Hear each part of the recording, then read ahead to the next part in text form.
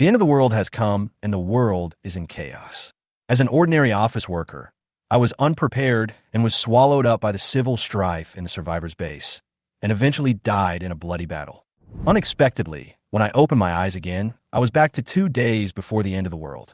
Rebirth means a chance to change your destiny. What surprised me most was that I got a powerful 3D printer that can print any material by absorbing water and metal.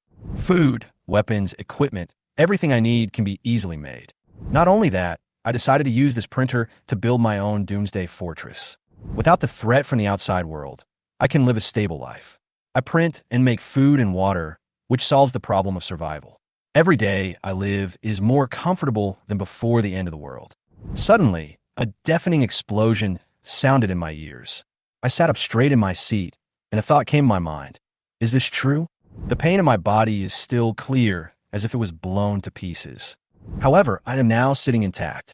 The numbness and pain in my right leg made me realize that my lost right leg has now returned to normal, although the numbness is still there. I slightly straightened my right leg to relieve the numbness and pain, and shook my head to calm my chaotic thoughts. After a few minutes, my composure gradually returned to normal, and I began to carefully examine my surroundings. I was sitting at a workstation in an office with the lights off, and my computer was still in standby mode. I stared at the display screen and was stunned. Isn't this the company where I once interned? I suddenly looked at the time in the lower right corner, December 28th, 2035. In an instant, all my memories and fears came flooding back to me. Doomsday, 2 days left. It was winter, but cold sweat was already running down my spine. I know the horror of the end of the world. Without supplies and power, what can I do to be reborn? I'm just an intern, penniless, and without any background. It is impossible for me to be prepared. Just when I was in deep anxiety, the lights in the office suddenly came on, and my colleagues around me started working one after another. As usual, everyone quickly tidied up their desks, sat down, and started typing away at their keyboards. I was the only one who was still stuck in a feeling of powerlessness about the end of the world. I tried drinking some water and moving my right leg a little, and the numbness and pain were relieved. At this moment, I noticed a black object on the table. Out of curiosity, I picked it up and was shocked. Isn't this the 3D printer I used to print accessories in the end times? This printer was made by me at the end of the world. Although the workmanship was crude, it helped me with my work at the survivor base. What is hard to understand is how it ended up here. I stared at the printer, and it occurred to me. Was it reborn with me? This might mean it had some special purpose. I turned the printer around and found that the original buttons had turned into a touchscreen with the switch, connection key, and material key all at the bottom. With the mentality of giving it a try, I pressed the power button. A red light shot out instantly, and as the light distorted, a pistol gradually appeared in front of my eyes. The pistol lay quietly on my legs, and I was shocked, suddenly aware of the gazes of those around me. I quickly put the printer back on the table and quickly hid the gun in my coat. I felt excited. This printer might be the key to helping me cope with the end of the world. I prepared to put the printer and the pistol into my bag and go back to test more of its functions. Just as I stood up and prepared to leave, I suddenly heard a familiar voice behind me. Stop! I turned around and saw Yang Jiaqing, the boss of this company. Thinking of the evil deeds he and his colleagues had done in their previous life in order to survive, a chill rose in my heart. I was going to ignore him, but time was running out, so I ignored him. But Yang Jiaqing was relentless and stopped me directly. Where are you going? He asked provocatively. Boss Yang, I'm not feeling well. I need to take a leave. I tried to stay calm, but I had already started to formulate a plan in my mind. Yang Jiaqing sneered, no more. I asked in confusion why. No reason. He said slowly, the company is busy at the end of the year, and no employees are allowed to take leave. Boss Yang, I really have something to do. Sorry. I responded coldly. But Yang Jiaqing did not let go, and his attitude remained tough. You can leave if you want, but if you're absent, your salary will be deducted. I sneered, picked up the thermos cup on my colleague's desk, and splashed a mouthful of hot tea on his face. Then, I smashed the thermos cup hard on his head. Sorry, I quit.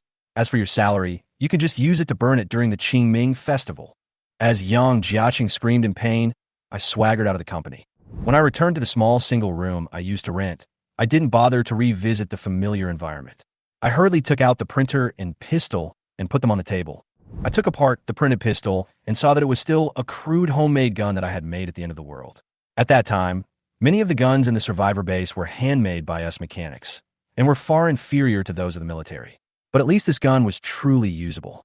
With a burst of excitement in my heart, I turned my attention to the printer again and pressed the start button. However, this time the printer did not respond at all. Just as I was wondering, the small display screen at the top popped up a red font, raw material inventory, 0 cubic meters. It turned out that the raw materials had run out. I inspected the printer carefully and found that it had no power cord and no obvious material refill port. Then I thought, what materials does this printer need? I tentatively pressed the raw materials button, then tapped the plus button next to it a few times. Nothing happened until I suddenly heard a harsh friction sound behind me. I turned around suddenly and was surprised by what I saw. The wardrobe, bedside table, and even the bed began to move towards me. It was as if these pieces of furniture were being pulled closer to me by an invisible force. After realizing the problem, I quickly turned off the printer's raw material key. The furniture immediately stopped moving. I looked at the 0 cubic meters on the display, and a guess flashed through my mind. I quickly moved aside, turned on the ingredients button again, and clicked the plus 5 times to increase the power. The next second, all the furniture began to move frantically towards the printer, as if being dragged by a strong wind. When they stopped about 30 centimeters in front of the printer, all the furniture disappeared instantly. As I approached the printer, I saw that the raw material inventory was displayed as 3 cubic meters. Surprised, I immediately picked up the printer, pointed it at all the furniture in the house, and started sucking it in. The shoe cabinet, kettle, bucket, all the items were sucked away until only a set of tables and chairs and a laptop were left in the small room. I finally understood that the raw material of the printer can be anything, but it seems that it cannot absorb living people. The movement and absorption of the furniture just now prove this. It can absorb inanimate objects. Press the start button again, and the printer immediately prints out the small pistol again. It can only print this kind of small gun? Although a little disappointed, I think this printer should be able to do much more than that. I noticed there was a connect button on it and the Bluetooth logo in the lower right corner. I turned on the computer, clicked the connect button, and the Bluetooth pairing prompt popped up on the screen. As soon as it was connected, the printer program popped up automatically, and many printable items appeared in the list. I looked through it and found that most of them were clothes and furniture. As for weapons, only this small clay gun can be printed, but I noticed that I can right-click to modify the properties of the item. I tried to modify the properties of the pistol, but it showed insufficient raw materials. So I turned to try to modify a coat and fill it with thermal insulation, which actually worked.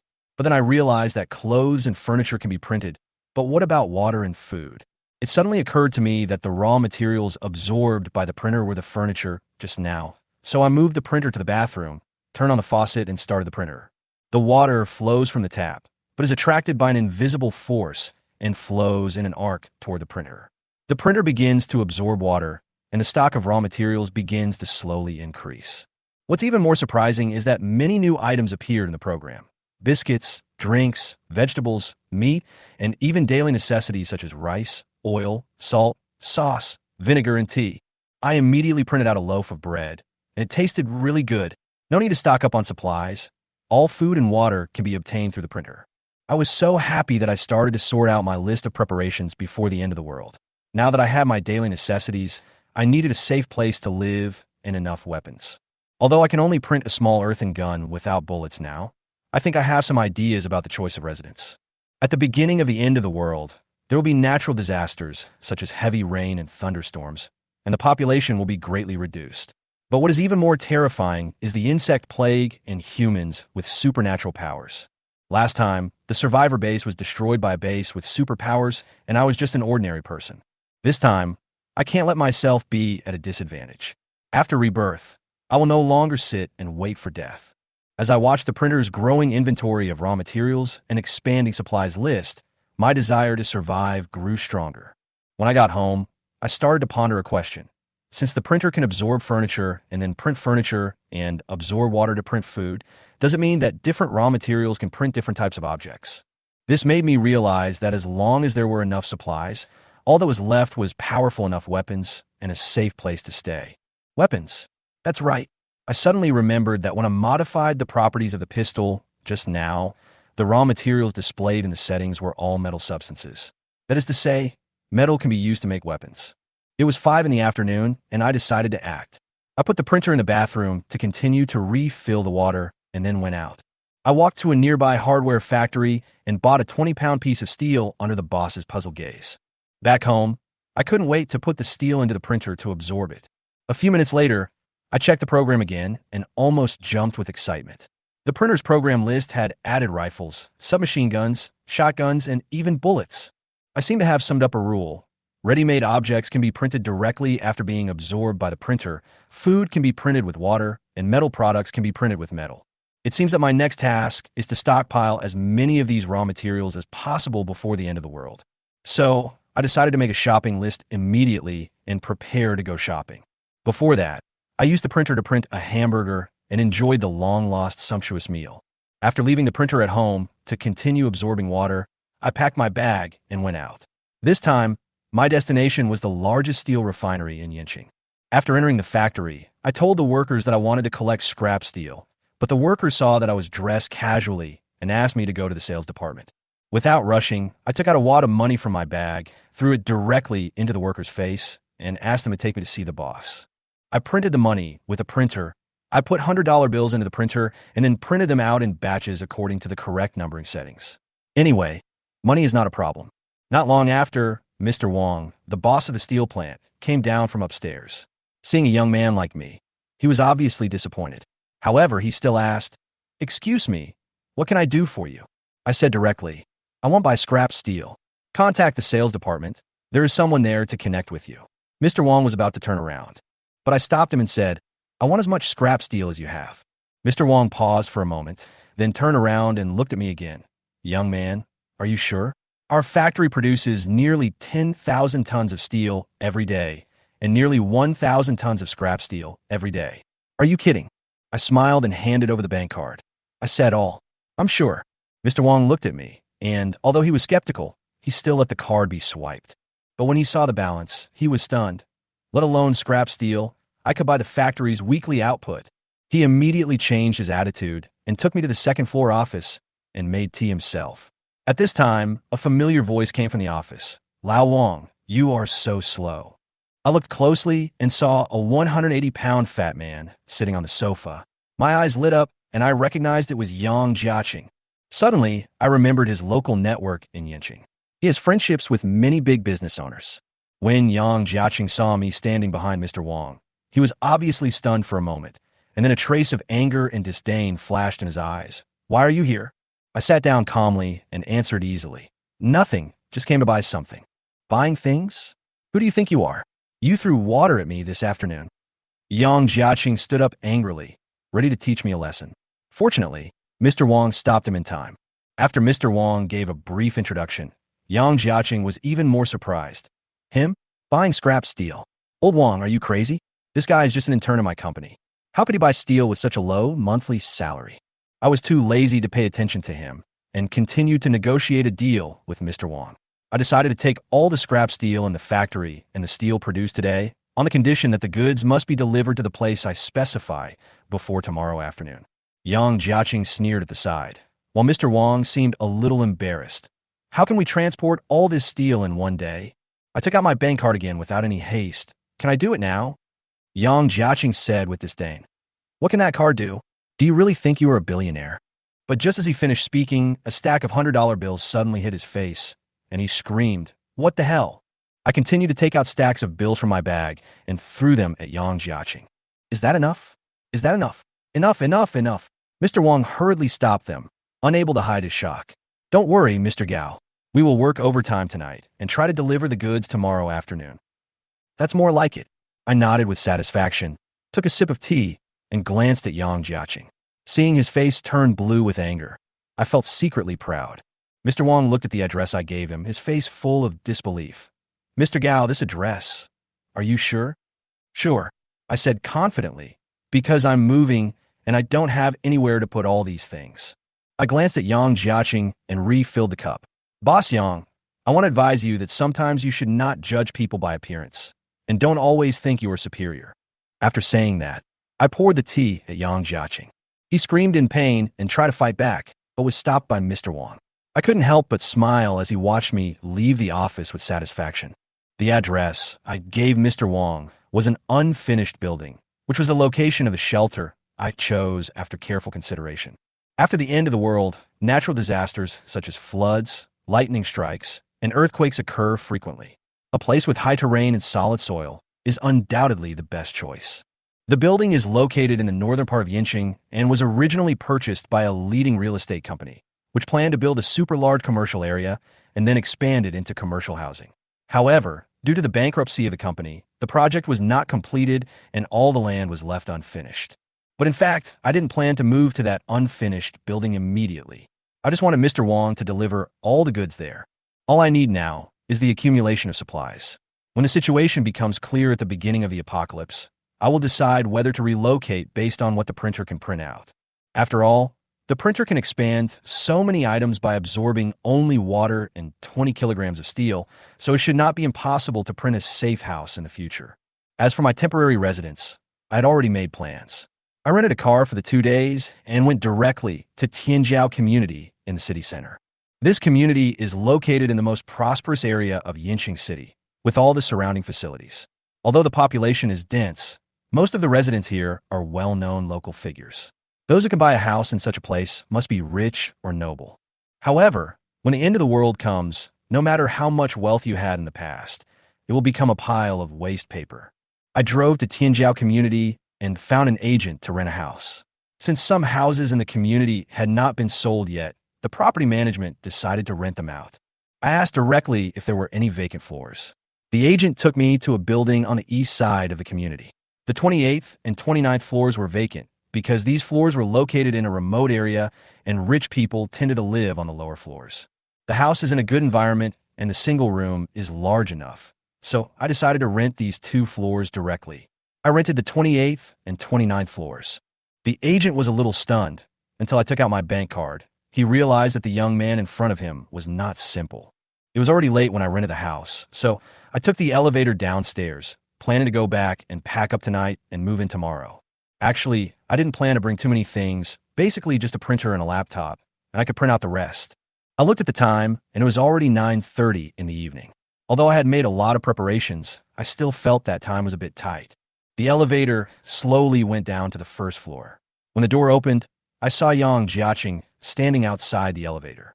His face was gloomy, and he seemed a little impatient. Seeing him like that, I couldn't help but smile. When Yang Jiaqing saw me, a flash of anger suddenly flashed in his eyes.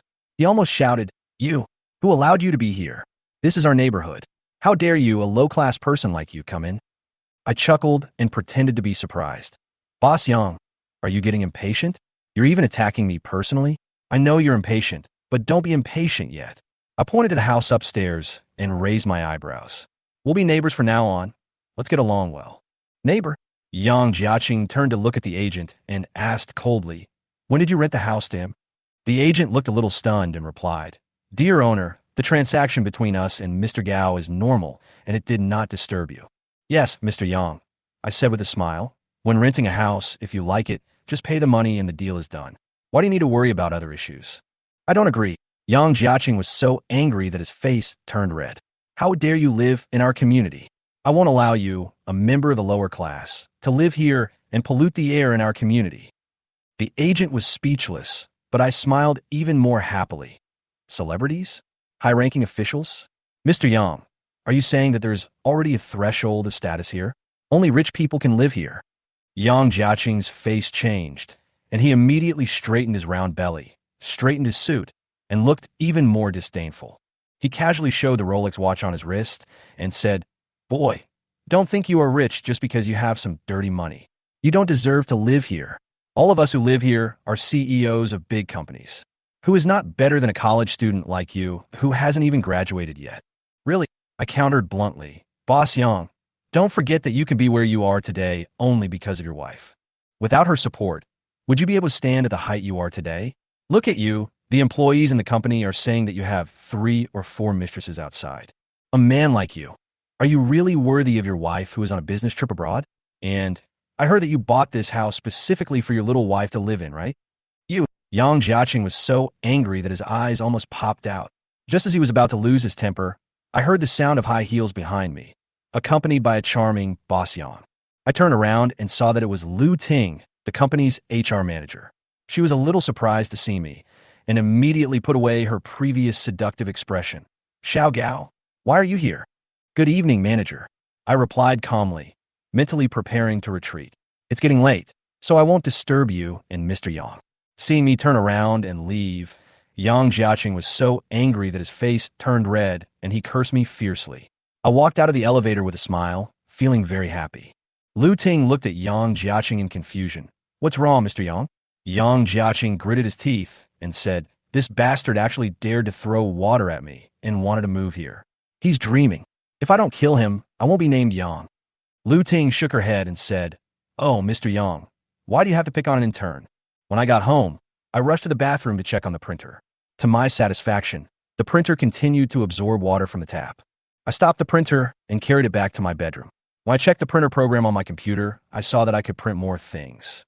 The variety of food has increased. Not only have the varieties of vegetables and meat become richer, but the variety of fruits and snacks has also increased. Sure enough, the more raw materials the printer absorbed, the more things it could print. What makes me even happier is that the number of clothing and shoe items has also begun to increase, and even cotton-padded clothes and quilts for keeping warm can be printed. I watched these changes with a sense of excitement. In just a few hours, the capabilities of the printer had expanded so much, and this was only through the absorption of water. What about other raw materials? If I keep going like this, I can definitely print more of what I need. However, what I need more now are weapons and materials for building shelters, which cannot be met with water alone. Especially for shelters, if there is no absolutely safe place to stay, no matter how many supplies you have, it will be useless. So I decided to try using some other materials. I remembered the recycling station I just passed by, so I bought a bag of scrap metal. After putting the scrap metal into the printer, the types of metal objects that can be printed also increased. However, these metal supplies are not enough to solve my problems, especially the construction of weapons and shelters. Suddenly, my eyes stopped at the furniture in the printer's list. Although furniture items can be absorbed and recorded by the printer, their types have not increased.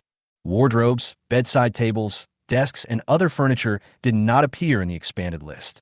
If I continue with this idea, do I have to find furniture one by one to absorb? That would be very time-consuming and laborious. Besides, I can't possibly tear down a house and save it for printing later. Wait, a house? I was stunned for a moment, and then a bold idea flashed in my mind. What if I really used a house to feed the printer? I immediately decided to try this idea. I took my printer and computer and went out. I was destined to have a sleepless night. I had to try to dismantle a house. I didn't go to demolish other people's houses, but chose the most suitable place, an unfinished building in Beiqing District. It was already early morning when I arrived in Beiqing District. The development area here has been abandoned for a long time and is empty. With the bankruptcy of the real estate company, the entire project has stagnated and the land has become a wasteland. The chairman of the company was imprisoned due to various problems found out, and the land was expected to be undeveloped for several years. This was a great bargain for me. I parked my car in an open space. There was a shopping mall nearby. Although it looked dilapidated on the outside, the interior had been basically completed. I plan to build my shelter here in the future, and the surrounding area will expand outward with this mall as the center. The surrounding area has not been built yet. Weeds are overgrown, the roads are bumpy, and the atmosphere seems a bit weird. Carrying a computer on my back, holding a printer in my arms, and wearing a safety helmet with a searchlight on my head, I slowly walked towards the residential area behind the mall in the dark night. These half-built concrete buildings made me sigh at how prosperous the real estate industry was a few years ago. After an hour of investigation, I confirmed that there was no one around before heading deeper into the residential area. There were several buildings that were built up to 4 floors at most. I did not choose the tall buildings on the outskirts because it would be too dangerous if they were really demolished. I chose a 2-story building, placed the printer 10 meters away from the building, and then stepped back 50 meters to ensure safety. I took out my computer and prepared to start the printer.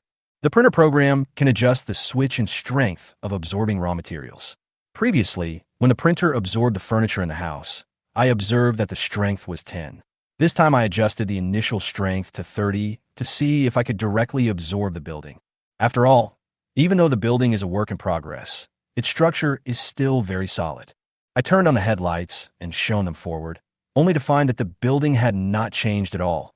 It had absorbed all the surrounding construction waste. I started to gradually increase the absorption intensity, and when the intensity was adjusted to 40 the concrete columns on the second floor began to loosen. I continued to increase the intensity, and when I adjusted it to 45, the stone walls of the second floor began to gradually disintegrate. The concrete walls were torn apart by the powerful attraction, then flew towards the printer and were finally completely absorbed.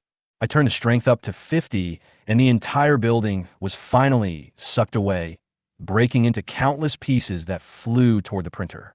The suction was so strong that it could almost be considered a tornado. After the building completely disappeared, I checked the printer's program and was pleasantly surprised. An icon of a house actually appeared. I clicked on Settings and found that the parameters of the house could still be modified. As a civil engineering major, I set the parameters of the house without hesitation and tried to print again. In just 2 minutes, the printer successfully printed out a small single room on the first floor of a building with an area of 30 square meters. I couldn't wait to get into the printed house, and it turned out to be exactly what I wanted it to be, and the quality was very good. Although it's just a test room and not fully equipped yet, I'm already very satisfied with it. I walked out of the house again and immediately absorbed it into the printer, along with several low-rise buildings around it. This piece of abandoned land finally has a new meaning. In the future will become my Doomsday fortress, not just a simple shelter. Excited, I returned to the car with my results and prepared to go home. The next morning, I officially moved to Tianjiao Community. After a long nap until noon, the alarm clock rang and I jumped out of bed. Today, there are more important things to do. Just the design drawings? The man opposite me seemed a little surprised by my request. Back to 2:30 in the afternoon, I arrived at the largest construction company in Yanqing. This company has a great reputation both at home and abroad, so I decided to ask them to help me design a house plan. My requirements are quite high. I want to design a site covering tens of thousands of square meters with the highest safety factor. I sent the document directly to the opposite boss and made it clear that all the requirements were in the document. The boss frowned as he looked through the documents. "Mr. Gao, you are just building a shopping mall of tens of thousands of square meters. Do you need such high-standard earthquake-proof and flood-resistant designs? This is the first time our company has invested in a shopping mall, so of course we have to do everything well and do our best. What's more, we have our own construction team, so you only need to provide the design drawings." I boasted as I spoke without blinking. The boss seemed a little helpless, but he had no choice. After all, I paid too much money, and it was just a design, and they didn't need to do any subsequent construction. I couldn't refuse to make money. So, he reluctantly accepted the order and asked, "Then we will send the design to your email within a month." "I want it before tomorrow night," I said bluntly. "Tomorrow night?" The boss was stunned, obviously shocked by my time request. I didn't explain anymore and just held up 3 fingers. "I'll give you another 3 million and send the drawings to my email before tomorrow night." "Deal." He finally agreed. Although I majored in civil engineering, it would be difficult for me to design such a large-scale doomsday fortress by myself, so it would be better to ask the top domestic architectural designers to help. After all, spending money is a small matter and it can save a lot of time. I did this for a reason. Last night, I figured out the import function of the printer. The printer can import data through the computer, import the design drawings of the Doomsday Fortress directly into the printer, and then replace the parameters of the house with one click.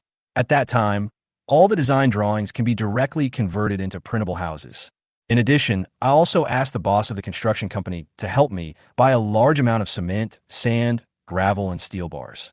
The printer absorbs the house, which actually absorbs the raw materials that make up the house. Therefore, I plan to prepare all these materials, and if they are not enough in the future, I will absorb those unfinished buildings. After leaving the construction company, I rushed home quickly because I had more important things to do today. There's a large shopping mall near Tianjiao Community. Although it is not as good as Wanwan and Run, it is still quite influential among the 3rd largest shopping malls in Yanqing. As New Year's Day is approaching, the mall has already started promotional activities. I walked into the mall and went straight to the management office and expressed my desire to purchase something. "Go inside if you want to buy something." The staff looked at my simple attire and said impatiently. I didn't get angry. I just took out a stack of $100 bills from my bag and put them on the table. "What I mean is, I want to buy your mall's inventory. All of it." The staff member was stunned. "Buy our inventory? Are you kidding?" I threw out another stack of bills and said, "Call your manager over here right away." Seeing how generous I was, the staff immediately didn't dare to be negligent and rushed to find the manager. After a while, a man in a suit came over. Several staff members guided him over. The man greeted him with a smile. "Hello, sir. What can I do for you? Are you the manager?" I asked him directly. The man smiled and nodded. "My last name is Luo, and I am the manager of this mall." I suddenly realized who he was. Luo Rong was the manager of this mall before the end of the world. After the end of the world, relying on the vast resources, Luo Rong established his own power and continued to grow. He and I had some grudges. In the previous life, he awakened powerful supernatural powers in the apocalypse and brought a group of people to attack the survivor base where I was, which led to the rapid fall of the base and killed me.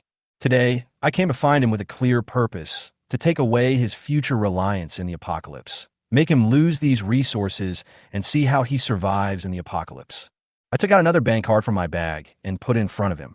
"As you can see, I want to buy everything in your mall." Luo Rong looked very unbelievable. Staring at the balance on his bank card, he wondered if he had met a fool. "Sir, are you kidding?"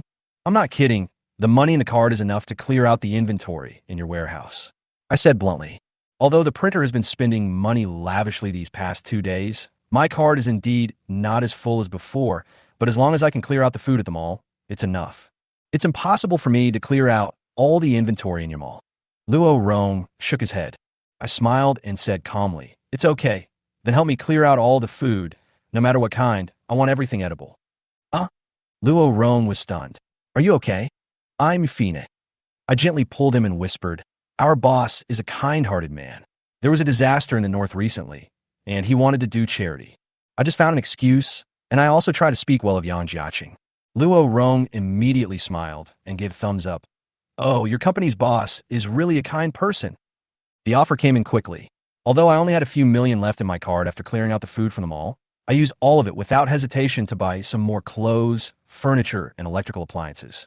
Luo Rong shook hands with me and said gratefully, "Thank you, Mr. Gao. It's a pleasure to work with you. I wish your company a prosperous future." I nodded, and both parties agreed that most of the goods would be shipped to my Doomsday fortress, and the remaining food would be sent to the Tianjiao community. I decided to live on the 28th floor and use the 29th floor for storage. I have my reasons for doing this. Help me get it all done within 1 day. I added. One day, Luo Rong was surprised again. I threw my backpack on the table, revealing a whole bag of cash inside. "Any problem?" "No, no problem." Luo Rong was already very happy and quickly ordered, "Quick, notify all employees to work overtime tonight." I laughed in my heart. Luo Rong had completely cut off his own retreat today. On the evening of December 29th, 2035, Tianjiao community was bustling with activity. Dozens of loaders came in and out, attracting the attention of many residents. All the workers pushed carts loaded with food to deliver supplies to the remote apartment buildings on the east side of the community, while the elevators kept shuttling back and forth between the 1st and 29th floors. This commotion naturally attracted the attention of the property management, but I simply gave them a stack of cash and easily sent them away. Luo Rong respectfully handed me a list of supplies. "Mr. Gao, this is the list of supplies delivered to the community. The other things have been arranged and will be delivered to the place you specify overnight." I glanced at the list. I didn't care what was transported. I just emptied Luo Rong's hands of supplies. I took out an envelope from my pocket and threw it into his arms. "Thank you for your hard work." No, this is what we should do." Luo Rong felt the thickness of the envelope and smiled even more happily. Watching my departing back, Luo Rong laughed secretly in his heart. "You are such a fool with so much money. You deserve to be tricked by me." When he came into contact with me, he realized that I didn't care about the quantity of supplies. The important thing was to complete the boss's task and spend money to consume supplies. With such a large sum of money, he guessed that I was probably laundering money for the boss and secretly transporting some of the supplies to my own home. Isn't that equivalent to making private profits for myself? In order to ensure that he could make more money from it, Luo Rong deliberately reported more quantities on the list, secretly left some supplies behind, and used a 5-liang scale to weigh the items that needed to be weighed, in order to make as much money from me as possible. I'm rich with this order. Luo Rong left Tianjiao community happily. I cleared out the entire 29th floor, and all the supplies that were brought in were piled up on the 29th floor, even the corridors. The 28th floor was also filled with supplies. When Yang Jiaqing and Lu Ting came back from outside, they were stunned by the scene. Yang Jiaqing looked at the workers making the corridor and elevator dirty and was very unhappy. Who has a lot of spare money to buy so much food? Are you planning to open a supermarket at home? How am I? I just come back from outside, raised my eyebrows, and looked straight at the two of them. Yang Jiaqing's face immediately darkened, and Lu Ting quickly changed to a gentle face, smiling and greeting me. Good evening, Xiao Gao. Why did you suddenly buy so many things? I'm happy to, so what? I walked past them and headed for the elevator, but was stopped by Lu Ting again. Hey, Xiao Gao. There may have been some misunderstandings between you and General Manager Yang before. I hope you don't take it too seriously. General Manager Yang is usually busy with affairs and in a bad mood, so his words were a bit harsh. Lu Ting said with an apologetic smile, just to ease the atmosphere. Seeing that I was rich enough to spend so lavishly, she thought I must have a considerable background, so she reminded Yang Jiaqing that it would be best not to have any unpleasantness with me before finding out my background. Yang Jiaqing still had an unhappy look on his face, but he didn't say anything else. My eyes bounced back and forth between the two of them, and finally landed on Lu Ting. I jokingly said, Manager, why do you have to mediate between me and Mr. Yang? Why is Mr. Yang standing aside and not saying anything? Yang Jiaqing was about to lose his temper when Lu Ting quickly stopped him. Hey, Xiao Gao, don't be like this. We are all family. Don't make a fuss like this. You can call me Sister Ting. I've already resigned, so how can I be considered one of our own? I hit back directly. Sister Ting, my suggestion is that you should first deal with your affairs with Mr. Yang rather than the affairs between me and Mr. Yang. Everyone knows about your affairs in the company. Lu Ting's face changed instantly. She already knew that she was Yang Jiaqing's mistress, but she was of course unhappy when I mentioned it to her in person. Yang Jiaqing finally couldn't help it and cursed. Boy, don't be so shameless. Why are you so arrogant just because you have a little money? I was about to leave, but stopped, turned around and sneered. Why are you yelling so loudly? Then, we started a fierce argument on the first floor. Hey, can you be a little nicer? Why should I be nice to you? Finally, I ridiculed Yang Jiaqing again. He was so angry that he pointed at my nose and was about to attack me. Try to scold me again. At this moment, the phone rang suddenly, interrupting our quarrel. Yang Jiaqing angrily took out his phone, looked at the caller ID, and was suddenly stunned, then answered the call with trembling hands. Yang Jiaqing, you are so brave. On the other end of the phone, the proprietress's voice could be heard clearly by the entire audience, even without the speakerphone turned on. You use my money to eat, drink, gamble, and play with women. You even bought me a house in the city center. Yang Jiaqing was stunned by the boss's scolding, and Lu Ting was also stunned. After all, the boss's wife was on business trips abroad all year round, and she knew all these things about Yang Jiaqing a long time ago. My mood instantly improved, and I couldn't help but shake my phone. It's just a piece of cake. No need to thank me. I turned around and walked into the elevator. Yang Jiaqing behind me gnashed his teeth in anger. Damn it, I'm going to kill you. The elevator slowly rose, and Yang Jiaqing's angry curses faded away. When I got home, I looked at the 1.5 layers of supplies and felt satisfied. I went back to my room, took out the printer that was in the bathroom to absorb water, and started to absorb these supplies. There was about enough food in the house to last for a week, and the rest was fed to the printer. I was very happy to see the wide variety of food options in the printer. Now, the basic supplies of the printer are enough to support future needs, but I dare not slack off. I began to collect ingredient data of various medicines from the internet, preparing to make comprehensive preparations for the end of the world. Medicines are indispensable. After all, in the end times, injuries could range from minor fractures to serious death.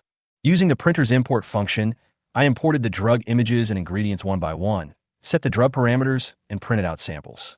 I have prepared all common medicines including cold medicine, burn medicine, frostbite medicine, painkillers, etc. Tomorrow is the last ordinary day in the world. Extremely heavy rain will sweep across the world, and the prelude to the Doomsday era will be opened. I check my inventory and the time, 2 in the morning. Tomorrow, I will make final preparations intensively, and then I will welcome the coming of the end of the world. At daybreak, I got up and started to reinforce the house I live in. The elevator door on the 29th floor has been sealed, and the staircase on the 28th floor has been equipped with an alloy iron door and several traps. I was never so active when I was in college, but things are different now. After doing all this, I quickly packed up and went out to the northern part of the city. Mr. Wang's batch of steel had all arrived last night. Tens of thousands of tons of steel and scrap steel were neatly piled up on a large piece of wasteland outside the abandoned shopping mall. It was really shocking to see these rows of steel. Since it was daytime, I drove around the entire area, and after making sure that no one else was nearby, I took the printer and drove at full speed to absorb all the steel. After dealing with the steel, I bypassed the mall and headed straight for the abandoned residential area behind it. There, I printed out a large temporary warehouse, and last night the workers arranged by Luo Rong had worked all night to move all the materials into the warehouse. Walking into the warehouse and seeing such amazing supplies, I couldn't help but sigh. These things will be in Luo Rong's hands after the end of the world. No wonder he lives so comfortably. But now these are all mine. I picked up the printer neatly and absorbed all the materials and warehouses together. The printer gave me a very satisfactory result. After absorbing tens of thousands of tons of steel, the printer's list instantly expanded to include a large number of precision machinery and weapons. Now, basically all the necessary living materials for the end of the world have been covered. I spent the morning planting time bombs in all the buildings on this plot of land. There is no one here, so there is no need to worry about anyone coming here today. I plan to detonate them all tonight and then clear out everything here. And since there is no one here, there is no problem with safety. At this point, my inventory is basically complete. Food, clothing, equipment, energy, medicine, shelter, all of which can be supplied through the printer. Everything is ready. Only the east wind is missing. There's one last thing at the end of the list, and I plan to collect it tonight. So I drove back to Tianjiao community and planned to collect some information on drugs for difficult and complicated diseases on the internet during the day. However, as soon as I stepped into the door of the apartment building, I was stopped by two policemen. "Hello, is this Gao Yunfeng?" The policeman showed his ID. Police? My heart tightened. Could it be that I was being investigated because I spent too much money in the past 2 days? Although my money was legal, it did come from unknown sources. "Yes, what can I do for you?" I replied. One of the police officers stated his purpose. "We received a report that you stole and hid dangerous goods." Stealing? What did I steal? I was a little confused. "You stole the company's assets." At this time, Yang Jiaqing walked in with a smug look on his face. My heart sank. Yang Jiaqing really wasn't going to let me go. He took out his phone and played the surveillance video. In the video, I took the 3D printer off the table when I left the company, and it also clearly captured me stuffing something that looked like a pistol into my bag. This is simply a fabrication. Yang Jiaqing didn't want to let me go at all. He then took out the company's material list, pointed to the 3D printer on the list, and said, "The company's 3D printer is a very expensive new model, Mr. Policeman. This is theft." "Mr. Yang," I pointed to the model on the list. "How can your printer be so small? It's totally different from the one I took away, right?" Hey, you admit that you stole something, right?" Yang Jiaqing became more and more agitated. He simply walked up to me, grabbed my hand, and pulled me to the open space outside the apartment building. He began to yell. This lowly in turn stole my things and repeatedly provoked and insulted me. People like this living in the community pollute the air in the community and lower the standard of us residents. I was a little stunned. Yang Jiaqing was so impatient that he started to slander me openly in public. I sneered and said, "Boss Yang, why do you want to bring our personal grudges to a public place? Aren't you ashamed? Besides, that printer is mine. Look through the company's equipment. Is there any printer that looks like mine?" Yang Jiaqing was so angry that he snorted and started to blame me again. "This is the company's property. Don't try to deny it. I have detailed purchase records." Then he turned to the policeman and said, "Mr. Policeman, this man not only stole things from the company, but also did all kinds of illegal things behind the scenes. Otherwise, how could he have so much money?" Yang Jiaqing's actions attracted many residents to watch and point fingers. After all, I emptied a shopping mall yesterday, and everyone knew about it. The police looked at me and said, "Mr. Gao, can you explain?" I looked at Yang Jiaqing with a bit of amusement. "Boss Yang, you can't be so shameless. The printer is mine, but you insist it's yours. As for my money, how did I get it, and what did I buy? What does it have to do with you? How did you get your money? Don't you have any idea?" Yang Jiaqing's voice became louder and louder, and he said to the onlookers, "This person is an intern in my company. His family is extremely poor. How could such a family have so much money?" Not only me, but even the policeman next to me frowned. Yang Jiaqing actually exposed my family's shortcomings in front of me, which was really unkind.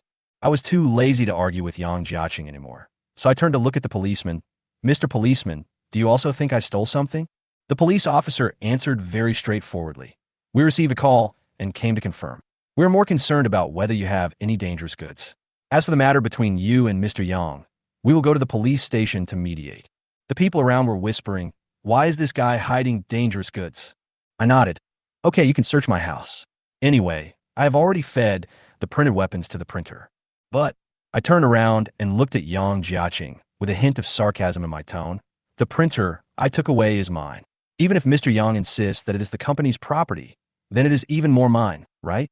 Yang Jiaqing was completely excited at this time. "Look, you admitted that you stole something. Look, everyone, this kind of person should be sent to prison." I interrupted him. Hey, did you make a mistake? Chapter 9, You've Lost Your Face. Yang Jiaqing sneered. "Why, if it's not my company, then it belongs to you, an intern, and you're a fired intern." Gao Yunfeng was too lazy to argue with him, so he took out his phone, pulled out an app interface, and handed it to the police. "Mr. Policeman, do you understand what I mean?" The policeman was slightly startled, his eyes switching back and forth between the phone screen and Gao Yunfeng. Then he looked at Yang Jiaqing and asked, "Mr. Yang, is Qingbai Industrial Company Limited yours?" Yang Jiaqing nodded proudly. "Yes, I'm the CEO of Qingbai Industry, one of the top 3 civil engineering companies in Yanqing." The onlookers exclaimed in surprise. After all, Yang Jiaqing's company is quite famous in Yanqing. "But you are not the one in charge of the company now," said the police. The onlookers exclaimed again. "There are more masters?" "What?" Yang Jiaqing retorted. "Are you kidding me? It's true." The police handed Gao Yunfeng's cell phone to him.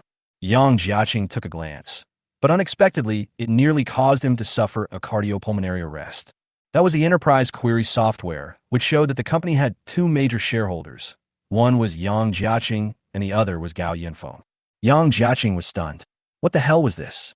He angrily took out his phone, but saw all kinds of messages pouring in, but he had blocked them by turning on silent mode. Yes, Yang Jiaqing holds 48% of the company's shares, while his wife holds 25%, and the rest is distributed among other shareholders. But why does Gao Yunfeng now hold 50% of the company's shares? In other words, Gao Yunfeng is the actual boss of the company. Looking at Yang Jiaqing's incredulous expression, Gao Yunfeng's brows relaxed, and he felt extremely happy. In order to take revenge on Yang Jiaqing, Gao Yunfeng spent money to take away the company's shares at the beginning, and then contacted the boss's wife to persuade her to give the shares to him. After all, no woman would tolerate her husband using her money to support other women outside. Gao Yunfeng calmly played the recording of Yang Jiaqing's quarrel with his wife last night, which caused the onlookers to boo. "Mr. Yang, as the saying goes, family disgrace should not be made public. You don't want other people to know that you are a gigolo and have a mistress, right?" Gao Yunfeng smiled and turned up the volume of his cell phone to the maximum. He also took out a Bluetooth speaker from his bag so that everyone could hear Yang Jiaqing's voice last night. Yang Jiaqing was completely defeated, and he rushed forward to grab Gao Yunfeng's phone. But Gao Yunfeng threw the phone directly into his arms. "I want to give it to you so much." After that, the police conducted some routine inquiries and went to Gao Yunfeng's home for a routine check before leaving. Since Gao Yunfeng was the company's major shareholder, the grudge between him and Yang Jiaqing was purely personal. Yang Jiaqing was furious. He stepped forward and grabbed Gao Yunfeng by the collar and kept saying "you" for a long time, but he couldn't get a word out. Gao Yunfeng pulled his hand away and motioned him to look around. "Boss Yang, don't embarrass yourself here. How much face do you have left to show for it?" After saying this, without even looking at Yang Jiaqing's expression, he waved his hand and walked into the apartment building, leaving behind Yang Jiaqing, who was being laughed at by everyone, and Lu Ting, who had just returned and hadn't figured out the situation yet. Gao Yunfeng returned home and spent the rest of his time collecting all kinds of information online in case of emergency. In the evening, he received the design drawings of the shelter from the construction company.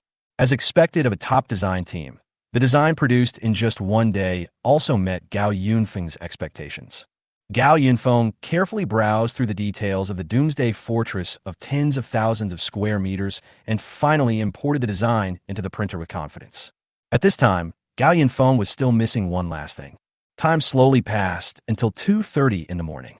Gao Yunfeng packed his things and followed the navigation to a university. This is Yanqing University of Science and Technology. Gao Yunfeng had been to this place before during the end of the world. Although it was already late at night, when Gao Yunfeng took out his student ID card that he had prepared in advance, the security guard at the door said a few words to him, but still let him pass. Gao Yunfeng walked towards one of the dormitory buildings, according to his memory.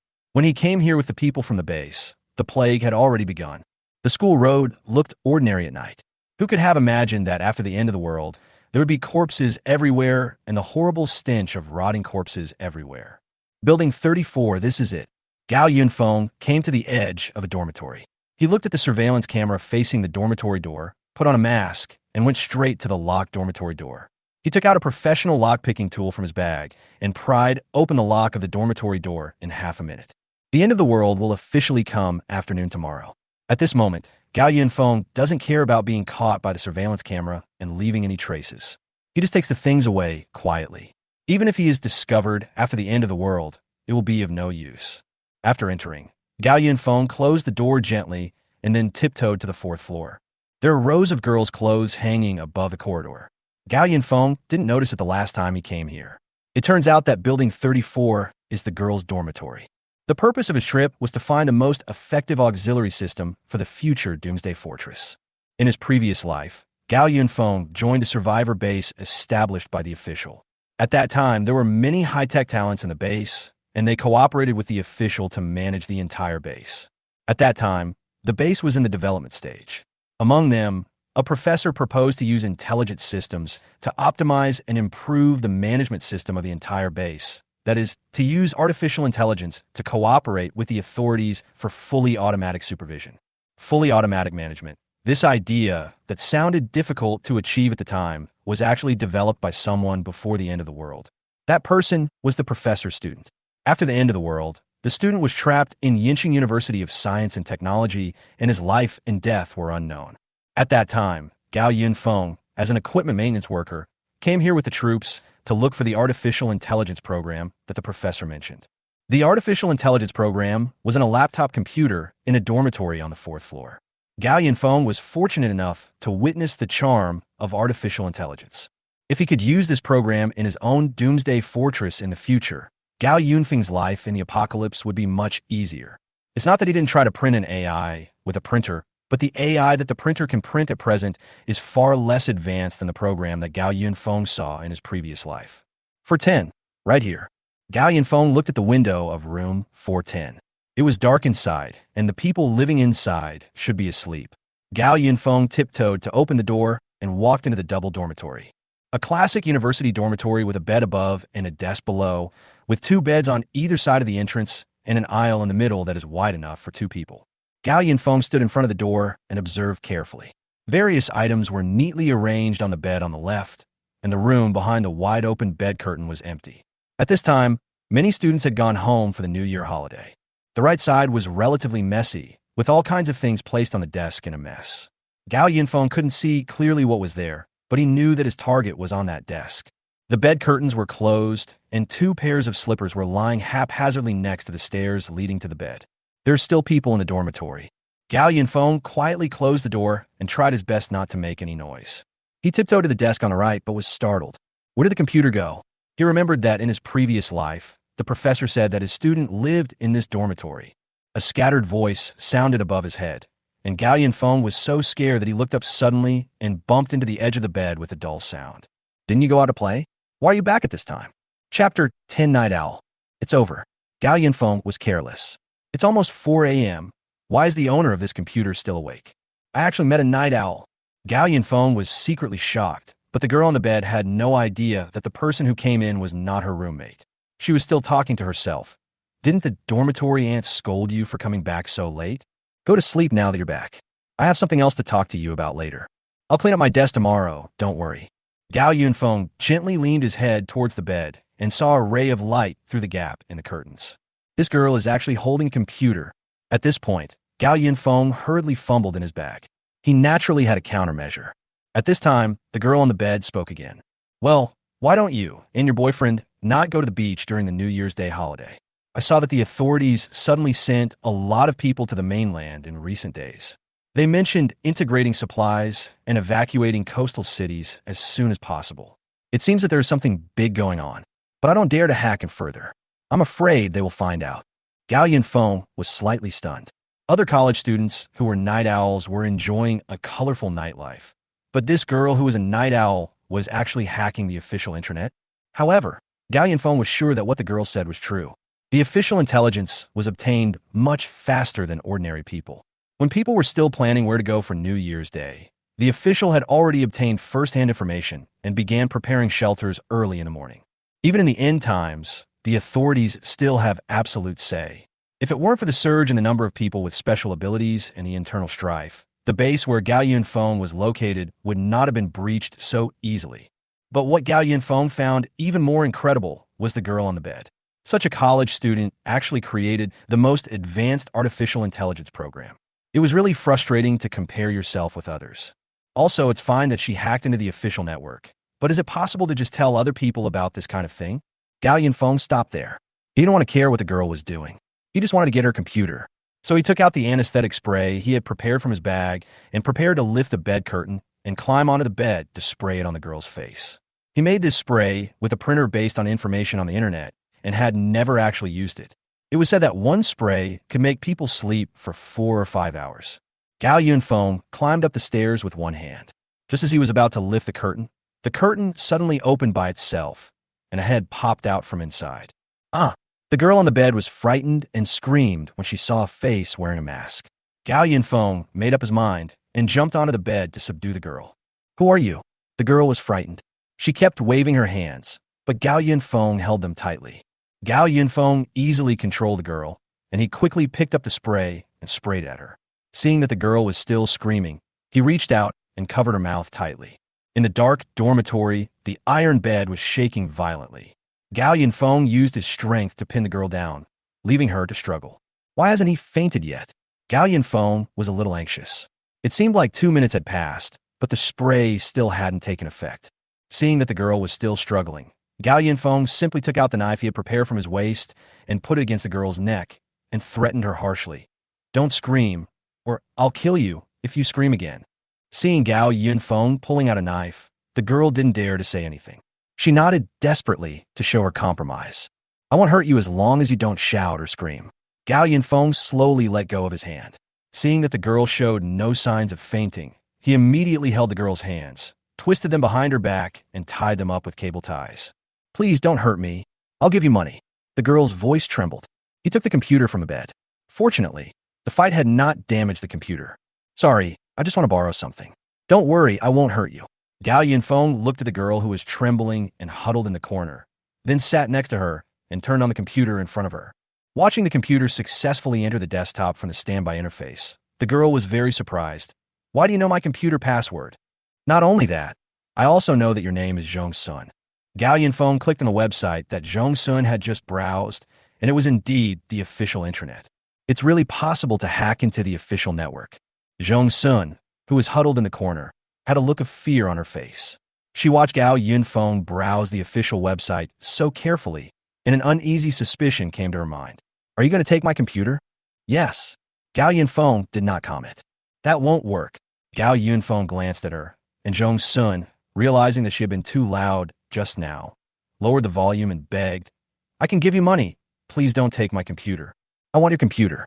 No matter how much money you give me, it won't work." Gao Yunfeng told the truth. He opened the folder of the artificial intelligence program and then entered a string of passwords to successfully enter the folder. Fortunately, in his previous life, he followed the professor to install the program into the computer at the base. Otherwise, it would be useless for him to get this computer without the password. Zhong Sun, who was standing by, was stunned. Why did this person know her password? "Who are you and why do you know my password?" Zhong Sun asked him again.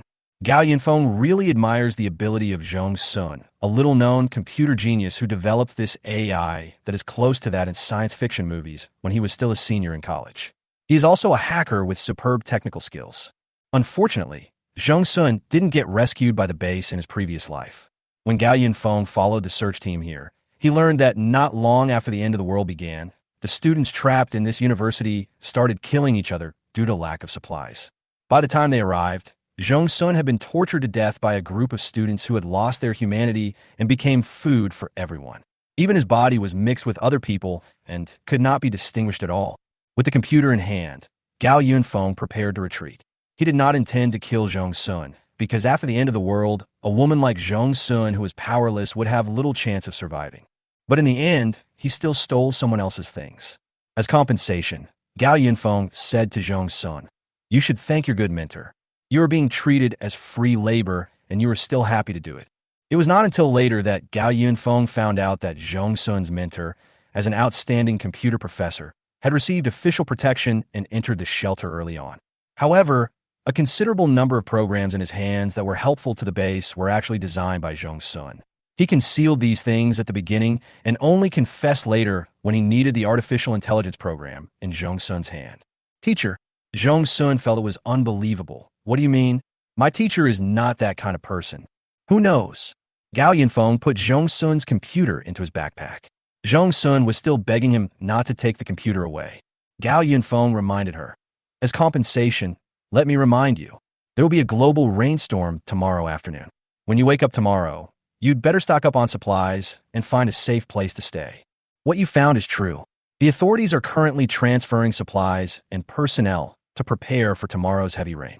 You can ask your most trusted mentor if he can take you to an official shelter. Remember, stock up on supplies and stay away from crowds, so you may be able to survive longer.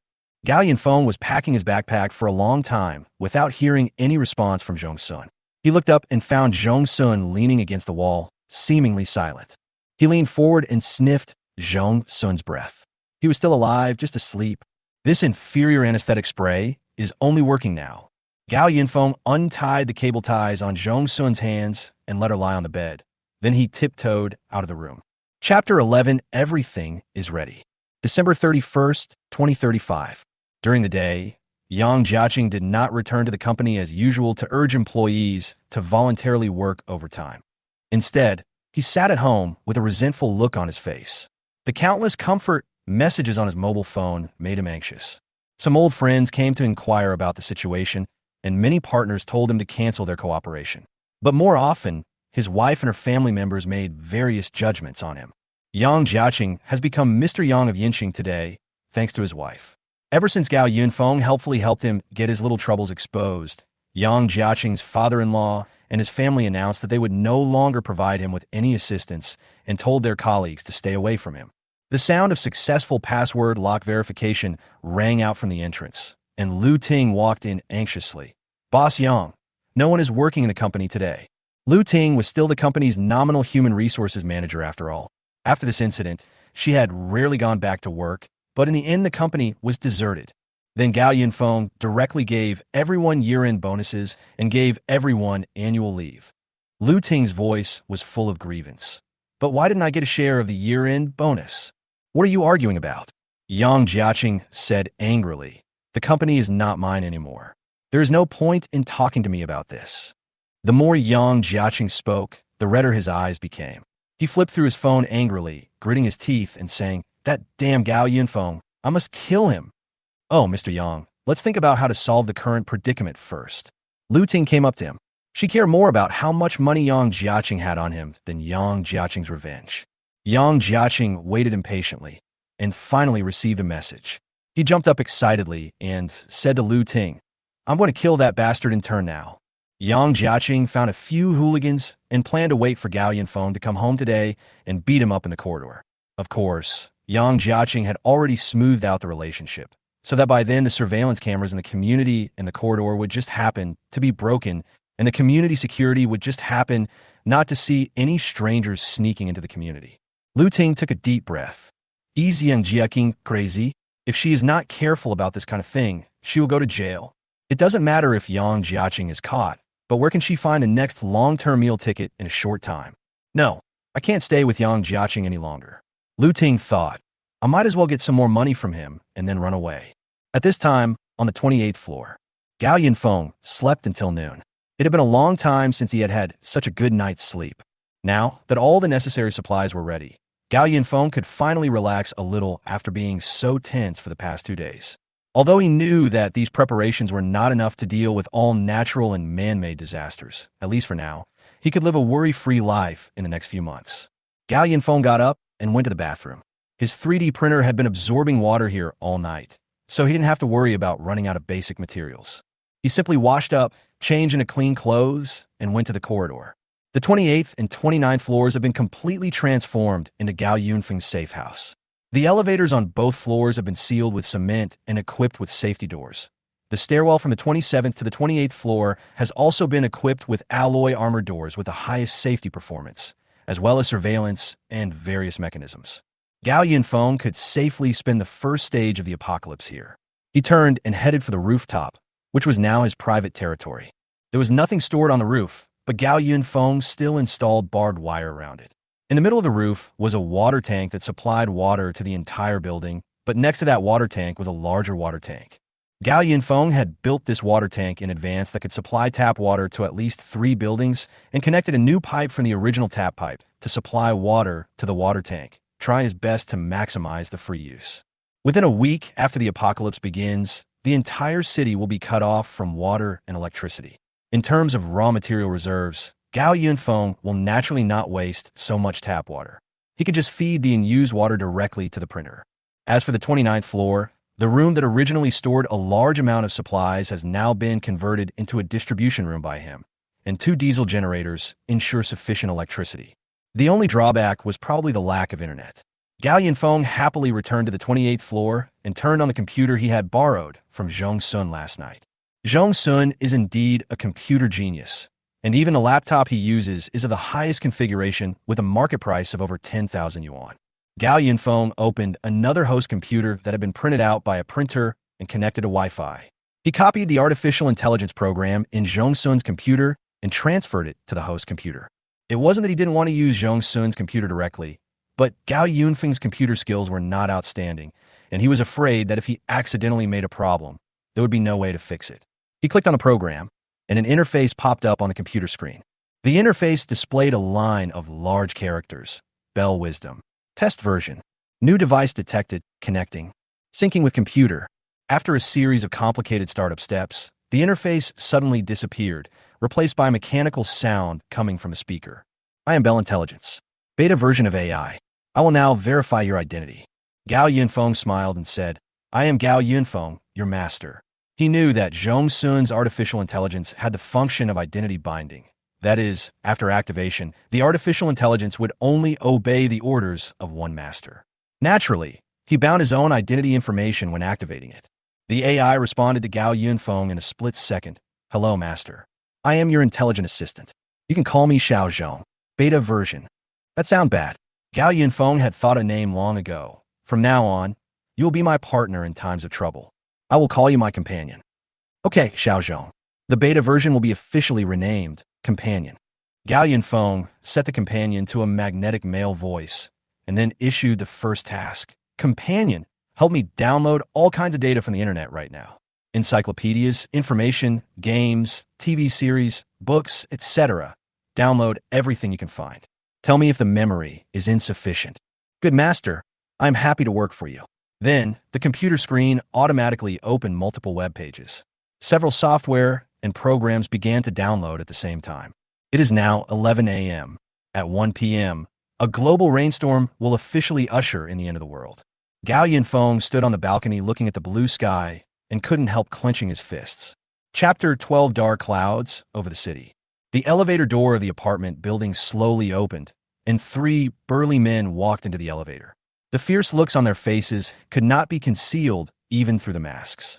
The elevator slowly went up to the 28th floor, but just as the elevator made a ding sound and was about to open the door, the elevator door made a series of sizzling friction sounds. What's going on? The leading man stepped forward to check the situation and found that the elevator door outside was stuck. Why is it stuck? So the 3 men worked together to pry the elevator door open. When the outer door was opened a crack, they were stunned. Why is there a wall outside the elevator door? The 3 men tried for 10 minutes, but finally gave up. Someone outside the elevator had sealed the door with cement in advance. Brother Haoqing, what should we do? One of the men asked. The man in the lead, Li Haoqing, cursed and said, go to the 29th floor. But the situation was still the same when the elevator reached the 29th floor. Li Haoqing and the others had no choice but to take the elevator down and take another one up. But who knew that all the elevator entrances to the 28th and 29th floors were blocked, and they had no way of going up. Li Haoqing exclaimed, fuck, and muttered, damn, this guy is a ruthless person. He brought 2 of his younger brothers to the 27th floor and then called Yang Jiaqing. Mr. Yang, this kid is quite capable. Li Haoqing gave a brief overview of the situation. Yang Jiaqing was slightly stunned. Why would someone block the elevator entrance for no reason? Did he plan to use the stairs every time he went up and down the stairs in the future? Where are the stairs? Take the stairs from the 27th floor. Didn't Li Haoqing think about it? He said angrily.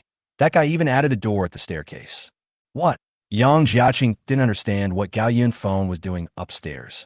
So he said to Li Haoqing, you guys come down first, I'll ask the property management to go upstairs. It was 12 noon, and Gao Yunfeng had just printed out a table of fresh ingredients to make a pot of chicken. He ate the food and watched the news. The news was reporting the collapse of a large number of unfinished buildings in the northern part of the city last night. The relevant departments speculated that someone used explosives to blow up all the buildings, but fortunately no casualties were caused. At this moment, Gao Yunfeng's cell phone suddenly kept ringing, and then the property management called. Mr. Gao, we have received a report that you have made unauthorized modifications to the common area of the unit building. Our property staff is now in the stairwell. Please come down and open the door now. Report, who would go up to the 28th floor for no reason. Gao Yunfeng didn't want to pay attention, so he perfunctorily said, I'm not home now. Come back in 2 hours. Mr. Gao, please cooperate. Although you are a resident of the community, you have no right to make unauthorized modifications to the public areas. I told you I'm not home. Bye. Gao Yunfeng hung up the phone directly. At this point, he was too lazy to pretend to be friendly with others. He turned on his phone to check the message and found that the property management was publicizing his glorious deeds of unauthorized modification in the owner group of this building and the community group. And among them, Yang Jiaqing was constantly providing fire. Installing a security door in the stairwell? Did this person buy these 2 floors directly? Why is he so reckless? I'm just a tenant. Why should I do such a thing? I bought 9 whole floors of buildings and never tried to install iron doors on the stairs. At this time, Yang Jiaqing stood up and said, Dear owners, the person living on the 28th floor of Building 11 is a college student who made a fortune. He is making such a fuss. Maybe he has hidden something shameful in his home. Yes, I saw that college student bought a lot of food for his family before. Hey, buying so much food to store home? You must be out of your mind. And who would want to buy those cheap things? Is it necessary to install a door specifically? Gao Yunfeng raised his eyebrows, and he flipped through the album on his phone and sent out the video of Yang Jiaqing and Lu Ting being intimate at home. Of course, he had already installed his private surveillance cameras on every floor when he moved in, and he even took extra care of Yang Jiaqing's home and sneaked into it to install a few more cameras. As expected, as soon as the video was released, all the attention was immediately drawn to Yang Jiaqing.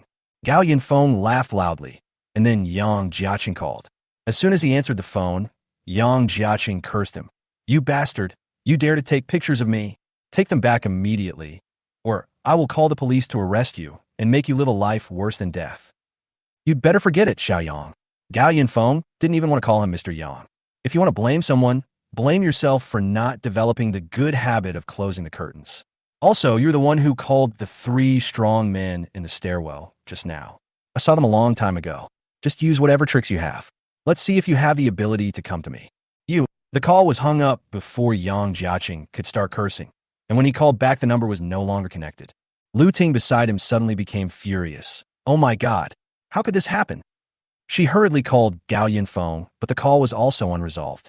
She tried to send a message, but found that she had been blocked. Oh my God, how am I going to face people after this? Lu Ting was so angry that her face turned red. She lost her temper at Yang Jiaqing. Why are you dragging me into this matter between the 2 of you? Shut up. Yang Jiaqing was furious. He immediately called Li Haoqing and said he would pay more money and asked Li Haoqing to find a way to kill Gao Yunfeng. Yes, kill him. We really gave him face. We won't give up until we teach him a lesson. Lu Ting agreed. She was too lazy to maintain superficial harmony with Gao Yunfeng. Yang Jiaqing immediately decided to go up with Li Haoqing. When he left the sofa, he suddenly noticed that the sky outside had darkened a lot. He was puzzled. Why is it dark so early? Lu Ting also looked out the window, wondering, is it going to rain? The sky was getting darker at a speed visible to the naked eye, and large patches of black clouds covered the sky as if they were going to swallow up the entire city in the next second. Gao Yunfeng stood in front of the window, watching the last ray of light in the sky disappear into the dark clouds, his heart in his throat. The end of the world has come. Immediately afterwards, countless objects swayed outside the window, and a gust of wind blew everything on the ground into the air. 5 minutes later, after all the preparations were completed, Heavy rain greeted Yincheng violently. In less than half a minute, the whole city was completely covered by heavy rain. This is the first stage of the apocalypse with heavy rain. The Bluetooth speaker on a coffee table sounded in time. Master, the Meteorological Bureau has issued the latest red warning for heavy rain. Please take appropriate rain protection measures. Close the doors and windows, pack your clothes, and do not go out until the rain stops. This rain will not stop. Gao Yunfeng interrupted. This rain will last for nearly 40 days. By then, most of the buildings on the ground will be submerged by rain. The companion was silent for a while, and then reminded, Master, the surveillance video shows something is wrong. What's wrong? Gao Yunfeng entered the bedroom, and his companion had already switched to the real-time surveillance footage. The footage shows that someone tried to pry open the safety door of the stairs, triggering the safety door's protective measures. Judging from the current situation, someone has already died. Chapter 13 Heavy Rain Floods the City. What the companion said was true. The lock of the security door installed by Gao Yunfeng in the staircase had many mechanisms, including electricity. If someone wanted to pick the lock, they would inevitably hit the high-voltage electric device in the keyhole. Gao Yunfeng checked the surveillance camera and saw that many people were huddled together in the stairwell on the 27th floor. In front of the security door, a man was lying stiffly on the door and had already died. That person, Gao Yunfeng looked at the clothes of the person who was electrocuted and suddenly remembered. Isn't this one of the 3 strong men sent by Yang Jiaqing? He checked the people in the stairwell through the surveillance camera, and sure enough, he saw 2 familiar faces, Yang Jiaqing and Lu Ting. Just now, a group of property staff stood in front of the door and saw that they could not contact Gao Yunfeng, so they decided to find someone to forcibly demolish the door. Then, Yang Jiaqing and Lu Ting came with Li Haoqing and the other 2. One of Li Haoqing's men volunteered to be a locksmith, so the scene just now happened. Under the expectant eyes of everyone, the younger brother stretched the locksmith's tool to the keyhole. Then a loud pop scared everyone, and sparks instantly burst out of the lock of the security door. The little brother froze in his tracks and then fell straight down. According to the voltage set by Gao Yunfeng, there was probably no hope for him. Oh my God, someone's dead, someone in the crowd shouted. The corridor was in chaos at this time. Quick, call the police. Call the police. Help. Yang Jiaqing and Lu Ting, who were in the crowd, were already terrified. They just said they wanted to kill Gao Yunfeng, but when they saw someone die, they were more panicked than anyone else. Seeing that the situation was not right, Yang Jiaqing wanted to escape first, but was stopped by Li Haoqing. Boss Yang, where are you going? We can't just let this happen, but you asked us to come here. No.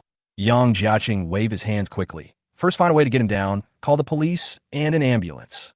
Hey, Li Haoqing grabbed Yang Jiaqing, his face fierce. Why call the police? My brother and I both have criminal records. Don't let the police arrest us first when they come. You paid us to come here. You have to find a way to solve it. Solve it. Solve it. Yang Jiaqing agreed immediately, but he was still a little hesitant. But there are so many people at the scene, it's impossible not to call the police. So, let's get your brother down first, and then I'll give you some extra money. Anyway, it's Gao Yunfeng who got into trouble. Even if the police come, Gao Yunfeng will be the first to suffer. Don't forget, we have already communicated with the property management. The surveillance is currently broken. And so many people saw that the person was electrocuted because he touched Gao Yunfeng's door. As for you and your brother, we just need to tell the property management that you are here to fix the water pipes. Li Haoqing thought it made sense, so he decided to go up and get the guy who was electrocuted down. Although they said they were helping, in fact, it was Li Haoqing and the property management staff were doing the rescue work, while Yang Jiaqing and Lu Ting were watching from the side from beginning to end. He's not breathing anymore. He's dead. Someone checked on the person who had been electrocuted and said, "Fuck you." Li Haoqing punched the wall heavily, extremely angry. That guy named Gao, I will tear him into pieces. Lu Ting came up and said, "Brother, don't worry. The person died because of Gao Yunfeng. He has become a murderer, so there is no need for us to do anything. The police will naturally catch him when they come. Besides, that stupid intern has a lot of money. We can take the opportunity to make a lot of money from him." Li Haoqing thought about it carefully and nodded.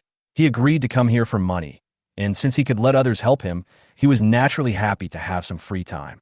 It's just, everyone felt uneasy as they looked at the frighteningly dark sky outside the window and the torrential rain that seemed to be destroying the whole world. How come this rain came at such a coincidence? It's bad. One of the property staff suddenly said nervously, Because of the heavy rain, the police and ambulance couldn't get here. Everyone checked their phones. The news reported that the rain had reached more than 120 millimeters, which was a red-level rainstorm. The Weather Bureau predicted that it would not stop in the short term. Currently, all public facilities and transportation have stopped operating. The heavy rain has reduced visibility outside to the lowest level. The news also said that this was the heaviest rainstorm since records began. What should we do now? Someone asked in panic. Don't panic. The person who spoke was the manager of the property department, named Fong Tang. He directed others to move the body to the corridor on the 27th floor first.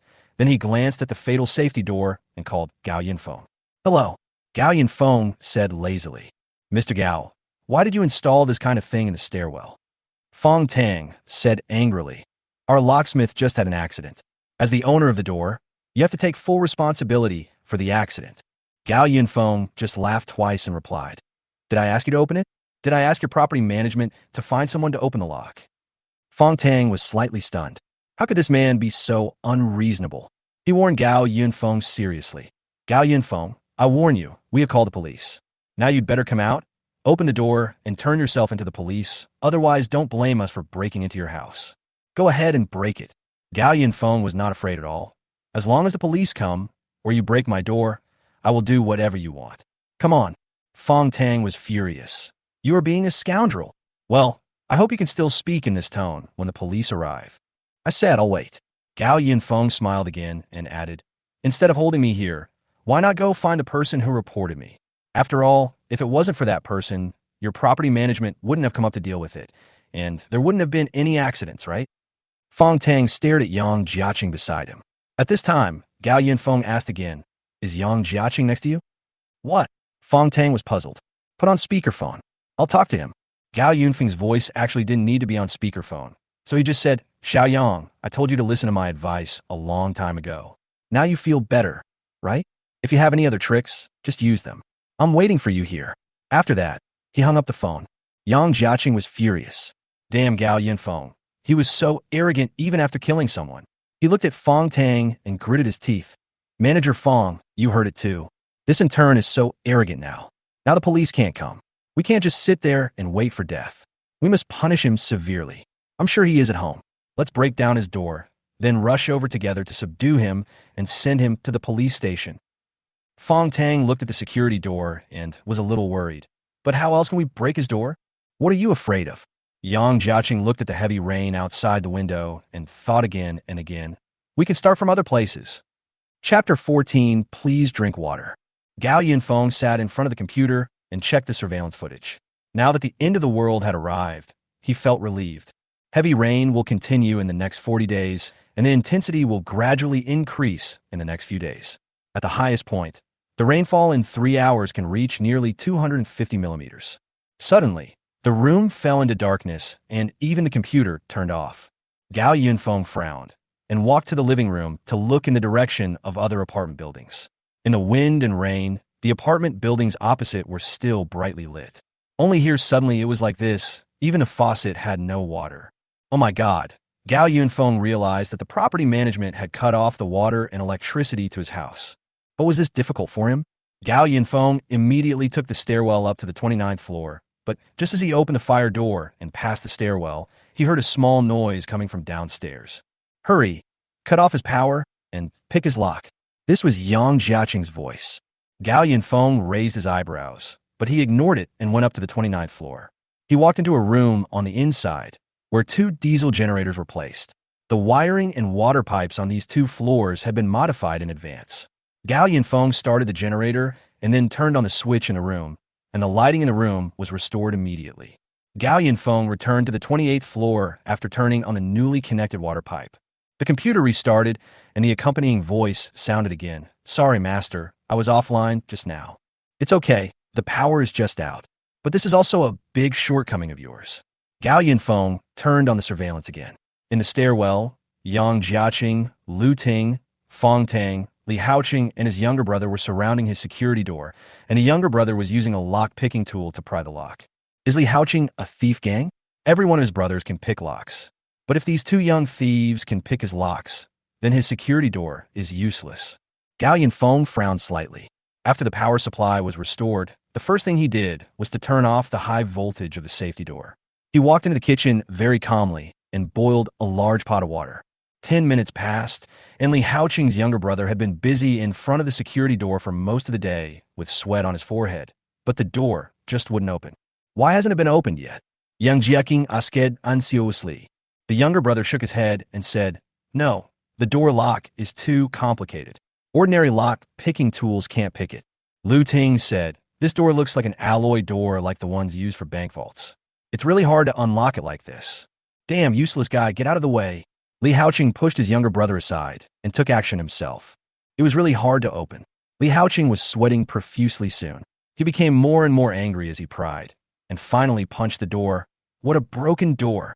Who would install something like this at home for no reason? "Stop knocking. It can't be broken." Gao Yunfeng finally came to the door and said to the people through the door, "If you try to pry again, I will sue you for destroying private property. I'll sue your grandma." Li Haoqing kicked the door fiercely and cursed, "You little bastard, open the door quickly or I'll kill you." Gao Yunfeng laughed loudly. "Then go ahead and kill me.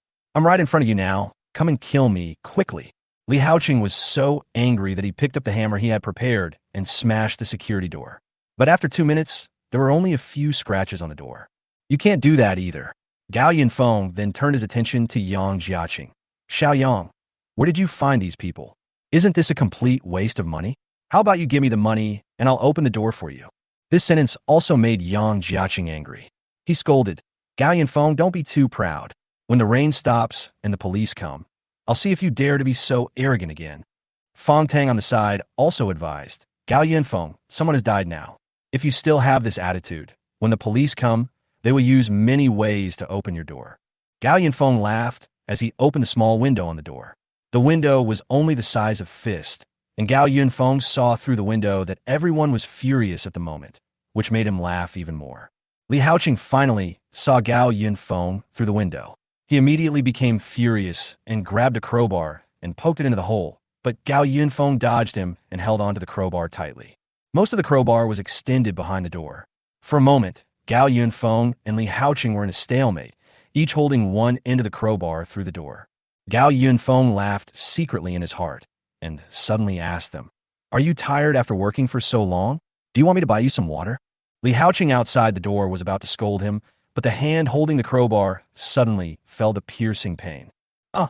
Li Haoqing quickly let go, and the crowbar was pushed out by Gao Yunfeng. He hurriedly checked his hands and found that his palms were not only wet, but also turned a strange red. "What is this?" He looked toward the window and saw a pipe sticking out. Could it be? Li Haoqing ignored the surprised looks of others and quickly dodged to the side. With a hiss, boiling water spurted out of the pipe. The steaming hot water column rushed forward and poured all over the face of Yang Jiaqing, who was standing behind Li Haoqing. "Ah!" Yang Jiaqing covered his face in pain and fell backwards, and his head was baptized by boiling water again. "It's boiling water." Lu Ting was frightened. She quickly ran downstairs and accidentally bumped into a square pond nearby. Fong Tang was also frightened, but he was loyal and risked being scalded by boiling water to pull Yang Jiaqing to the corner of the stairs. Li Haoqing and his younger brother hid by the side of the security door and managed to escape. He immediately became angry and yelled, "You bastard, I'll kill you. Next time I'll use hot oil," Gao Yunfeng said coldly. Li Haoqing was stunned. Let's go first." Fong Tang hurriedly gestured to Li Haoqing. Li Haoqing saw that there was no more water coming out of the window, and even though he was very angry, he still went downstairs with his younger brother. A great victory. Gao Yunfeng returned to his room contentedly. He called up the surveillance video just now and then checked the group chat of the owners group. The rainstorm outside was getting heavier, and in the apartment building owners group and the community owners group, the owners who had previously criticized Gao Yunfeng for privately modifying the house now were talking about their concerns about the rainstorm. They don't know how terrible this rainstorm is yet. Then let's add some fuel to the fire. Gao Yunfeng sent a video he had just found on the internet to the group of owners. Instantly, the group went wild. Chapter 15, The Master of Fanning the Flames. The video posted by Gao Yunfeng was uploaded to a social media platform not long ago. The address was a shopping mall in the city center. Due to the strong wind, all kinds of debris were flying everywhere. A huge billboard was picked up by the wind and flew towards the mall. The billboard broke through the glass and smashed into the crowd of people who were hiding from the rain in the mall. For a moment, a feeling of unease spread among the owners again. It's terrible. This is the first time I've seen such heavy rain. The report says this rain will continue for quite some time, but it seems that it may not be safe to stay indoors now. Will it last long? My husband is still at the company and hasn't come back yet. Everyone was discussing all sorts of things, completely forgetting that the person who posted this video was Gao Yunfeng, whom they had condemned not long ago. At this time, the accompanying voice came from the speaker. "Excuse me, master, spreading these negative news in the group like this is not very effective. This is completely inconsistent with what you said before about growing up in a wretched way in the end times. You can analyze the situation, which is quite powerful." Gao Yunfeng praised. "The end of the world has just begun. Now it seems that I am simply spreading negative emotions, but this makes more and more people feel a sense of crisis. When they determine that something is wrong in a few days, this community will be in chaos." Gao Yunfeng smiled and continued. "Companion, you still have a lot to learn. As long as I can make this community chaotic, my goal will be achieved." The companion was puzzled. "Purpose? I haven't analyzed your current intention." Gao Yunfeng nodded. "No wonder my target is not these residents. I want to deal with the property management of Tianjiao community." In his previous life, Gao Yunfeng met a group of organized and disciplined robbers half a year after the end of the world. Among this group of robbers, he saw Lu Ting. Although Lu Ting looked much more haggard at that time, she was still as charming as ever when she stayed next to a man. This gang of robbers is from Tianjiao community. Not long after the end of the world began, the property management of Tianjiao community began to gradually gain control of the entire community. Their leader Fong Tang really has a way of management. The survivors of the entire community strictly follow the rules he set to distribute labor. With strength in numbers, Tianjiao community has gradually become a local tyrant. Later, after Fong Tang awakened his special powers, he led the people in the community to expand outward and even joined forces with Luo Rong to attack the survivors' base. So Gao Yunfeng moved here not only for his own consideration, but more because he wanted to get rid of the bandits in Fong Tang and Tianjiao community first. He still couldn't forget that the people in Tianjiao community were burning, killing, and looting everywhere under the command of Fong Tang after the end of the world. Even if he didn't deal with them now, he would encounter them one day when they became gangs in the future. As expected, Fong Tang, as the property manager, posted an announcement in the group. "Dear owners of Tianjiao community, travel is severely hindered by heavy rain. Please stay indoors and do not go out. Do not listen to false videos on the internet. Do not believe in rumors or spread them. Be a law-abiding citizen, starting with you and me. If you have any questions, please contact the property staff in time." Gao Yunfeng tapped the table with his fingers, his eyes rolling back and forth. Finally, he sent the 2 surveillance videos to the group. The 2 videos were one of the property management hiring someone to pick his lock, but getting electrocuted, and one of Yang Jiaqing bringing someone his house, but getting splashed with boiling water. Gao Yunfeng tagged Fong Tang in the group chat. "Bringing someone pick my lock? Is this how you treat property owners? Oh my God, someone died. Property management. Why is there a murderer living in this community?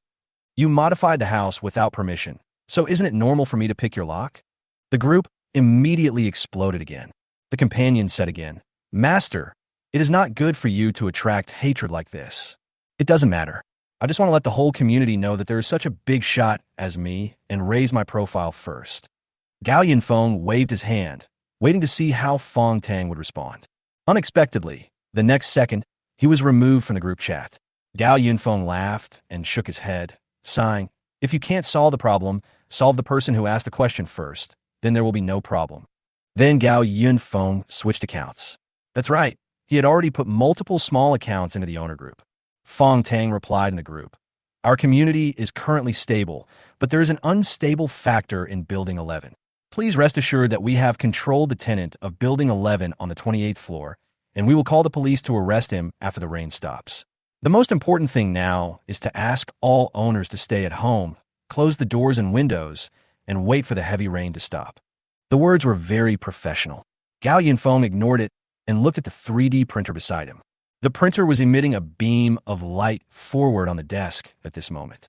The light gradually formed a mechanical outline at a position of about 3 meters, and a small robot was generated in just 2 seconds. It was a robot used to serve food in the restaurant, but Gao Yunfeng had modified it. The screen on the top of the machine was equipped with an ultra-clear camera. The tray in the middle that originally held dishes was replaced with 2 submachine guns, and the battery in the machine was replaced with a longer-lasting one. A total of 8 prints were produced by this patrol machine. Accompany it and make it move, Gao Yunfeng ordered. Yes. Then, the modified patrol robot began to circle in place, and the screen on the top lit up and showed a pair of blue eyes. The robot began to fall backwards out of the room and then turned back and forth in the living room, moving quite flexibly. Gao Yunfeng said calmly, "When the community starts to run out of supplies soon, my family will definitely become the target of the entire community. Accompany, you will operate these 8 machines, for on each floor, and 2 machines will work alternately." The companion agreed, but it said, "Master, it is against public order and morality to equip patrol robots with such powerful weapons. Should we replace them with some milder repelling devices?" "No need," Gao Yunfeng taught it. "Remember, from now on there will be no more public order and morality. It will just be a primitive society where everyone is constantly fighting for resources to protect themselves. So, just shoot anyone who tries to break into your house. You don't want others to break into your house and tear it apart, do you?" Pei Bei fell into a moment of contemplation, and then responded, "Okay, master." Then I proposed to replace the 2 submachine guns fixed on the patrol robot with built-in Gatling machine guns, and equip it with infrared sensors and sound sensors, and finally install an external electric saw. How do you think? Gao Yunfeng clapped his hands and exclaimed, "I thought I was ruthless enough, but I didn't expect you to be even more inhumane than me. Let's do it." "Yes, master." Gao Yunfeng specially installed a server, so that now the printer can be operated through the internet. He confidently left the matter to his companion, then sat in front of the computer and turned on the surveillance footage. Come and see a good show. Chapter 16, Everyone is in Danger. On the 10th floor, Yang Jiaqing's home. Lu Ting was applying a wet towel to Yang Jiaqing's face. Yang Jiaqing cried out in pain when the towel touched his face. His entire face was now as red as if it had been scalded, as if it was already almost cooked. But what was even worse was his scalp. The front half of his hair would fall off if he pulled it, and the top of his head was also a large patch of strange red. Gao Yunfeng was so amused watching the surveillance video. Fortunately, he found an opportunity to pry open the lock of Yang Jiaqing's house and install the surveillance video. Otherwise, it would be too much fun to watch it. He finally understood why the pig had to be scalded with boiling water after being slaughtered. Yang Jiaqing sat on the sofa and screamed in pain. In comparison, Li Haoqing next to him was in a better condition. He only got his hand burned, although it was still very painful. Li Haoqing looked at the doomsday-like rainstorm outside, and his heart gradually became restless. This time, he burned his hand before he got the money, and lost a younger brother. He glanced at Yang Jiaqing across from him, thinking that after sending Gao Yunfeng in and getting compensation, he would come to Yang Jiaqing to ask for double the reward, so that he could calm down. It was already 4 p.m.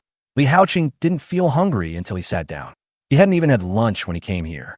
So he asked Lu Ting, "Manager Lu, is there anything to eat in the room? My brother and I have been busy and haven't eaten yet." Lu Ting thought for a while, looked at Yang Jiaqing, who had calmed down a little, stood up and said, "Yes, I'll get it for you." Fong Tang was sitting on the sofa and talking on the phone. He frowned as he watched Lu Ting bring a few bags of bread to share with Li Haoqing and the others. After hanging up the phone, he said, "I just called my relative who works at the police station. He said that the traffic in the entire city is basically paralyzed because of the heavy rain, and the police and ambulances can't be dispatched at all. In other words, we can't go to the hospital either. I can't go to the hospital. It will hurt me to death." Yang Jiaqing stood up suddenly, but the towel on his face fell off. He screamed in pain and had to lie on the sofa obediently without moving. Lu Ting became anxious after hearing this. "Then we can only stay in the house and let Gao Yunfeng have fun up there? Moreover, if we can't go out, then won't we?" She suddenly stopped talking and unconsciously glanced at Li Haoqing and the bread in his hand. "You know, Yang Jiaqing attends various high-end restaurants every day and basically never cooks at home. The food at home is bought by Lu Ting as snacks. That can't be helped." Fong Tang was also helpless. "The few staff members who came with us can only stay in this building for now. So, I will go to other residents in the building to collect some food and then see if I can find some burn medicine for Mr. Yang." "Hurry, Lu Ting, transfer the money to Manager Fong," Yang Jiaqing instructed. Fong Tang stood up and glanced at the 4 people in the room before leaving, with his eyes staying on Li Haoqing the longest. After coming out, Fong Tang went up to the 27th floor. All the staff gathered in the corridor and waited anxiously because there was a body lying on the ground. Fong Tang told everyone to clean up the empty room on the 27th floor as a rest room and to find an empty room to put the body in. Fortunately, the only resident on the 27th floor was not at home. Otherwise, there would be another round of arguments. After giving the instructions, Fong Tang called two reliable brothers and told them to buy some food from the residents downstairs and then put it in an empty room on the 25th floor. Try to buy as much as possible. Fong Tang gave the order and waved his hand to let them go. In fact, Fong Tang had something to say at Yang Jiaqing's home. His relative revealed to him that this rainstorm was very serious. And according to reliable information, the authorities had already moved important supplies and officials away in advance. This made Fong Tang very worried. How serious was the situation that the authorities chose to move supplies and people? If they were really trapped here and couldn't get out, they would have to prepare some supplies first. So Fong Tang frowned when he saw Lu Ting generously giving out bread, wondering if she would regret her decision later. But what worries Fong Tang more are the outsiders. Gao Yunfeng is above and Li Haoqing is below. The brief contact shows that neither of them is easy to deal with. If this rainstorm really drags on for too long, he dare not think about it anymore. In short, he should find a way to get some supplies first. On the 28th floor, Gao Yunfeng saw Fong Tang and others secretly plotting something through surveillance. He installed hidden surveillance cameras in the corridors of the entire building, so his camera followed the two people sent by Fong Tang and indeed found clues. It seems that Fong Tang has received some gossip and started to stock up on supplies, Gao Yunfeng thought. Watching the surveillance footage of two staff members going door to door in Building 11 to purchase supplies, Gao Yunfeng tapped his fingers on the table a few times, and then he opened the group chat. Gao Yunfeng used a secondary account to forward the official announcement on the internet, and then tagged Fong Tang. Property. The news said that this rainstorm will last for a long time. We can't go out now, and we can't order takeout. What are we going to do for dinner? For a moment, all the owners in the group echoed. Yeah, what about eating? I rarely cook at home, and there's hardly anything to eat at home. Gao Yunfeng raised another question and quoted Fong Tongfa's announcement. Your property management will help our owners, right? For a moment, everyone in the group agreed with Gao Yunfeng's remarks. Fong Tang was on the 27th floor, watching a bunch of people tag him in the group chat. He was so angry that he almost vomited blood. He looked at Gao Yunfeng's trumpet and cursed inwardly. Who is this owner? He is really good at picking topics. But Fong Tang still had to say some polite words. He replied in the group, Don't worry, our property management will do our best to solve your problems. If you have any needs, you can raise them in the group. Later, our property management staff will register and solve them for you. Then the anonymous owner who started the topic was the first to speak up. I don't know how long this rain will last. Please help me buy some food. Just 50 kilograms of rice, 20 kilograms of eggs, 5 kilograms of pork, and 5 kilograms of vegetables. By the way, please bring me 2 packs of cigarettes. I will reward you handsomely. Bow. Property. Please buy me a few pounds of beef brisket. I want to eat fish. Bring me a king crab. Fong Tang was overwhelmed by the messages filling the screen. Even Lu Ting came out to tag him. Please bring some more carrots and corn and buy 2 kilograms of dragon bones. Return the dragon bones. Do you want a dragon blood? Fong Tang could only reply with a smiley face. He turned to the internet to check all the official reports about this rainstorm, and his heart was tense again. If the rain continues like this, the neighborhood will be in chaos sooner or later. Chapter 17, The Power of Hackers. January 1st, 2036. This should have been a joyous New Year's Day, but the people of Yinqing were immersed in great anxiety. The heavy rain had not stopped since yesterday afternoon. Of course, Gao Yunfeng was the exception. He slept until 9 o'clock, looking at the lifeless sky outside the window and listening to the whistling wind. Gao Yunfeng felt very comfortable. As expected, it is best to stay indoors and sleep on rainy days. Gao Yunfeng came to the gym on the other side. The apartment types in Tianjiao community are basically 5 bedrooms and 1 living room with an area of about 180 square meters. There are 3 rooms on each floor. Gao Yunfeng used a room on the 28th floor for living and renovated the rest of the rooms. Gao Yunfeng stood on the treadmill, looking at the raging wind outside through the huge French window, and couldn't help but sigh. I never thought that one day I would be able to live in a big house safely and watch the natural disasters outside with a smile. Be there for me and play some music. A modified, sweeping robot slowly drove into the gym and parked in a corner. The eyes on the electronic screen maintained a decent smile. Yes, master. A soothing piece of music sounded, and Gao Yunfeng trained in the gym for 2.5 hours, accompanied by a fitness tutorial downloaded from the internet. After working out and taking a shower, Gao Yunfeng used his printer to print out a bunch of fresh ingredients for a fat-reducing meal for lunch today. While cooking in the kitchen, he asked the robot vacuum cleaner in the corner, "Companion, how is the download of online materials?" The companion replied, "Master, based on the urgency of the information you listed, I have downloaded most of the information on life on the internet and saved it in our server." After the end of the world, people basically said goodbye to the internet. So Gao Yunfeng first printed out a large server to be stored in the next room, and then asked his companions to move almost the entire internet to the server. Gao Yunfeng nodded and continued to ask, "What about those relatively difficult to obtain information?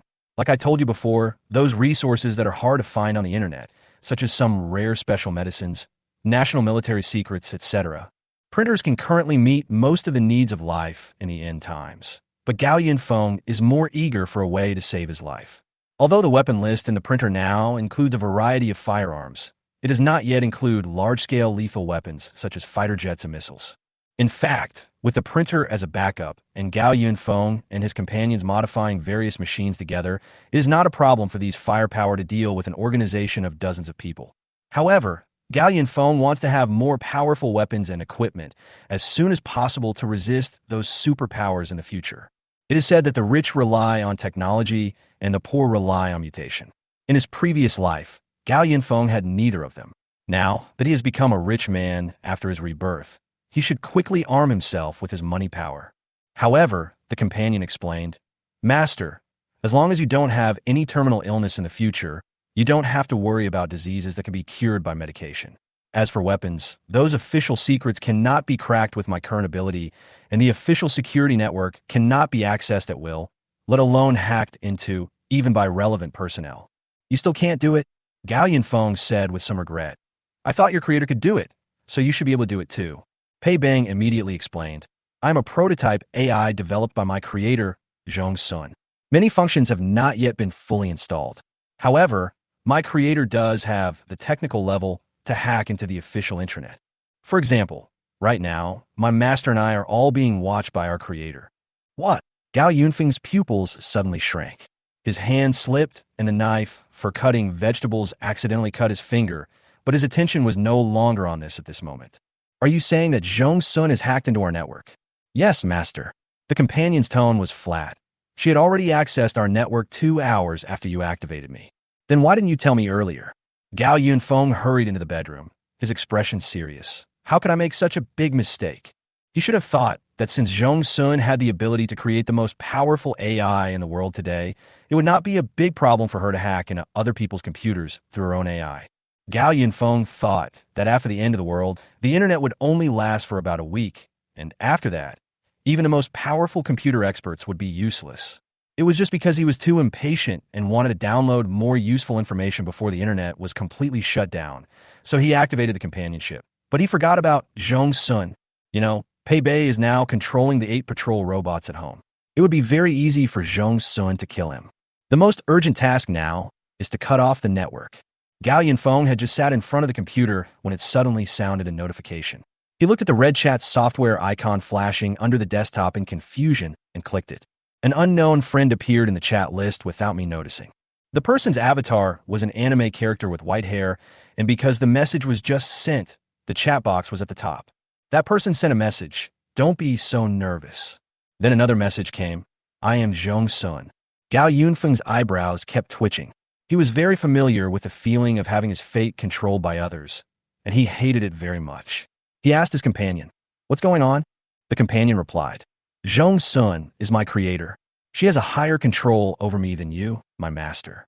So I think it will be useless even if I tell you this news." "Then why did you tell me just now?"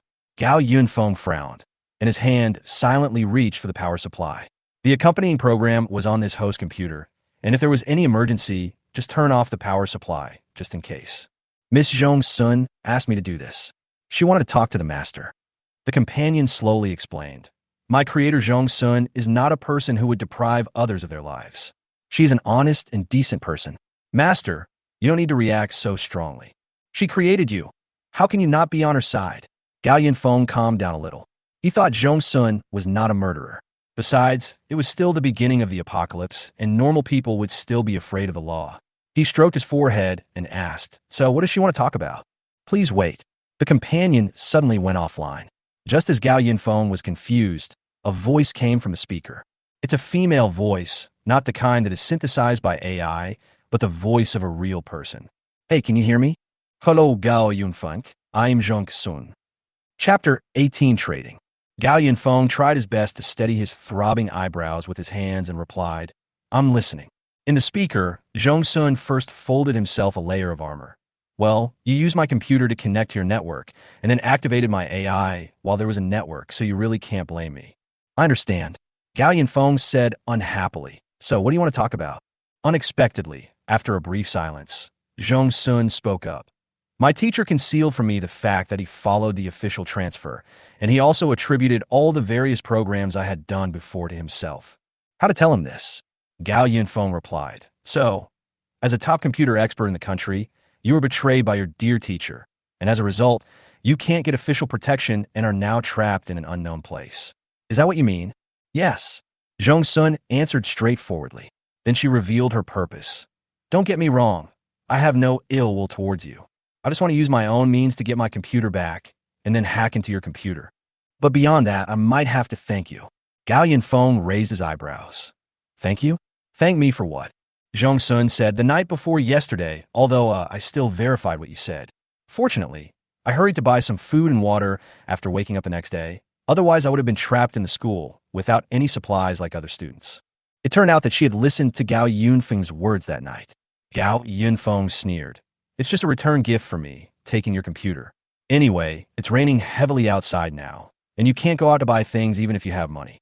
Zhong Sun hummed, and then continued. "Although I don't know where you got the news about the heavy rain, I hacked into the official intranet as soon as possible yesterday and found that what you said matched the official information. The official mentioned the word end of the world, and they were already prepared. A large amount of materials, government officials, and high-tech talents were also transferred before the heavy rain. This was the same as what Gao Yunfeng had thought. The authorities received news of the end of the world in advance. In order to preserve humanity's vitality, they chose to abandon most of the people and prioritize the transfer of valuable talents and materials." But Gao Yunfeng was a little puzzled. "So, why are you telling me this?" Zhong Sun replied. "The official insider information cannot be false. If the current heavy rain is really the beginning of the end of the world, then my situation is very dangerous. Although I have stockpiled some supplies, this is by no means a long-term solution. If the trend continues, the network will be disconnected soon, and then I will lose my last means of survival." Gao Yunfeng pointed out.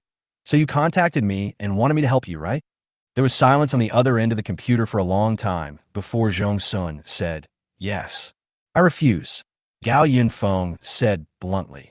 "Aren't you too bold to ask for help from someone who broke into your room in the middle of the night and robbed you? Besides, since you hacked my computer, you should be able to see the surveillance, right? It's only been one day since the apocalypse began, and I've already caused one death and one serious injury. How dare you ask me for help? Don't threaten me with your AI. I tell you, I need your AI only to make my life in the apocalypse more wonderful. It's not indispensable. I can still live well in the apocalypse without the internet." Zhong Sun just said after hearing this, and replied, "Your 3D printer is indeed amazing, and you do have the capital to be so strong." Gao Yunfeng was not surprised that Zhong Sun knew about the printer, but he heard Zhong Sun say, "I don't know if it's my own technical problem. I can't remotely control your printer, and try to manipulate my printer." Gao Yunfeng immediately prepared to unplug the power cord. At worst, he would not use this AI anymore, or wait for a while until Zhong Sun, the original author, died and then use it again.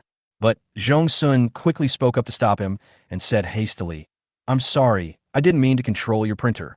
If you help me, I can exchange something with you." Gao Yunfeng stopped and said, "Exchange?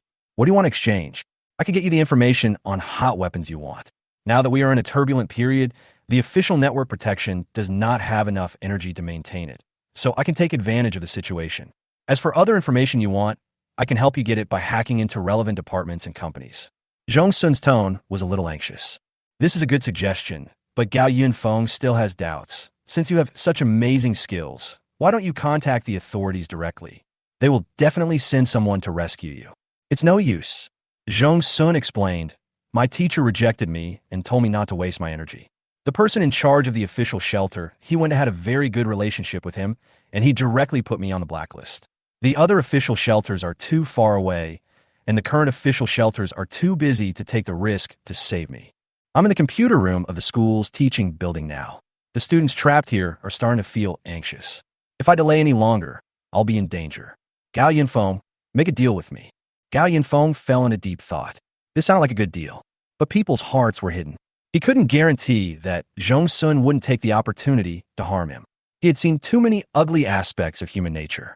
Gao Yunfeng thought that he was not a good person, but just an ordinary person who wanted to live. Just as he was thinking about it, Pei Yong suddenly came online. Master, mutual benefit and win-win can lead to long-term development. This is the basic principle of doing business. Shut up. Gao Yunfeng growled in a low voice.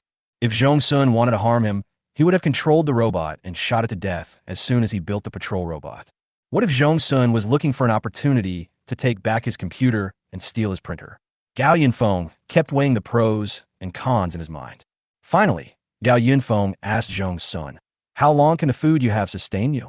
Zhong Sun replied, about half a month. I only bought instant noodles, self-heating rice, and the like. Gao Yunfeng said, hide all the things and remember not to share them with anyone. Also, find the information as soon as possible. I will send you a list later.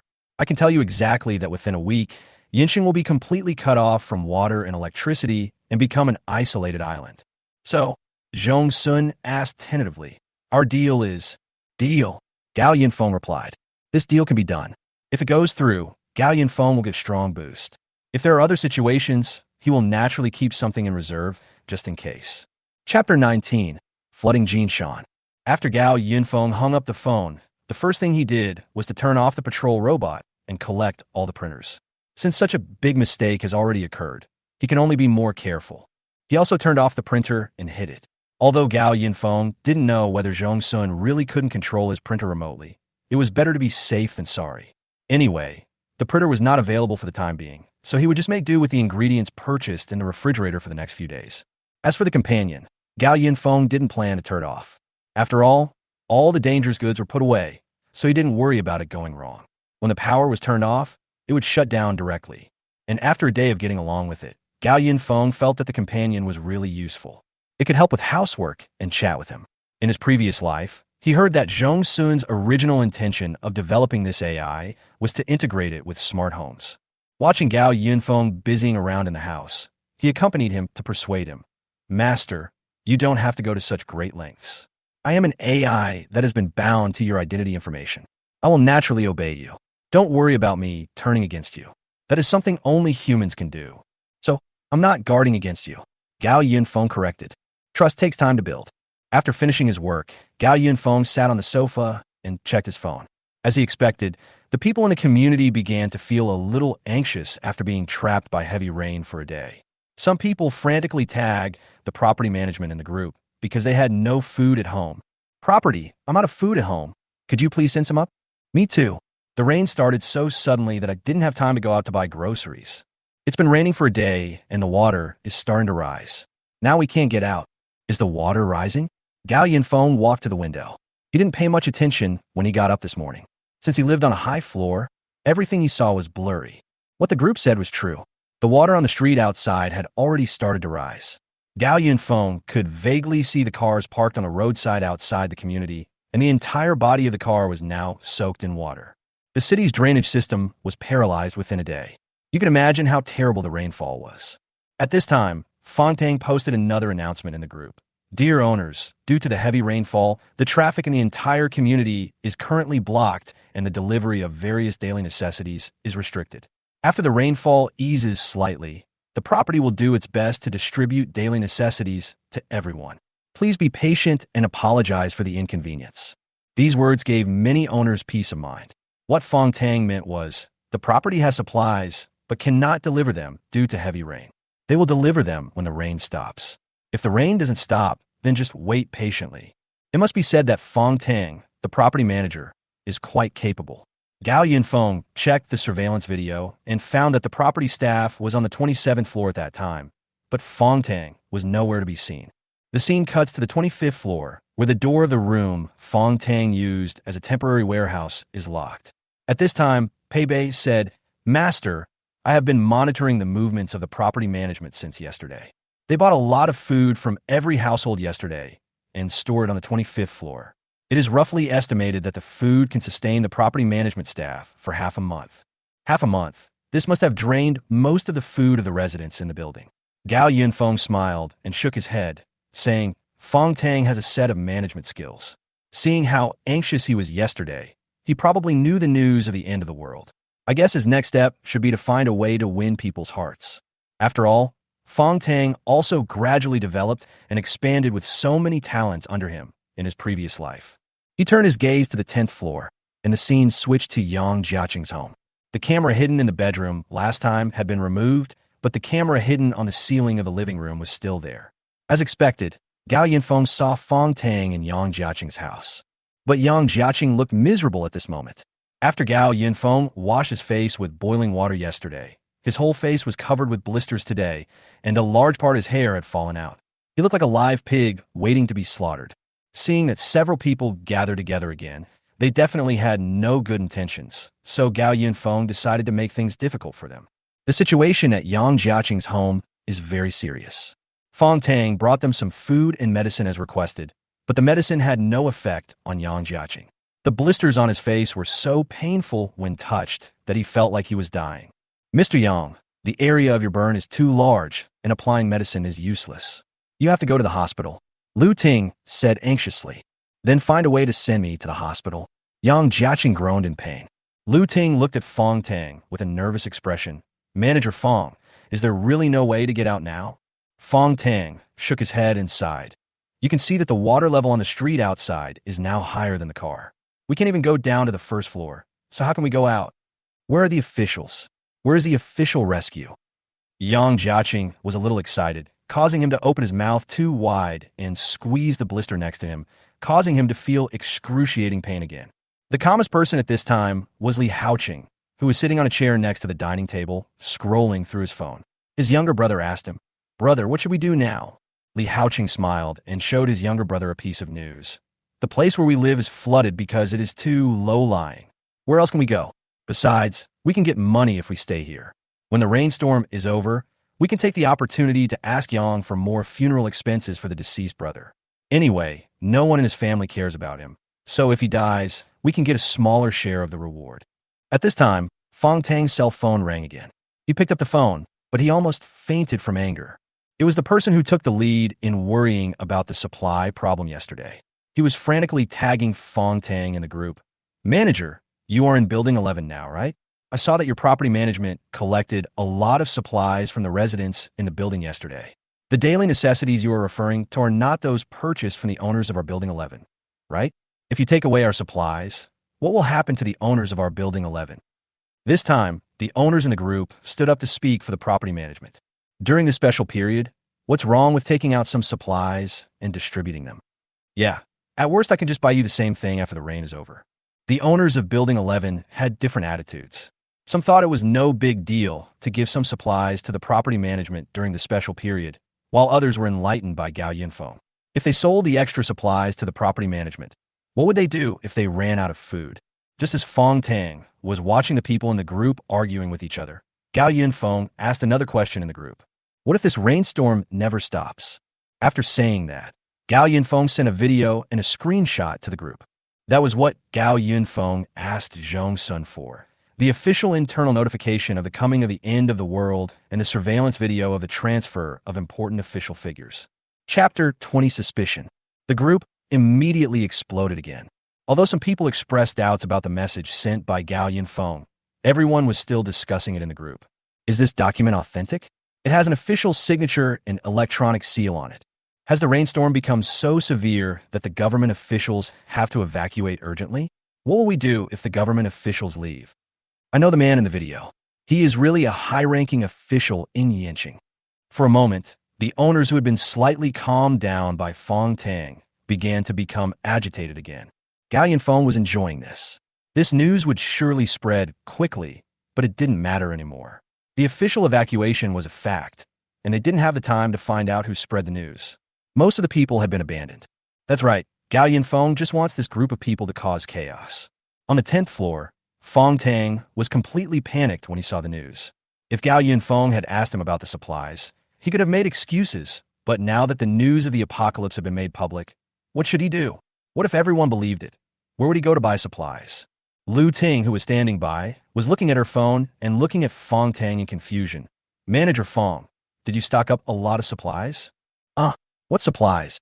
Yang Jiaqing asked, as he was in pain and had no time to look at his phone. Li Haoqing, who was sitting next to him, also gave him an inquiring look.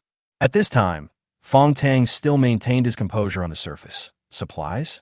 I asked people to buy some things from other residents yesterday, but wasn't it because of Mr. Yang's needs? Besides, there are several people trapped here in our property management. We can't just go without food and water, right? Lu Ting then asked, what about the pictures and videos in the group? Will the rainstorm really never stop? Her question made Li Haoqing next to her sit up straighter. Rumors. That person is spreading rumors. Fong Tang took a sip of water and frowned. It's clearly a special period now, but that person is still doing this. Isn't this a typical case of spreading rumors, but having to work hard to refute them? Fong Tang then spoke in the group, asking everyone not to believe in rumors and not to lose confidence in the authorities. Then, Fong Tang tagged Gao Yunfeng's second account and asked him, which household are you from? If the rumors cause serious consequences, we can call the police and sue you. Gao Yunfeng replied, I live in Building 11, room 2503. Fong Tang was slightly stunned. Isn't 2503 the room he uses to store supplies? At this time, Li Haoqing came over and borrowed Lu Ting's phone to look at the chat history in the group. But Fong Tang didn't notice it at all, because he was anxious to find various evidences on the internet to refute the pictures and videos sent by Gao Yunfeng. Li Haoqing looked at the red electronic signature on the lower right corner of the screenshot and watched the entire video. Suddenly, many thoughts flashed through his mind. On the other side, the teaching building of Yinqing University of Science and Technology. Since the school was on New Year's Day holiday when the heavy rain hit, many students had already left the school, but some were trapped in the dormitories and teaching buildings. Zhongsun might be a little different. She chose to come to the teaching building on her own initiative. After Gao Yunfeng's reminder on the night of the 30th, Zhongsun rushed to the teaching building as soon as she woke up in the morning and used the computer in the computer room to hack into the official internal network again. When Gao Yunfeng's words were confirmed, she immediately went to the school's supermarket to buy a batch of supplies to the best of her ability. At this time, Zhongsun was sitting behind the podium in the computer room on the 6th floor. She kept typing various codes on the computer, looking for loopholes in various resource websites, and then hacking into them, then copying all the data and repeating the operation. Suddenly, there was a crisp knock on the door of the huge classroom. Zhongsun had just finished typing the last line of code and watched the resources begin to transfer. She then closed the computer screen and got up to open the door. As soon as the door was opened, a strong wind blew, as if it could even lift the tiles in the corridor. Huang Feiqin held the door frame tightly with one hand and looked at Zhongsun. Hi, Zhongsun. What's wrong? Zhongsun saw that Huang Feiqin's small body was about to be blown away by the wind, so he leaned sideways and said, Come in first. Huang Feiqin pulled a chair over and sat down. After a moment's rest, she asked, Zhongsun, why are you staying in this classroom alone? I happened to be here when it rained heavily. I had no other place to go, so I had to stay here. Zhongsun replied. Actually, it was not. Zhongsun chose this place after weighing the pros and cons based on Gao Yunfeng's reminder and official news. She had no other place to stay except the dormitory. The teaching building was not only tall, but also well-equipped, which was indeed an excellent temporary place to stay. Really? Huang Feiqin stood up, but her eyes unconsciously looked towards the aisle between the two rows of computers opposite. Tsung-sun. Huang Feiqin suddenly looked at Zhongsun with eager eyes. Several students in our class are now in the multimedia classroom downstairs. Everyone has been trapped for a day and is cold and hungry. Do you have anything to eat? We are all trapped here suddenly. We don't usually bring much food to the teaching building. Zhongsun was about to return to the podium when he noticed Huang Feiqin's eyes. She looked in the direction and saw a blanket spread on the corridor, with quilts, pillows, and even spare clothes, which made Zhongsun feel a little embarrassed. Who would bring these things to the teaching building? But Huang Feiqin didn't seem to care and continued. We wanted to go back to the dormitory yesterday, but the rain was too heavy. The water level on the first floor is already up to our calves. If we had known earlier, we would have gone to the school supermarket to buy some food. But even if you come to me, I will. Zhong Sun spread his hands. Huang Feiqin pointed out to her, but we saw you yesterday, carrying a big box of food up here. Ah, Huang Feiqin nodded. Yes, several of us classmates saw it. She pulled Zhong Sun's hand and shook it vigorously. Hey, Zhong Sun, we just can't leave for the time being. If you have food, you can share it. At worst, we can pay for it and give you more so that you can make the difference. It's not about money. I really don't have it. Zhong Sun kept refusing. Huang Feiqin kept trying to persuade Zhong Sun for more than 10 minutes, but Zhong Sun remained unmoved, so she had to leave in embarrassment. Before leaving, Huang Feiqin glanced at the computer room and asked Zhong Sun, "Is it okay for you to be here alone? Do you want to go to the multimedia classroom downstairs? Several of our classmates are here." "No need, this place is fine." Zhong Sun waved his hand, and Huang Feiqin left. Zhong Sun sighed and returned to the computer at the podium. She didn't have a strong presence in the class to begin with, and she seldom communicated with her classmates. Huang Feiqin's pretending to be very familiar with her just now made Zhong Sun feel a little uncomfortable. Zhong Sun continued to hack into the next website, but a message popped up on the webpage that attracted her attention. Somehow, the news of the end of the world suddenly spread on the internet, along with a video of several Yinqing leaders retreating. Zhong Sun understood that in order to protect the backbone of humanity, the authorities had to give up the majority of ordinary people. It was only a matter of time before people discovered that something was wrong. But why did it spread so suddenly? She clicked on the message and almost felt dizzy. What is Gao Yinfeng doing? Chapter 21 Chaos begins. The discussion of the end of the world was increasing on the internet, and on the second day after the heavy rain began, everyone was still skeptical about the news. But what if it takes too long? Will everyone remain calm and patiently wait for rescue at home? In Tianjiao community, after Gao Yunfeng spread the news, the property management responded promptly and showed some disaster relief videos from the internet to reassure everyone. But in the final analysis, it could only have a mitigating effect. Time dragged on, and before we knew it, it was the 5th day of the rainstorm. That day, Zhong Sun sent a compressed package to Gao Yunfeng's email early in the morning. "I've got you everything that meets your requirements." Zhong Sun patiently explained, "It's not easy to hack into the official website, and a lot of information should have been taken away. I've already got you conventional thermal weapons like fighter jets and missiles, but I can't find anything else like nuclear bombs. You can't find this data on the official website at all." Gao Yinfeng took a detailed look and obtained a complete set of data not only on weapons, but also on the latest medical equipment, industrial equipment, and even machines under development. "You are such a genius." Gao Yinfeng praised her. Zhong Sun sighed. "Under normal circumstances, these things are protected by layers of encryption. Even if I could hack into them, I would be discovered quickly. I might even be invited in for tea the next second. Fortunately, it is the end of the world now. Even if I visit someone's website openly, no one can catch me." Gao Yinfeng nodded, a rare smile on his face. "You are quite efficient. If I use my own computer, it will be faster.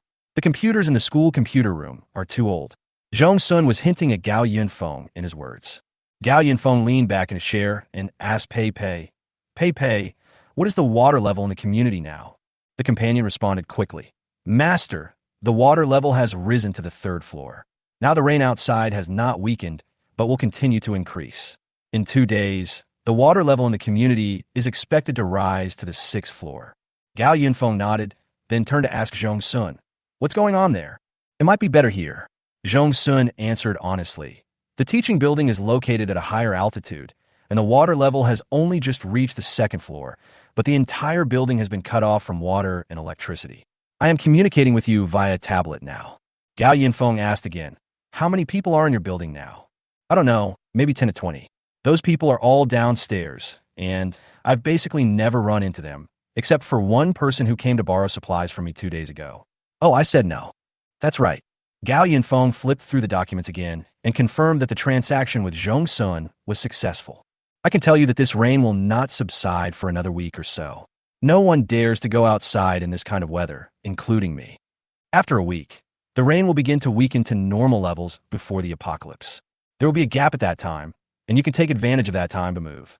But Jong-sun on the other end of the phone was silent for a long time before he said, "Even if the rain stops, where can I go? Besides, I can't swim." Gao Yunfeng thought about it, weighing the pros and cons in his mind, and finally said, "Send me your specific location, and I will try to help you. Before that, you have to find a way to survive." Jong-sun fulfilled her promise, so Gao Yunfeng should also fulfill his promise and reciprocate. After hanging up the phone, Gao Yunfeng took out the printer again and started the patrol robot.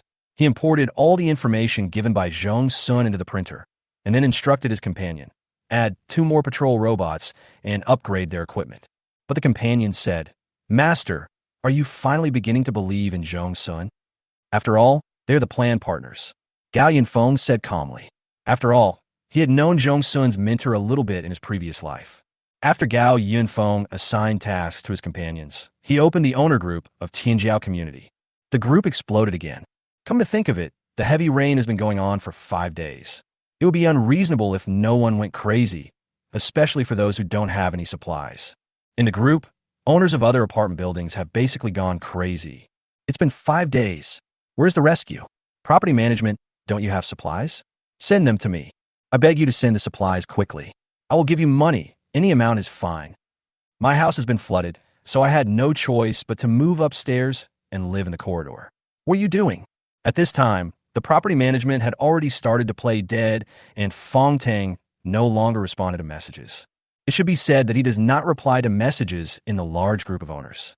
In the small group of owners of Building 11, Fong Tang sent a message just half an hour ago. Fong Tang is the only one who has the final say in the property management. Fong Tang is trapped in Building 11 and can hardly save himself, so how can he care about other things? In the previous life, people gradually went out after 40 days of heavy rain. Gao Yunfeng guessed that it was at that time that Fong Tang began to gradually grasp all the survivors of Tianjiao community.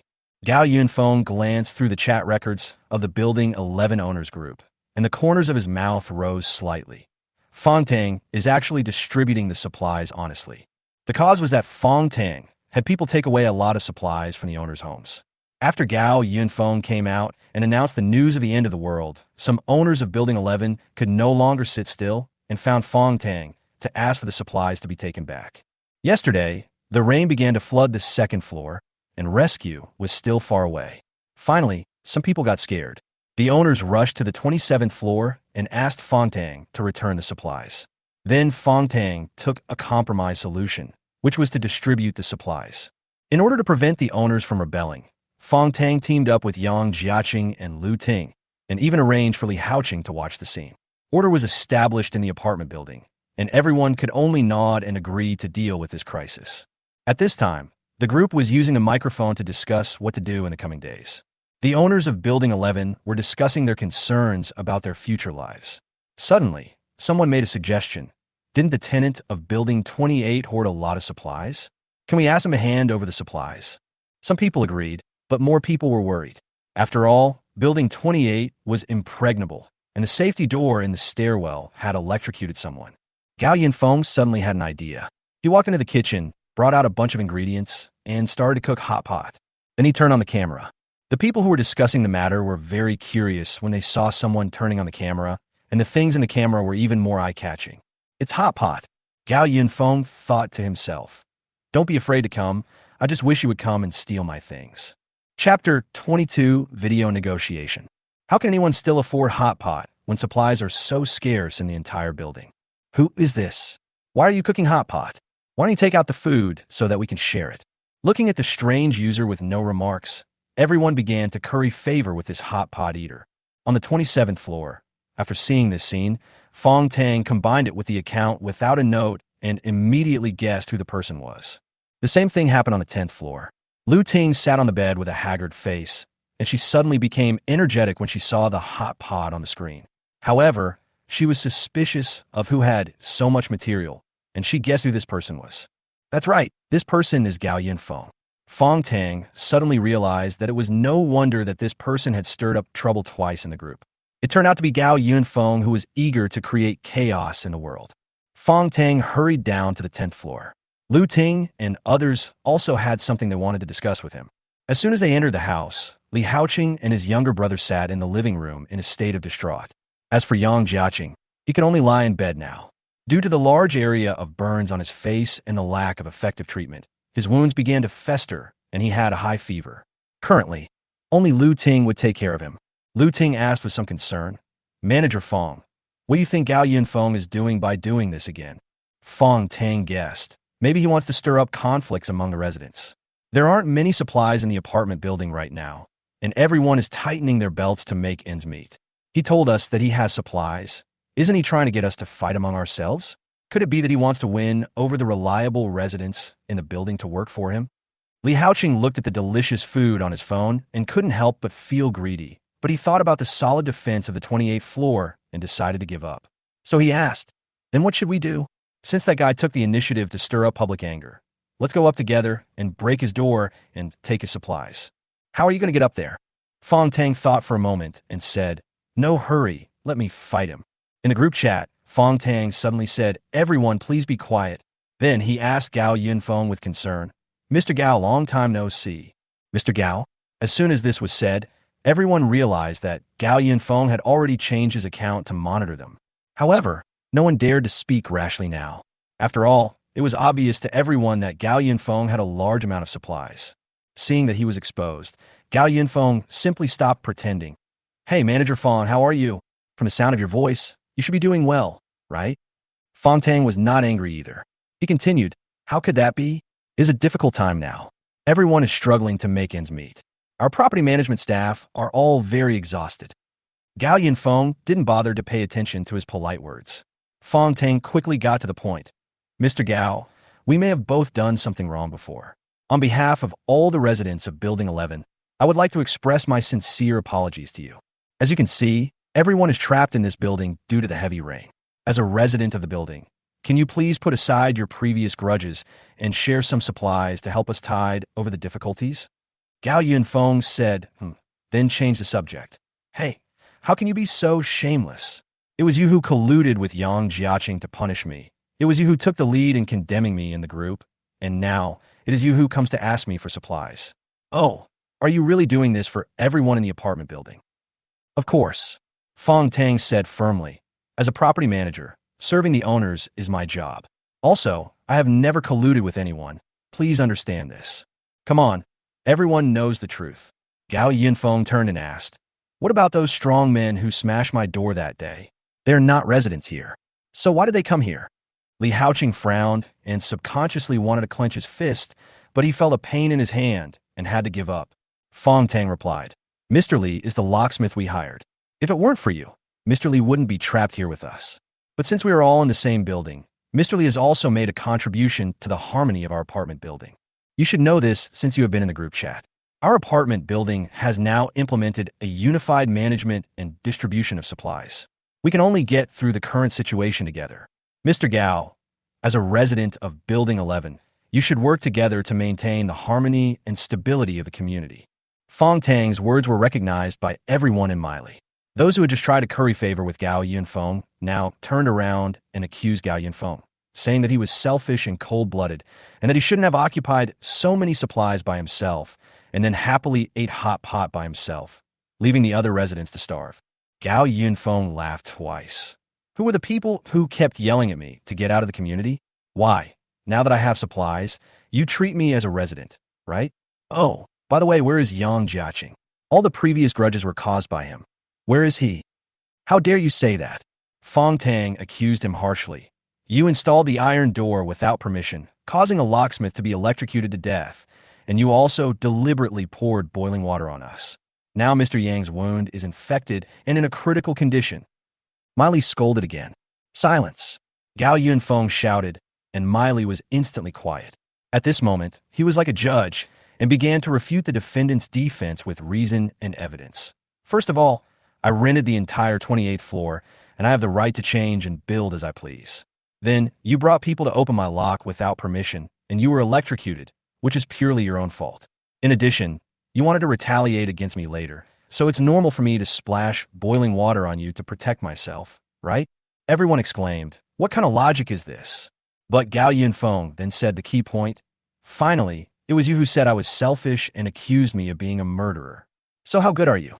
Just when everyone was confused, Gao Yunfeng began to count the number of people in Miley, and then he exclaimed, "Huh, there are so many people in Miley, but why can't I see the big brother from 2501?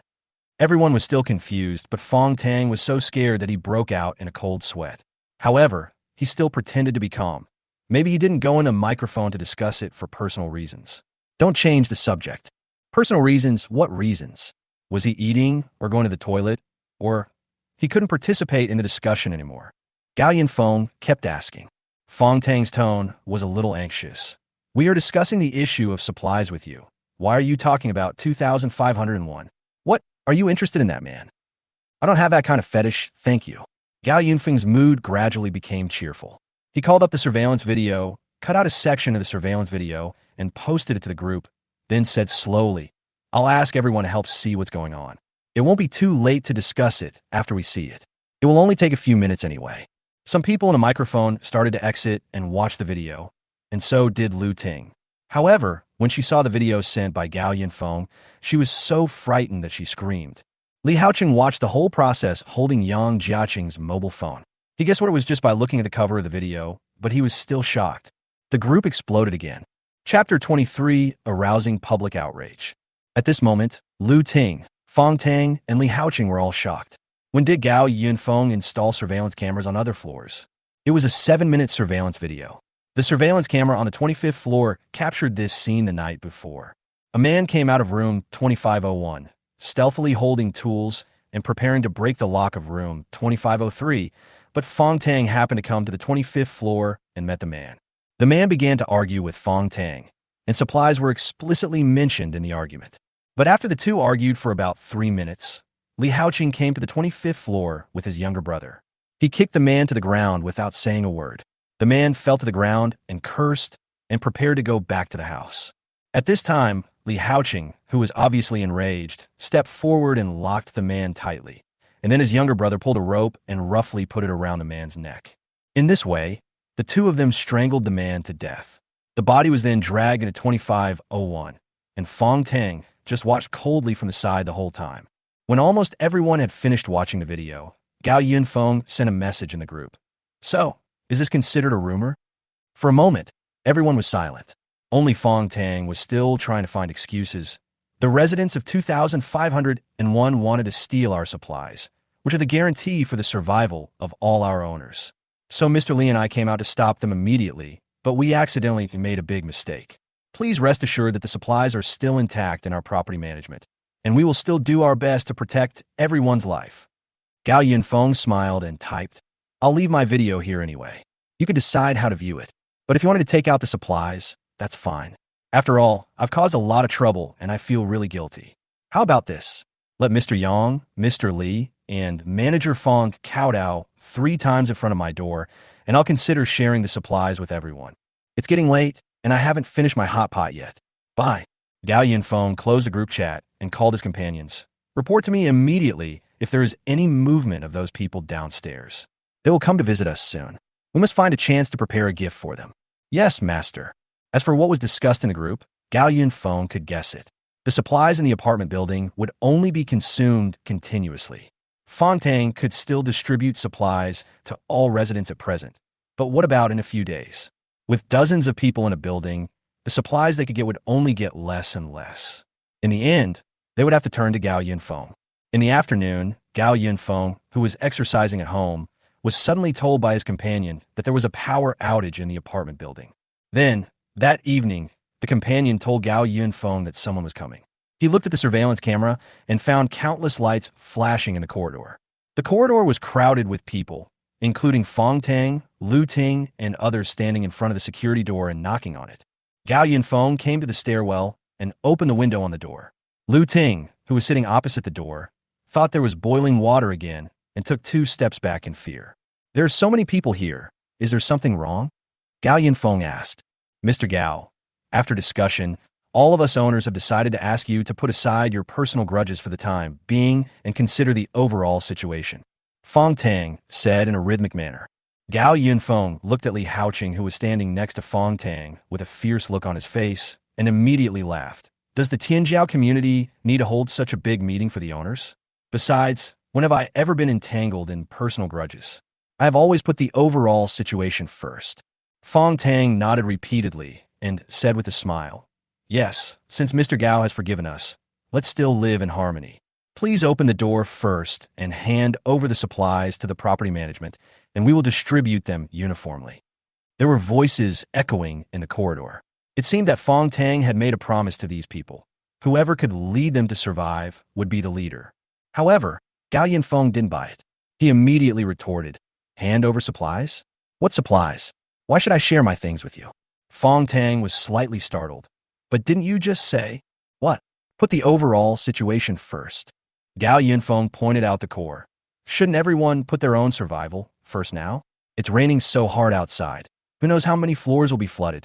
Instead of wasting time here, those of you living on the lower floors should quickly move the supplies from your homes before the water comes up. Also, didn't you all oppose and exclude me before? Why are you arguing over my supplies now? Come on, who do you think you are? Do you still think you are some kind of celebrity? Wake up, we are all trapped in this building now. Your previous status and wealth are nothing. The best thing to do is to live a good life. But Gao Yunfeng's words did not stop the crowd. Instead, they caused a huge uproar and everyone started to scold him. Hey, who do you think you are? If it weren't for the heavy rain, would you have the chance to shout here? The murderer is still getting excited. Believe it or not, when the rain stops, I will ask my brother-in-law who is an official to arrest you. Who among those who live here doesn't have a net worth of tens of millions? You're just a tenant. We acknowledge you as a member of the community out of respect. You have to accept the face we give you. At this time, Li Haoqing picked up the stick in his hand and knocked hard on the security door, making a dull sound, and everyone stopped. Through the window, Gao Yunfeng looked at Li Haoqing pointing at him and said in a bad tone, boy, we are all very angry with you now. If you know better, open the door quickly and we will forgive you. Otherwise, don't blame us for tearing down your house and throwing it out. Oh, you're threatening me? Gao Yunfeng put his face closer and said sarcastically, if you have the guts, come in and beat me up. If you can tear down my house, forget about taking my supplies. Even if you want to tear me down, I won't say anything. Gao Yunfeng, Fong Tang shouted at him. You have already aroused public anger. It will be good for all of us if you hand over your supplies now. Don't forget, the water and electricity are cut off now. Don't think this door can stop so many of us. Really? Gao Yunfeng's voice turned a little colder. What if I still refuse? Fong Tang nodded and said, then don't blame us. After saying that, Fong Tang, Lu Ting, Li Haoqing and others went downstairs to hide. Then continuous and violent banging sounds were heard outside the door. A group of owners rushed forward and began to violently demolish the security door with hammers, axes, and other tools. Among them, some people once again used lock-picking tools to try to pry the door open. Gao Yunfeng sneered and said, who told you that my house has no water or electricity? Suddenly, there was a wailing outside the door, followed by a flash of lightning. The person who pried the door triggered the high voltage, and at this time, there were many people outside the security door. If one person was electrocuted, everyone would be affected. Soon, the group of people close to the security door were all dancing in the wailing. Gao Yunfeng behind the door was already smiling. Chapter 24, The Coveted 28th Floor. The wailing of the group of people scared the people who were following behind and preparing to rush forward. The people crowded together in front of the safety door all hugged each other as if they were stuck together with glue. There's electricity on the door. The corridor was in chaos. Lu Ting felt lucky that those people had gone first. Hurry up and save them. Some people wanted to go forward and pull their loved ones out, but unexpectedly, they themselves started wailing the moment they made contact. Manager Fong, what should we do now? Lu Ting asked timidly. How would I know? Fong Tang was also anxious, but wouldn't he get electrocuted if he went up now? Li Haoqing, on the other hand, remained calm. Wearing insulating gloves, he used a stick to push away the chaotic crowd, then poked the hand of the locksmith who was electrocuted first with the stick. The moment their hands loosened, the current was cut off, and those who were electrocuted fell down one after another. The air was filled with a strong smell of burning, and none of the people who were electrocuted stood up for a long time. The stunned crowd then screamed in horror, "Murder!" Everyone rushed downstairs to escape. Fong Tang looked at the corpses scattered all over the upstairs and felt incredible. He recalled Gao Yunfeng's previous actions, and a thought flashed through his mind. Could it be that Gao Yunfeng got the news of the end of the world in advance? Otherwise, how to explain all the sufficient preparations he made? Gao Yunfeng shook his head and shouted, "Hey, Manager Fong, are you still there? Remember to take your people back. Also, don't have any unreasonable expectations for my supplies. My defense methods are far beyond your imagination." Fong Tang recovered a little, and then he pulled Lu Ting downstairs. Li Haoqing looked at the mess, frowned, and thought as he followed him downstairs. Back on the 10th floor, Lu Ting was still in shock. She asked Fong Tang, "What should we do now?" Since the fact that Fong Tang had hidden supplies was exposed, he had joined forces with Yang Jiaqing and Li Haoqing to maintain order in the apartment building. But now the order that had been established with great difficulty was about to be messed up by Gao Yunfeng. Li Haoqing said at this time, "The heavy rain outside has not stopped. Our supplies can't last too long. Therefore, we must get Gao Yunfeng's supplies." The strong wind outside kept hitting the windows, making muffled sounds. Under the only candlelight, several people sat around the dining table, thinking with their heads down. Lu Ting covered her stomach and begged Fong Tang, "Manager Fong, can I go get something to eat? I only had one piece of bread today." But no one spoke in the room, and Yang Jiaqing's moaning happened to be heard from the bedroom. Lu Ting, where have you been? I'm hungry. Bring me something to eat. I'm so annoyed by your crying all day long." Lu Ting yelled into the room. She hadn't had a full meal for several days, and now she had to take care of Yang Jiaqing, a patient. Did they think she was a nanny? But Yang Jiaqing in the room kept yelling, and Lu Ting finally couldn't hold it in anymore and walked quickly into the bedroom. Then, Lu Ting's roar came from the bedroom. "Can you be of some use? You're not going to die just because you have a fever and pus. What are you going to eat with all this fat on your body? Can't you see that I can't even eat enough myself? If you yell again, I'll throw you out." Yang Jiaqing was a little confused because of the high fever. He was still talking about Lu Ting, but he started to curse Gao Yunfeng who made him like this. "Lu Ting, you can't blame me. It was that bastard Gao Yunfeng who hurt us so badly. We have to demolish his house to get the supplies and then cut him into pieces. Are you out of your mind? You say you want to tear it down? If you don't have the ability, just lie there and don't yell." But Yang Jiaqing kept muttering, "If we can't break the door, we can break the wall. We have tools at home. Break the wall?" Lu Ting paused. She felt that this method was not impossible. So she took out Yang Jiaqing's tools from the utility room with a flashlight and showed them to Fong Tang and the others. Fong Tang didn't understand the concept because he didn't have any knowledge of architecture, but Li Haoqing saw the key point. Li Haoqing said, "No matter how powerful Gao Yunfeng is, he just installed a door at the corner of the stairs, but his wall is not indestructible. These tools can break through the protective wall of the stairs. This method works." Fong Tang suddenly realized that as long as he could bypass that door and enter the house, Gao Yunfeng alone would not be a threat. Lu Ting nodded repeatedly as she listened, and she did not forget to complain, "Damn Yang Jiaqing. He only used his brain when he was delirious. If he had taken out the tools earlier, would we have lost so many people?" "You can't say that." Li Haoqing leaned on the sofa and said calmly, "Now that there are fewer people, doesn't that mean there are fewer mouths to feed?" Fong Tang stood up and said, "That's settled. We'll go up and break the wall later." He went out and called the remaining owners in the group to gather. It was getting late, and the supplies had to be distributed. Now that things have come to this, let's eat first. The entire Tianjiao community has been completely cut off from electricity. In Building 11, all the owners lined up in the stairwell on the 25th floor waiting for the property staff to distribute supplies. The entire corridor was silent, with only a few faint cries and a few dim candlelights. Which of these residents were not noble bosses or wealthy wives before the end of the world? But now they can only line up in the dark corridors to get the food that is barely enough to keep them alive. Many of these people still have food in reserve, but they don't want to take it out to eat first. Since they have food to share, why should they eat their own food? Fong Tang and his group came to the 25th floor in a mighty procession, and he shouted for everyone to gather in the corridor. The surveillance cameras on the 25th floor had been found and removed, so Fong Tang announced his plans for tonight directly.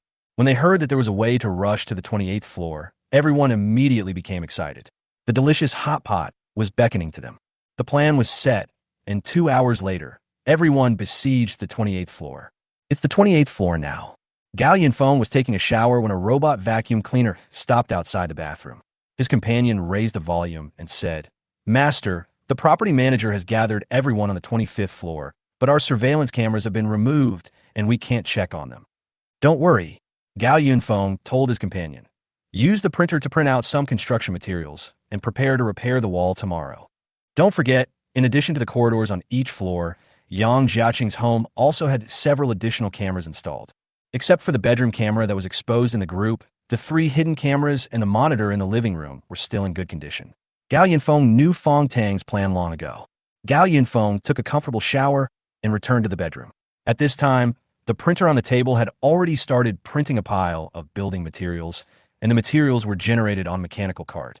When everything was printed, the cart went out under the control of the companion. Gao Yunfeng found a movie on his computer, put on headphones, and started watching a movie. He asked his companion, "Turn on the noise reduction mode in the room and notify me when the movie is over outside." Chapter 25, I'll Treat You to Gatling. Early morning, stairwell. The people who were electrocuted tonight in front of the security gate had not yet dared to come up to collect their bodies. After all the bodies were moved away, 2 men came to the side of the security gate. That was Li Haoqing's younger brother and a property staff member. The 2 of them were holding a drilling rig together. The power cord under their feet was plugged into a socket board, which was connected to a diesel generator. Fortunately, Yang Jiaqing is engaged in construction-related business, and he has such equipment at home. Under the roar of the drilling machine, the protective wall of the stairs was gradually broken through with a bang, bang, bang sound. When the protective wall was completely broken through, the 2 men withdrew and the 2 men took over with sledgehammers. Boom! Boom! Under the expectant gaze of everyone, a big hole was finally punched through the wall. For a moment, everyone cheered. One of the thinner men stepped on his companion's shoulders and crawled into the hole. Then he opened the security door. Everyone cheered for the victory at this moment. They swarmed up and rushed to the 28th floor. Fong Tang and the others showed satisfied expressions on their faces, and Li Haoqing couldn't hide the smug expression on his face even in the dark corridor. Li Haoqing thought to himself that he would use a hammer to beat Gao Yunfeng into a pulp. The fire door on the 28th floor was opened, and a group of people rushed into the corridor as if they were rushing to the cafeteria after school at noon, fearing that all the supplies would be snatched away. However, the few people in the front suddenly stopped after entering the corridor, and the people behind them also stopped. "What's wrong? Why did you stop?" The person at the front of the line looked at the flashing red light ahead and wondered, "What is that?" At this time, the corridor was brightly lit, and everyone looked at the 2 machines side by side in front of them and felt that something was strange. Only then did someone finally remember. They were breaking down the wall, making such a big noise. Why didn't they see Gao Yunfeng? Fong Tang and the others followed into the corridor. Looking at the crowded crowd, Li Haoqing could no longer suppress his excitement, so he pushed the people in front of him away, slowly squeezed forward, and urged loudly, "Why are you stopping? Why don't you rush in?" But when Li Haoqing saw the 2 machines in front of him, the corners of his mouth, which were originally difficult to suppress, suddenly froze. It was not because he had never seen the machine in front of him before, but because Li Haoqing saw the shiny saw blades on both sides of the machine and the black gun barrel in the middle, which was a turntable-shaped gun barrel. Damn it! Li Haoqing reacted instantly and stepped back quickly. He pushed through the crowd and ran toward the stairwell like crazy. Just as everyone was surprised, the 2 machines in front of them simultaneously issued an AI-synthesized male voice. Intruder detected, clearing started. A pair of angry red eyes on the patrol robot screen were staring at everyone viciously. The next second, the gun barrel in the middle began to rotate. Da-da-da. The Gatling gun began to fire wildly, and the few people in the front were shot into sieves in an instant. There were continuous screams, and the crowd who finally reacted rushed towards the fire door. For a moment, they were all stuck in front of the door, unable to move. The crowd turned around, and at this time the people in the back row were being killed by machine gun fire. In an instant, blood and flesh were flying all over the corridor, and desperate screams and cries for help were heard everywhere. Lu Ting was completely frightened in the crowd. She rushed frantically towards the fire door and shouted for help. Fong Tang was anxious. He felt the warm liquid splashing on his back, so he pushed forward with all his strength and finally squeezed himself into the stairwell. Those who were still in the stairwell and had no time to enter the 28th floor became the luckiest group of people. At this moment, no one cared about anything else and fled in all directions. Among them, someone ran directly to the 29th floor. However, the moment he opened the fire door on the 29th floor, the black barrel of the gun began to circle. Those who wanted to go to the 29th floor together saw the person in front of them had his skull blown off by the gunfire, and they were so scared that they ran downstairs again. In just a few minutes, the corridor became quiet again. Gao Yunfeng walked out with his hands in his pockets. Seeing the bloody scene in front of him, he couldn't help but exclaimed, "It's worthy of being a Gatling gun. The efficiency is too high." There were corpses all over the ground, and quite a few of them fell in front of the fire door. Some of them were even smashed into pieces by the Gatling gun. But there are exceptions, like this man buried in the pile of corpses who is still groaning in pain. Gao Yunfeng put on gloves and dug up the body. The man who survived by chance saw Gao Yunfeng and begged, "Please, please save me." Gao Yunfeng shook his head and said, "Brother, you're lucky you weren't hit in the vitals, but you're probably not going to survive after losing so much blood." Then, Gao Yunfeng waved his hand, and a patrol robot immediately adjusted the saw blade on the side and drove over. The saw blade started towards the man's head, making a terrifying sound. Seeing the chainsaw getting closer and closer to him, the man collapsed and shouted, "No, no, help, yeah." After dealing with the last one, gasping for breath, Gao Yunfeng frowned slightly as he looked at the dirty corridor. He called out for company, and then several modified robots ran out of the room. These robots are half the size of an adult and are new cleaning robots that Zhong Sun obtained by hacking into an artificial intelligence company. Gao Yunfeng yawned and watched the robots working at full speed to push all the corpses into the stairwell and then start cleaning the corridor. "I'll leave this to you." Gao Yunfeng said this and went back to his room to sleep. That night, the security door of Gao Yunfeng's house remained open all night, but no one dared to take a step forward to the 28th floor. The next morning, the third floor was half flooded, but the residents crowded in the corridor heard a series of noises coming from the elevator. Everyone looked at each other in bewilderment, but they still opened the elevator door to check. There was not only water in the elevator shaft, but also several corpses. The elevator shaft was like a water coffin, and corpses continued to fall into the shaft. No one dared to mention the matter of dividing Gao Yunfeng's supplies anymore, and the entire Tianjiao community fell into complete madness since last night. Not only in Building 11, but also in other apartment buildings, casualties began to occur. With the property management company's indifference, the delay in rescue, and the exhaustion of supplies, everyone finally realized that the end of the world had come. Everyone was in a state of extreme tension, and when Gao Yunfeng sent the surveillance video of the massacre of the residents of Building 11 to the owners group, the already depressing atmosphere completely exploded at this moment. Outside, there was a never-ending storm. Inside, people in the community began to fight for supplies. The situation in Tianjiao community has gotten out of control. Chapter 26, Building Manager. After the bloody incident in Building 11, the entire Tianjiao community knew that there was a ruthless demon on the 28th floor of Building 11, so that Gao Yunfeng's family was peaceful for the next 2 days. But other places in the community were not so lucky. The rescue reported in the news has not yet arrived, and the community is now not only without water and electricity, but also with serious material problems.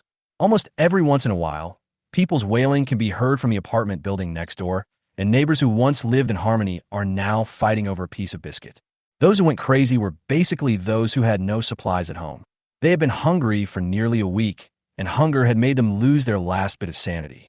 It was not uncommon in the community nowadays for the once well-dressed boss to use a kitchen knife to force the old lady next door to hand over food. As for Gao Yunfeng, his life is like a paradise, and the life and death struggle outside has nothing to do with him. The broken stairs were repaired, and the dirty corridors were cleaned. Gao Yunfeng was in a good mood, either doing fitness or watching movies and playing games at home. He also occasionally watched the surveillance video for fun. Today, Gao Yunfeng finally got to eat some hot melon. Gao Yunfeng started preparing 2 days ago after he asked his neighbors to leave their homes. When he was accompanying the robots to repair the stairwell the next day, Gao Yunfeng threw a pistol down the stairwell. The pistol fell into the corridor on the 27th floor and was finally picked up by the property staff, who rushed up. Just now, a gunshot was heard in the apartment building. At this time, in the surveillance video, the staff member who picked up the pistol pointed the gun at other people who rushed over on the 18th floor. He had had enough of this kind of life. The man's voice was trembling, and his emotions were almost collapsed. "Get out. These supplies are mine, get out." He shot and killed the residents on the 18th floor and robbed their supplies. Fong Tang rushed over, but when he saw the gun in the man's hand, he quickly took 2 steps back in fear, saying, "Oh wait, calm down. Let's talk it over." "What the hell are you talking about? I've been hungry for so many days, and I can only get a little snack every day." Now you know to talk to me nicely. Awei was still very excited. Fong Tang bent over and hid behind a few people. He was afraid, but his eyes were fixed on the gun in Wei's hand. He winked at two trusted brothers who were also property staff, and then Fong Tang stood up and said, "Don't be like this, Wei. We're all hungry like you. We can't eat enough every day with so little supplies. Then why are you still giving the money to those owners?" Wei roared. "You are fair and you have a good service attitude. It's fucking time now. We can't even feed ourselves, so why are we still supporting a bunch of losers?" Wei's hands kept shaking, and the muzzle of his gun bounced back and forth on several staff members. "You, go to the 25th floor and take down all the remaining food for me now." Okay. Take it now." Fong Tang noticed that in the stairwell nearby, some residents were hiding behind the wall and observing the situation. Everyone was scared, but there were also people who were coveting the gun in Wei's hand. Fong Tang still had his hands raised high. He slowly moved back, but his eyes were fixed on Wei. The moment Fong Tang noticed that Wei was distracted, he pushed a property staff member in front of him forward. The man lost his balance and fell straight towards Wei. In desperation, Wei fired a shot quickly, but he still didn't react in time and was knocked to the ground by the man. At the same time, Fong Tang and two other men rushed forward to subdue Wei. He desperately pulled the gun in Wei's hand and finally took the gun away from Wei with the cooperation of the three men. The situation changed immediately. Before Wei could even shout after falling to the ground, the two men next to Fong Tang started hitting Wei with a stick each. The beating lasted for about 10 minutes, until blood started flowing from Wei's nose and mouth. His entire face was beaten beyond recognition, and he gradually lay on the ground without a sound. Fong Tang felt that it was not a loss to exchange the life of one of his men for a pistol. He looked at Wei's body with disgust, kicked it hard, then picked up the gun and walked into the house. Li Haoqing was standing behind the fire door and saw the whole process clearly. He snorted coldly and went downstairs immediately. Gao Yinfeng finished his melon while drinking Coke. In his previous life, even though Fong Tang had abandoned most of the people in the community, he still managed to win over the remaining people by giving them a little bit of supplies every day. Now that he had a gun, Fong Tang might not adopt the previous gentle management method. The longer the end of the world lasts, the more we can see people's true nature. However, Gao Yunfeng's original intention was to give the gun to Li Haoqing. He hacked into the population system 2 days ago and confirmed Li Haoqing's identity. He was a small-time hooligan with a criminal record, and he was the first person in the apartment building to kill someone except him. With the gun in his hands, Fong Tang would definitely have a headache for a long time. Fong Tang had only started killing people today, but Li Haoqing had already killed 2 people. Just yesterday, Li Haoqing and his men sneaked into a house to steal supplies, but they were discovered by the owner, who was then stabbed to death by Li Haoqing and his men.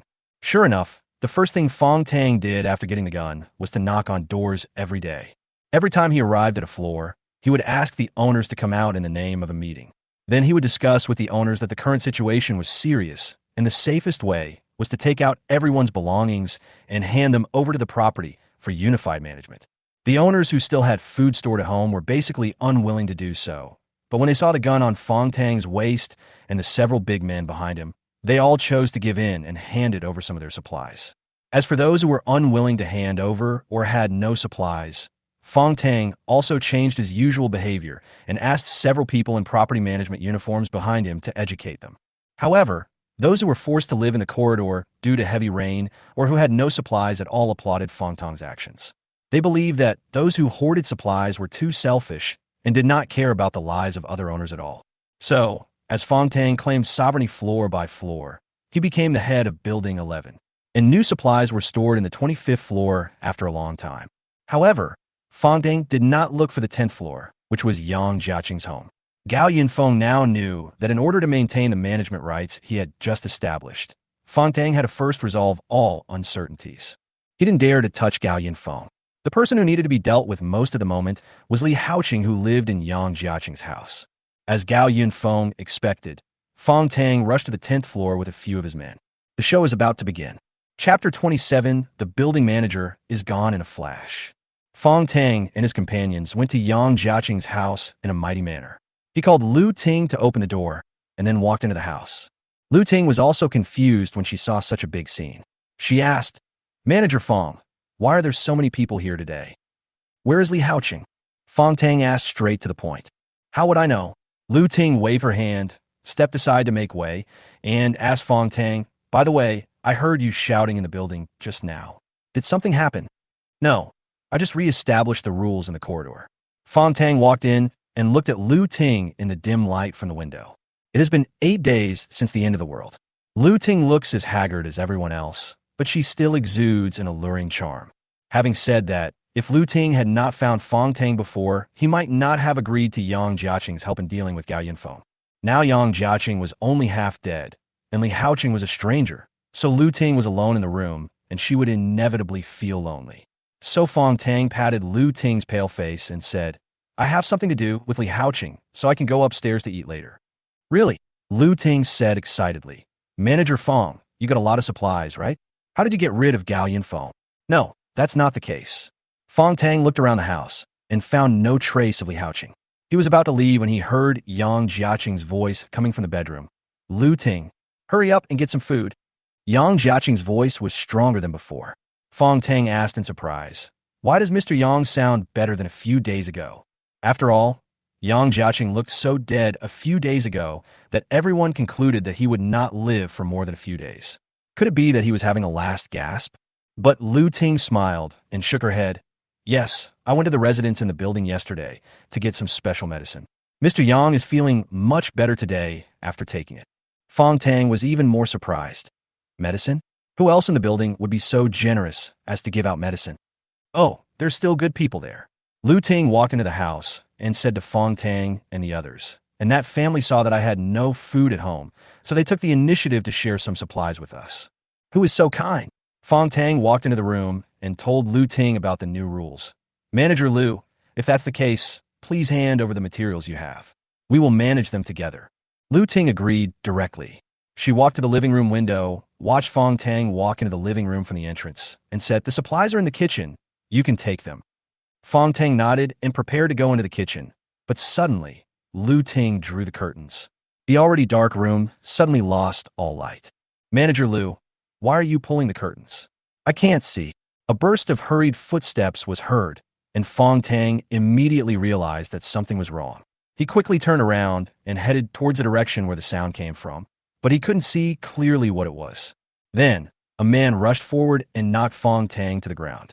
In the chaos, Fong Tang wanted to grab the gun, but his hand was firmly restrained as soon as he reached for his waist. Fong Tang suddenly felt a sharp pain in his chest. He was stabbed. The other property staff also fell into panic due to the loss of vision. Then someone screamed in pain, and some warm liquid splashed on the faces of others. Fong Tang was stabbed. In order to survive, his adrenaline surged rapidly. He pushed away the person who was holding him down and pulled out the gun from his waist. But before he could fire his gun, he was kicked to the ground and then stabbed in the abdomen. Fong Tang roared and aimed his gun. However, a muffled sound caused Fong Tang's brain to shut down instantly. His body gradually went limp, and the gun in his hand gradually lost its power. Lu Ting, draw the curtains. Faint light shone into the house again, and the scene was truly horrifying. A fire axe was stuck in Fong Tang's abdomen, almost cutting him in half. On the side, Li Haoqing picked up his gun and said jokingly, you want to deal with me? You're still a little naive trash. Around him, Fong Tang's 2 most trusted brothers had already died in a pool of blood. The remaining 3 people were injured to varying degrees. They sat on the ground with their legs limp from fear. Blood kept gushing out of Fong Tang's mouth. He looked at Li Haoqing and then looked at Lu Ting in disbelief. You only distribute a small amount of supplies every day, and you really think you are a leader? Lu Ting's words were full of disdain. She stuck close to Li Haoqing in front of everyone and said, it's already a certain time, and you still talk about equal distribution. It's safest to hold all the supplies in your own hands. Right, Brother Chung. Fong Tang's eyes widened, and he pointed at Lu Ting. What do you mean? Lu Ting kicked him and taunted him. I'm sorry, Manager Fong. You may be a good leader, but you are definitely not a good man. I can only seek protection from stronger people. Please forgive me. Fong Tang's eyes were filled with regret, and no sound could come out of his mouth. Then the hand that was pointing at people suddenly dropped down, and he died completely. Li Haoqing's subordinates stepped forward and violently pulled the fire axe out of Fong Tang's abdomen. Li Haoqing raised his gun and pointed it at the 3 people sitting on the ground. What do you choose? Follow me, or die immediately? Brother Chung, Brother Chung, we have been dissatisfied with Fong Tang for a long time. We are willing. We are willing to follow you. These people immediately crawled to Li Haoqing crying and worshiping him as their real father. Lu Ting, where have you been? Yang Jiaqing walked out of the bedroom, trembling and holding on to the wall. Seeing such a scene, he immediately collapsed on the ground in fear. Mr. Yang, why don't you go back to bed and lie down? Lu Ting walked up and pulled Yang Jiaqing up. At this time, the blisters on Yang Jiaqing's face had subsided a little, but the hideous face and the frightened expression made his already ugly face even uglier. What are you doing? Yang Jiaqing made the sound of a groundhog. What are you afraid of, Mr. Yang? Lu Ting consoled him. If it weren't for Brother Chung finding the medicine, would you still be alive today? Yang Jiaqing cried out, and then looked at the ferocious Li Haoqing. He no longer cared about the hat he was wearing. He just wanted to find a crack to hide. Boss Yang, Li Haoqing called him. Come and help clean up the house. But Yang Jiaqing was so frightened that he couldn't move at all. Li Haoqing asked him in a sinister tone, What's wrong? Are you sick and stupid? You can't use your strength, right? You hurt your face, not your hand. Yang Jiaqing had no choice but to nod his head repeatedly. He rolled and crawled forward and helped others carry the bodies of Fong Tang and several others out. The bodies dragged on the ground, leaving a long trail of blood. Gao Yunfeng was so excited watching the video that he said to his companion, Look, I won the bet. Li Haoqing killed Fong Tang alone. The companion said, Fong Tang won the support of the majority of people in the apartment building. Logically, he should not have underestimated the enemy. As a result, he lost his life in vain. Gao Yunfeng shook his head. You don't understand human nature. Fong Tang is obviously too arrogant, and he was horny, so he didn't guard against Lu Ting. He never dreamed that he would fall into the hands of a vixen. At this time, Gao Yunfeng received a message. It's Zhong Sun. Chapter 28, Reaching Consensus. What Gao Yunfeng didn't expect was that Zhong Sun actually sent him another file. He clicked on it and found it was an upgraded plugin for the companion. Gao Yunfeng frowned slightly and asked her, What do you mean? Zhong Sun quickly replied, Show your sincerity to the only person who can help me out of this predicament right now. It is really a very direct sincerity. Zhong Sun added a note that this plugin can continue to enhance the computing power of the companion and give the companion a humanized upgrade program. It is not about making companionship more humane, but about allowing it to stand in the owner's perspective and make the most beneficial judgment for the owner. Zhong Sun suddenly did this. Maybe something happened to him. Sure enough, Zhong Sun sent a whole paragraph of text. Now the internet has been disconnected in many places. If this continues, Zhong Sun will soon lose contact with Gao Yunfeng. Zhong Sun mentioned that her current situation was very dangerous because everyone in the teaching building was almost going crazy. Heavy rain has been falling for 8 days in a row. The water level in the teaching building has risen to the 3rd floor. Dozens of trapped students have begun to hurt each other due to long-term lack of food. The people in the teaching building did not have a certain supply reserve like at home or in the supermarket. Those people had almost literally been starving for 8 days. Now, all they needed was the last spark to drive them completely crazy. Zhong Sun mentioned that several of her classmates were eyeing her covetously, and she was afraid that if she continued like this, she would become the target of the entire building. Her words were implicit in her request for Gao Yunfeng to save her. Gao Yunfeng knew very well that after the end of the world, the trust between people was destroyed by the cruel living environment, and the only way to survive was to steal other people's supplies. Zhong Sun's worries were true. Gao Yunfeng had expected this day to come since people knew that she had supplies. But Gao Yunfeng looked out the window. The storm was still raging in the city. Many high-rise buildings in the apartment building not far away even had their windows blown away. It was very dangerous to go out at this time. So Gao Yunfeng called out to the companion and asked it to analyze the best option to get from Tianjiao Community to Yinqing University of Science and Technology. The companion marked a route, but it also reminded, Master, it is not a wise choice to go out now. But your author will be in danger if he keeps dragging his feet. Gao Yunfeng said. He could have given up on Zhong Sun. But since the other party had shown his sincerity and he really needed such a talent in the future, Gao Yunfeng decided to help. The companion analyzed. Based on the current wind speed, rainfall, and distance, the probability of an accident if you go out at this time is 85%. Gao Yunfeng's eyes fell on the 3D printer next to him, and he immediately clicked on the printer's print list. The companion seemed to understand Gao Yunfeng's idea, and it controlled the computer to automatically select a whole list of water transportation vehicles. Just a second later, Pei Yong gave the best solution. Master, action can make some changes. But we need to wait until the rain floods the entire city. Gao Yunfeng crossed his legs and watched his companion open the electronic map of Yinqing, which marked the route to the school, and then explained, I have made an analysis based on the precipitation in recent days and the road conditions in various parts of the city. The current water level is indicated in every area along the route, and the shallowest water level is 3 meters deep. Then, he switched the page back to the printer program and opened the settings of a military submarine. Master, since it is not convenient for us to move in the face of a storm, why not go directly underwater? I will make the most of the modifications to the military submarine to make it a flexible and sturdy rescue submarine, and then make a set of the safest travel plans. At that time, we just need to wait for the wind outside to die down a little, and then we can take the city road all the way west. Gao Yunfeng nodded and asked his companion, when will the wind begin to weaken? The companion replied, about 3 days. Okay, I'll leave it to you to prepare. Gao Yunfeng just stood up and remembered something else. Is Zhong Sun monitoring you now? The companion replied, no, the teaching building where Zhong Sun is located has lost power. The only thing she can use now is a tablet and a mobile phone. If you want to contact her, do it now. The network is extremely unstable right now. I predict that the entire city will be completely disconnected tomorrow. Gao Yunfeng nodded and immediately sent a message to Zhong Sun.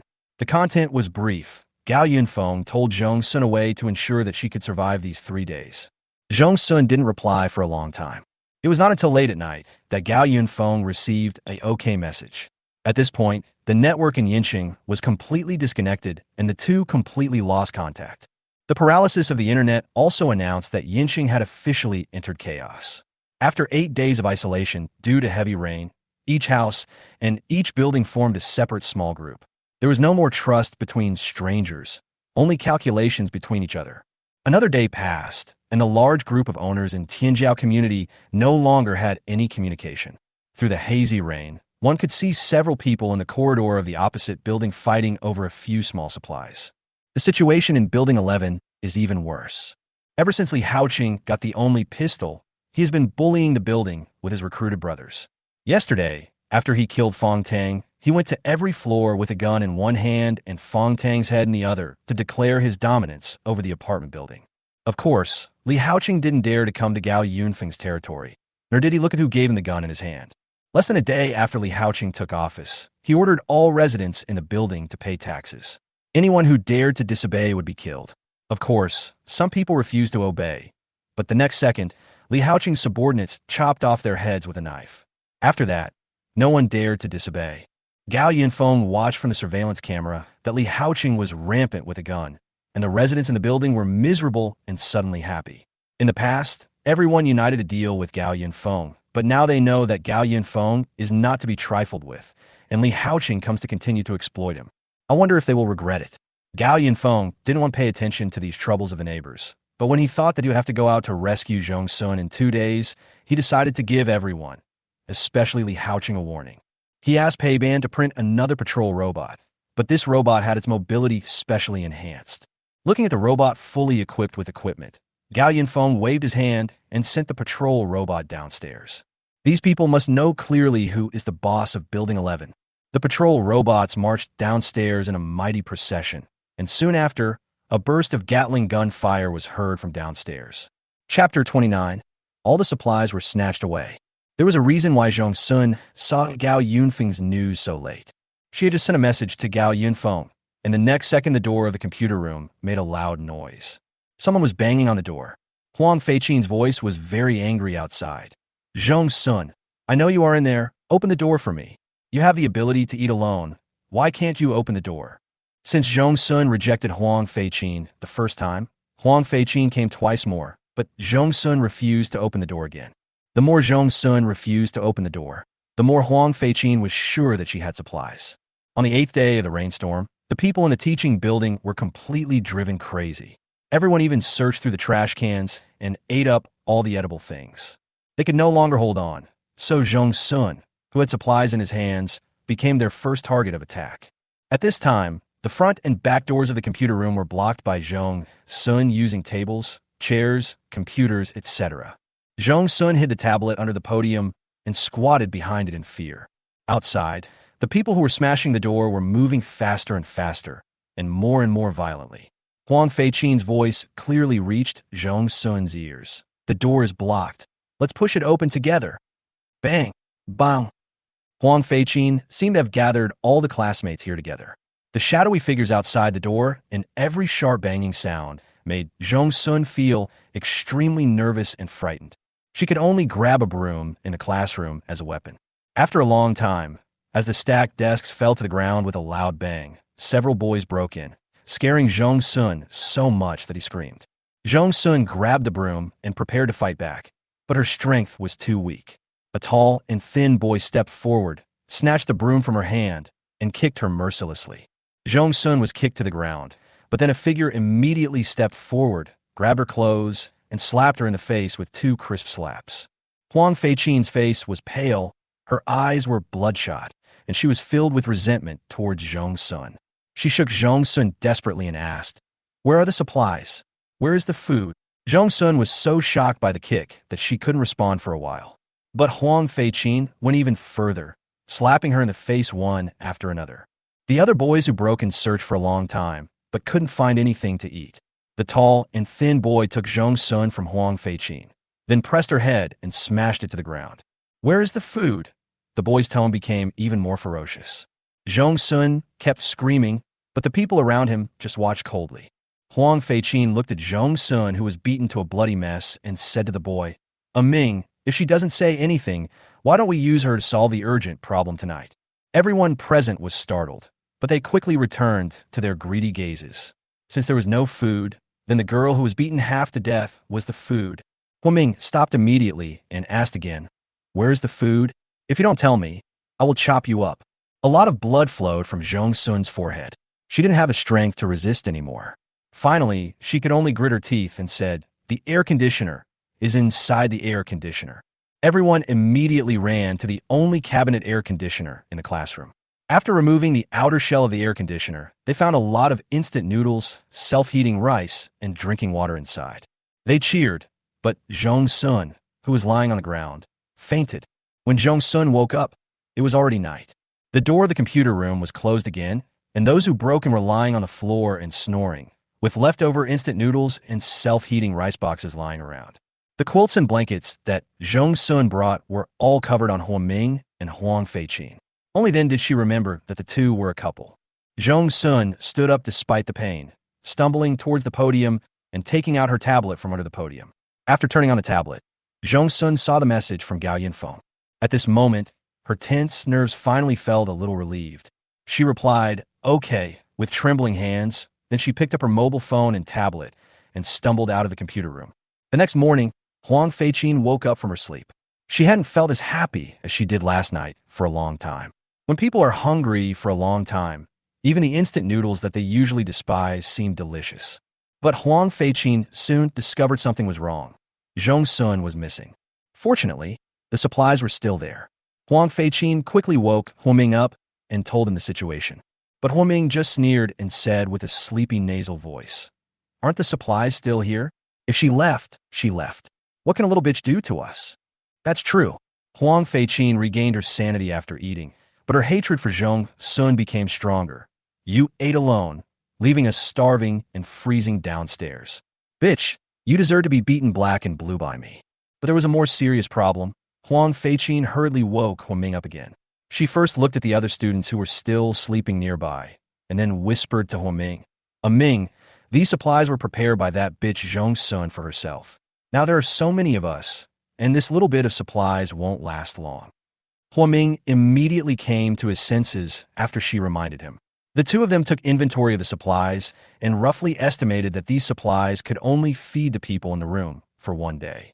If there were only 2 people, they could probably last 2 to 3 days. Huang Ming pulled Huang Feiqin to a corner and discussed a solution with her. The water level has completely submerged the 3rd floor of the teaching building. Zhong Sun slept in another empty classroom on the 6th floor for one night. She wanted to contact Gao Yunfeng using her tablet, but the network was completely disconnected. Her last strength was no longer useful. But now Zhong Sun could only pin her hopes on Gao Yunfeng. After all, she had been showing her value to Gao Yunfeng. If Gao Yunfeng considered the long term, he would most likely need her. The supplies in Huoming's group can only last for one day at most.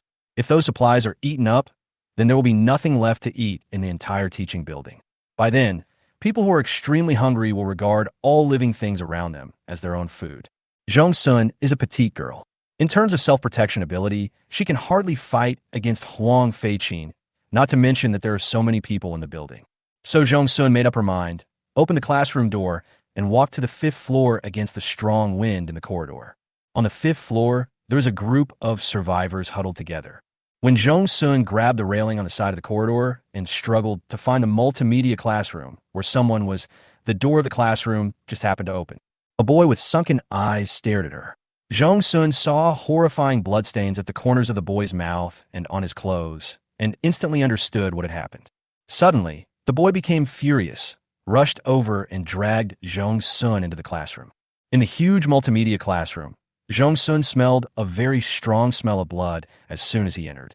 After taking 2 steps forward, the scene on the podium came into view. Jong-sun's pupils suddenly shrank, and he immediately stopped and vomited. There was a torn body on the podium, and most of the flesh on the body had disappeared. There were more than a dozen students sitting around, and when they saw Jong-sun, all of them showed greedy eyes. The boy who dragged Jong-sun and pointed at Jong-sun and said, "The teacher has been eaten. Today, eat her." Jong-sun was pushed to the podium. She tried her best to endure the strong feeling of nausea and then cried to everyone present, Don't kill me. I know where I can get food." When they heard that there was food, everyone immediately perked up. The boy immediately picked up Jong-sun and asked her, "Really? There's really food? Really?" Jong-sun's head almost became a ticking timer. "Upstairs, room 603. I originally stored a lot of supplies there, but they were all stolen." Chapter 30, Provoking Dispute. In the classroom, more than a dozen students looked at Jong-sun on the podium with suspicion. A thin girl with a bruised face and dry blood on her forehead. She really looked like she had been robbed.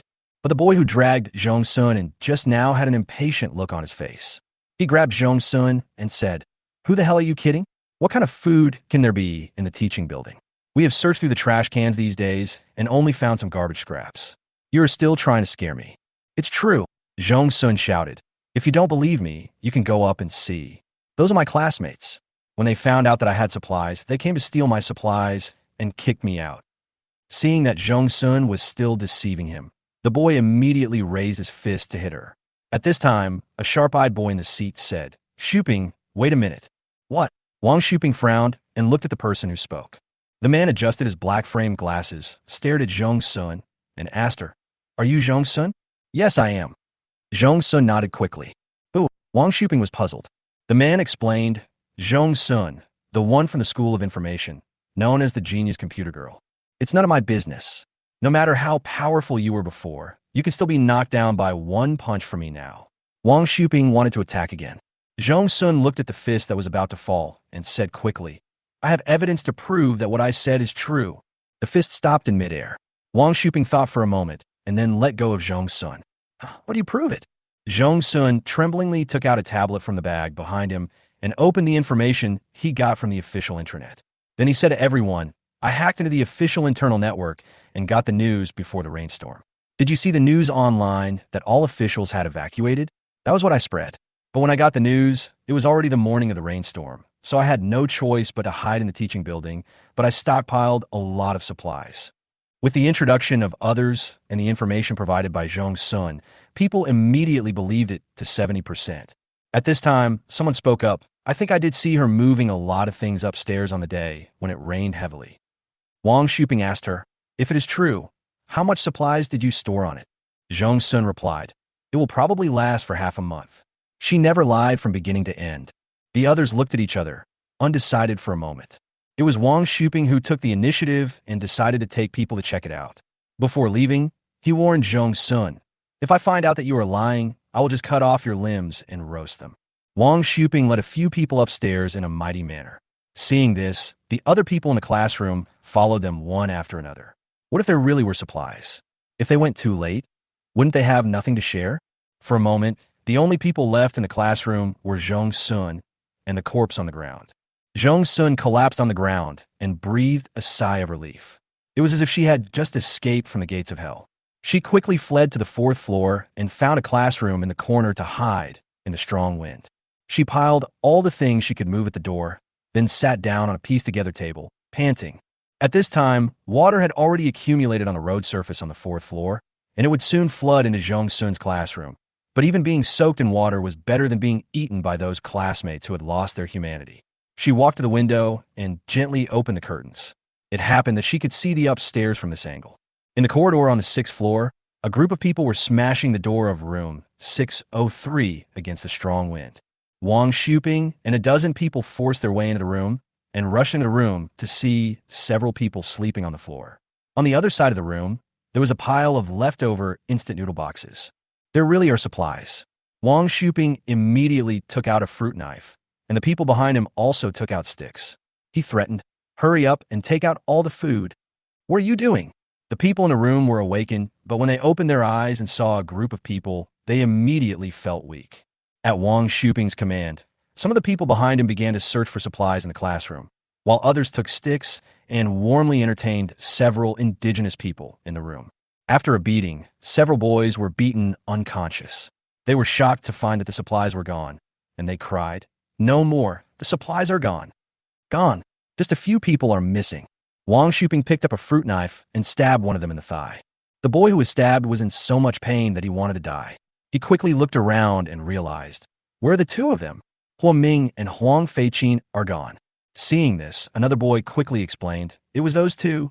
Those two people took the supplies away." Who? Wang Shuping was furious. Then someone shouted, "Brother Shuping, found it." Several people carried a boy who was beaten almost to death into the house from outside, and a girl followed him. Seeing this, their companions hurriedly urged, "Huang Ming, Huang Feiqin, where did you hide the supplies? Take them out now." "What supplies?" "I don't know," Huang Feiqin defended in a crying voice. "You said you didn't know, but you too ran away. You must have hidden the supplies." "I didn't," Huang Feiqin cried, even louder. She and Huang Ming did hide the supplies somewhere else, but when they came out of another classroom, they ran into Wang Shuping's men. Huang Ming was knocked unconscious by a few sticks. Wang Shuping glared at the men. He violently pulled Huang Feiqin over and slapped her hard, making her dizzy. "Do you know?" Huang Feiqin cried and shook her head desperately, which made Wang Shuping even more ruthless. He slapped her again. "Do you know? We went out to look for it only because we discovered that the supplies were missing." Huang Feiqin tried her best to explain, still pretending, "You guys can't even keep an eye on the supplies, right?" Wang Shuping slapped him again.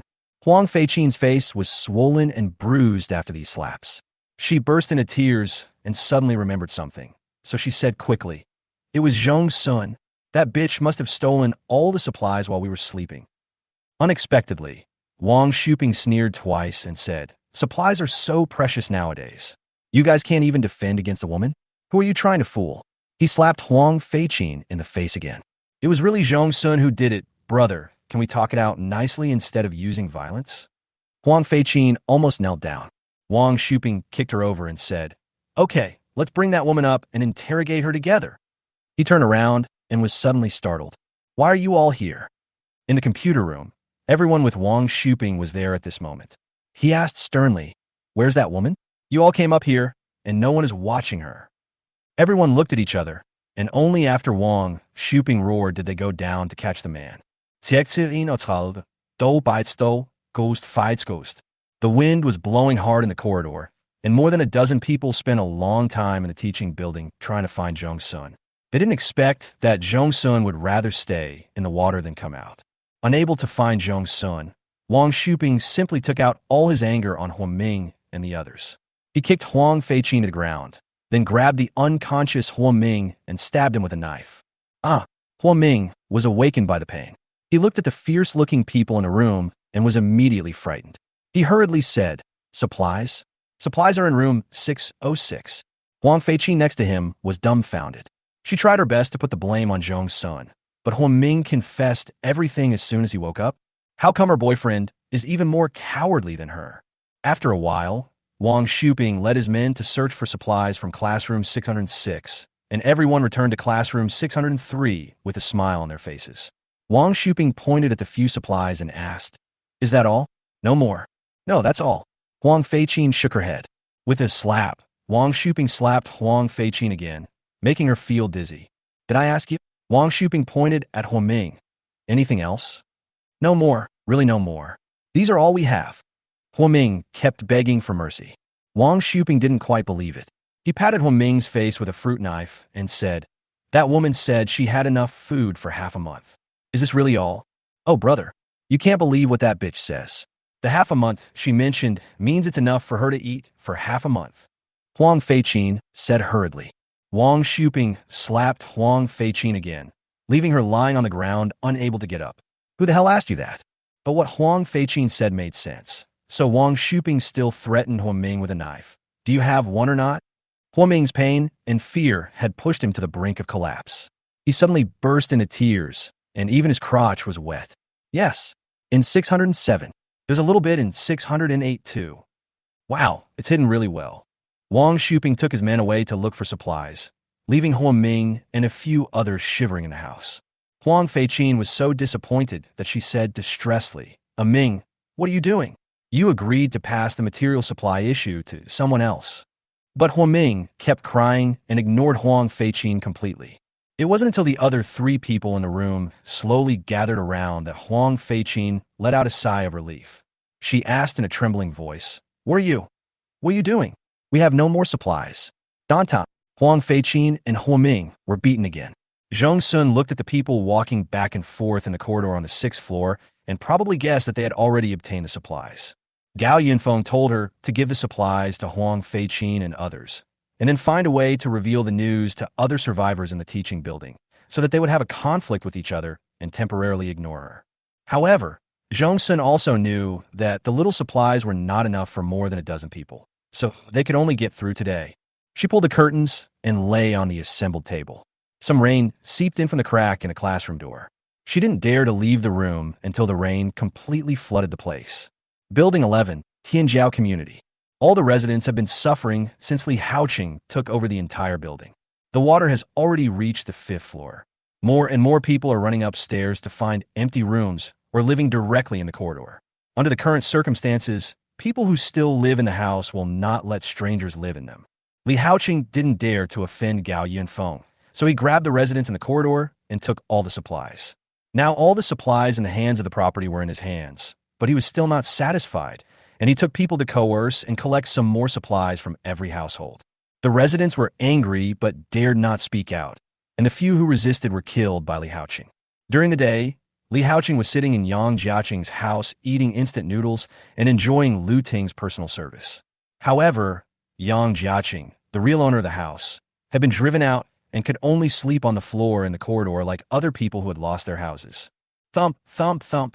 A series of gunshots were heard from upstairs, scaring Li Haoqing so much that the bowl in his hand fell to the ground. "What's going on?" He was a little panicked and quickly picked up the pistol on the table. "It sounds like gunshots." Lu Ting was worried. Gunshots? Who else in the building had a gun besides Li Haoqing? There was a rapid knock on the door, and Li Haoqing's younger brother rushed into the room and said to him, "Brother, Gao Yunfeng's robot is coming down." "What?" Li Haoqing still remembered the terrible configuration of the patrol robot. If the chainsaw is equipped with a Gatling gun, even 10 Li Haoqings would not be enough for it to kill. Why didn't Gao Yunfeng stay at home and take the robot down? Li Haoqing quickly ordered his younger brother to close the door. But there was another knock on the door, and the property management staff came in and reported, "Brother Chung, Gao Yunfeng's robot started shooting randomly as soon as it came downstairs, killing 2 people. Brother Chung, Gao Yunfeng doesn't want to kill us all, does he?" Lu Ting's voice was filled with tears. "What good will it do him if he kills us?" Li Haoqing gritted his teeth, but he didn't dare to go out. What if he went out and encountered that robot? Several people stayed in the room for almost an hour, and seeing that there was still no movement, Li Haoqing asked someone to open the door to see what was going on. The man had just walked to the entrance, and his hand hadn't even touched the door when a thump, thump, thump sound suddenly came from outside. Li Haoqing and others were frightened and quickly retreated into the living room, but the person who went to open the door was in a miserable state. The entrance door was shot through in an instant, and the Gatling gun bullets directly shot the person into a sieve. In the living room, Lu Ting kept screaming. She finally couldn't hold back her tears. She hugged Li Haoqing tightly and shouted, "Brother Chung, I don't want to die. Save me. Help me." Li Haoqing pushed her hand away, pointed at her, and said, "The bullet hasn't even hit you yet, and you're frightening yourself to death, right? Be quiet." Lu Ting immediately shut up. Everyone hid in the living room for a long time in fear, and Li Haoqing even piled up a pile of furniture to prepare for battle. But there was no movement outside again. A corpse with blood holes all over its body was lying at the entrance. The door was smashed to pieces by bullets, but the robots outside didn't seem to have any intention of breaking in.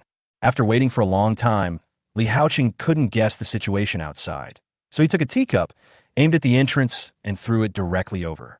There was another series of gunshots, and the teacup was smashed to pieces. This time Li Haoqing didn't dare to move at all. The younger brother at the side was so scared that he could hardly breathe. He asked Li Haoqing, "Brother, is he just going to waste time with us like this?" Li Haoqing also thought so, but he dared not show his head now, because there was a robot outside that would kill him in seconds if it showed its head. What on earth is Gao Yunfeng trying to do? Chapter 32, Human Nature is Sinister. Everyone noticed the situation on the 10th floor, but the residents all took a gloating attitude. At first, they thought that Gao Yunfeng's robot came down to kill them, the residents, but who knew that after killing Li Haoqing's 2 henchmen, the robot went straight down to the 10th floor and blocked Li Haoqing in the house. The other residents were finally able to take a break. But Li Haoqing couldn't harass them for the time being, but new problems followed. There are simply not enough supplies in the apartment building. Without Li Haoqing, the residents still felt uneasy, especially those who still had food stored at home. One family had more than half of their food stolen by Li Haoqing and his men, and then other neighbors broke into their house, and they couldn't even keep the remaining food. Among the group of people who were looting, there was an ugly man. The skin on his face was full of wrinkles, as if it had been dehydrated and liposuctioned, with dead skin hanging randomly, and only half of his hair was left on the top of his head. Yang Jiaqing is in a miserable situation now.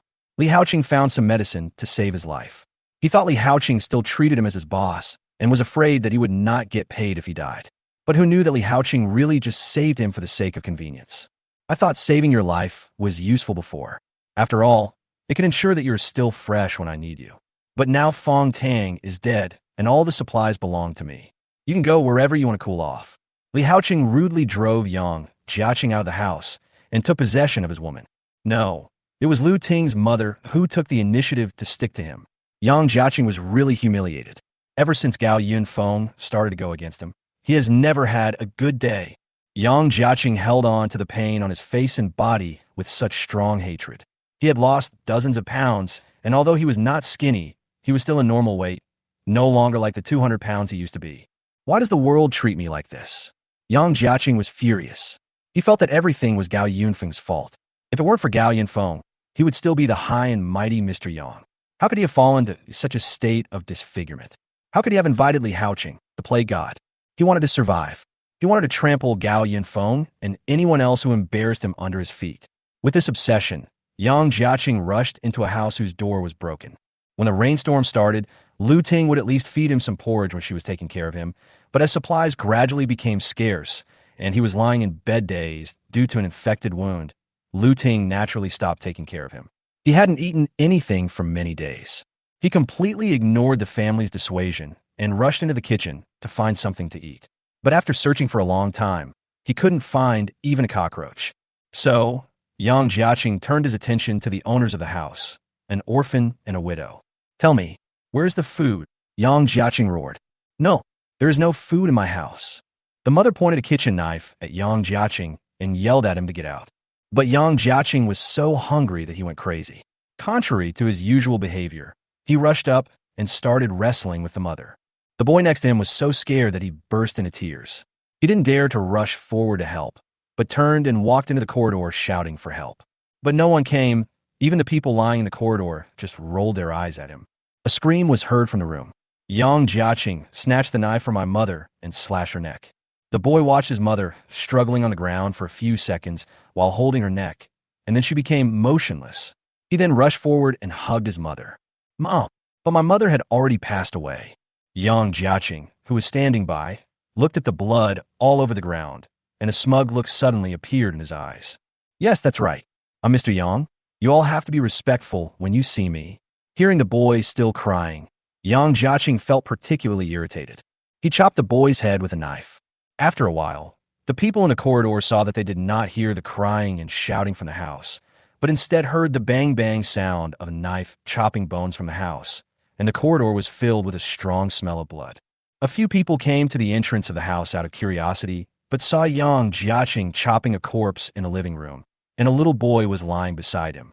He cut off pieces of meat and put them in his mouth while chopping. No one found the scene bloody and horrifying. They stared at the two corpses on the ground numbly, but instinctive desires gradually ignited in their eyes. Noticing someone at the entrance, Yang Jiaqing looked up and glared at them fiercely, mumbling, "If you want to eat it, go kill it yourself. This is mine." That. At the entrance, a man pointed to the kitchen and said to Yang Jiaqing, "This family has a gas stove. It should still be usable now." Yang Jiaqing looked at the kitchen belatedly, then swallowed the meat in his mouth.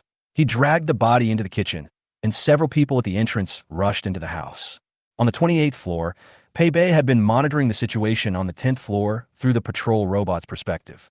He said to Gao Yunfeng, "Master, 6 hours have passed, and Li Haoqing doesn't dare to come out again." Not only did he not dare to come out, he even didn't dare to pass by the aisle directly opposite the entrance door. Gao Yunfeng paused the movie and said, "Is that robot running out of power? Let the second robot take over. We have been working diligently as door gods for Li Haoqing, and he has to thank us." Gao Yunfeng threw the pistol into the corridor in order to cause chaos in the apartment building. Now that Li Haoqing has killed Fong Tang, he is the biggest threat to the apartment building, but Gao Yunfeng will not let him die so easily. It would be fun to kill off those who are on the same path as Yang Jiaqing one by one. The companion continued to report. People in the building have finally started to break the rules. Yang Jiaqing broke into a house today, but many people followed him in. They stayed in the house for a long time before coming out, with blood all over their clothes and mouths. "That's normal," Gao Yunfeng said calmly. "To be honest, it's already late for this to happen. After the end of the world, cannibalism is very common. Because there is no food, the remaining people are the food, and the weak people can hardly survive on their own." In his previous life, Gao Yunfeng chose to join the official survivor base because he was too weak. But now he can achieve complete self-sufficiency in supplies and weapons with a 3D printer, so he no longer needs to join any organization or base. After all, in the end times, the most dangerous thing is not natural disasters, but people. He wanted to be a free and easy immortal and enjoy himself to the fullest in his own paradise. Gao Yunfeng opened the printer interface and checked the various improved parameters of the military submarine. He ordered his companion, "Companion, get ready. We will leave for school early tomorrow morning." "But master, it's not even 3 days yet.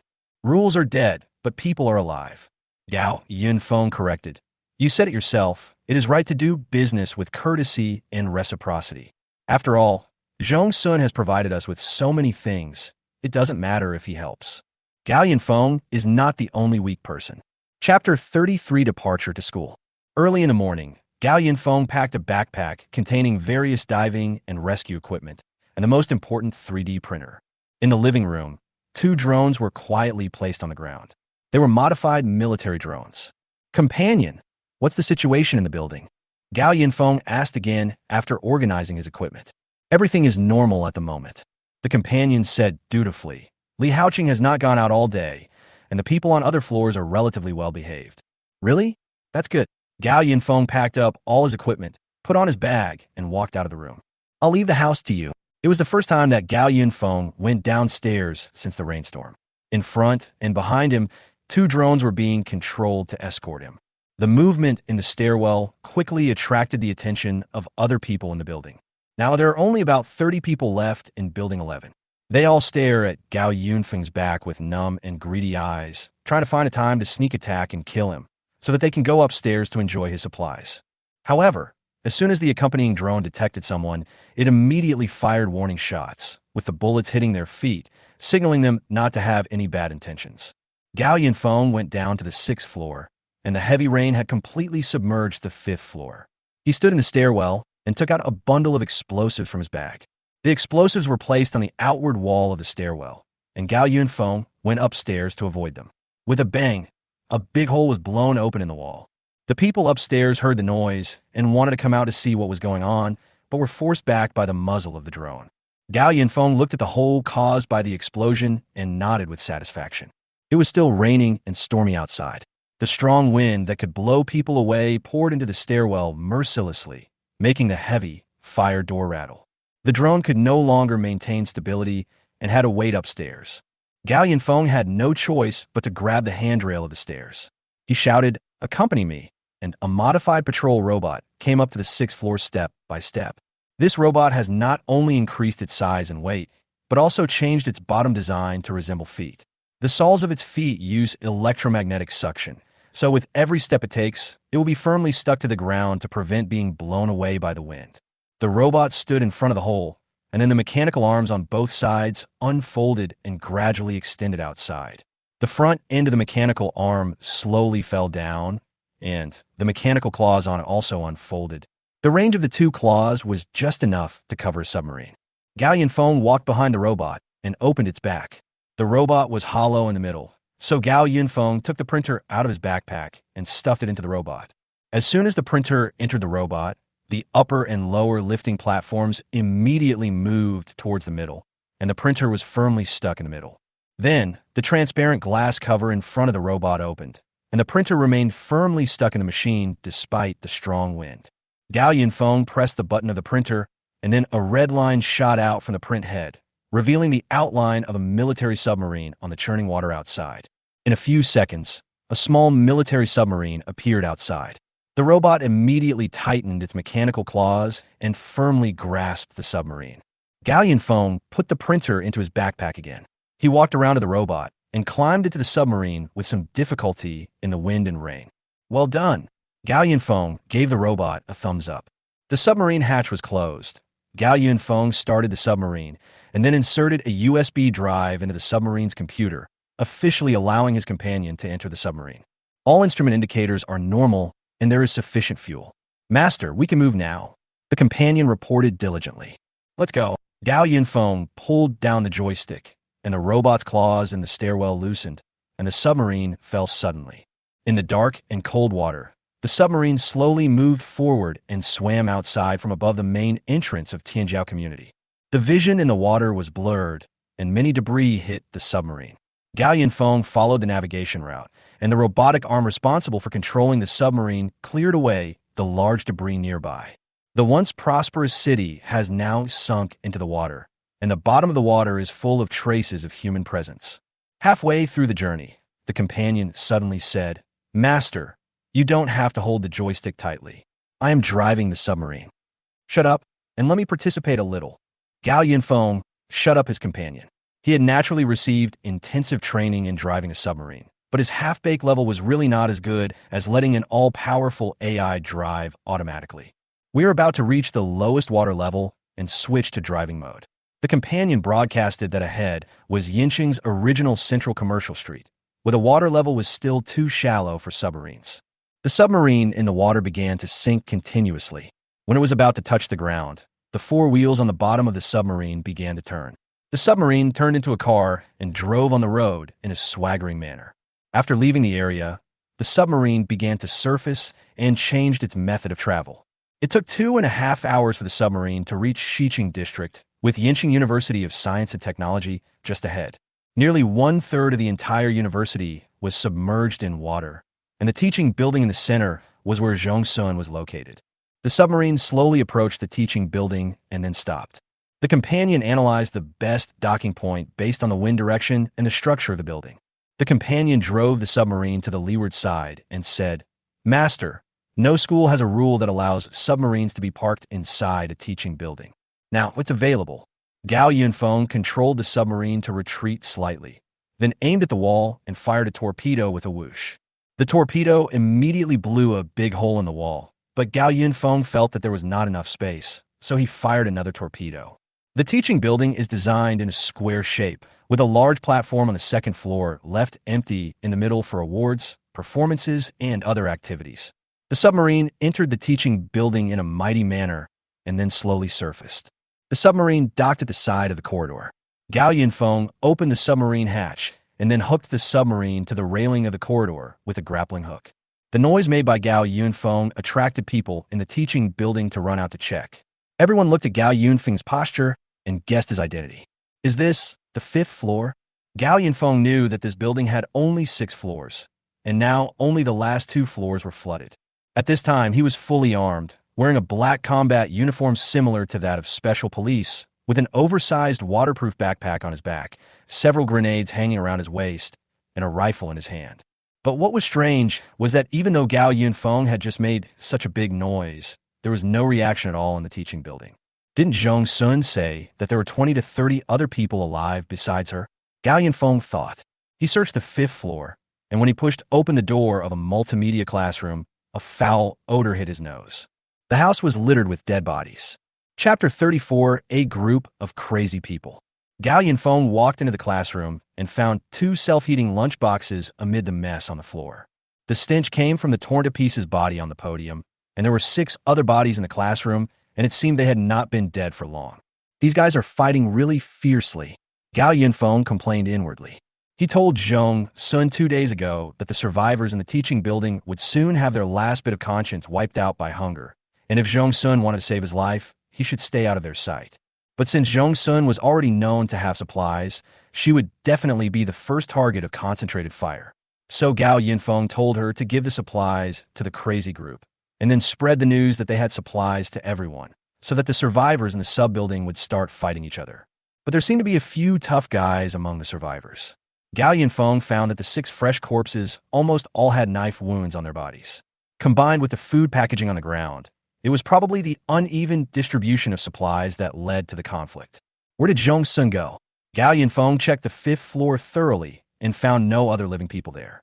Gao Yunfeng frowned slightly. The situation seemed a little bad. He hurried up to the 6th floor, holding the rifle tightly in his hand.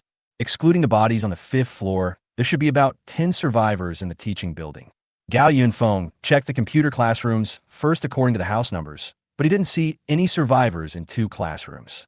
When he opened the door of classroom 603, what came into view was garbage and scattered bloodstains on the floor, and the facilities in the computer room were all destroyed.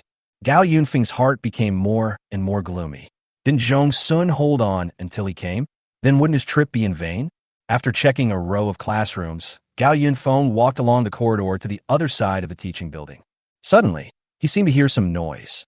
Listening carefully, it sounded like someone was crying.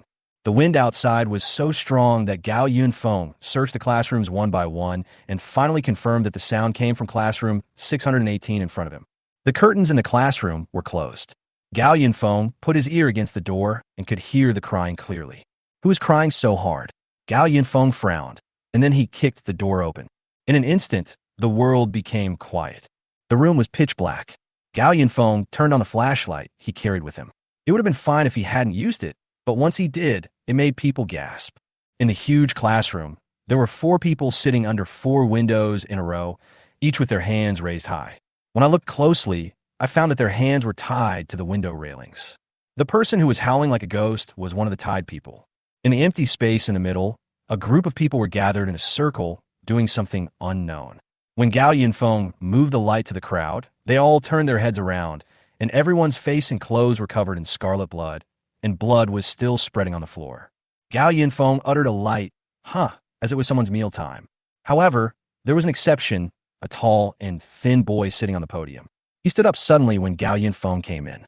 Gao Yunfeng swung his flashlight around and saw that the room was filled with boys only, and there was no sight of Zhong Sun. Zhong Sun wouldn't be in the center of the crowd, right? Gao Yunfeng stuck the flashlight on the side of the rifle and walked forward cautiously. At this time, the boy on the podium suddenly asked, "Who are you? Are you a rescuer?" Gao Yunfeng didn't say anything. When he was about 3 meters away from the group of people, he said, "Everyone disperse." Everyone was still sitting on the ground, unmoved, their eyes all numb.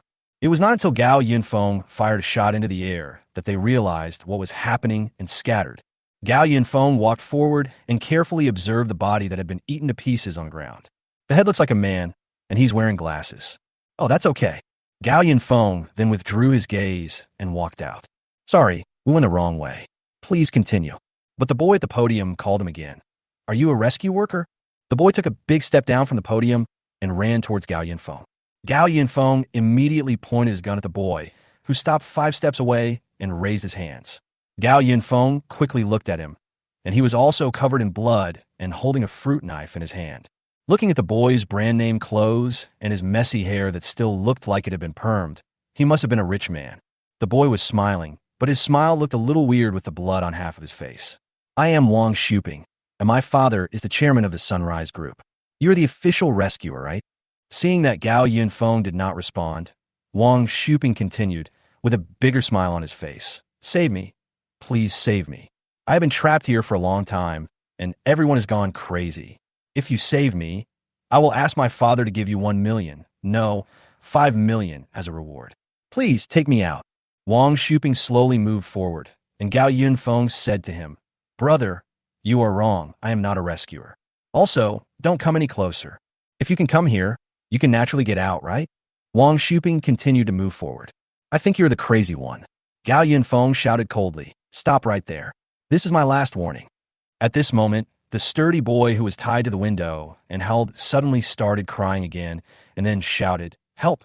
They want to kill people. They want to eat me. The other 3 people who were tied up also shouted for help. The others who had just scattered to the side also gathered around, following behind Wang Shuping and also asking Gao Yunfeng to rescue them. Wang Shuping pointed at the people by the window and the bodies on the ground, muttering, Everything edible in the teaching building has been eaten up. We have no choice but to do this. But this is an emergency measure, right? It's okay. Take me out, and my dad will hire the best lawyer for me. These people are crazy. Gao Yunfeng said tisk in his heart, then pointed the gun at the crowd and fired 2 shots, and 2 people fell down. The others were frightened and stopped immediately. Wang Shuping was also slightly stunned, but then he said to Gao Yunfeng, Brother, I know it is difficult for you to come here, but do you know what kind of life I've lived here? My father is the chairman of the board. As long as you take me out, I guarantee that you will have a bright future in your next life. Gao Yunfeng didn't bother to talk nonsense and shot Wang Shuping in the leg. His tone was icy cold. You don't have to worry about how I got here, but you should be living comfortably here. The building has been out of food for so many days. Everyone is eating. Why are you the only one who hasn't made any movement? Also, can you put down the knife in your hand? The wounds on your body are obviously caused by fighting with others. You killed those bodies on the 5th floor, right? And you ate the food, too?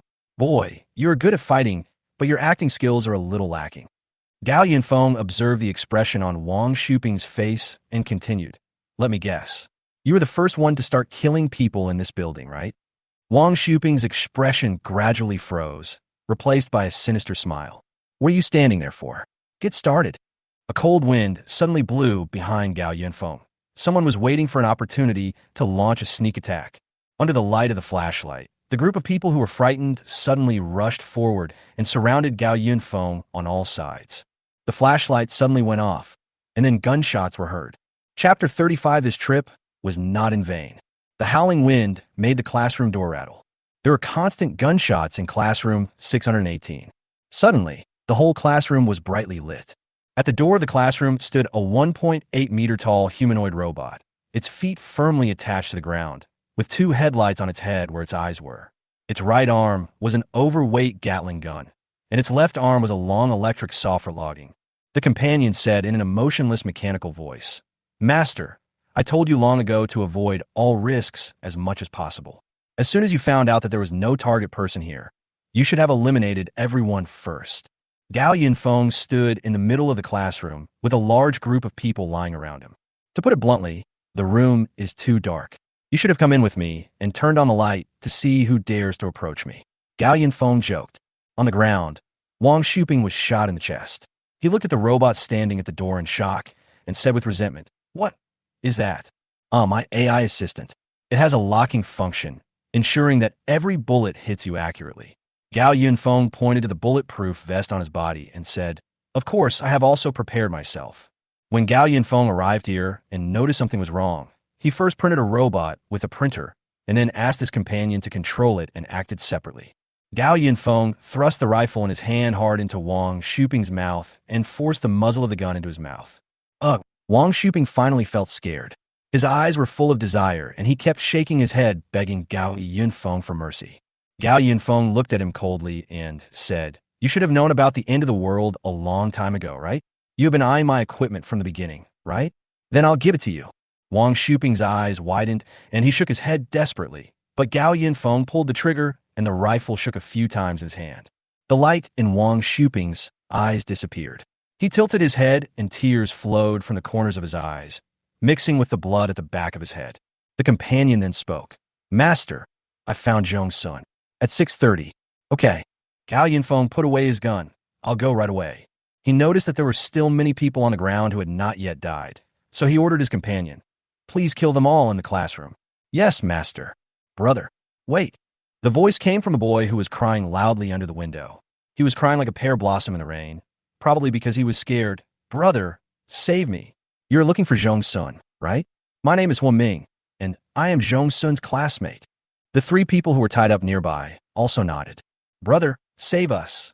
We have a very good relationship with Zhong Sun. Since these four people were not a threat, they were not targeted by the companion. Gao Yunfeng said, meaningfully, and then said to the companion, keep these four and make up for the others. Yes, master. Gao Yunfeng walked out of the classroom, and the sound of a chainsaw was heard behind him. 6:30 is a lecture hall. Dim light shines in through the windows. As soon as Gao Yunfeng walked into the classroom, he saw a person sitting in the aisle with his head leaning against the desk. Gao Yunfeng walked down the stairs and came to the man. The man tilted his head, his messy short hair covering most of his face, and his chest was slightly rising and falling, proving that he was still alive. Gao Yunfeng put the gun aside and pushed the man's hair away from his face. Zhong Sun's face was pale. He saw that Zhong Sun's clothes were soaked, and then he touched Zhong Sun's forehead. Oh, he had a fever. Gao Yunfeng patted Zhong Sun's face. Hey, Zhong Sun, wake up. He called for about 2 minutes before Zhong Sun's eyelids slowly moved and opened heavily. Zhong Sun stared at Gao Yunfeng for a long time with his blurry eyes and said weakly, You are Gao Yunfeng? Yes, it's me. I'm here to pick you up. Gao Yunfeng took out a bottle of water for her to drink and asked her, Are you okay? Zhong Sun drank 2 sips of water and breathed a long sigh of relief. At least I'm still alive. Gao Yunfeng laughed twice and was about to pull her up when another groan was heard in the classroom. Is there anyone else? Gao Yunfeng immediately picked up his gun and was alert, but he saw a thin and pale hand suddenly stretched out from under the table in the front row and then pressed heavily on the table, just like the scene of the living dead in the tomb. Then, a woman with disheveled hair slowly crawled out from under the table. She was wearing a blood-stained coat, and her hair completely covered her face, making her look more like a female ghost. Zhong Sun, you bitch. I'm going to kill you. The girl's body swayed for a while before she stood firm. She reached out to push her hair to the sides, but was stunned when she saw Gao Yunfeng. Gao Yunfeng had a helpless expression. He asked Zhong Sun, Who is she? Classmate. Zhong Sun explained. Only then did Gao Yunfeng notice that the hair on the top of the head of the female ghost in front of him was almost stuck together, and her head seemed to be injured. I hid here and was found by her. Then we started fighting, and I won. Zhong Sun said again. Is that so? Let's go. Gao Yunfeng pulled Zhong Sun up and prepared to leave. But when Huang Feiqin saw Gao Yunfeng fully armed, her eyes suddenly lit up. She put away her previous complaining look and said in a dry and slightly pitiful voice, Excuse me, are you here to rescue us? Probably. After all, saving one person is also saving one. Can you save me? Huang Feiqin hurriedly took 2 steps forward, but she didn't walk steadily and almost fell. Please save me and give me something to eat. Huang Feiqin's words were full of sincere pleading.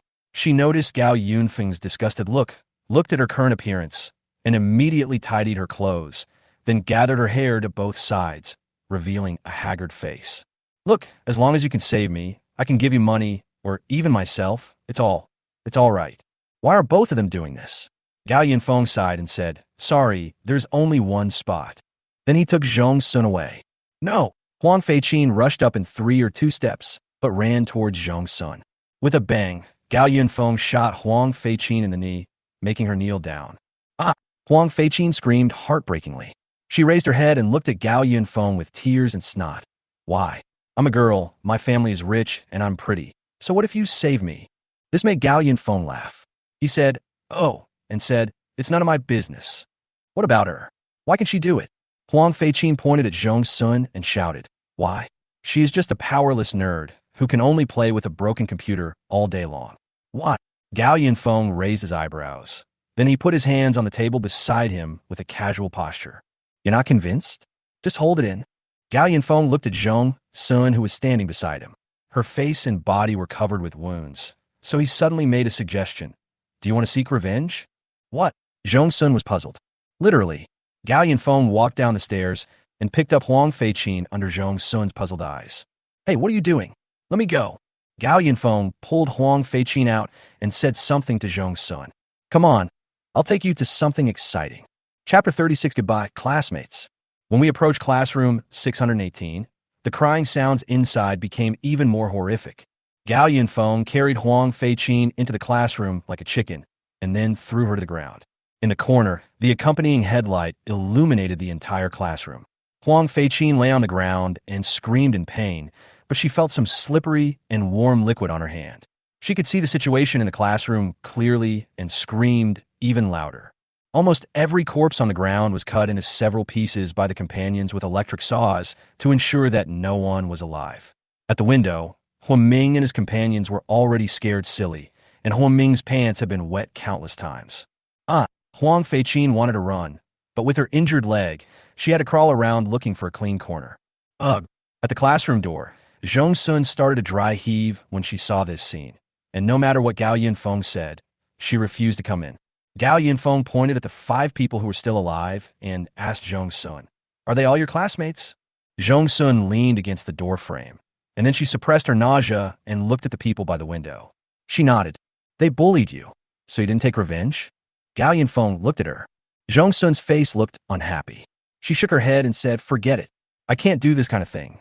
Gao Yunfeng joked, "You hack into other people's networks all over the internet, and I haven't heard you say no." "That's different." "Why is it different? Wasn't I just completing the task you gave me? And I didn't kill anyone." Zhong Sun seemed to have no strength left, and her companion kindly asked her to go into the house first and drink a cup of hot water.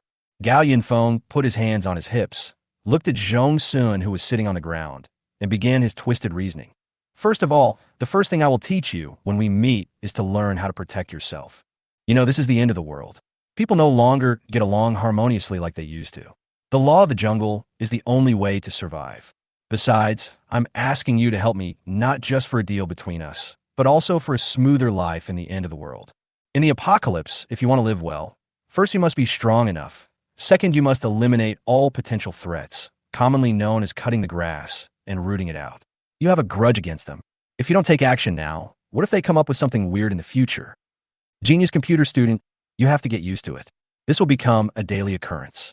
If you do some desensitization treatment now, it won't be so hard anymore." Zhong Sun closed his eyes and thought for a long time, then looked at Gao Yunfeng. "What should we do?" Gao Yunfeng raised his eyebrows. "It's up to you." Zhong Sun stood up slowly. Huaming and others in the classroom all looked at her, and Huang Feiqin's expression was even more embarrassed. "Zhong Sun, I was wrong. Please save me. Huang Feiqin asked me to do what happened before, and I hit you because I was hungry." Huaming was the first to speak and put all the blame on others. Several other people also came to Zhong for mercy, begging her to save their lives. At this moment, they also followed Huaming's example and put all the blame on Huang Feiqin. "You're talking nonsense," Huang Feiqin yelled. She looked at Zhong Sun, then at Gao Yunfeng. She didn't know the relationship between the two, but she knew that her life now depended on Zhong Sun's decision. She didn't want to become like the pile of meat on the ground. So, Huang Feiqin used both hands to crawl towards Zhong Sun, begging her constantly, Zhong Sun, don't listen to them." But they were the ones who took the initiative to rob the supplies. "It has nothing to do with me. I was wrong. I shouldn't have hit you. I'm sorry. Please save me."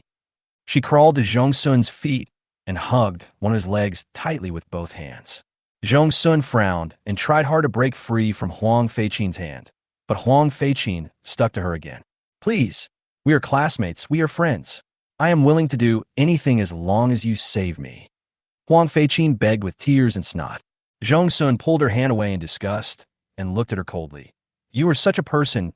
Your mind is really full of yourself. Where is your condescending attitude from before? Are you asking for help now?" "Sorry, Huang Feiqin. I'm not someone who's easy to talk to either." Zhong Sun ignored Huang Feiqin and turned to look at the robot beside him. "Companion, help me." "Okay, which way of death do you want to choose for her?" The companion walked forward step by step, raising the Gatling gun and the chainsaw at the same time. "It's the same as the one on the ground." Zhong Sun turned to look at Gao Yunfeng. "Is there a bomb?" Gao Yunfeng nodded. "Let the others have their fun. Let's set the time bomb and leave." Zhong Sun turned around and walked out. "Okay." Gao Yunfeng took out a bundle of pre-prepared time bombs from his backpack. He walked into the pile of corpses and looked at Wang, Shuping with his mouth wide open and his eyes open. Gao Yunfeng stuffed the bomb into Wang Shuping's mouth and set the time. "Company, hurry up," Gao Yunfeng said and walked out of the classroom. "Zhong Sun, Zhong Sun," Huang Feiqin shouted in despair, but no matter how she shouted, Zhong Sun did not respond. The robot started the chainsaw and slowly walked to Huang Feiqin. Seeing the sharp teeth turning and making a piercing sound, Huang Feiqin was already frightened to the point of incontinence. She shook her head and shouted in despair, "No, no, ah!" The four people by the window also shouted in despair. Huoming's eyes were swollen from crying. They struggled hard, but could not get rid of the ropes on their hands. The water level on the 5th floor has risen again.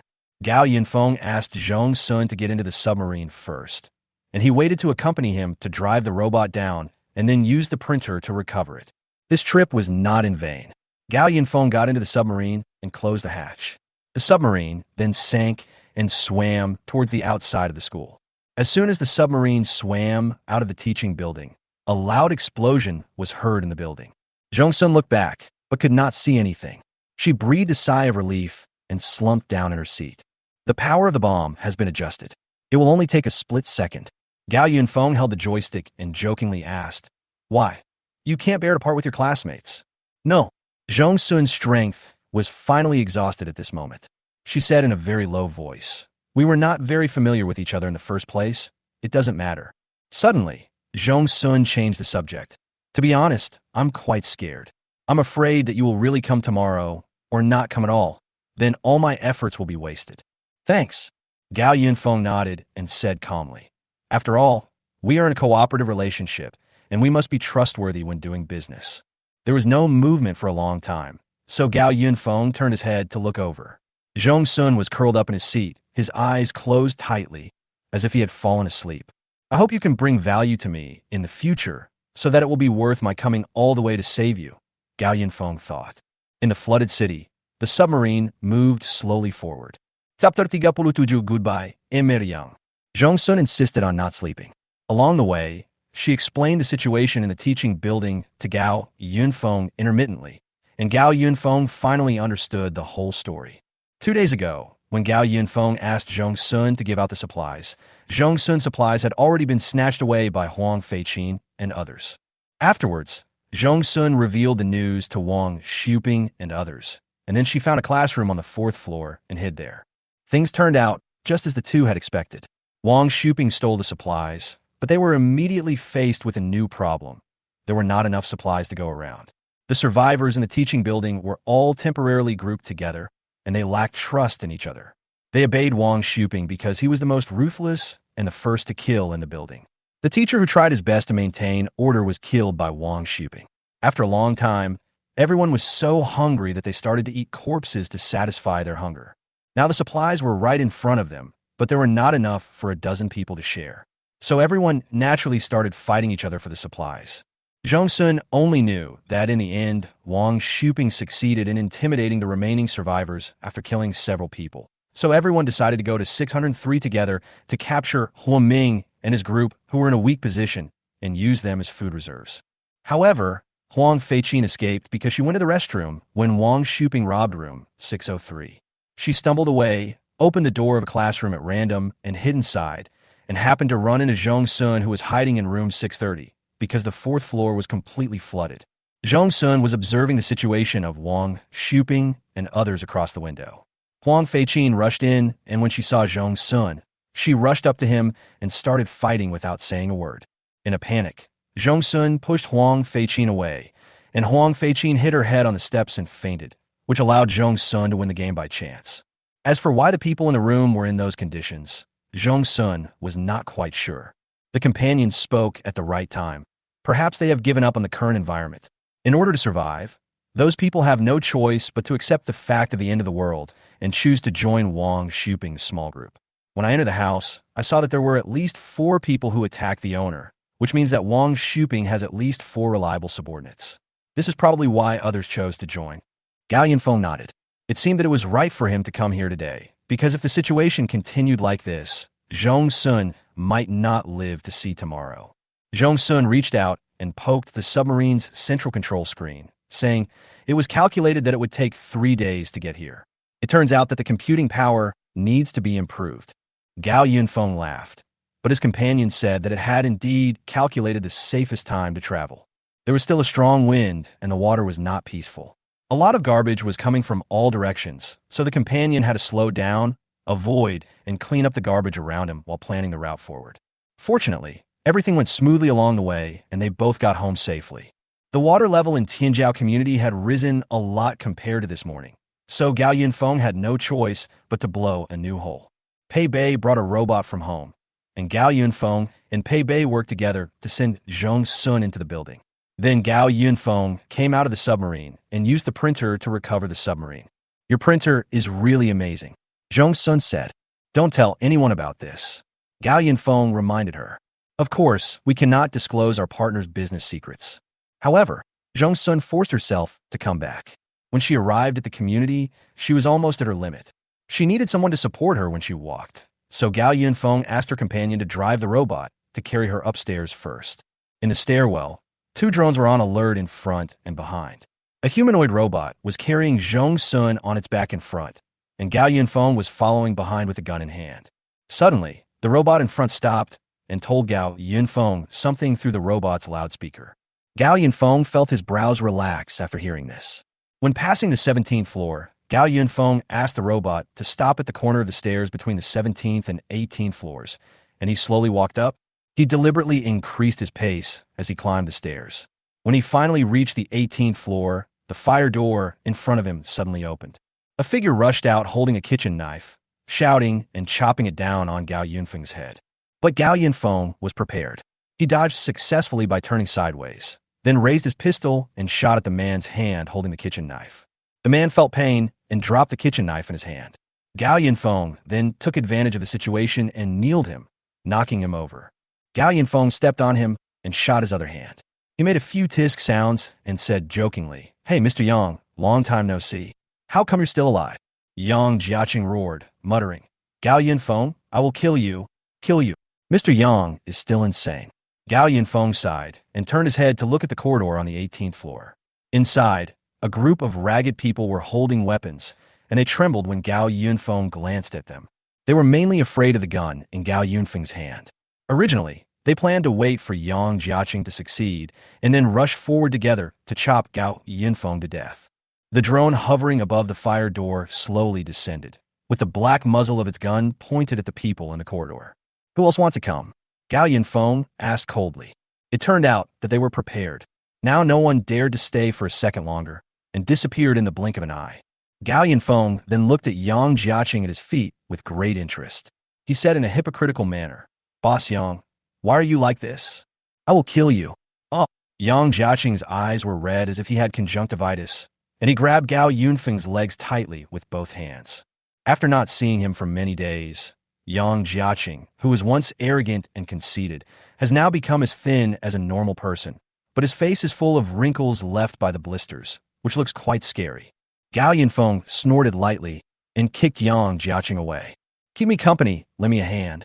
Upstairs, a patrol robot walked down, extended a robotic arm, and then automatically disintegrated from the fuselage. Gao Yunfeng held the robotic arm equipped with an electric saw and then dragged Yang Jiaqing into the corridor with one hand. The other people who were huddled in the corridor stood not far away and did not dare to come forward. "What are you afraid of? Come on, let's kill him together," Yang Jiaqing shouted at them.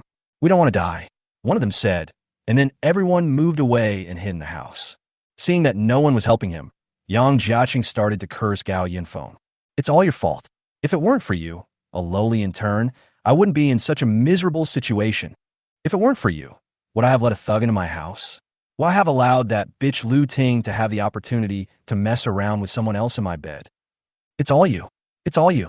Gao Yunfeng shook his head and said with emotion, "Boss Yang, you can't blame me for this. In the final analysis, isn't it because you are incompetent? If you were not incompetent, would you let me shit and pee on your head? Would Lu Ting put a hat on you in front of you? Although you put a hat on your wife first. The two of you are a perfect match." Gao Yunfeng suddenly stepped on Yang Jiaqing's hand, causing Yang Jiaqing to scream in pain. "Does it hurt, Mr. Yang? Do you want to be relieved?" Gao Yunfeng asked him with a smile. Bastard, I'm going to kill you." I'm going to skin you alive and eat you alive. Yang Jiaqing was still furious. Okay, come on. Come on and move me. Gao Yunfeng started the electric saw and shook the high-speed rotating saw blade in front of Yang Jiaqing. If you don't do it, I will. Gao Yunfeng looked at Yang Jiaqing with a smile. The latter's expression gradually changed from anger to horror. The chainsaw gradually approached Yang Jiaqing's right leg. He finally panicked. No, don't. Please, don't. I still quite like the way you were just now. You had some arrogance, but not too much. Gao Yunfeng stepped on Yang Jiaqing, and the chainsaw gradually moved down, finally landing at the base of Yang Jiaqing's thigh. Ah! Blood splattered all over Gao Yunfeng, but he did not get tired of it. Instead, he pressed the chainsaw down harder. In his previous life, when Yang Jiaqing ordered his men to chop off his right leg, did he ever spare him? This time, he also wants to make Yang Jiaqing's life a fate worse than death. Amid Yang Jiaqing's wailing in pain, Gao Yunfeng sawed off his right leg. But that's not all. Gao Yunfeng then put the electric saw on Yang Jiaqing's left leg. Gao Yunfeng smiled and said to Yang Jiaqing, "Boss Yang, goodbye." The screams like those of a pig being slaughtered echoed in the apartment building for a long time. Chapter 38, sending Mr. Yang back home. On the 28th floor, Gao Yunfeng finished a shower and walked out feeling refreshed. Zhong Sun had a severe fever and fell asleep while her companion was carrying her upstairs. Gao Yunfeng printed another robot and asked her companion to help Zhong Sun clean it briefly before carrying it to the guest room. The robot was carrying sophisticated medical equipment and was giving Zhong Sun an injection in the guest room. Gao Yunfeng returned to the bedroom and asked his companion, "Is everything done?" The companion responded, "It's done, master. I have called back the door god on the 10th floor. Everything is arranged. He let the patrol robot block Li Haoqing in the house, more to prevent Li Haoqing from tripping him up when he went out. Now that he is back, it is time to let the people in the house out to get some fresh air." Li Haoqing has been locked in the house for 2 days. He had been unable to sleep or eat well in the house these past 2 days, fearing that the robot outside the door would rush in and reopen it for him while he was sleeping. Fortunately, Li Haoqing spent 2 days safely at home, relying on the looted supplies. Until today, there were ghostly howling sounds coming from outside the door, which sounded terrifying. I just don't know why. The shouting kept going on, as if it was recorded and replayed over and over again. Lu Ting felt really scared when she heard the voice. She pushed Li Haoqing and said, "Brother Chung, why do I feel that this voice sounds so much like Mr. Yang's?" Really? Li Haoqing also felt that the sound that kept ringing outside the door was really annoying, but they didn't dare to go out. The sound kept repeating all night long, and Li Haoqing and his companions were in fear all night long. Early the next morning, the noise outside the door gradually stopped. Li Haoqing wanted to see what was going on. In order to prevent any fraud, he threw several pillows into the entrance, but there was no response. After another hour of hesitation, Li Haoqing finally decided to let his younger brother stand in the aisle opposite the entrance to test it out. The younger brother was extremely reluctant, so Li Haoqing simply pushed him over. Still no response. The younger brother walked tremblingly to the entrance, in front of which was the previous victim who was killed by the robot. As soon as the door opened, the younger brother was slightly startled. He told Li Haoqing, "Brother Chung, it's safe outside. It's just..." "What?" Li Haoqing finally came out from the corner. As soon as he reached the entrance, he couldn't help but exclaimed, "Boss Yang?" "What, Mr. Yang?" Lu Ting walked over, but when she saw the scene outside the door, she was so scared that she screamed loudly. In front of his house, Yang Jiaqing was pressed against the wall, his eyes fixed straight ahead, looking at everyone in the house with an extremely terrified look. Li Haoqing walked forward slowly. He found a red mark between Yang Jiaqing's eyebrows. When he got closer, he found that it was an iron nail. Yang Jiaqing was nailed to the wall. His head, shoulders, and chest were all driven with extremely long iron nails. Yang Jiaqing's legs were sawed off and nailed to both sides of the door with iron nails. There was a tablet and a small speaker under Yang Jiaqing's body. Li Haoqing picked up the tablet and found that it still had power. The tablet unlocked with a single click, and inside it was a video that had been looping for the entire day. The surveillance video of Gao Yunfeng torturing and killing Yang Jiaqing. After exiting the video, the tablet's desktop wallpaper was a line of big red words. "Mr. Yang, I've sent it back to you." In the hallway, Lu Ting was still in shock, but Li Haoqing was furious. He slammed the tablet to the ground and said angrily, "Damn Gao Yunfeng, how dare you provoke me?" A younger brother at the side said, "Brother Chung, Gao Yunfeng provoked us. We can't just let it go. We have to find a chance to get rid of him completely. Get rid of him? That's easy to say. Can you deal with his robot with a Gatling gun? Li Haoqing was so angry that he simply vented his anger on Yang Jiaqing's body with kicks one after another until Yang Jiaqing's face was smashed to pieces. Li Haoqing returned to the house. He felt that even if he had a gun now, it would not be a problem. Gao Yunfeng would attack him sooner or later. But it was still raining heavily outside, and they couldn't get out or hide. At this time, the younger brother pointed out the window and said, "Brother Chung, look, the rain has gotten lighter." Li Haoqing looked out the window. Although the rain outside had not stopped, it was still slightly weaker than the super strong rainstorm a few days ago that could blow people up to the sky at any moment. It seems that even the sky is not that dark anymore. Does this mean that the rain is about to stop? Li Haoqing was secretly excited. We could get out. The first person he would deal with was Gao Yunfeng. But how to do it? Li Haoqing thought hard and finally came up with a solution. Lu Ting, where are you? He shouted for a long time before he realized that Lu Ting had already hidden in the bedroom because of the visual shock just now. This woman is so timid. Li Haoqing cursed softly and walked into the bedroom. On the 28th floor, Gao Yunfeng frowned slightly as he looked at the surveillance video. The surveillance camera in Yang Jiaqing's bedroom had been found and removed before. Lu Ting accidentally led Li Haoqing into the bedroom to discuss countermeasures. Now Gao Yunfeng could not hear their little tricks. But it doesn't matter. No matter how strong Li Haoqing is, can he break his high-tech defense? It was already noon, and Gao Yunfeng went to the kitchen to cook. It was not that he could not ask his family to cook, but the food he cooked himself tasted better. Keep him company, called Zhong Sun to eat. Gao Yunfeng had already sat down and picked up his chopsticks. A few minutes later, Zhong Sun still walked out looking exhausted. Gao Yunfeng looked surprised and asked her, "Are you okay?" "Still alive," Zhong Sun replied. The companion said to the robot vacuum cleaner waiting beside him, "Zhong Sun is just weak from not eating for a long time. He has had an 4 drip all night and his fever has gone down. He just needs to rest for a few days to recover from his skin injuries." Gao Yunfeng nodded. Then he pointed to the bowl of porridge on the table and said, "You'd better eat something light these 2 days." Then the companion also brought a pile of medicine on a tray. "Remember to take the medicine on time." "Understand." Zhong Sun silently picked up the bowl and ate. Gao Yunfeng teased her. "Just be content.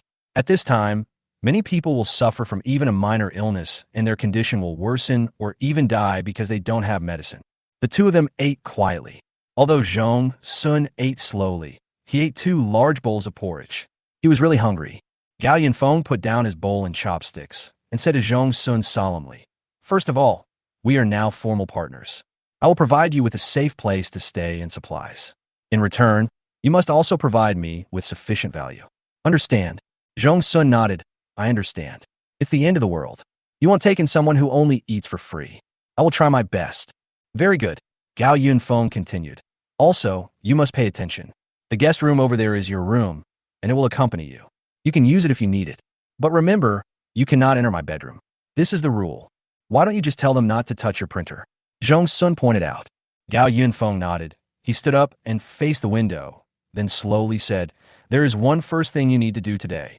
When Zhong Sun heard that he was going to come back to life so soon, he sat up straight. "I need you to make a system." Chapter 39 Printer calls the wind and rain. Zhong Sun couldn't help but frown when he heard Gao Yunfeng's request. "System? What system?" Gao Yunfeng said slowly. "Our residence is only temporary. We will have to move to another place when the rainstorm is over." "Your Doomsday shelter?" Zhong Sun asked. She had already hacked into Gao Yunfeng's computer, so it was not surprising that she knew this. "That's right." Gao Yunfeng took out his phone and opened the design to show her. "Our Doomsday fortress is located in an abandoned shopping mall in the north. My idea is to build a small city in a space of tens of thousands of square meters. Everything is fully intelligently controlled, just like how I control these smart homes now. I want to move all the useful facilities of pre-apocalyptic modern cities into the fortress. Not only that, the fortress's defense, sewage disposal, and cleaning functions must also be of the highest level and fully automated."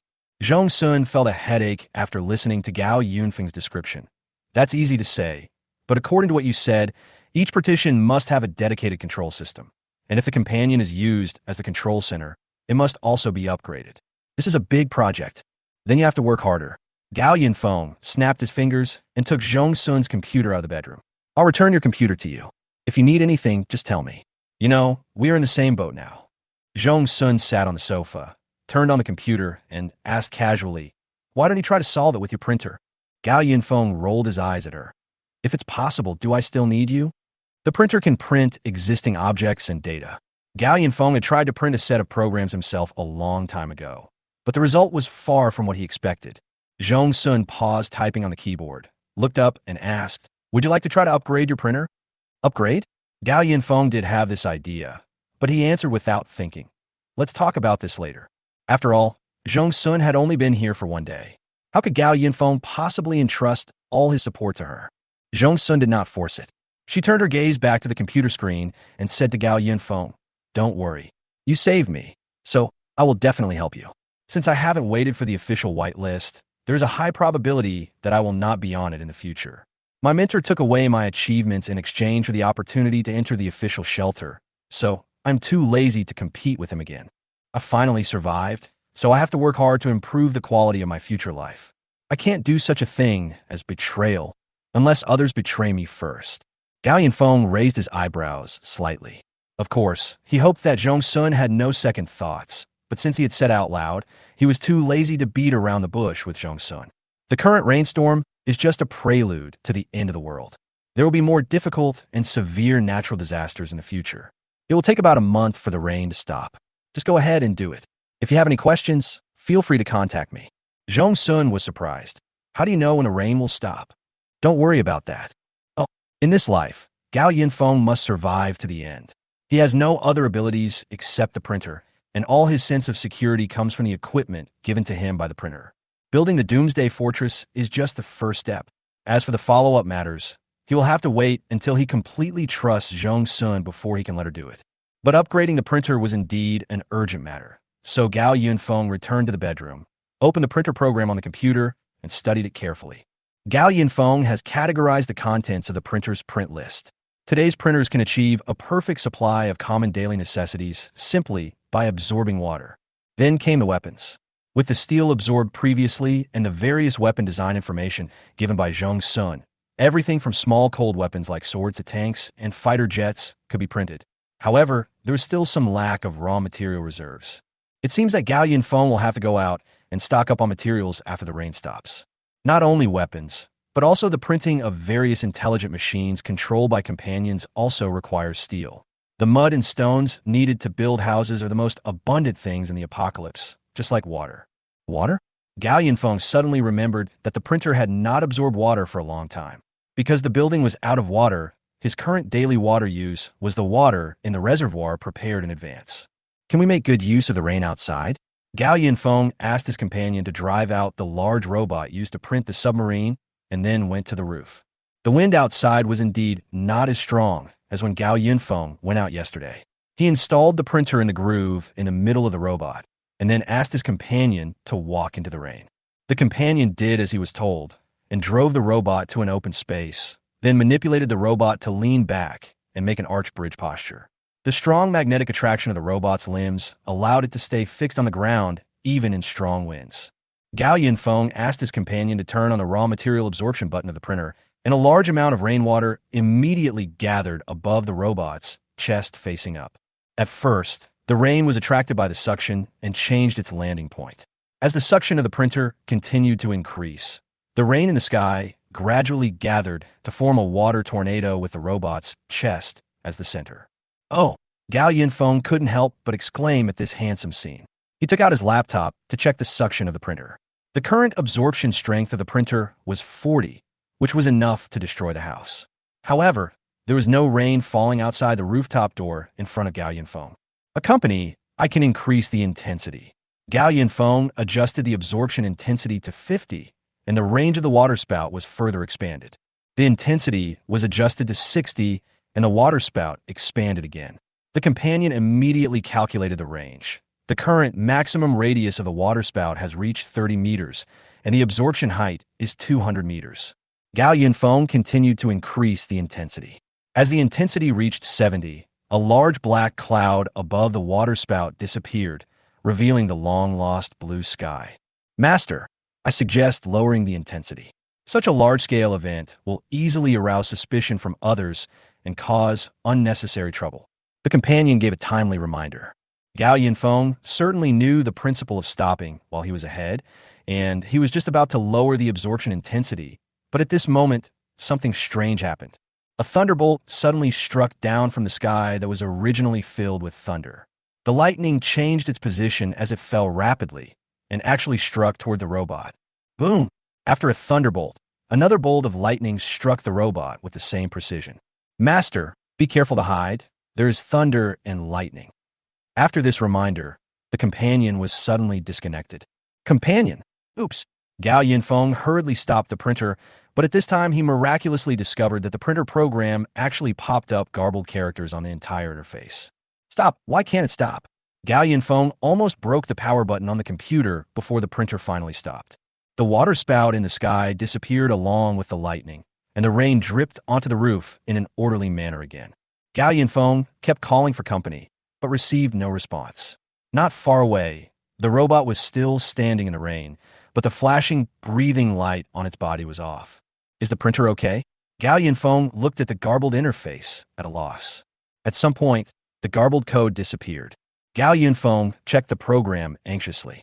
Gradually, his expression changed from anxiety to shock, and finally to surprise. No way. Gao Yinfeng stood up excitedly. He couldn't believe what he saw. Printer upgrade. Chapter 40 Printer upgrade. Gao Yinfeng. What happened? Zhong Sun, who was downstairs, heard the noise and ran upstairs quickly. As soon as she got upstairs, she saw Gao Yinfeng standing in front of the rooftop door, looking very excited. Zhong Sun asked anxiously. There was a loud thunder just now. The power went out in the house, and even the company was disconnected. What were you doing? Oh yes, company. Gao Yinfeng quickly asked Zhong Sun. What about now? Has the power supply at home been restored? Zhong Sun nodded. The thunder stopped, and then resumed after a while, and the companionship is restarting. In the laptop, the voice of companionship sounded again. Master, I am here. Hurry, call the robot back. Gao Yinfeng said. The robot, covered in rain, returned to the room, and Gao Yinfeng hurriedly took out the printer. After Gao Yinfeng returned to the 28th floor, he sat down on the sofa, holding a laptop, and the printer was placed on the coffee table. Zhong Sun came over and sat down beside him, and asked him what happened. Look, Gao Yinfeng turned the computer screen towards Zhong Sun. Zhong Sun looked at the interface of the printer program, full of doubts. Isn't this printer program the same as the one I saw before? At this time, Zhong Sun realized the difference. When did printers add scanning capabilities? Not only that, Gao Yinfeng called up the print list and pointed at the extra options and said, Look, these extra ones are all power supply equipment. Zhong Sun took a look, then connected his computer to the companion network and searched for these devices. These are all very advanced power supply and storage devices. Gao Yinfeng nodded and then analyzed. I originally thought that the printer could not absorb non-physical things such as air and wind. Now it seems that it is not impossible, but it depends on what kind of material it is. Water corresponds to daily necessities. Mud, sand, and stone correspond to buildings. Metal corresponds to various mechanical equipment. And electricity corresponds to energy, they said in unison. Gao Yinfeng previously relied on a diesel generator to power his home, and he had to print out the required fuel separately. When he printed the submarine, the fuel was also built in and printed out along with the submarine. This means that the printer can now directly print these power supply devices and skip the fuel to directly supply power. Gao Yinfeng then printed out a battery storage device, which was indeed fully charged. However, Zhong Sun had another question. What is the scanning function of the printer for? Well, Gao Yinfeng was still not sure. He took a teacup, then clicked on the computer to scan and start the switch. A fan-shaped blue light shot out from the print head. After the blue light scanned the teacup, the print head automatically shifted a little and printed another identical teacup next to the teacup, and then the print head automatically reset itself. Gao Yinfeng opened the lid and found that not only were the teacups exactly the same, even the amount of water left in them was the same. But Zhong Sun was still puzzled. Then this function seems to be similar to your printer absorbing, saving, and then printing. You monitor very carefully. Gao Yinfeng mocked her. At this time, the companion's voice sounded, Master, do you want to try this? I turned on the big TV in the living room and played a random cartoon.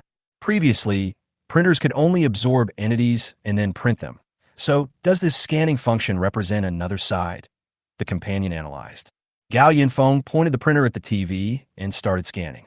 The blue light swept across the TV screen and then printed out a character doll exactly the same as the one in the picture on the ground in front of the coffee table. It really is, Zhong Sun exclaimed. It is worthy of being the AI I created. Gao Yinfeng picked up the doll and looked at it carefully, then found the doll in the printer list. The doll's properties can still be changed using settings. Can a virtual data be copied as well? Gao Yinfeng then scanned the host in the bedroom. After turning it on, he found that all the data was exactly the same. Even the companionship was completely replicated. All of a sudden, two identical voices were speaking in the speakers. However, Gao Yinfeng didn't need two companions for the time being. He collected the host he had just printed and then said to the companion, "Companion, play a movie called Transformers." Watching Gao Yunfeng fiddling with the printer in front of the TV, Zhong Sun sat on the sofa and raised his eyebrows. Why? Do you want to print out a Transformer? How do you know if you don't try? Gao Yunfeng scanned and printed out the Transformers in the movie, but unfortunately it turned out to be a toy. The companion said, "It seems that these unrealistic things can only imitate appearance, while things in reality can be completely copied." But Gao Yunfeng was not discouraged. He smiled and said, "What's the big deal? We got important information. At least we know how to upgrade the printer. It's not a loss." Since charging the printer is so effective, Gao Yunfeng needs to make some careful plans. In the last life, after nearly 40 days of super heavy rain, the rain will gradually decrease and return to normal levels. At that time, extremely rare super thunderstorm weather will occur. By then, nature will be the best power bank for the printer. The plan was set. Gao Yunfeng was in a very good mood at the moment. He looked at the time, then turned and walked into the kitchen. "Today is a great harvest. Let's have a good meal tonight. How about hot pot?" Zhong Sun broke the atmosphere. "But didn't you just tell me at noon that I should eat something light?" Gao Yunfeng pointed at her and said, "I'll give you a whole pot of clear soup and some more vegetarian dishes." "Well, I don't really like eating meat either." Gao Yunfeng turned around and teased her again. "Why? You are not only a computer genius, but also a nun." No, Zhong Sun's expression was a little awkward. After seeing those scenes yesterday, I really couldn't eat meat. Gao Yunfeng walked into the kitchen leisurely. "Is that so? Then it will be fine after a while. I thought it was caused by your long-term vegetarianism. It's good that you are not a pure vegetarian." As the companion had said before, Gao Yunfeng's actions on the rooftop were seen by many people nearby. They were terrified and thought there was a new disaster. But after that strange waterspout, they found that the rain was much lighter than before, and the wind was not as scary as usual. A week passed like this, and it had been 20 days since the end of the world. The rain finally decreased visibly. At this time, the entire Yinxing has become an underwater abandoned city. Everything is returned to its original state. Every building is like an isolated island, closed and silent. But people's lives still have to go on. After the rain subsided, some people started going out. Chapter 41, someone is coming from next door. On the Bluetooth speaker, the fitness tutorial is coming to an end. Congratulations on completing the training. Next, please follow us to do a set of relaxation exercises to soothe your muscles. Gao Yunfeng stood in front of the huge French window in the gym, looking at the sky, which was finally starting to brighten. The muscles in his arms had become visibly firmer, and his whole figure had become brighter and more rugged. Before the end of the world, he was like a bamboo pole, and at first glance he looked powerless.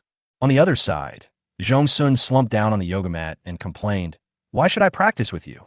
Gao Yunfeng snorted and said, "How can you survive after the end of the world without a good physical condition? There are no medical institutions now, and even common cold medicines are now precious. You don't want to be sick all the time, and then you can't even beat a woman when you encounter danger, right?" The two took a shower separately, and when they came out, a food delivery robot had already placed today's breakfast on the table, which was a standard fat-reducing meal. There was a TV series playing on the TV. After finishing his breakfast, Gao Yunfeng said comfortably, "Look, technology changes our lives.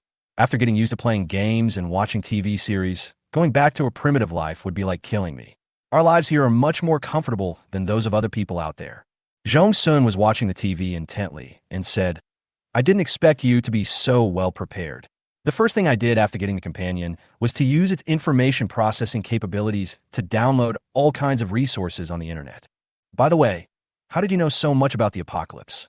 Even the preparations made by the authorities during the relocation were not as comprehensive as yours." Gao Yunfeng replied to her, "Don't ask so many questions. This is called preparing for a rainy day."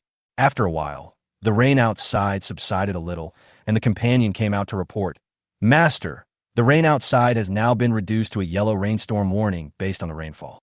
Gao Yunfeng said, and asked, "What's the situation in the building now?" The companion replied, "Since we pulled the robot out of the 10th floor, Li Haoqing has resumed his usual behavior in the apartment building. The rain has obviously subsided, and many people have begun to look for rain gear after thinking about going out. How many people are still alive in the building? Based on the surveillance footage, we have identified and counted the people currently in the building. In addition to the owner and Zhong Sun, there are 20 people in the building." Zhong Sun was shocked. So many people died in just 20 days of heavy rain. "Most of them are my heads." Gao Yunfeng began to review the battle records of various forces in the apartment building with Zhong Sun. "At that time, my robots killed nearly 20 people who broke into my house. Then, in order to control the entire building, Fong Tang also began to deal with the disobedient people in secret, and then Li Haoqing openly robbed houses everywhere. But now the number of people is indeed a bit too large. Master, there is another situation. Just now, people from other apartment buildings ran into our building." The companion switched the surveillance screen on TV. The water level had reached the 9th floor, and even at such a deep water level, there were still people who paddled a rubber boat and used tools to break open the corridor window and get in. Looking at several burly men entering the corridor in the surveillance video, Gao Yunfeng immediately asked his companion to use facial recognition to identify these people. It took the companion less than a second to come to the conclusion. According to the information from the property management, these people are from building 12 next door. When Zhong Sun saw these people, he was reminded of the classmates in the teaching building. Their eyes showed that they were here to steal things. "What are you afraid of? They're not trying to rob us." Gao Yunfeng watched those people enter the stairwell, and then asked his companion to cut the screen. He couldn't help but want to watch the show. It's a pity that Li Haoqing and Lu Ting have already moved upstairs. Otherwise, they would be the first batch of people to be helped by this group of people. By the way, Gao Yunfeng still remembered that Li Haoqing had vowed to give him a good beating when he got out. Now that the opportunity was in front of him, what tricks could Li Haoqing come up with? As expected, the group of people from Building 12 came here to rob, and for a while the residents on the ground floor kept wailing. However, compared to Li Haoqing's plunder, this group of people was even more unreasonable. They had only searched 2 floors and had already killed 2 people. Those who didn't have any supplies were killed by this group of people and moved to the 9th floor to be taken away together. Gao Yunfeng shook his head and analyzed. The proportion of single residents in Building 12 is very high. Those who were busy working before the end of the world naturally wouldn't have too many supplies left at home. When the social order collapses, these people will easily become the first batch of robbers. However, an unexpected situation occurred. Just when the group was preparing to transport the 2 bodies back, Lu Ting actually came down. Lu Ting, who was always afraid of trouble, actually took the initiative to go downstairs and greeted the robbers. "Hey, brothers, why did you leave so soon? Why don't you come up and sit with us?" Several strong men were all stunned. Is there any generous family that would invite people to be guests at this time? Just when a few people saw that Lu Ting was pretty and wanted to go up and take advantage of her, a heavy sound of footsteps was heard downstairs. Li Haoqing walked down slowly in a loose black coat, holding a large machete in his hand. The younger brother behind him also held a fire axe. "Who dares to come to my building and cause trouble?" Li Haoqing said in a bad tone. Seeing this, several outsiders also showed their weapons. The leading man said disdainfully, "Humph, 5 against 2, the advantage is mine." Gao Yunfeng saw from the surveillance video that Li Haoqing rushed directly from the stairwell into the corridor with a machete. He reacted quickly and viciously, and together with his younger brother, he made it impossible for those people to find any chance to launch a sneak attack. As expected of him being a small gangster, his abilities are truly incomparable to those office workers. Gao Yunfeng exclaimed. Soon, Li Haoqing won the match without any injury. He looked coldly at the 5 people lying on the ground, and then chopped off the head of the person who had provoked him with lightning speed. For a moment, blood splattered in the corridor. The other people lying on the ground were stunned when they saw this. He had been the king of Building 12 for so long, but there was still no ruthless guy that they could not defeat even if they joined forces. One of them tensed up, yelled, grabbed the knife, and prepared to stand up to resist. Unexpectedly, the moment he stood up, Li Haoqing's knife was already on his neck. Li Haoqing sneered. Why? Why don't you get up? No one dared to move at this time. But Li Haoqing suddenly changed his behavior. He asked his younger brother to take away all the weapons of the few people, and then said to them, "You came just in time. How about coming up and sitting down?" Chapter 42, Li Haoqing's Conspiracy. Li Haoqing has now moved to the 16th floor. The original tenants of the 3 rooms on the 16th floor have all died, so Li Haoqing has taken over the rooms. Gao Yunfeng saw from the surveillance that Li Haoqing took the men to the 16th floor and then led them into his home. It was almost an hour before the robbers came out. What was unexpected was that the 4 men had a worried look when they came up, but they were a little relieved when they came out. One of them even said hello to Li Haoqing when he left. Then, when the 4 men left, 2 of them were still holding 2 cardboard boxes. This group of people reached a certain consensus, and Gao Yunfeng could probably guess why Li Haoqing treated these people well. Not long after, Li Haoqing's younger brother, carrying a fire axe, went door to door and called the dozen or so survivors in the entire building to the 16th floor. After another period of time, those people came out, each holding a piece of meat in their hands, which was bacon that was salted and then air-dried. Zhong Sun frowned. "Is there any bacon at this time?" "What do you think?" Gao Yunfeng tapped the coffee table with his fingers. Zhong Sun just thought about it carefully and felt them all over. "I guess these are what were in the boxes taken away by those people from outside." Gao Yunfeng stood up and stretched, then said, "It's just a pity for Mr. Yang.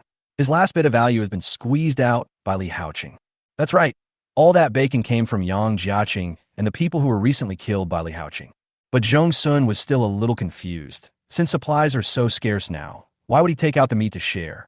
And isn't he the little bully in this building? How can he be so kind? Gao Yunfeng made 2 TSK sounds and teased her.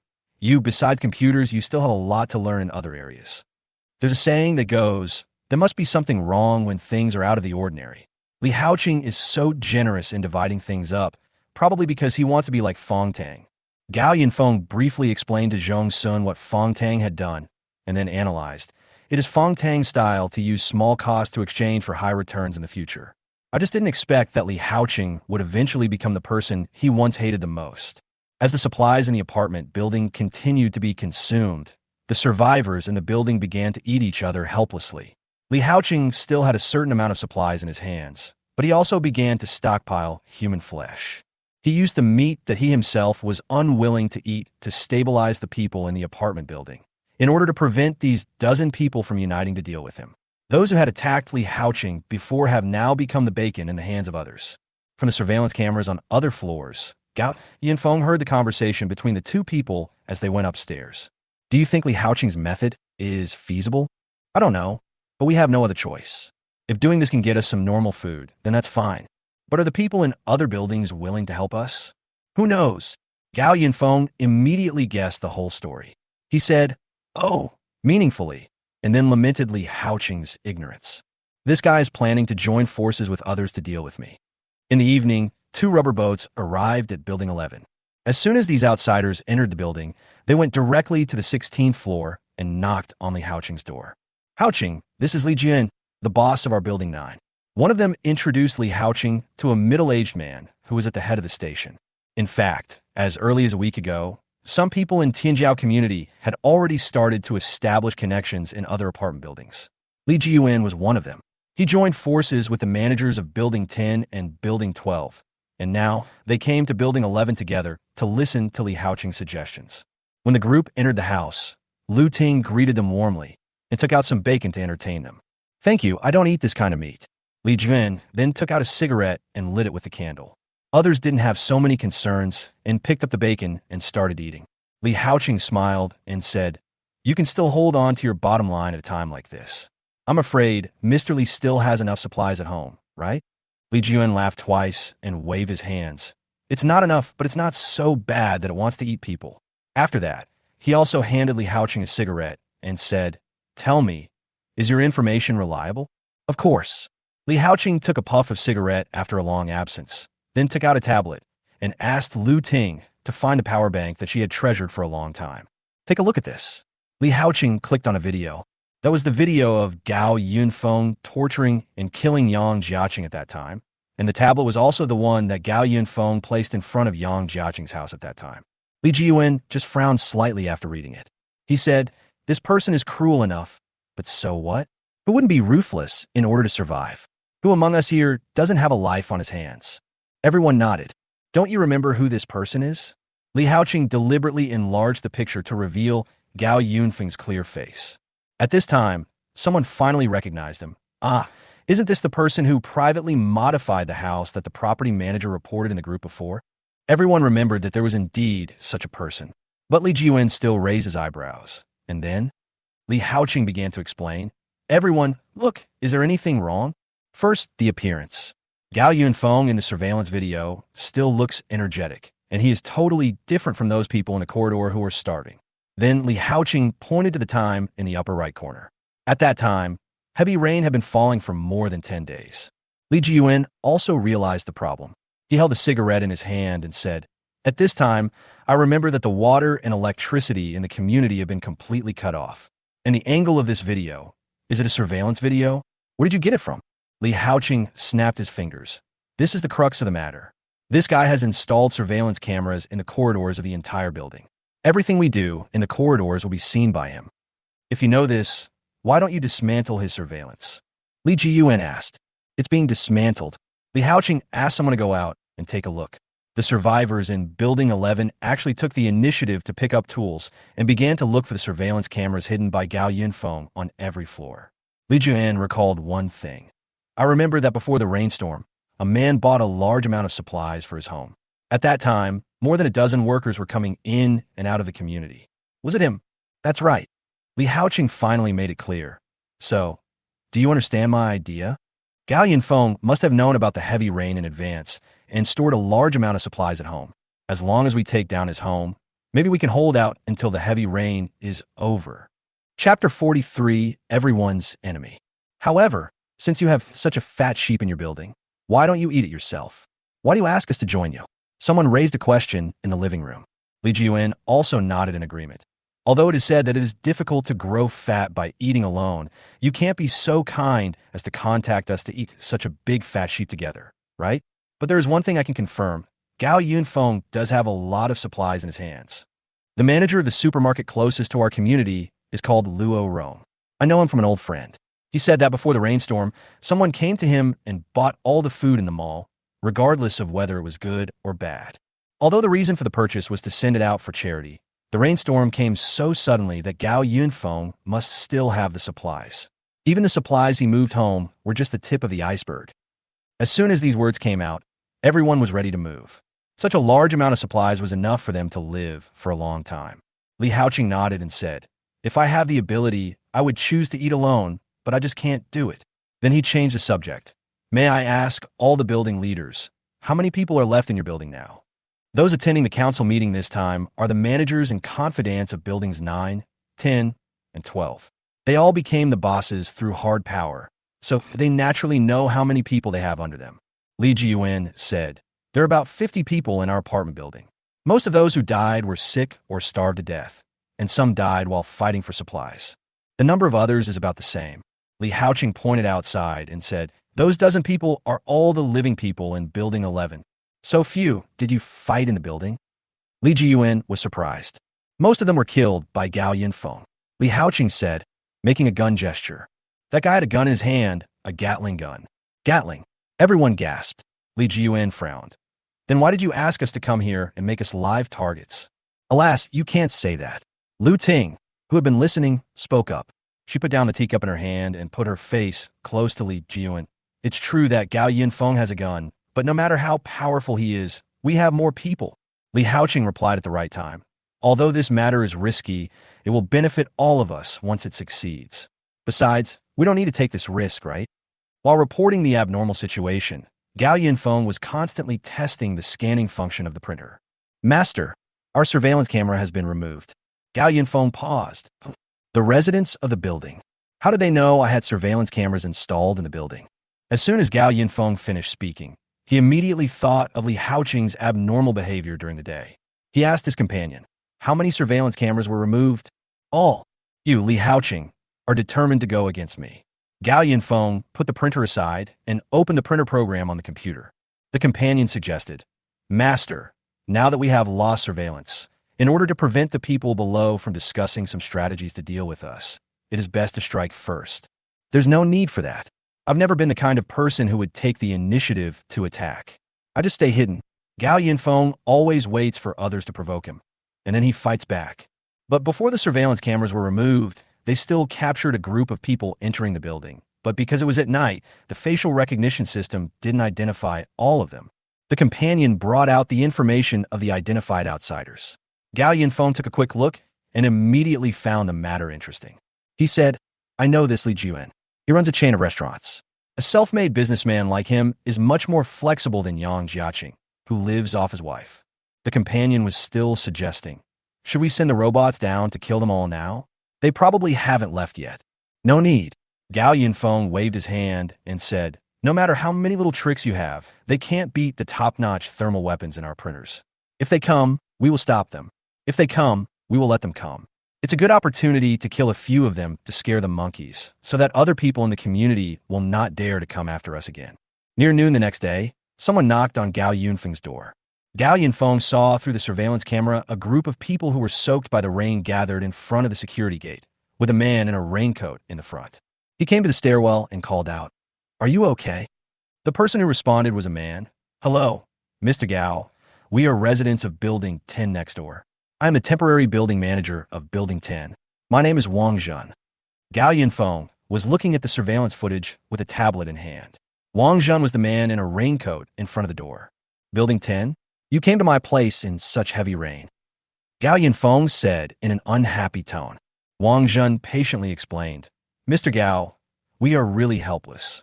Many of the residents of our Building 10 are elderly people, and they are trapped in the building and can't stand it any longer. I heard that you stockpiled a lot of supplies at home before the rainstorm, so we came to ask you to save us.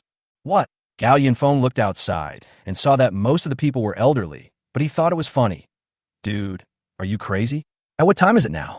You want me to take out supplies to save a bunch of unrelated people? Do you think I'm some great philanthropist? You can't say that. Wang Zhen tried to explain. We were just borrowing. You see, there's so many elderly people, you can't just watch them die, right? Just help us, and when we get through this period, we will return you double the supplies. How about that? What nonsense are you talking about? Where can you find supplies at a time like this? I can barely give you the food I eat. Gao Yunfeng didn't want to talk to Wang Zhen anymore, so he turned around and prepared to go back to the house. At this time, there were a lot of shouting and cursing coming from outside the door. How can you be so selfish? If you don't help someone in need, you are killing someone. My son has starved to death. How can I, an old man, survive? My wife is starving to death. She just has nothing to eat. Since you have supplies, but don't give them to me, you're the murderer who killed my wife. What's worse is that some people even sat in front of the door and made a scene, demanding that Gao Yunfeng open the door and give them food.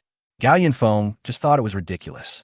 Of course, he knew that these people must have been called over by Li Haoqing's gang, but just making a scene in front of his door would not have any impact on him at all. Just as Gao Yunfeng was thinking about what Li Haoqing was up to, there was a sound of glass breaking from upstairs, followed by a burst of rapid gunfire. Someone broke in? Gao Yunfeng found it unbelievable. Chapter 44, The Enemy, takes the lead. Building 11, 25th floor. All the residents in the building were crowded into one room, and everyone was wolfing down the bacon provided by Li Haoqing. Now all the supplies in the building have been sold out. In order to survive, they will listen to Li Haoqing, who robbed them in the past. Everyone had only one thought: take down the 28th floor and kill Gao Yunfeng. If it weren't for Gao Yunfeng, they wouldn't be in such a miserable state. Li Haoqing, Li Jian, and others were in another room on the 25th floor. At this time, everyone was sitting around a table. Li Jian asked, Jin Zhao, how is it? The man surrounded by the crowd was holding a remote control, and on the table, there was a mobile phone holder with a mobile phone placed horizontally on the table. The man holding the remote control, Huang Jin Zhao, was pressing the remote control while staring at the screen of his mobile phone. Suddenly, a series of gunshots were heard upstairs, and the phone screen went black. Huang Jin Zhao threw the remote control away angrily and said, I was wondering why this guy lives such a comfortable life. It turns out there is some black technology. On the 29th floor, Gao Yunfeng felt a little depressed as he looked at the spare parts scattered all over the floor. He had previously focused his home's defense on the 28th floor, and he only replaced the windows of the corridor on the 29th floor with better windproof glass. I just didn't expect that there are still people who have things like drones at this time. Companion, what's going on? Gao Yunfeng asked the patrol robot beside him. The companion replied, This drone just broke through the window and rushed in, and I shot it down. I'm asking, who owns this drone? It's probably a man named Huang Jinzhao. A person's identity information popped up on the screen accompanying the robot, and then said, he is a technician of a listed technology company. But don't worry, Master. I have already prepared a countermeasure for this situation when I analyze the identities of the residents in the community. Gao Yunfeng frowned slightly. Tianjiao community is indeed the most upscale residential area in Yinqing. It is reasonable for there to be such a technical master. So what's your strategy? The companion listed several plans, and it elaborated. Assuming that all similar people in the entire Tianjiao community are alive, the threats they can pose to us include, but are not limited to breaking in airborne, destroying our power supply system, and blasting. Even explosions? Gao Yunfeng didn't expect that this community was full of hidden talents. Wang Zhen was just downstairs. He works in the blasting group of the construction team. He is a chemistry major and is likely to make his own homemade bombs. Gao Yunfeng rubbed his chin thoughtfully and found things more and more interesting. He went downstairs and returned home, then took out a laptop. Zhong Sun was still in the room working on the system. Gao Yunfeng directly took out a chip from the wreckage of the drone and asked Pei Bin, can we hack into it? The companion replied, yes, but there is no network now, so we can only hack into the device connected to this drone. That's enough. I just wanted to say hello to these guys anyway. On the 25th floor, Huang Jinzhao was still explaining to Li Haoqing and others. The robot in Gao Yunfeng's home is a modified machine that is not available on the market. He even has electricity at home. This kid is not easy to deal with. After hearing this, Li Jiyuan suddenly realized, by the way, was he the one who spread the news of the end of the world in the group before? After getting a positive answer, he clapped his hands angrily. I don't know where that guy got the news of the end of the world from, and then he made sufficient preparations in advance. Not only did he stockpile supplies, but also electricity, water, and even weapons and equipment. He's a tricky guy. He is so dishonest. He knew about the apocalypse in advance, but didn't tell us, his neighbors. Lu Ting was so angry that her teeth were itching. Then Gao Yunfeng will have to pay the price for this. We have to go up and rob his supplies and take away his equipment. Li Haoqing patted her head and said, do you have the ability to open his door? Li Jiyuan said, you have tried before. It is easy to break through Gao Yunfeng's security door. But how to deal with his guns? Since the other party has used robots, they can take turns to guard us 24 hours a day. That's no problem. Huang Jinzhao stepped forward and said, I still have a drone at home. We can use Wang Zhen's homemade explosives to carry out a suicide attack. As long as we find the right time for Gao Yunfeng to come out and use the drone to break in through the window and blow him up, we'll win. Really? A voice with a hint of electricity left Li Jiyuan and others present confused. But Li Haoqing and Lu Ting seemed to be under stress. They immediately became alert and looked around. Here, Lu Ting exclaimed. On Huang Jinzhao's mobile phone screen, Gao Yunfeng was sitting on the sofa with his legs crossed and sipping the best tea. He is Gao Yunfeng? Li Jiyuan asked in confusion. Huang Jinzhao was even more shocked. No, you can hack into my phone at this time. Gao Yunfeng just smiled and said, since everyone knows that I've made sufficient preparations, then it's okay for me to stock up on some hacking techniques, right? Gao Yunfeng. As one of the initiators of this action, Li Jiyuan was the first to come forward. He said to Gao Yunfeng, now that everything has been put on the table, let's be frank. We have no choice but to come to you. We are really sorry. So, please help our neighbors who are in dire straits. Gao Yunfeng felt that Li Jiyuan was extremely shameless. Neighbor? How can a neighbor who just threatened to kick me out now plan to kill me? I can't have such a neighbor. Li Jiyuan said with a sad face. This is a helpless move. Look, we haven't had a full meal for more than 20 days. It is said that people can do anything in times of crisis. As the person with the most supplies in the entire community, you should take out supplies to help us. I know that the supplies of Run Huanjia supermarket next to the community are in your hands, right? As neighbors, we won't go too far. Let's talk it over. As long as you hand over 70% of the supplies, we'll stop and we can still be good neighbors in harmony. Why are you still asleep? You're talking so much in your sleep. Gao Yunfeng said with a sigh. What if I refuse? Reject. Li Jiyuan's eyes suddenly turned fierce. He pointed at Gao Yunfeng and said, don't think we are afraid of you just because you have a few guns. The people in our 4 apartment buildings are now criticizing you. We are united as one. It will be no problem for us to break into your house. Just as he finished speaking, there was a loud bang, outside, causing the ground to shake slightly. While the people on the 25th floor were still wondering what was happening, screams were heard outside. Help! Someone is killing me. Help! There's a bomb. Bomb! Li Jiyuan was very shocked. Wang Zhen's bomb was still on the 25th floor. Where did the bomb come from? On the other side of the phone, Gao Yunfeng looked at everyone with a playful expression and asked jokingly, "What did you just say?" Chapter 45, Physical Deterrence. In the corridor, screams continued. Li Jin was about to ask someone to go out and check the situation, but the next second the entrance door was slammed open. Everyone looked and saw Wang Zhen running in a very embarrassed manner. "What's going on?" Li Jiyuan asked him. "Brother Jin, that kid also has a bomb." Wang Zhen was still in shock. Li Jiyuan's original plan was to have Wang Zhen take a group of older people from Building 10 to Gao Yunfeng's door to distract him, and then have Huang Jinzhao use a drone to investigate the situation. But the drone was shot down by the other side, and Wang Zhen still didn't know why, and still brought people to harass Gao Yunfeng at the door. Just after Gao Yunfeng ran upstairs, and there was no response for a long time, Wang Zhen became impatient and wanted to go downstairs to report the situation to Li Jiyuan first, but who knew that this action saved his life. As soon as he reached the 27th floor, he heard the old people upstairs say the door is open. Wang Zhen looked back and saw a round object passing over the heads of the middle-aged and elderly people, and then it exploded with a bang, and the stairwell was in chaos. Gao Yunfeng's bomb killed a large group of people gathered in front of the security gate. The rest of the people ran downstairs crying and shouting, with more or less injuries on their bodies. "I think you guys are not on the same page. Why are you fighting with me?" Gao Yunfeng shook his head repeatedly on the phone. Li Jiyuan's eyes widened. He still underestimated Gao Yunfeng. But think about it. They were able to stock up on Gatling guns before the rainstorm. So why couldn't they get bombs? Damn, if he had known this, why would he have torn his face with Gao Yunfeng directly? Isn't it better to curry favor with him than to cooperate with Li Haocheng? Meanwhile, Lu Ting tugged at Li Haocheng's sleeve and said, "Brother Cheng, Gao Yunfeng actually has this trick up his sleeve. Can we beat him?" "Hush, keep your voice down." Li Haocheng whispered to Lu Ting, "Let Li Jiyuan and his gang try. We don't need to deliver them anyway. If they win, we'll have a share of Gao Yunfeng's supplies. If they lose, I still have a way out." Gao Yunfeng was watching the wonderful expressions on everyone's faces through the screen, and he planned to give these people a little physical shock. Gao Yunfeng suddenly stood up, and then the screen of his mobile phone shook uncontrollably. He walked into a room, turned on the light, and then turned the camera around.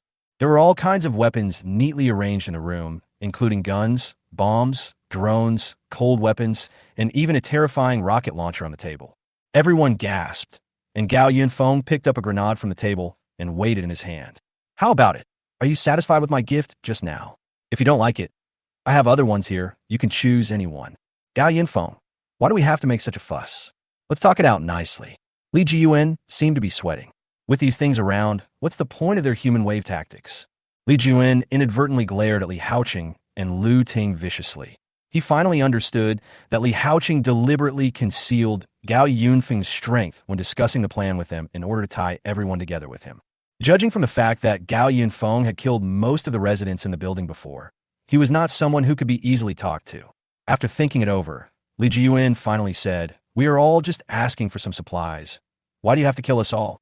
"Well, on behalf of everyone, I apologize to you for today's reckless behavior. Mr. Gao, can we both sit down and have a good talk?" The other people on the side also held the same attitude. After seeing so many weapons in Gao Yunfeng's hands, they all gave in, fearing that they would not be able to get the supplies and lose their lives. Except for Li Haocheng, the conflict between him and Gao Yunfeng could not be resolved with just a few words. He was determined to kill Gao Yunfeng, and for this he would not hesitate to drag everyone into it. However, at this time Li Haocheng was still standing aside and listening quietly to Li Jiyuan and Gao Yunfeng arguing, but he already had a plan in his mind. Gao Yunfeng smiled meaningfully and said in a very gentle tone, "I still like the way you were tough just now. Why don't you continue to try to get people to harass me? Maybe I'll get annoyed and agree to your request." Seeing Li Jiyuan struggling, Gao Yunfeng continued, "Did Li Haocheng call you here? You fools don't even know that you have been fooled by that bastard. Let's put it this way, Li Jiyuan, take your group away. Anyway, there's no deep hatred between us, unless you want to avenge those who were just killed in the explosion." Li Jiyuan was stunned. So easy to talk to? It seems that Gao Yunfeng is a little different from what others described. In fact, Gao Yunfeng did not take Li Jiyuan and others seriously. After all, his purpose was to prevent people in other apartment buildings from targeting him. Now that the deterrence effect worked, there was no need to waste bullets to get rid of them one by one. Stop while you are ahead. Anyway, he will leave when the rain stops. Don't push him too far and create a grudge with him. Then he will have to waste time clearing out the entire community. Moreover, Li Jiyuan is a smart man. He should have understood by now that he's been tricked by Li Haoqing. Seeing Li Jiyuan whispering with the people around him on the other side of the screen, Gao Yunfeng simply said, "In short, don't even think about taking any supplies from me unless you want to try. If you don't have the courage, take your people back and don't bother me in the future." After saying that, Gao Yunfeng directly cut off the connection. The people in the room looked at each other in bewilderment. Wang Zhen, who was still in shock, looked at Li Jiyuan blankly. "So what should we do now?" Huang Jinzhao fell in a deep thought and muttered to himself, "The equipment on the other side is fully automated. If we make reasonable use of the explosives we have, we still have a chance. Let me think about it." Li Jiyuan thought about the pros and cons. As the owner of a restaurant, he had enough supplies at home, so there was no need to take a huge risk to fight Gao Yunfeng to the end. Li Haoqing watched it clearly from the side. Some people hesitated, some were wavering, and some did not want to miss this opportunity. To put it bluntly, they are just a group of people who have temporarily formed an alliance for the sake of interests. It would be strange if they could be of one mind. Li Haoqing said he was going to go out to check the situation, leaving Li Jiyuan and others to discuss the matter in the house. He went downstairs and found several residents of Building 11 who were hiding. Everything shall proceed according to the original plan. After giving the instructions, Li Haoqing went upstairs again and found that Li Jiyuan and others had already left. Many survivors came to Buildings 9, 10, and 12 for this operation. They were very nervous in the buildings, fearing that any disturbance would force them to reopen the buildings. Li Jiyuan, the commander of this operation, has something to say. Chapter 46, Launching the Attack. There were about 30 people in total from the other 3 buildings, half of whom came from Building 10, Wangtown. When they arrived at Building 11 this time, Li Jiyuan and others gave the same reason to the residents below. There's a resident in Building 11 who has abundant supplies, and as long as everyone comes together to put pressure on him, he will distribute supplies to everyone. Many young people were skeptical, but the older people were different. They rushed to board the few rubber boats, fearing that they would not be able to get their turn when the supplies were distributed. This was exactly what Wang Zhen wanted. He was already very dissatisfied with the many useless elderly people in the apartment building, and he just wanted to use Gao Yunfeng to get rid of some of them. At this time, dozens of people were crowded on the same floor, and everyone was shrouded in the shadow of Gao Yunfeng. Now the only ones they could rely on were leaders such as Li Jiyuan. Li Jiyuan stood in front of the elevator and began his long speech. He first expressed deep condolences to the people who died today and then bitterly condemned that Gao Yunfeng not only ignored the lives of our neighbors, but also killed us. It is really inhumane and disregards human ethics.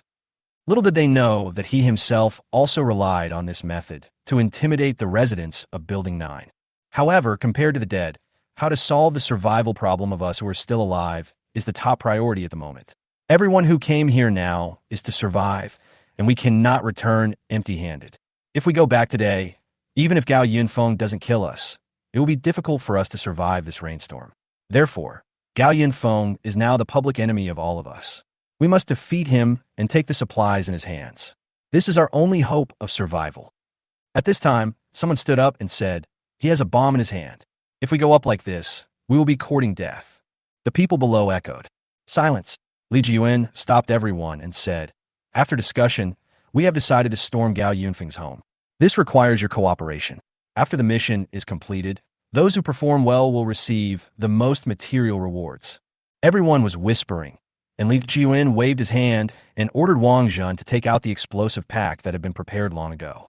Wang Zhen said, "These explosives are enough to kill dozens of people.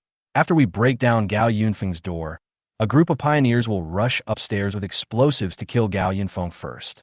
Gao Yunfeng only has a few grenades and a few broken guns at best. How can he stop us?" But the others remained silent. Rushing upstairs with explosives in hand, isn't this a suicide squad? Who would want to do such a thing? At this time, several young people in the crowd volunteered to stand up. They were residents of Building 11. They denounced Gao Yunfeng, saying that so many people died in the building because of Gao Yunfeng, and they were willing to be the first pioneers for everyone. So the plan was finalized smoothly. An hour later, everyone was ready to attack Gao Yunfeng's home together. Looking at everyone organizing their weapons, Li Jiyuan nodded contentedly. He went downstairs and lit a cigarette, but he never expected that Li Haoqing came up behind him. It's good to have authority. Just a little talk, and people will rush forward for you. Li Haoqing teased him and reached out to take the cigarette from his cigarette box. But this time, Li Jiyuan took the cigarette box back directly. He said in a sullen tone, "How can I compare to you, tricking so many people into dying for you?" Li Haoqing said he didn't want to take the blame. Hey, we agreed on this at the beginning. Gao Yunfeng is indeed difficult to deal with. But aren't you also planning to take the supplies in his hands? For the sake of supplies, you tricked those residents into coming here to take the blame. We are the same, and no one has the right to criticize anyone. Li Jiyuan exhaled a long breath of smoke. He admitted that he and Li Haoqing were actually the same kind of people. However, if it weren't for Li Haoqing's solemn promise before, according to his personality, he would definitely not go against Gao Yunfeng at the beginning. At least he would try Gao Yunfeng's attitude before making a decision. Li Jiyuan threw his cigarette but to the ground, and then said to Li Haoqing, "Let me make it clear in advance that we are all in the same boat now. When we take action later, everyone must contribute, including you. Don't worry, you said it yourself that those who contribute the most will get the most supplies. How dare I slack off?" Li Haoqing responded to him. Li Jiyuan went upstairs doubtfully, and he made his own plan in his mind. He must get Gao Yunfeng supplies, but he also had to get rid of Li Haoqing. This guy was very cunning and would be killed by him if he was not careful. In the afternoon, Gao Yunfeng, who was sorting out the printer list in front of the computer, suddenly heard a loud noise coming from outside, and then his companion hurriedly said, "Master, there are many people in the stairwell." The surveillance video was turned on, but the picture was blurry at this moment. Gao Yunfeng listened to the continuous sound, which sounded very much like the tools used by Li Haoqing and others to break the wall before, and he suddenly felt annoyed. Here they come again. I gave them a chance. Gao Yunfeng immediately pulled out the weapons list from the printer and ordered his companions, "Deal with them all." He sent another message to Zhong Sun, who was in the guest room. "Stay in the room and don't come out. It will be a bit noisy outside later." Zhong Sun also understood what was going on and replied directly with an okay. Gao Yunfeng started the printer and printed out all the selected equipment. He rubbed his hands, unable to contain his excitement. "Let you taste the power of fully automated equipment. I don't need to go out. You all have to sacrifice to the heavens." In the stairwell, several men were using the equipment provided by Li Haoqing to violently dismantle the stair partition wall next to the safety door. But halfway through the drilling, a sharp friction sound suddenly occurred. The man holding the tool looked puzzled, and when he took the machine away, he saw the steel plate behind the wall. Oh my God, who has steel plates installed on their stairs? Immediately afterwards, a crisp sound of the door opening was heard, and the alloy security door actually opened by itself. Someone shouted in surprise that the door was open, but the person standing in front of the security door didn't notice it. Because at the moment the door opened, someone saw a half-human height robot standing in front of the fire door on the 28th floor, and the terrifying muzzle in the middle of the robot had begun to accumulate power and spin in circles. "There's a gun." The patrol robot fired a volley of bullets, and several people facing the door were instantly shot into pieces. "Quick, get on defense." In the bedroom, Gao Yunfeng was a little puzzled when he heard this. Defense. In the surveillance video, a strong man rushed up from the corner, holding a thick metal security door. Behind him, a group of people followed the man and charged together. I don't know where these people took the anti-theft door from, but the defensibility is really that good. Gao Yunfeng curled his lips. It seems that they really have to kill everyone in the building. Do these people really think I opened the door for them because I was afraid? A company released poison gas. Chapter 47. People are like wheat ears. They fall down when the wind blows. The survivors used the iron door as a shield and moved up the building little by little. The patrol robot received instructions from its companion and immediately withdrew. They finally reached the 28th floor, but stopped when they reached the fire door. Should we go to the 28th floor or the 29th floor? The man holding the iron gate asked the person behind him. Of course we have to go to the 29th floor. The guys in Building 11 said that all the supplies are on the 29th floor. But shouldn't we take care of that, Gao? What if he comes out with a gun to block us when we go upstairs? For a moment, everyone was blocking the stairwell and arguing. No one dared to enter the 28th floor or go forward to the 29th floor. At this time, someone finally discovered the problem. Wait a minute, where are those pioneers with explosives? Shouldn't they go to the 28th floor first and blow up Gao to death? Yeah, dare to die. Oh no, where are the vanguards? Only then did everyone realize that the few people who volunteered to be pioneers were missing. Where are the people? Which building are they from? It seems like those people are all from Building 11. It was originally agreed that those few people would go and kill Gao Yinfeng first, but now that they are missing, what should we do? They were able to use the iron door to block the bullets because of the narrow space in the stairwell. But once they entered the corridor on the 28th floor, the elevator room of nearly 50 square meters allowed the gun-armed robot to do whatever it wanted. They would easily be made into sitting ducks as soon as they entered. At this time, someone suggested, how about this? The taller one lives on the 28th floor. Why don't we block the 28th floor and go up to the 29th floor to get the supplies? That's right. Everyone agreed that killing Gao Yinfeng was not their mission. They just wanted to get the supplies. So, everyone closed the fire door on the 28th floor and brought heavy objects to block the door.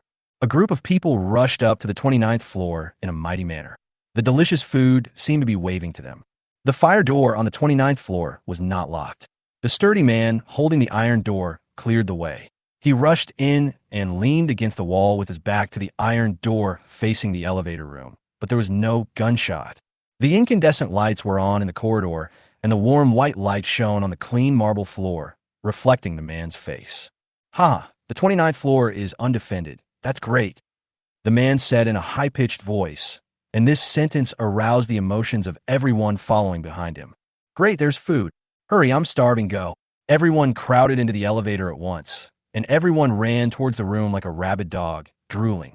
After passing through the elevator, there's a corridor leading horizontally to both sides, but when the person in the front ran past, he suddenly stopped. Many people behind didn't have time to brake, and for a moment, a group of people collided with each other. Before they had time to complain, the people behind them saw an incredible scene. Both sides of the corridor outside the elevator were blocked. There is a huge and airtight iron wall on both sides. A closer look reveals that the iron wall is made of 4 steel plates of the same size. However, the steel plates do not seem to be welded to the ground, but directly piled together. Some people wanted to go forward and push the steel plate down, but they couldn't move it no matter how hard they pushed. This is strange. Why did Gao Yinfeng set up 2 such iron walls here?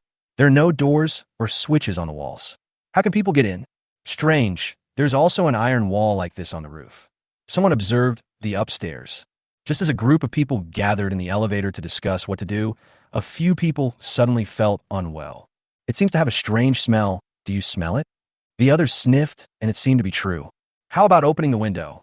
Someone wanted to open the window of the elevator, but found that the window was sealed. The smell seems to be coming from above. Someone looked up, but only saw the white ceiling and the fire sprinklers that were automatically triggered in the event of a fire. The smell seemed to be coming from the shower head. Just when everyone was confused, a cry of surprise suddenly came from the crowd. An older woman fell to the ground without warning and began foaming at the mouth. Before anyone else could react, another person fell down. The crowd was like ears of wheat in a wheat field, falling down at the touch of the wind. Oh no, there's poisonous gas. It wasn't until a large number of people in the elevator collapsed that someone reacted, but it was too late. Those who wanted to run completely lost consciousness and fell to the ground before they even got close to the stairwell. On the 28th floor, Gao Yunfeng was watching the surveillance camera on the 29th floor. The people in the video fell down one after another. He couldn't help but sigh. They came with great fanfare, but died quietly. There was no noise at all. How wonderful, the companion reminded. Master, the poison gas will soon cover the entire building. Please remember to stay indoors and don't move around for the next 6 hours. I know. Remember to remind Zhong Sun as well. Gao Yinfeng looked at the person lying on the surveillance camera with boredom, wondering in his heart what other tricks Li Haoqing and the others would come up with. Suddenly, there was a loud boom outside, and Gao Yunfeng felt the ground shaking. What are you doing?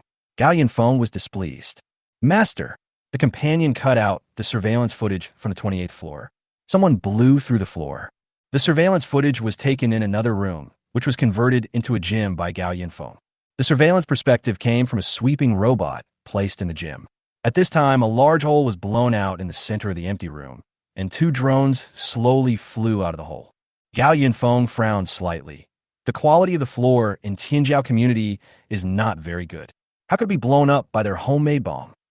The companion analyzed. It's possible if the amount is large enough. They probably wanted to blow up your room directly, but they didn't expect to blow up the wrong room. Looking at the drones that kept turning around to search, Gao Yunfeng tapped his fingers twice on the table. He said, high-tech versus high-tech, but they found the wrong person. Companion, get rid of those 2 drones. Accompanying, I'm already dealing with it. On the 27th floor, Huang Jinjiao and Wang Zhen each held a remote control and controlled a drone to search the room for Gao Yunfeng. The drones searched the entire room, but only saw a pile of neatly arranged fitness equipment. Huang Jinjiao frowned and said, we didn't bomb the wrong place, did we? Lu Ting on the side said, look, I told you, Gao Yunfeng is in another room. Li Juan stood behind Huang Jinjiao and urged, quick, while the people upstairs are attracting Gao Yunfeng's firepower, quickly use the drone to blow Gao Yunfeng to death. Huang Jinjiao was a little annoyed. You have to wait for us to find someone first. Oh no, they really bombed the wrong room. Gao Yunfeng is really not in this room. Wang Zhen sighed and said, I don't have enough explosives to blow another hole. By the way, has everything upstairs become quiet now? Lu Ting was worried. Li Juan was still urging, those people can't hold on for too long. Let's hurry up. Li Haoqing couldn't wait any longer. He found a ladder and moved it under the hole created by the explosion, then climbed up to the 28th floor with the ladder. He took out his pistol, his eyes grim. Li Haoqing swore that this time he would kill Gao Yunfeng. Chapter 48, you guys jumped into this pit yourself. Not only Li Haoqing climbed up the ladder, but also his younger brothers and all the residents of Building 11. The residents who were already so hungry that they were no longer friendly followed Li Haoqing's advice. It was not so much that they followed it, but rather that they had no choice. They all saw Li Haoqing's methods, and if they disobeyed him, the consequences would not be good. Li Haoqing gave them 2 choices. Either take a chance and follow him to take down Gao Yunfeng's house, or stay downstairs and continue to feed on the dead until there's no one left. Everyone was holding a knife in their hands, and some even used a stainless steel basin as a shield. The group of people couldn't help but sigh as they looked at the beautifully decorated gym. It's really frustrating to compare yourself with others. Everyone is so hungry, but Gao Yunfeng still has the mind to work out at home. They carefully groped their way out of the room, but did not notice that their every move was captured by the sweeping robot in the corner. Gao Yunfeng was not panicked at all. Now all the fire sprinklers in the corridor have been replaced with poison gas. As long as they enter the corridor, they will die in minutes. Li Haoqing and others came to the entrance, where Huang Jinjiao's 2 drones were parked. One of the drones kept flying back and forth at the door, meaning to urge Li Haoqing to hurry up. Li Haoqing opened the door and let the 2 drones go out first. The 2 drones were equipped with Wang Zhen's homemade explosives. He let the drones go out first, and Li Haoqing would go out after confirming it was safe. The drone flew slowly forward along the corridor. Everything was normal on the surveillance footage. Huang Jinjiao turned the camera's angle and observed other directions in the corridor. He found that the corridor was extremely clean. Not to mention any signs of fighting, there was not even a footprint on ground. Strange, didn't the others already rush forward? Why didn't they fight? Huang Jinjiao wondered. Wang Zhen, who was standing nearby, also said, yes, I heard some intense gunfire up there just now. How come nothing happened on the 28th floor? So strange. Li Jiwen was also confused. Lu Ting felt something was very wrong, so she suggested, how about we call Brother Ching back first? Li Jiwen immediately objected. Why are you shouting? We've already gone up there. How can we let go of such a good opportunity? Don't forget that we have drones to explore the way ahead. Even if something happens, they will retreat on their own. The drone passed through the elevator and continued forward. In the room, Li Haoqing took a mirror and placed it at the door to observe the drone's movements through the mirror. Seeing the drone moving forward unhindered, Li Haoqing immediately signaled the residents of Building 11 to go out first. Several men staggered out of the room. The man in front held a stainless steel basin in front of him and looked around vigilantly. Nothing unusual. The person leading the group passed a message to the people in the room. Li Haoqing then came out of the room and walked to another room at the end of the corridor with the others. Everyone was on guard, and when they passed the elevator, Li Haoqing felt something was wrong. He shouted, "Wait a minute," and then cursed at the person in front of him. "There's nothing wrong here." "But there's nothing here. Idiot, the most strange thing is that there is nothing." Where did those dozens of people who rushed up just now go? Li Haoqing thought to himself. There was such a big commotion just now. Dozens of people couldn't have disappeared out of thin air. But now there was indeed no one else in the corridor except them, and even the fire door in the stairwell was closed. Some speculated, did they go to the 29th floor? After all, we told them that the supplies were on the 29th floor. It seemed to make sense. The drones ahead had already reached the door of another room. One drone turned around and faced everyone, signaling them to come over and open the door. Hurry, go open the door and let the drone go in to explore the way first. Li Haoqing ordered. The people in front just took 2 steps forward when they suddenly stumbled at the same time, and several big men fell to the ground without any warning. What's going on? Someone exclaimed. Li Haoqing looked at the person lying on the ground in surprise, and then he noticed that there seemed to be a strange smell in the corridor. Could this be? What happened? Seeing their teammate suddenly fall down, the others began to panic. But the next second, 2 more people fell to the ground. Oh no, there's poisonous gas. Li Haoqing finally realized that it was no wonder that the drone in front did not find anything unusual. It turned out that Gao Yunfeng had placed poison in the corridor. Downstairs, Li Jiyuan and others were dumbfounded as they watched people falling down one after another in the screen. What is this doing? In the following scene, Li Haoqing, who was walking at the back of the crowd, seemed to have noticed the problem and wanted to retreat back into the room, but the door next to him suddenly slammed shut without any warning. Li Haoqing lay on the door and kept banging on it, looking a little panicked. Now Li Jiyuan and others understood that the situation was not good and they had fallen into a trap. Just when Li Jiyuan and others hadn't figured out the situation, something went wrong with Wang Zhen. Why is there no picture on my drone? What? Huang Jinzhao was confused, but he soon discovered that the screen of his drone was also black. What's going on? Hello. Huang Jinzhao kept pressing the remote control, but the drone had no picture. He quickly picked up his phone to check the drone's remote control system, but the system showed that there was no problem. Just when Huang Jinzhao was puzzled, he noticed the upper right corner of the phone. Huang Jinzhao exclaimed, "When did my phone connect to Wi-Fi? How could there be Wi-Fi at this time?" On the 28th floor, Huang Jinzhao's 2 drones were still flying normally, but the 2 drones flew away from Gao Yunfeng's home and gradually flew to the people in the corridor. Damn it! Why did the door suddenly close? Li Haoqing knocked on the door desperately. At this time, he already felt a little dizzy. In desperation, he held his breath and decided to go all out. But at this time, he noticed a drone flying towards him. Li Haoqing looked at the 2 drones and suddenly felt a little uneasy. Why did this drone look a little different from before? Li Haoqing couldn't tell, but seemed to be flying more steadily and quickly. Almost half of the people in the corridor collapsed, and the rest of them also realized the problem and held their breath. Some people tried to open Gao Yunfeng's door despite feeling dizzy. However, at this moment, a drone overhead suddenly swooped down towards the crowd and slammed hard into the person who was trying to move forward. In an instant, a violent explosion occurred in the corridor. For a moment, blood and flesh flew everywhere. Chapter 49. The whole army was wiped out. The explosion in the hallway shook the surveillance screen. Gao Yunfeng's drink on the table splashed out. He exclaimed, "Wow," and said with emotion, "Are these people's homemade explosives so powerful?" A company said, "Master, I will help repair the corridor later." Gao Yunfeng waved his hand. "No need, we won't be staying here for long anyway, just clean it up a bit later." Downstairs, Li Jiyuan and others also heard the sound of the explosion. Wang Zhen was shocked. "That shouldn't be my bomb, right?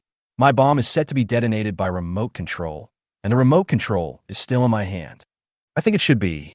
Huang Jinzhao pointed at his phone and said, "My phone was connected to Wi-Fi. I don't need to guess that it was Gao Yunfeng who did it. What does that mean?" Wang Zhen was extremely anxious. Huang Jinzhao gnashed his teeth and said sadly, "What this means is that my drone was hacked by Gao Yunfeng a long time ago, and the result is that we stupidly gave the bomb to him. Damn it, Huang Jinzhao just couldn't figure it out. He learned from Lu Ting that Gao Yunfeng was just an intern majoring in civil engineering. How could he have computer skills? And now it's the end of the world. Who would be in the mood to install a wireless network in their home? Now I don't know whether Li Haoqing and the others don't understand at all, or Gao Yunfeng himself hides it too deeply. Who among the average college students has the ability to stockpile a lot of supplies and weapons, and even get first-hand official intelligence? As a result, they even have the spare time to convert their home into a gym and install unlimited internet. Is this really a college student? In fact, when Pei Bei hacked into Huang Jinzhao's phone for the first time, it enthusiastically helped Huang Jinzhao connect his phone to Gao Yunfeng's Wi-Fi, so Pei Bei had already grasped everyone's actions as soon as the drones were launched.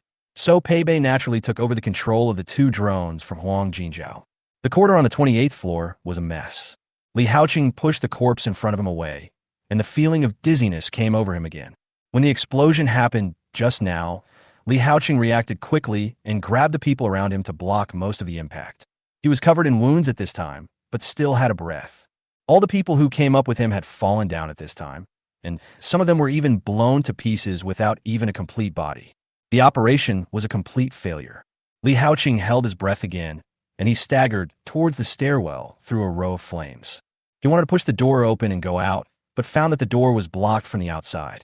Fuck! Li Haoqing screamed in despair. He kicked the door with all his strength. His head felt heavier and heavier, and his chest felt as if it was torn apart. Li Haoqing kicked the door hard and finally opened it. He ran into the stairwell and struggled to run downstairs. Behind me, a buzzing sound was heard. Li Haoqing turned around, and his pupils suddenly shrank. There was still one drone left, and it was following him leisurely. Shit! Li Haoqing quickly went downstairs, but the pain in his body seriously slowed him down. He missed a step and fell down. Looking at the approaching drone, Li Haoqing collapsed and shouted, "Don't come over here! Don't come over here!" He was scared. He didn't understand how Gao Yunfeng did it. At this time, Li Haoqing thought. Li Jiyuan and others turned against him. They joined forces with Gao Yunfeng to try to kill him. I can't die. How can I die? Li Haoqing used his hands and feet to climb down the stairs. He struggled to continue to escape, but when he passed the 27th floor, he smelled a familiar, strange smell from the open fire door. How is it possible? Li Haoqing used up his last bit of strength to climb downstairs. He lost his balance and rolled down the stairs, then stopped at the corner between the 26th and 27th floors. Li Haoqing's eyes gradually became blurred. He was completely confused. He had never even met Gao Yunfeng. Why on earth was this happening? The disgusting smell of poison gas gradually surrounded him, and Li Haoqing's vision gradually blurred. The drone that originally belonged to Huang Jinzhao was parked in the air upstairs, and the camera was facing him nakedly, broadcasting the whole scene of his last breath in real time. He might be dead. Gao Yunfeng made the conclusion after listening to the broadcast from Pei Chong. He said to Pei Chong, "Are Li Jiyuan and his men still downstairs? Return the drone to them." On the 27th floor, inside the house, Li Jiyuan's heart was in his throat. He looked at Huang Jinzhao and Wang Jin anxiously and asked, "Hey, what's the situation now? Is our drone unusable?" There was no movement upstairs. When Li Jiyuan and his group came, they tricked dozens of cannon fodder to come over. A group of people attacked Gao Yunfeng's house, but now there was no sound at all. They had already guessed that there was probably no one alive upstairs. Wang Jin looked serious and said, "My last explosives are all on the drone. What else can we use to fight Gao Yunfeng?" Huang Jinzhao had been pressing the remote control, but now he finally gave up. He threw the remote control and said, "The plan has failed. We have to make plans for the next step." Li Jiyuan slammed his fist on the table with a bang. He stood up, pointed at Lu Ting, and cursed. "Have you two been deceiving us for a long time? It was you who said that Gao Yunfeng was just an intern with little ability. Now tell me how to explain it." "It's none of my business, Brother Yuan." Lu Ting hurriedly distanced herself from the matter. Gao Yunfeng's identity is a fact. At best, we only know that he has a very sturdy door and some weapons. We didn't expect that so many people could not defeat him alone. What's the use of saying this now? Li Jiyuan was so angry that he wanted to strangle Lu Ting to death, but he immediately regained his composure. "Oh, right, hurry up and leave. Gao Yunfeng is not someone you can easily mess with. If you don't leave now, are you waiting for him to kill you? Li Jiyuan still has a lot of supplies at home. If he saves some food, it will be enough for him to survive for a long time. There is no need for him to stay here and fight to the death with Gao Yunfeng." He immediately trotted towards the entrance.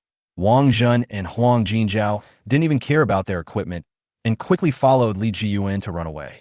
They are all managers of the apartment buildings, and when they return to their own territories, they are still the kings of the mountain.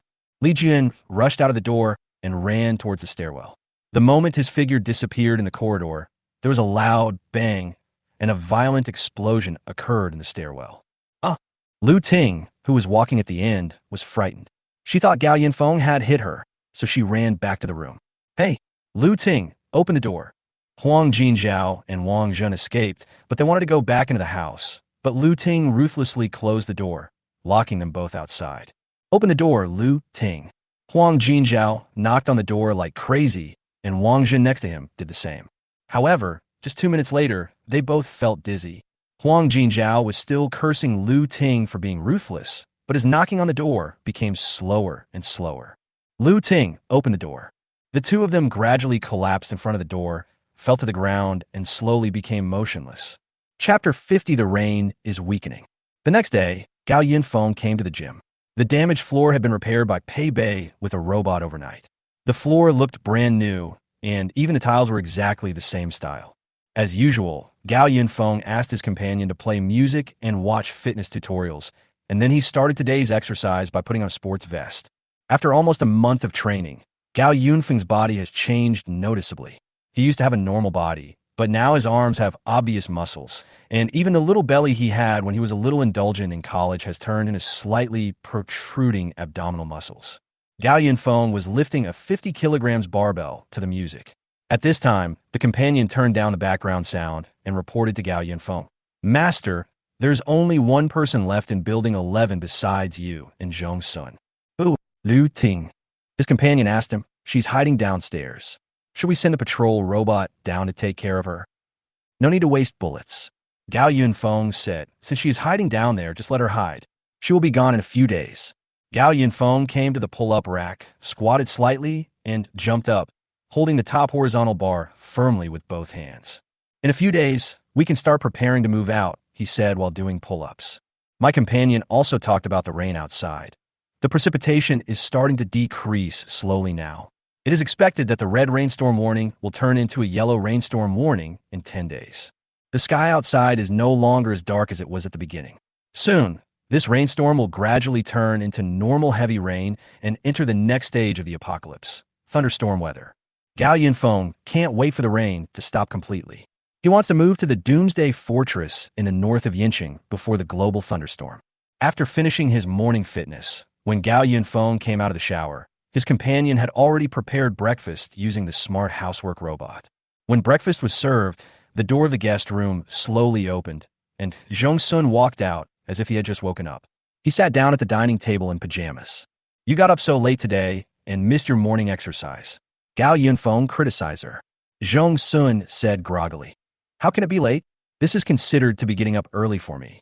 Because of your fully automated management system, I stayed up until 4 o'clock last night. I didn't ask you to stay up late." Gao Yunfeng peeled an egg and asked her about the progress of the system.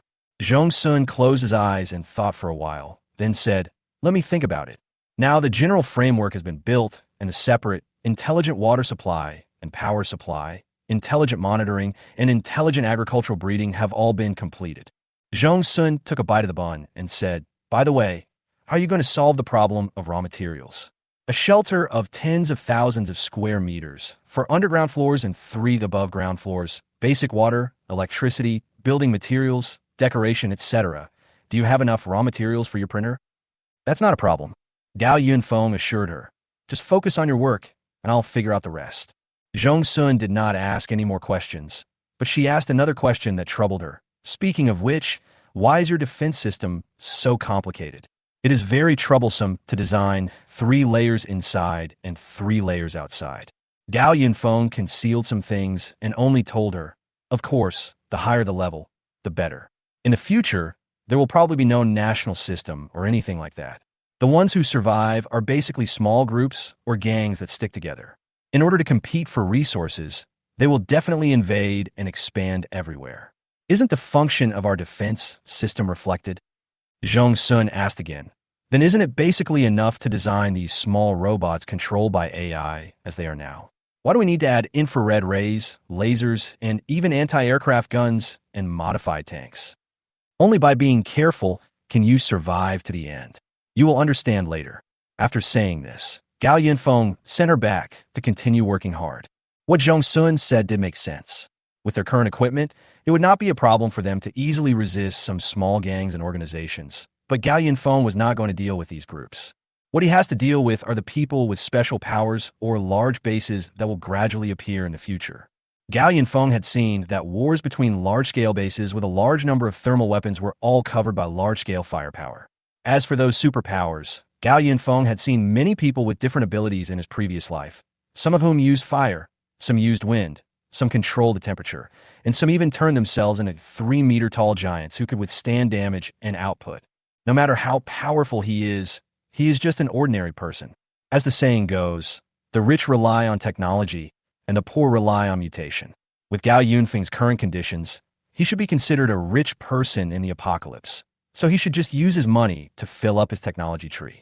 As long as he has a printer in his hand, Gao Yunfeng will have full confidence to deal with future difficulties. After breakfast, Gao Yunfeng came to the balcony and opened the glass door for the first time in a long time. The strong wind suddenly rushed into the house, blowing the small objects in the living room into a mess. However, this level of wind is much gentler than the strong wind that was able to tear down big trees some time ago. The rain outside has also become much lighter, and my companion said that the current rainfall intensity is within the range of the previous yellow rainstorm warning. Oh right, Gao Yunfeng suddenly remembered and asked his companion, "Where are the dead people in the building?" The companion replied, "All the bodies were thrown into the elevator shaft last night, and the damaged and dirty parts outside and upstairs have been cleaned up." Gao Yunfeng nodded, and then thought again. Speaking of which, there were so many people yesterday. How did they come from other buildings? Rubber boats. The companion explained. The patrol robot found 3 rubber boats in the corridor on the 10th floor that can accommodate about 6 people at a time. After yesterday's incident, about half of the residents of buildings 9 and 12 were killed, and the residents of buildings 10 and 11 are basically staying in the elevator shaft. Peichon also analyzed the information of residents in Tianjiao community and concluded that there is currently no one in the entire Tianjiao community who can pose a threat to them like Wang Zhen and Huang Jinzhao did with explosives or drones. Very good. Gao Yunfeng returned to the bedroom and pulled up the city map of Yinqing from the computer. He asked his companion to use the printer to print out a huge pump and a nearly 100-meter-long water pipe based on the height of the unit buildings in Tianjiao community and the current water level. Zhang Sun was curious when he heard the noise outside. As soon as he walked out of the room, he saw that the bulk snacks on the coffee table were blown all over the floor by the wind.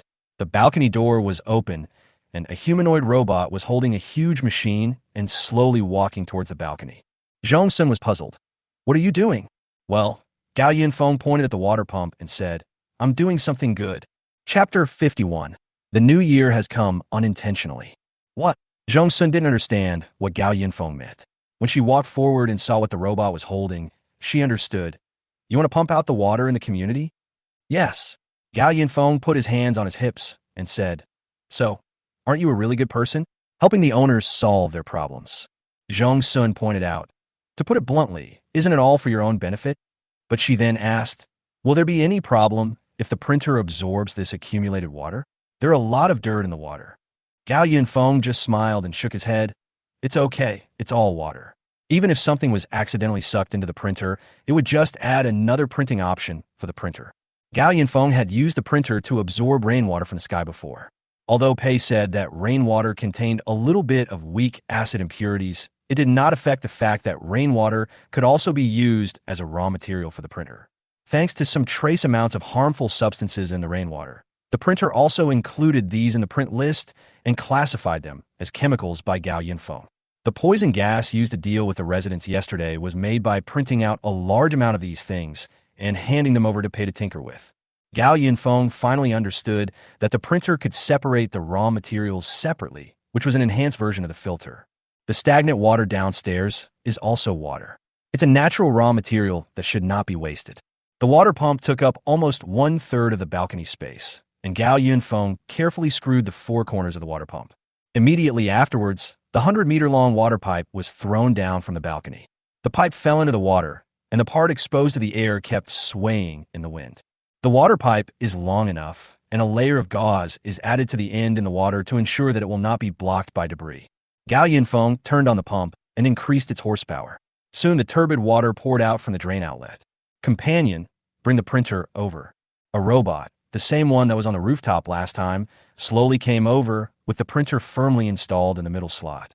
The robot came to the balcony, stopped, and fixed itself about 3 meters away from the pump. Gao Yunfeng adjusted the absorption strength of the printer, and then the printer began to draw all the accumulated water that was continuously pumped up to the front of the robot, and then absorbed it all. Done. Gao Yunfeng clapped his hands. Zhong Sun stood aside and complained. I say, instead of going through so much trouble, why don't you just take the printer down and vacuum it? Gao Yunfeng said seriously. The printer must stay within my sight. I would rather have some trouble than have any problems with my printer. This is our future life guarantee. Zhong Sun admired Gao Yunfeng's caution, but it was also true that only by being cautious could one live longer. She also admired Gao Yunfeng and was glad that he was willing to give her a chance. After all, it was too difficult for her to survive in this apocalypse alone. She was still afraid of what happened in school. 2 days later, the rain outside weakened a bit, and even the water level in the community dropped a little, but the raw material storage in the printer continued to increase. The companion gave Gao Yunfeng a suggestion based on the rainfall and wind monitoring. Master, in 3 days the rainfall and wind will be reduced to safe standards for travel. Understood. Gao Yunfeng was making minor modifications to the design of the Doomsday fortress in front of the computer. He and his companion conducted a detailed analysis of the current design and modified the design in all aspects. Gao Yunfeng walked out of the bedroom with satisfaction. He came to Zhong Sun's room and knocked on the door. What's wrong? Zhong Sun asked him. We'll move in 3 days and have something nice tonight, said Gao Yunfeng. Zhong Sun was amused by him and said, then we can move in and eat later. Why are you in such a hurry now? We have to eat anyway. Don't you see what day it is today? Gao Yunfeng raised his eyebrows. What? Zhong Sun was puzzled. What festival comes after New Year's Day? The Spring Festival. Zhong Sun finally reacted. Is the Spring Festival already here? Gao Yunfeng nodded. Zhong Sun was a little surprised. How come it's already the new year after just a few days? If people outside hear you say this, I'll beat you up. Gao Yunfeng teased her. People outside are living a miserable life, but you still think time flies. That's right. How can time not pass quickly if you stay in front of the computer every day? Zhong Sun turned around and was about to go back to his room. I haven't finished my work yet. You can do whatever you want tonight. Gao Yunfeng was still standing in front of the door. He said, you seem to be in a bad mood. Did you stay at home during the New Year and other holidays? That's about right. Zhong Sun sat down at her desk. Her room was a little messy. I'm not interested in these things. I've never visited relatives before. I always stayed in front of my computer by myself. Gao Yunfeng suddenly felt a little strange. Why was this person a bit withdrawn? At least you have to live with your family. I haven't been home since I went to college. Zhong Sun's hands were already working flexibly on the keyboard. After a long while, she said nonchalantly, my family doesn't like me. I just send some money home every once in a while. After listening to this, Gao Yunfeng was silent for a while. He felt that there was no need to continue discussing this topic, so he turned around and prepared to go to the kitchen. How about we have goose stewed in an iron pot tonight? A robot vacuum cleaner followed Gao Yunfeng and reported to him, Master, there's someone outside the door. Gao Yunfeng didn't stop at all and asked casually, Lu Ting. After all, there is no one else in this building except Lu Ting. Yes. Gao Yunfeng waved his hand and said, send a patrol robot to chase her away. If she refuses to leave, send her away. The companion said, she rushed over, but she came back after a while and said she wanted to see you and tell you something. What could possibly happen to her? Gao Yunfeng didn't care at all. Are you asking me for the funeral expenses for Yang Jiaqing and Li Haoqing? She said there are other people targeting you. Gao Yunfeng paused and said, oh, meaningfully, showing a little interest. Leaving the cooking to his companion, Gao Yunfeng went to the stairwell. In the surveillance footage, Lu Ting was sitting in front of the security door in tattered clothes and looked lifeless. Gao Yunfeng opened a small window on the security door and was able to see Lu Ting's messy, dry hair. Lu Ting heard the noise and jumped up from the ground. She lay on the door in a daze, staring at Gao Yunfeng through the small window with her dry eyes. She said anxiously, Xiao Gao, it's me. I'm your sister Ting. I know. Gao Yunfeng rolled his eyes at her and asked her, are you okay? If nothing is wrong, I'm leaving now. Xiao Gao, Xiao Gao.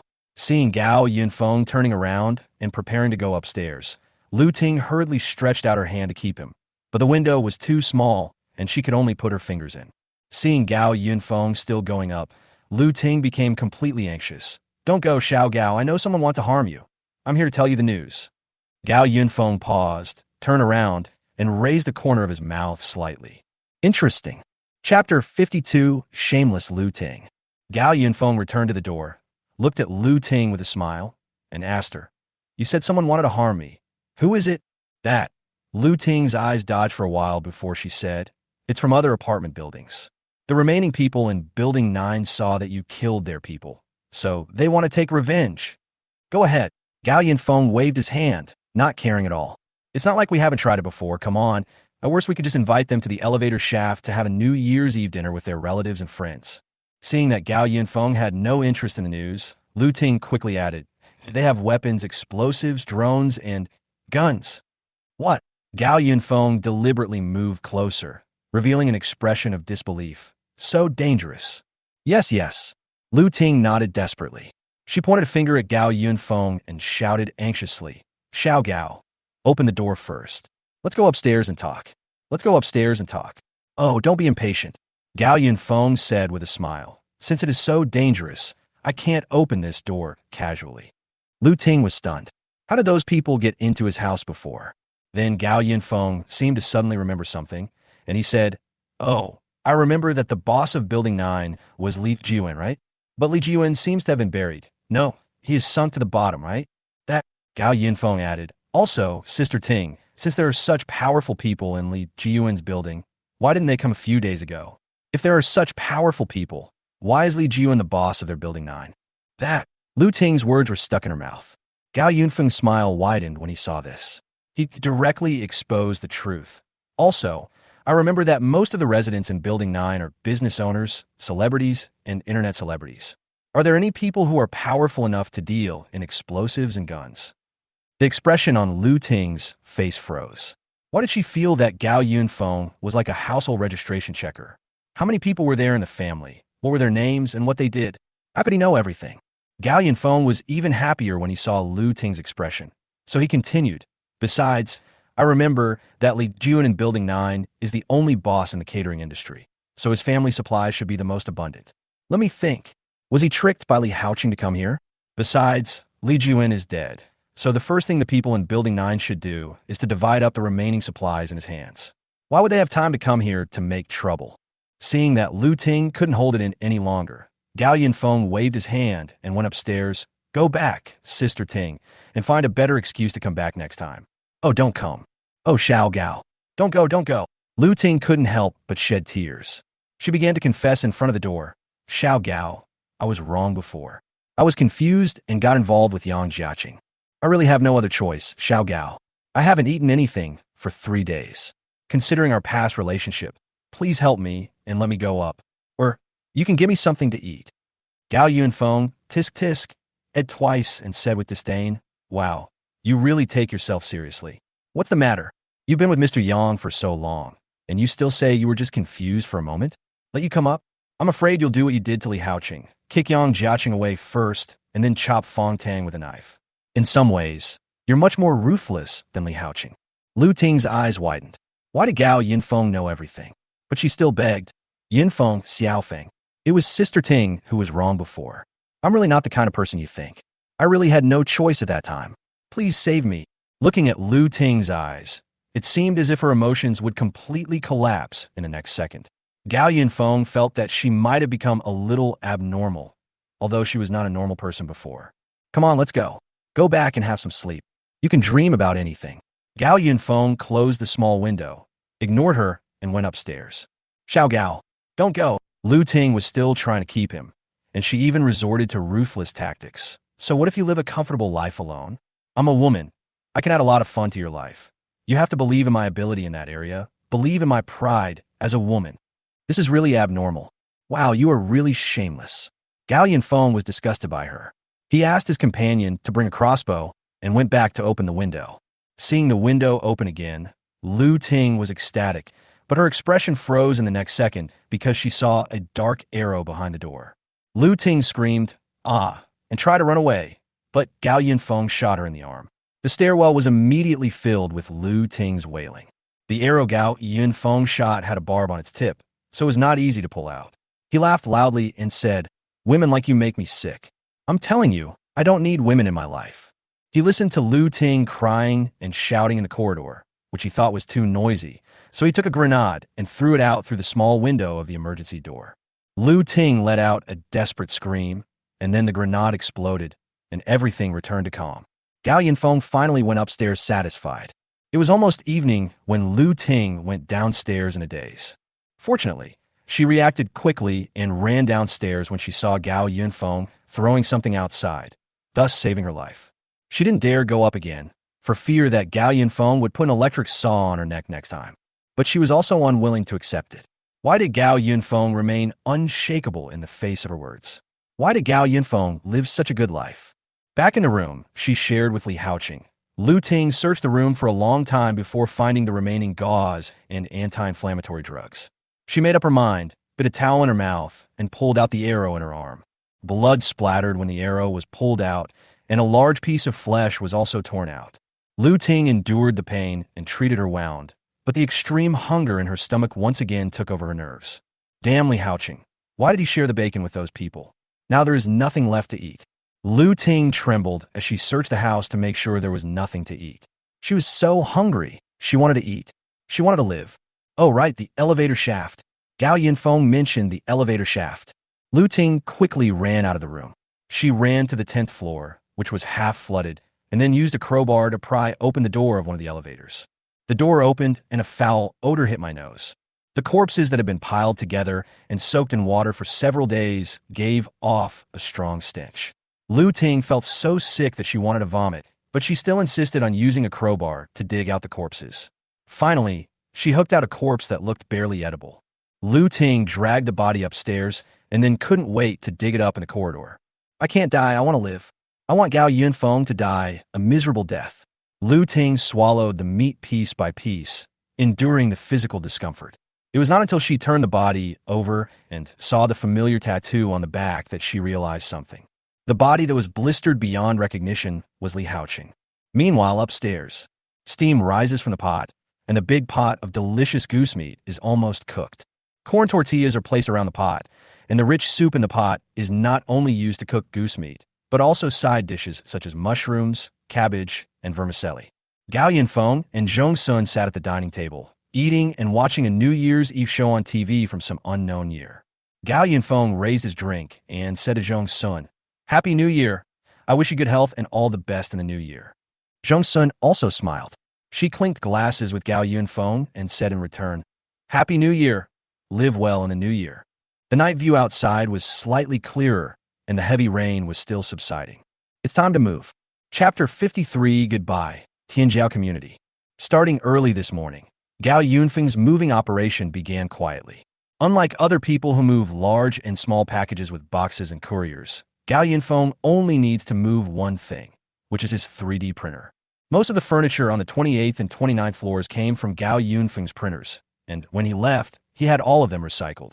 He even took away the furniture that was originally purchased by the property management company, because no one would want them anyway. Within an hour, the 2 floors were completely emptied. Gao Yunfeng even remembered to take away the huge water tank on the roof. He also took away all the floor tiles, turning the 2 floors into a bare house.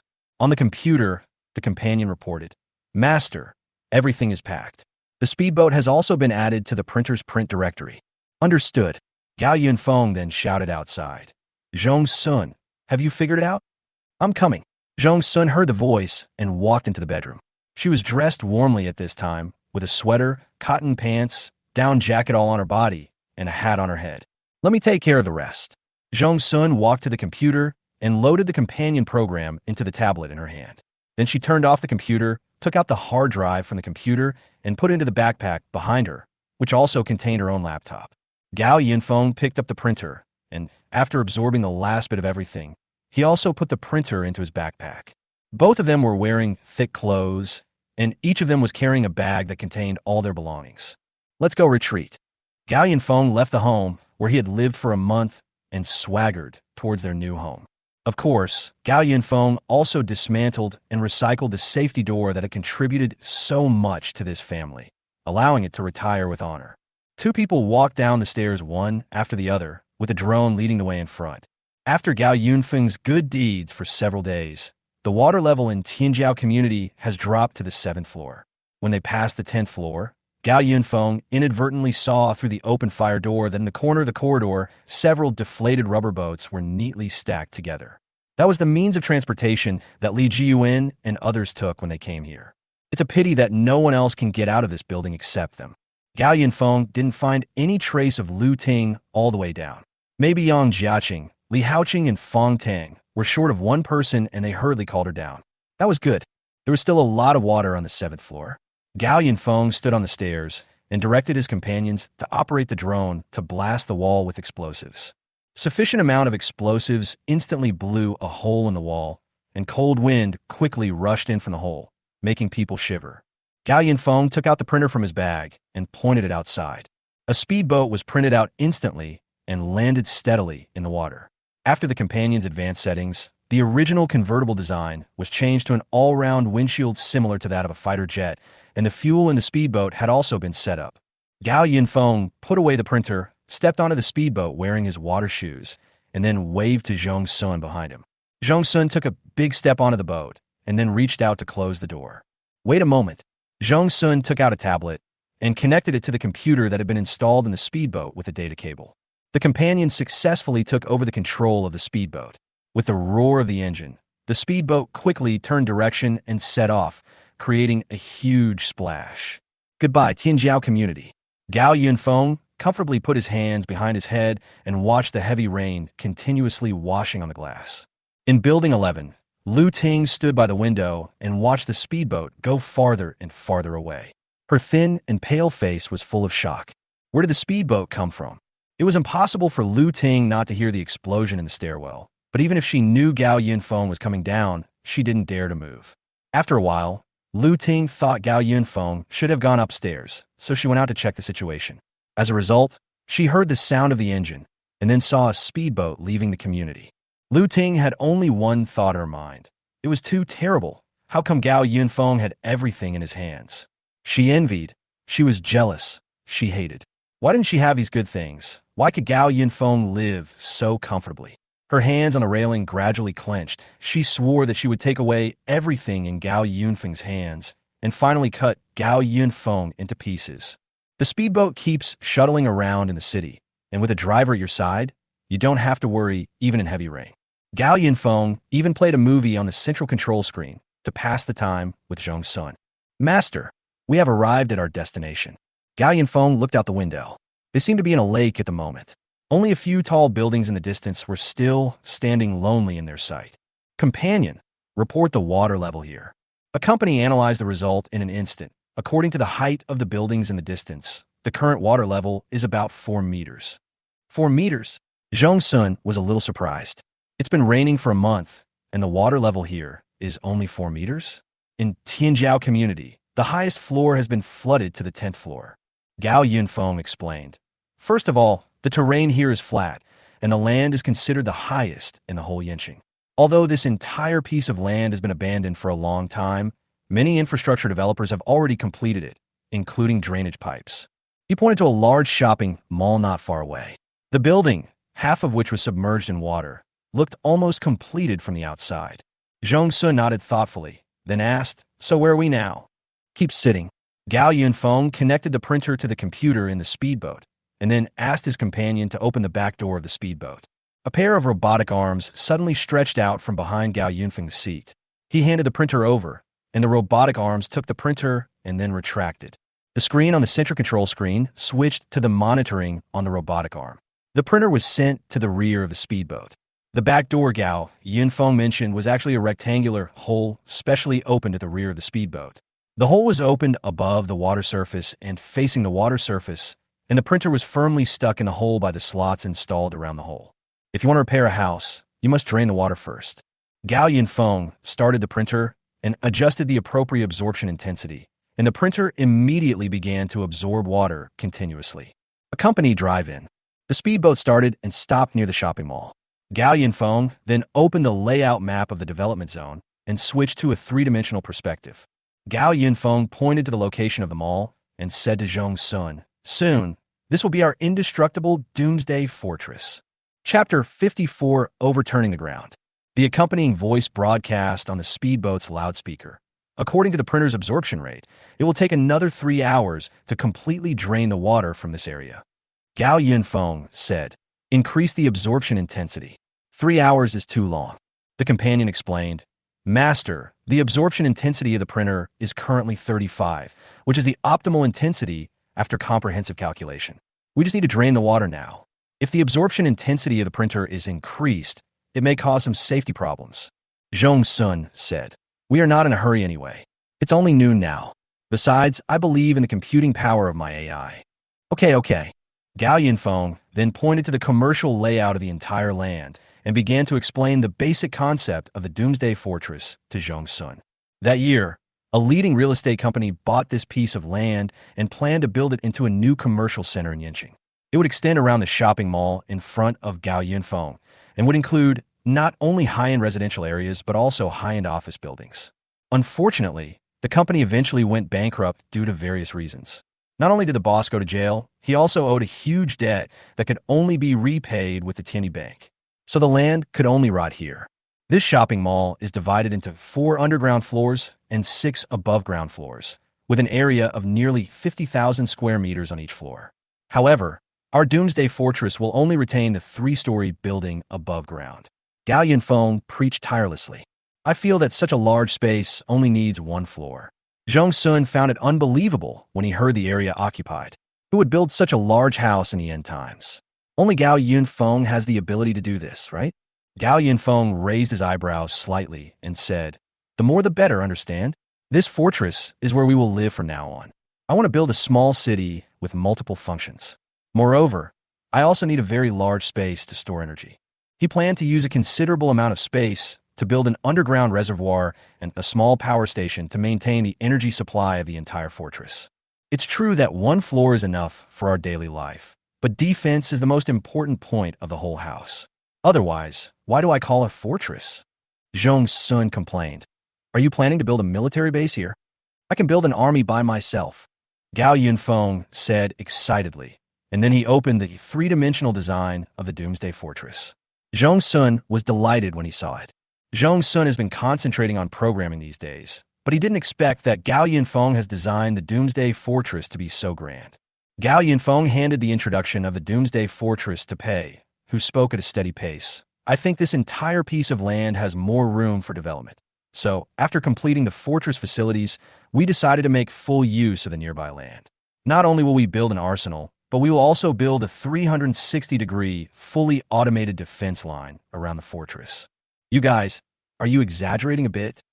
Zhong Sun knew how much desire people have when they become rich. As long as you are happy. The water level dropped quickly, and the companion moved the speedboat to a location slightly farther away from the mall. When the water around the speedboat was almost drained, Gao Yinfeng took out the printer.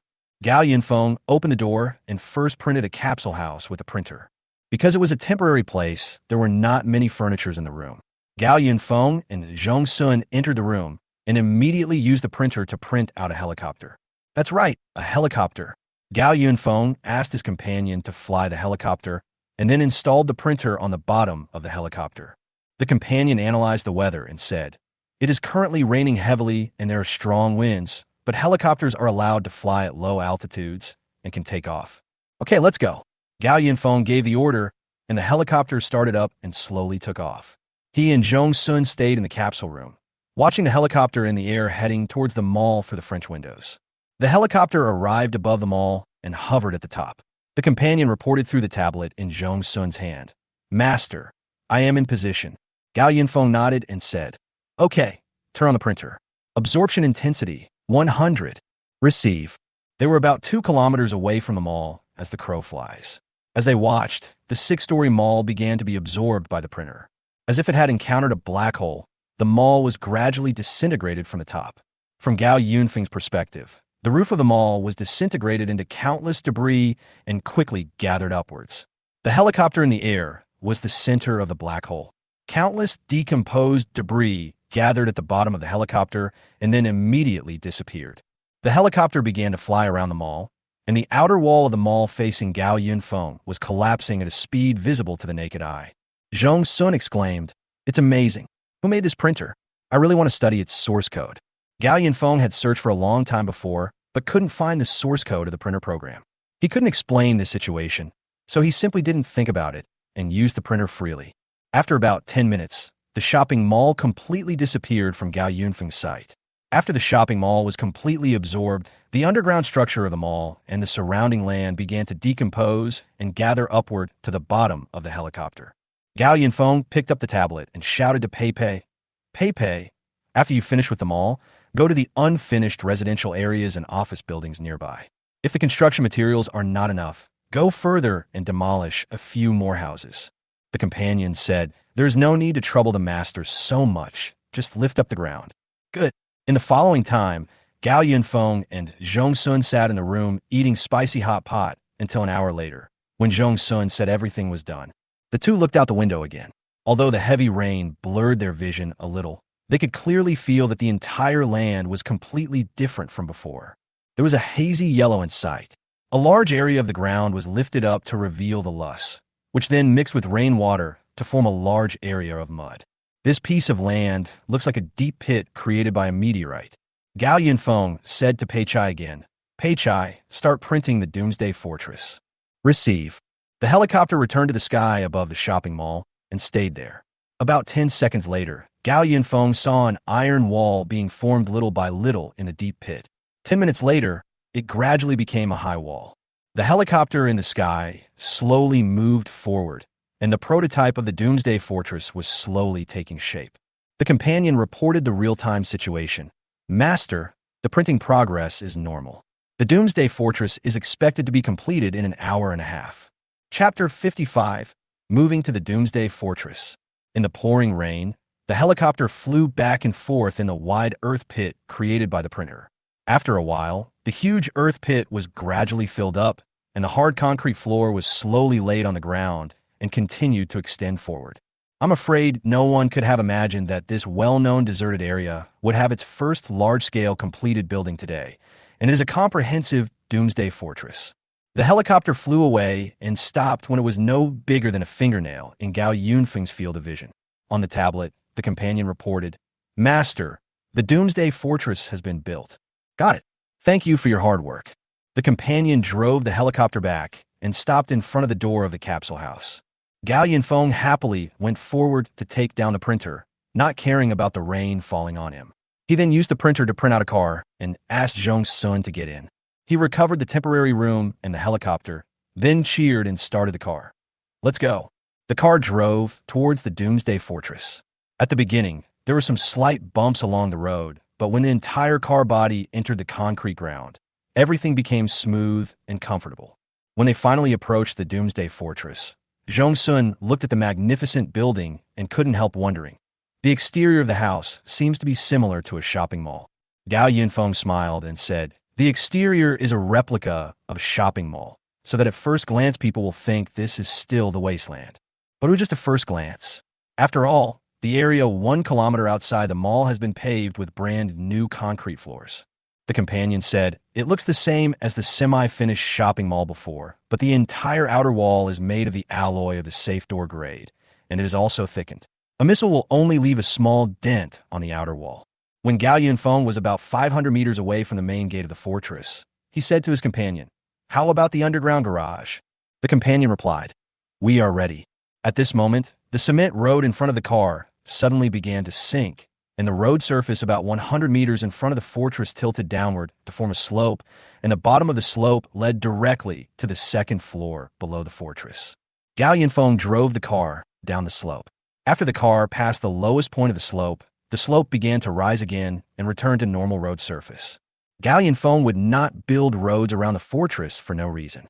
The 360-degree road surface around the fortress is full of hidden secrets. After entering the underground's second floor, countless headlights lit up one after another, and the entire floor was instantly brightly lit. The car continued to drive forward for a distance, and then stopped. Gao Yunfeng and Zhong Sun got out of the car and walked towards the bright elevator. Gao Yunfeng said, "The area we just passed will be used as a parking lot in the future, but it will not be used to park cars, but large vehicles such as armored vehicles and tanks." Zhong Sun nodded. She had already seen it in the design. The fortress has 4 underground floors. The negative 4th floor is the power operation hub. Large-scale power generation and power supply equipment will all be set up on this floor to maintain the power operation of the entire fortress. However, the companion said at this time, "Master, There's a problem that needs to be dealt with at a certain time. When I printed the fortress, I only chose to print the basic large facilities in the fortress. Our iron raw material reserves are insufficient. The power facilities on the negative fourth floor are still using diesel generators. Our underground power station is not yet complete. But Gao Yinfeng didn't care much. He said, "It'll be fine as long as we can hold on until the rain is over." The third underground floor was then used as an ecological park with indoor gardens, pastures, and farms. After all, printers cannot print living things, and Gao Yinfeng thought that in the future he would have a chance to find some live livestock, vegetable seedlings, flower seedlings, and the like, and raise them underground so that he could eat the freshest vegetables and meat in the future. It would be boring to always eat what was printed by the printer. Then there's the large arsenal on the second floor below ground. The daily living area is on the basement and first floor.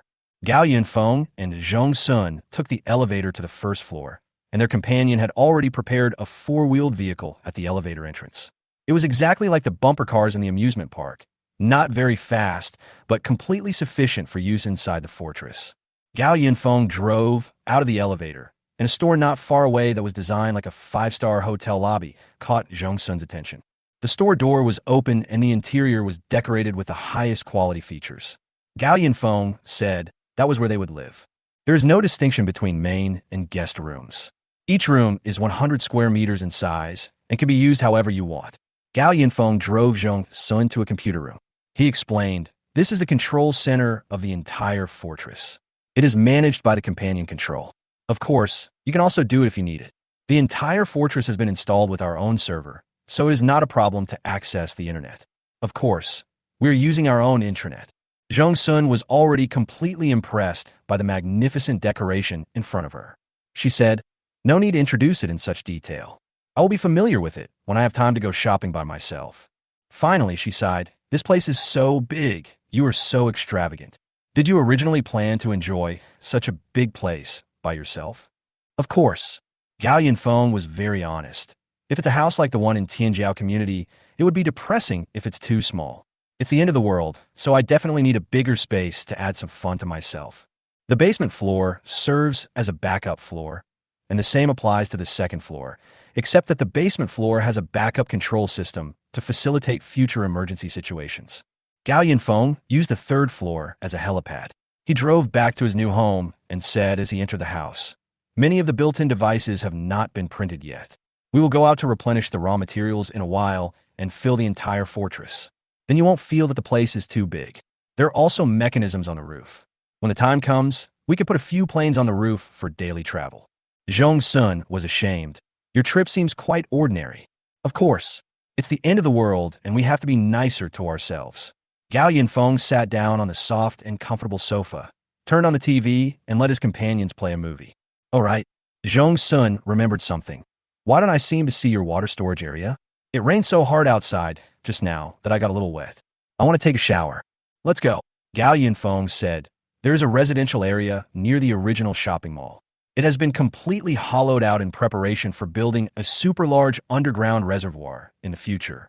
But the last thing we lack is water, so don't worry." After Zhong Sun entered the bedroom, Gao Yinfeng tilted his head and lay down on the sofa.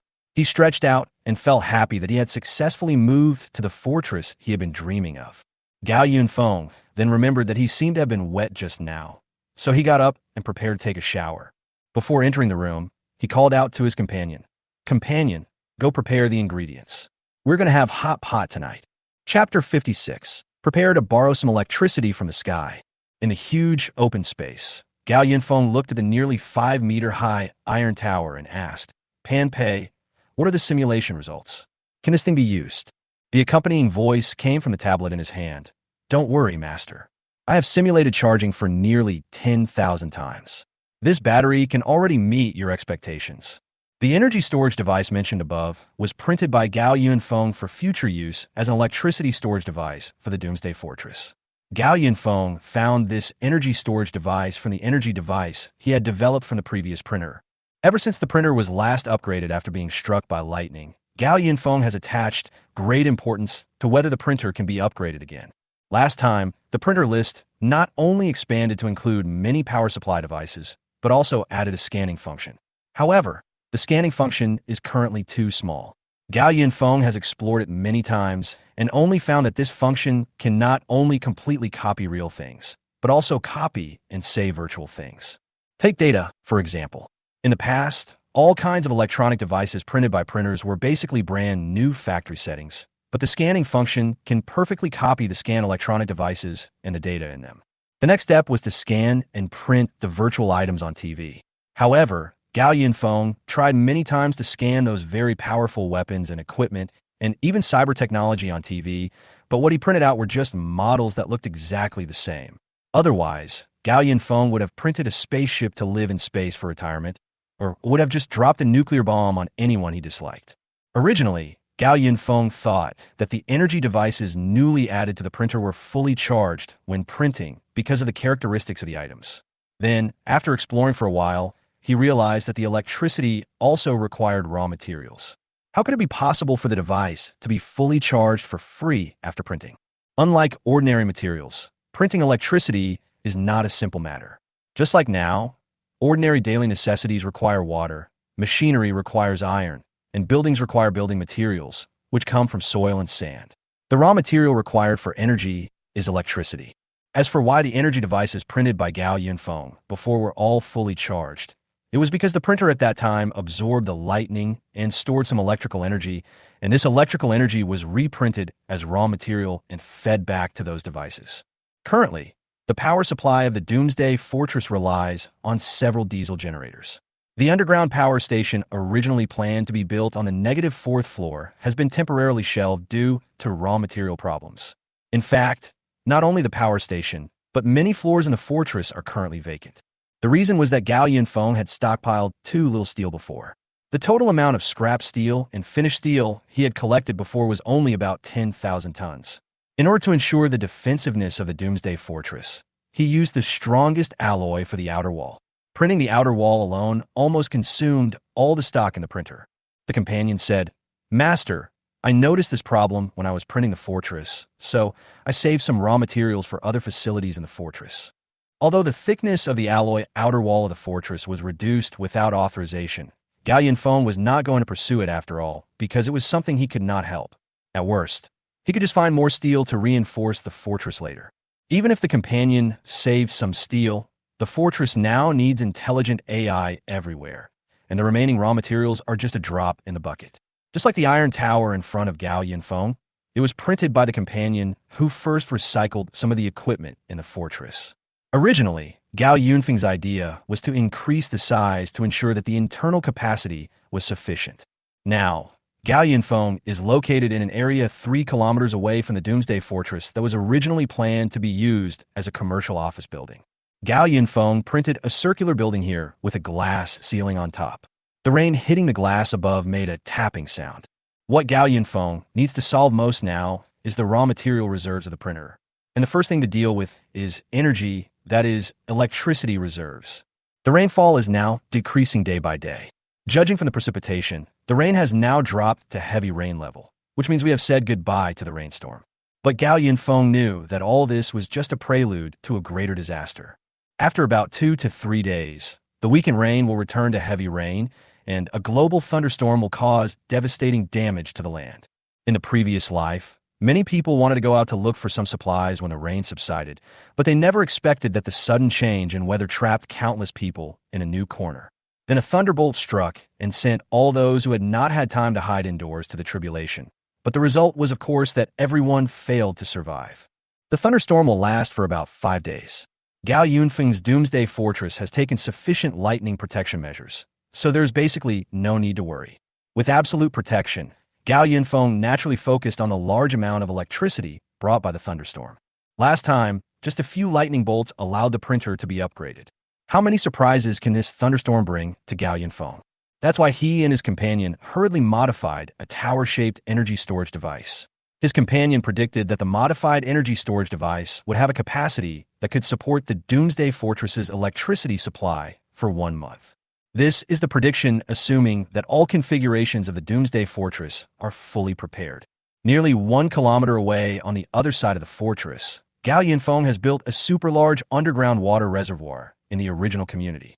Once the steel is replenished and the equipment is fully completed, the community will be completely self-sufficient in water resources.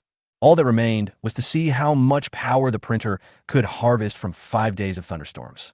This circular building was deliberately printed with conductive materials, and a lightning-inducing device will be installed before the thunderstorm officially arrives. Gao Yunfeng then only needs to wait for good news. Of course, protective measures must be taken. For example, Gao Yunfeng is now wearing a special rubber suit. Although it looks a bit bulky and funny, it can ensure safety. Just don't wait for a sudden lightning to turn the whole room into a transformer box. In addition, Gao Yunfeng also specially prepared a robot in this room. It was a robot about the same height as an adult, and its surface was also covered with a layer of rubber material. This was to prevent any problems when the printer absorbed electricity so that someone could save the printer as soon as possible. Afterwards, Gao Yunfeng left the circular building and entered the underground passage through the secret door on the floor of the room. The passage led directly to the second floor below the Doomsday fortress. Gao Yunfeng got on the scooter, put the precious printer on the passenger seat, and drove towards the fortress. His heart was full of anticipation. Chapter 57, The Thunderstorm is Coming. The rain outside was visibly reduced, and even the sound of wind and rain outside the window was not as frightening as before. Pei Yang has detected that a strong thunderstorm is about to occur and reminded Gao Yunfeng and Zhong Sun to stay indoors and not go out. Gao Yunfeng handed the printer to a humanoid robot and told it carefully, "I'm leaving it to you. Remember, no matter what happens, save the printer first. You have reminded me of this no less than 20 times today." The companion's tone was calm. The robot took the printer and then walked through the underground passage towards the power absorption point 3 kilometers away. Zhong Sun also felt the importance of the matter from Gao Yunfeng's expression, so she told Gao Yunfeng a good news. "I have completed the complete system you want." "Very good." Gao Yunfeng smiled and waited for good news from the company. The head of the robot operated by the companion is a monitoring probe protected by a rubber layer. At this time, Gao Yunfeng is sitting in the bedroom and following the situation in real time through the monitoring. The fortress had good sound insulation, but Gao Yunfeng could see through the window that the sky outside had become darker, and there were occasional flashes of lightning in the distant sky. In a little while, the rain will intensify again to heavy rain level, and thunderstorm is coming. "Master, the printer is ready." In the surveillance footage, the battery that was originally placed in the center of the circular building was replaced with an iron frame that was close to the roof height, and the printer was fixed to the top of the iron frame. Another computer screen in front of Gao Yunfeng displayed the voltage of the room where the printer was currently located. The room is made of conductive materials, and now that lightning is approaching, the voltage value in the room is currently in a volatile state. The surveillance camera followed the robot's perspective and accompanied the robot to check the conductive devices that had been arranged in advance inside and outside the house. 4 lightning rods were specially installed around the top of the iron frame where the printer was located. As the saying goes, be careful of being struck by lightning. But today, Gao Yunfeng was actually afraid that the lightning would not strike him. As time passed, the sky grew darker. Lightning flashed in the dark clouds, creating a scene that could be compared to hell. Even sitting in the Doomsday fortress with a maximum safety factor, Gao Yunfeng could still clearly hear the thunder-like explosion outside.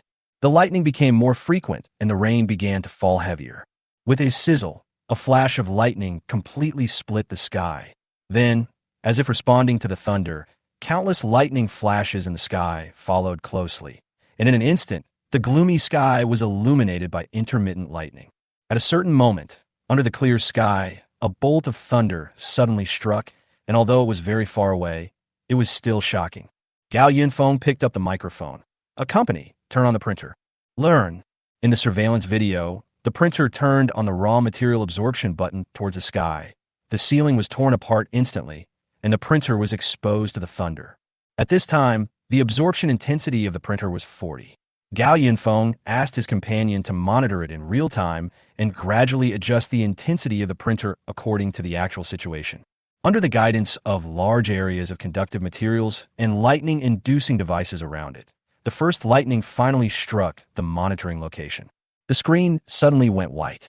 In the speaker, the accompanying voice had a distinct electric sound. "Master, the signal is interfered with and the monitoring image may be delayed." Gao Yunfeng stared at the screen and said, That's why I specially installed a backup system in the robot for you. The rest is all up to you. Yes, master. Gao Yunfeng looked out the window and saw that lightning began to attack the ground more and more frequently. Perhaps at this time, many facilities in the city without lightning rods had begun to suffer. The half-remaining circular building not far away became the main target of lightning. Gao Yunfeng's computer couldn't connect to the printer's Bluetooth because the distance was too far, so everything had to be controlled by the companion. But Gao Yunfeng also had a backup plan. If lightning caused the companion to shut down or disconnect, Gao Yunfeng would wear special non-conductive clothing and go there in person. The companion is also diligent and responsible. It has been reporting the status of the printer at regular intervals. The printer's absorption strength is 50, and the absorption is normal. The printer absorbs 60% of the intensity and begins to attract lightning. The printer absorbs 65% of the intensity, and the frequency of lightning strikes increases by about 30%. The image on the computer screen was always completely white, as if it had been bombarded with infinite flash grenades. Only occasionally for a few seconds could one see what was going on inside the building. Gao Yunfeng looked out the window in the direction of the printer. From his perspective, the half-destroyed building had become the center of a vortex. A large amount of rain gathered in the air to form a long water tornado that danced in place. Countless lightning bolts struck from all directions, destroying the poor building completely. Companion, what's the current situation of the printer program? Just as Gao Yunfeng finished speaking, a huge thunderbolt struck down, and in the white light, he seemed to feel the robot's body tremble.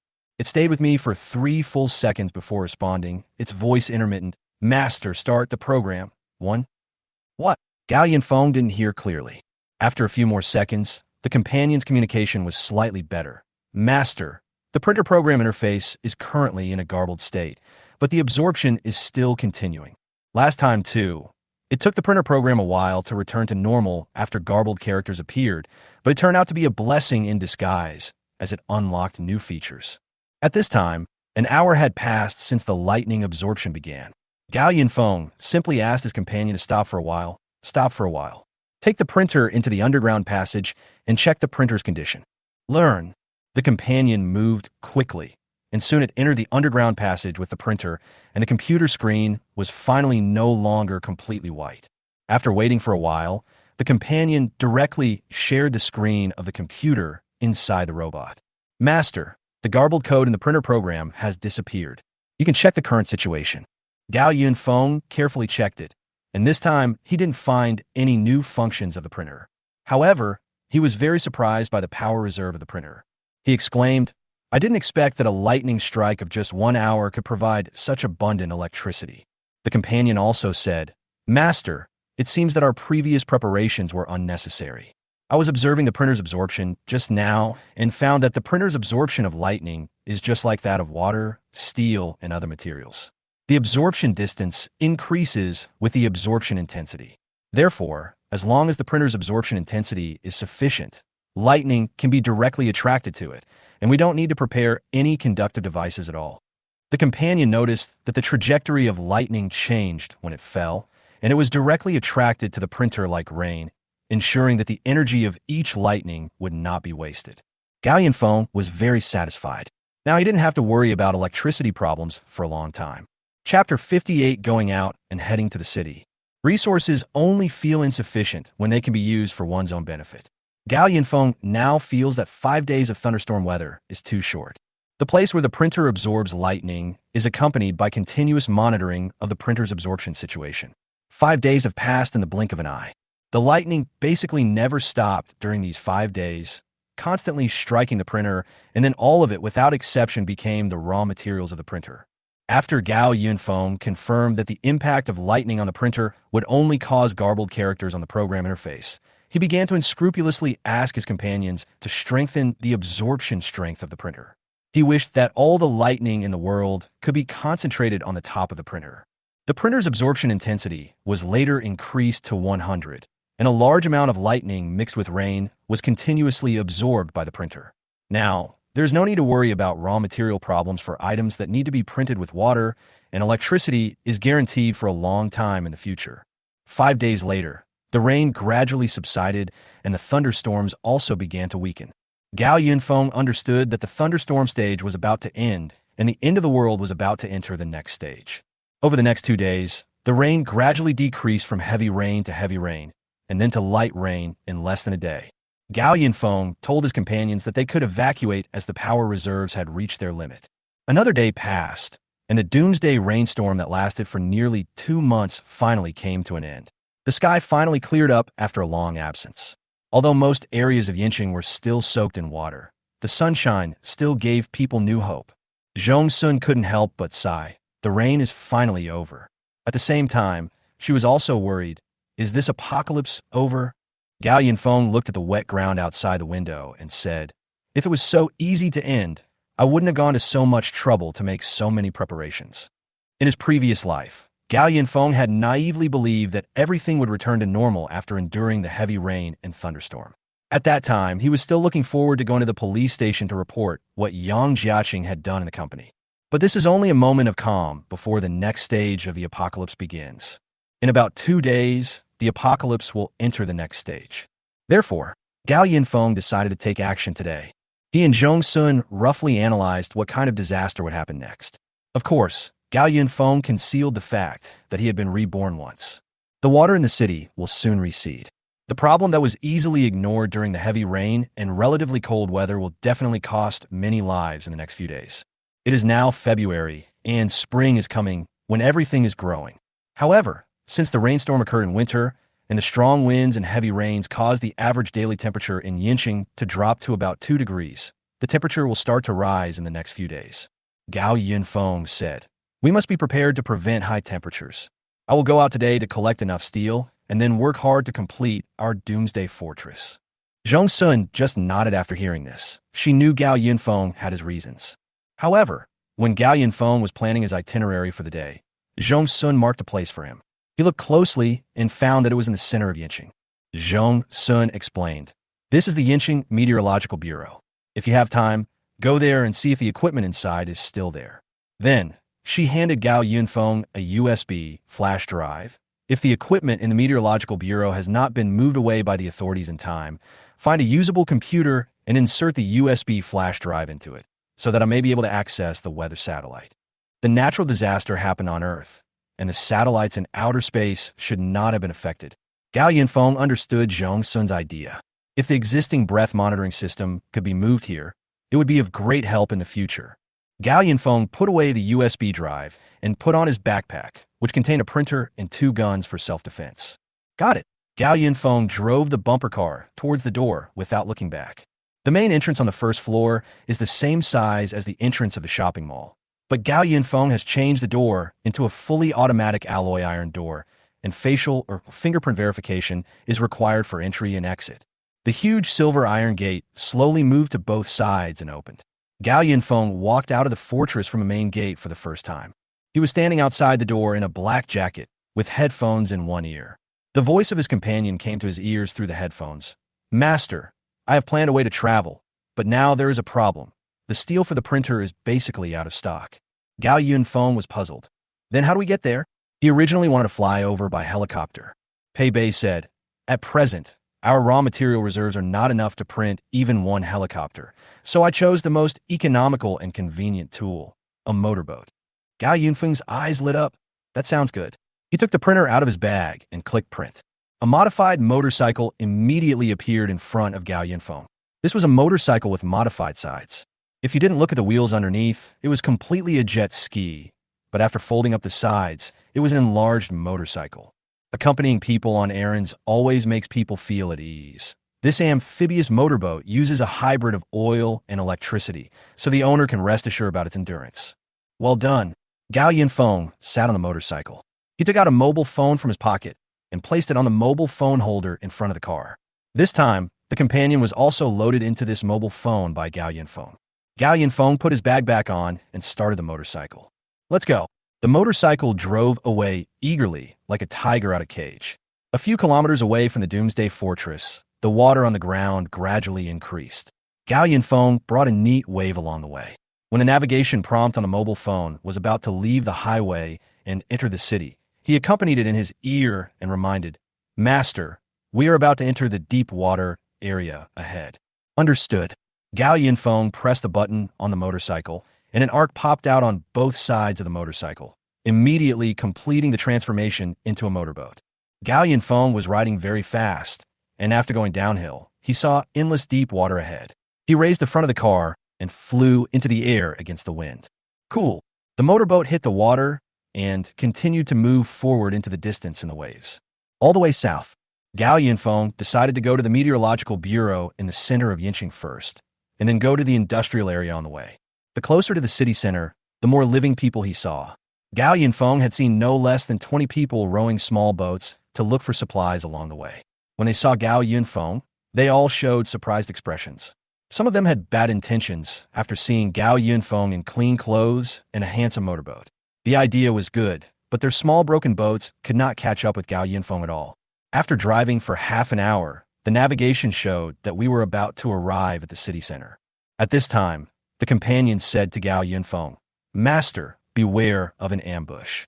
Chapter 59, Water Bandits. Gao Yunfeng's mobile phone camera is pointed straight ahead, so any person or object that appears in the camera will be noticed by the person on the phone. Hearing something unusual, Gao Yunfeng quietly slowed down and continued to drive the motorboat forward while asking his companion, "What's going on?" He himself seemed to have noticed nothing. At this time, Gao Yunfeng was driving on a wide street, surrounded by rows of exquisite office buildings. All the buildings were half submerged in water, and there seemed to be no one around. 400 meters ahead is the office building with Jingsheng written on it, and the buildings opposite it. After Peichai's reminder, Gao Yunfeng realized that there seemed to be human figures passing by the two buildings that Peichai mentioned. That was the first floor of the office building located on the water. If a person had not suddenly flashed through the window of the building on the left, Gao Yunfeng would not have noticed the situation there. He asked his companion, "So what's the situation there?" The companion replied, "There is an obstacle in the water, which is probably a fishing net."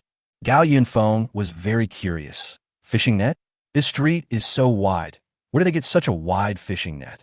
"There's a company nearby that makes fishing gear," the companion answered. "Interesting." Gao Yunfeng drove the motorboat slowly towards the target office building. When he got close to the target office building, he noticed a lot of garbage floating on the water. The most eye-catching thing was the bodies floating in the water. There was also a large ball of crumpled plastic in the water, which Gao Yunfeng could probably guess was a deflated rubber boat. "It looks like someone is robbing here." Gao Yunfeng pretended nothing happened and dived into the opponent's net.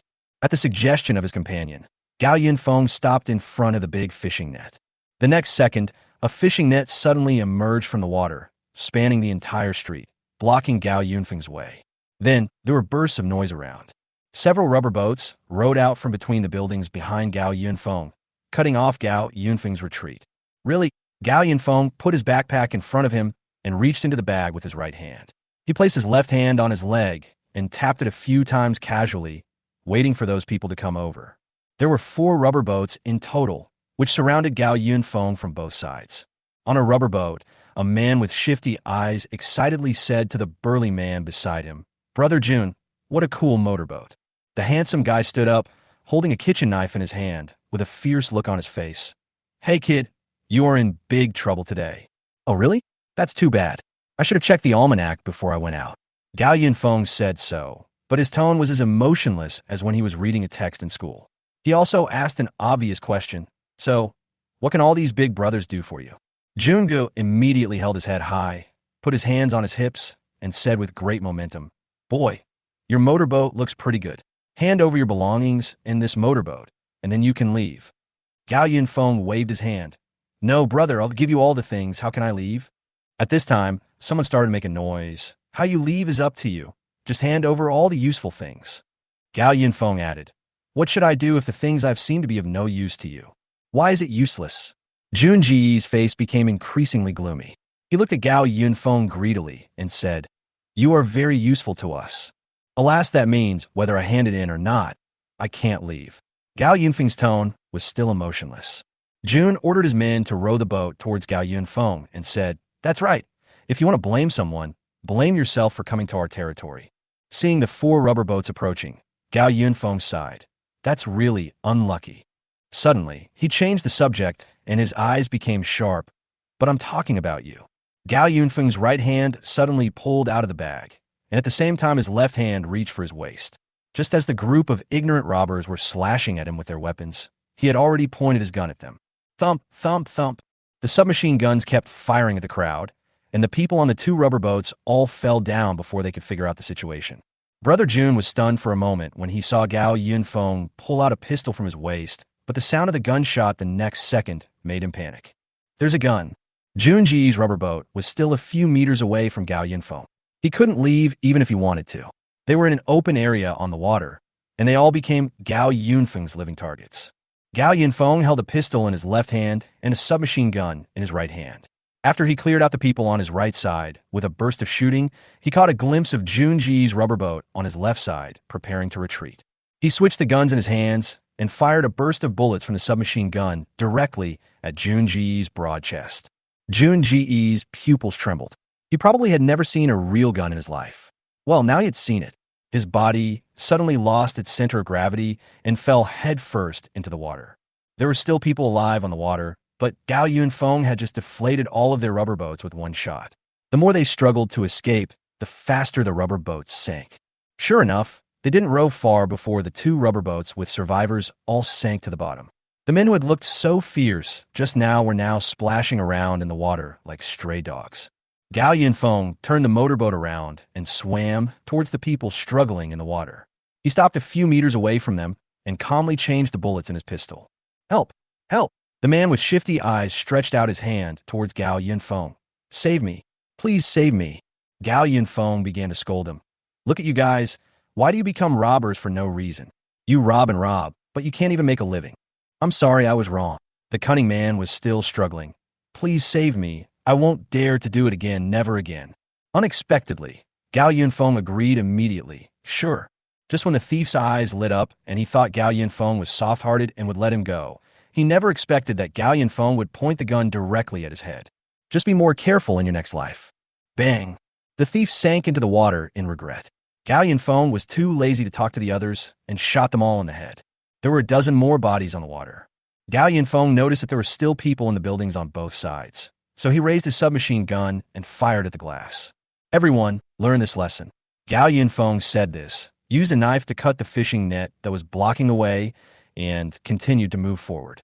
The noise he made attracted many survivors around. Chapter 60. Sweeping the Meteorological Bureau. The local meteorological bureau in Yinqing is close to Yinqing TV station and is the meteorological center of the province. Gao Yunfeng drove the motorboat to a window, then took out a small hammer and broke the window to enter the house. He walked along the corridor and saw the sign 3F written on the wall at the entrance of the stairs. The floodwater in Tianjiao community reached the 10th floor. The terrain is really low, Gao Yunfeng thought. As expected, the entire building was empty. Gao Yunfeng walked around every room on the 3rd floor. There were nothing but offices inside.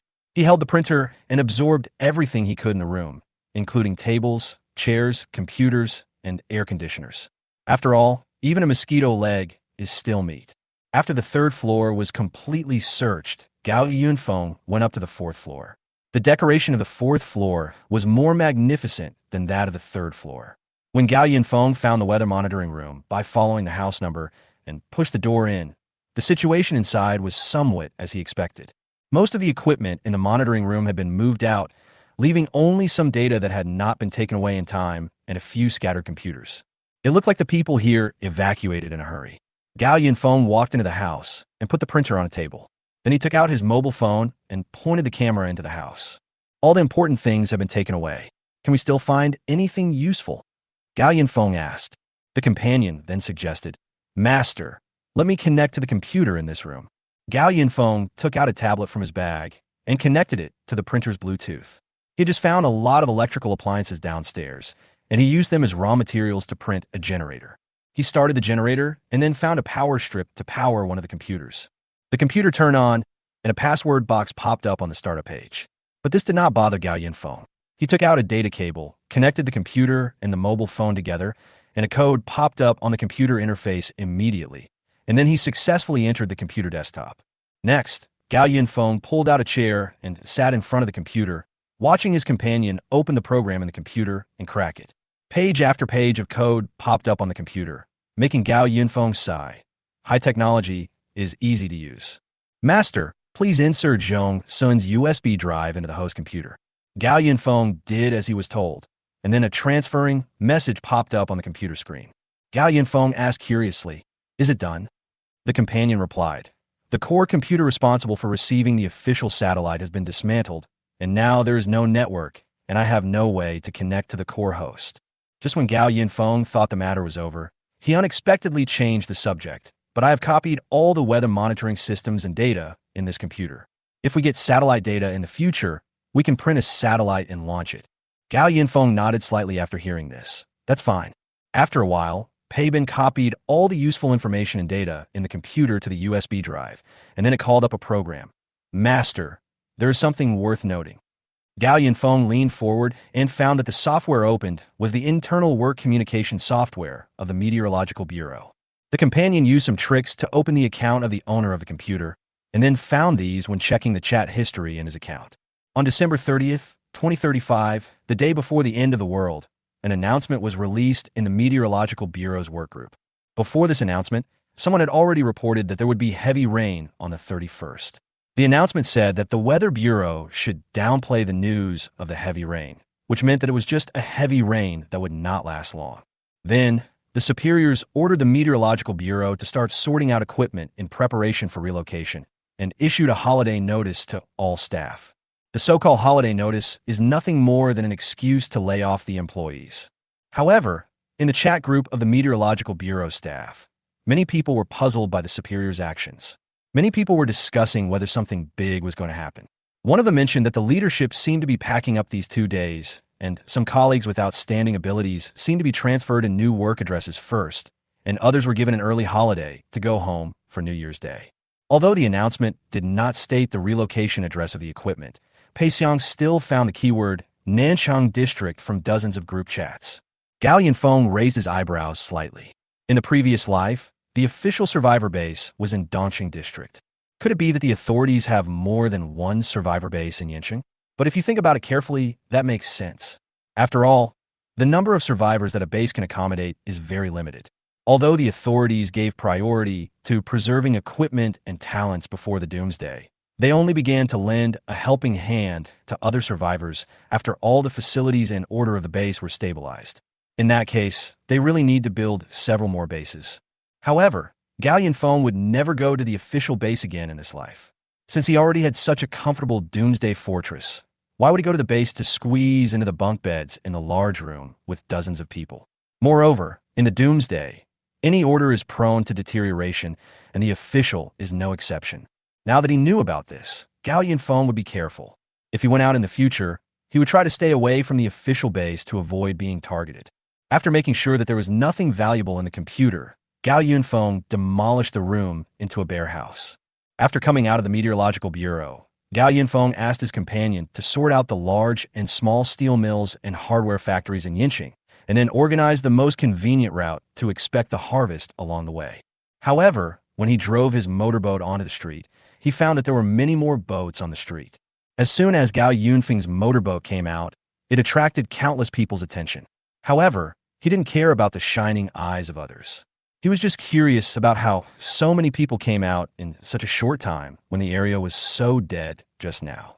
The route set up for the companionship requires passing through a section of the road they came from, and Gao Yunfeng happened to follow a few boats for a short distance. Then he noticed that the people in front of him were rowing toward an office building. Gao Yunfeng looked at the building and felt that it looked familiar. "Master, that is the office building where the robbers were just now." The companion reminded. "Oh, really?"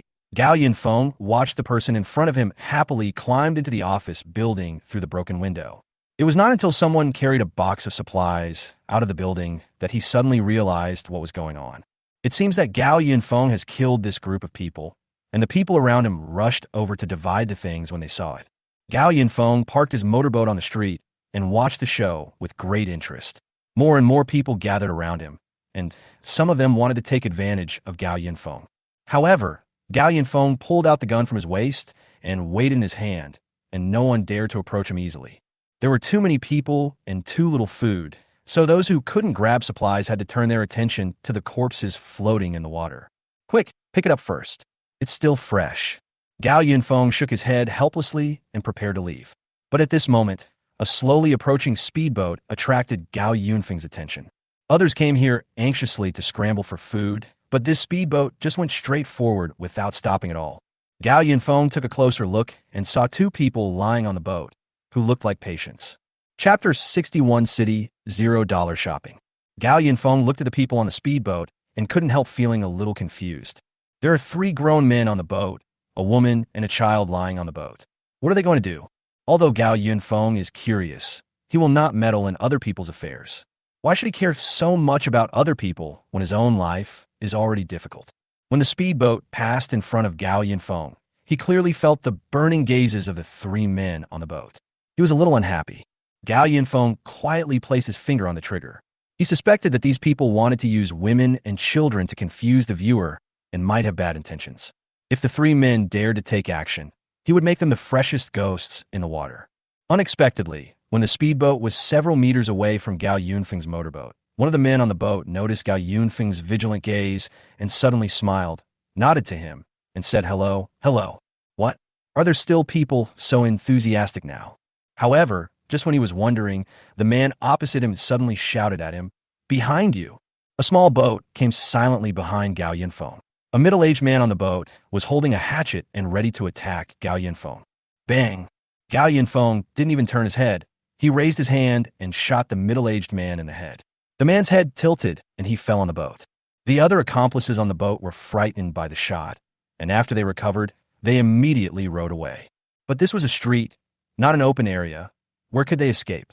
Gao Yunfeng fired a shot at the backs of several people, and the boat shook violently on the water for a few times before it stopped moving. "Do you think I'm blind?" Gao Yunfeng put away his gun and then paid a little attention to the man who had just reminded him.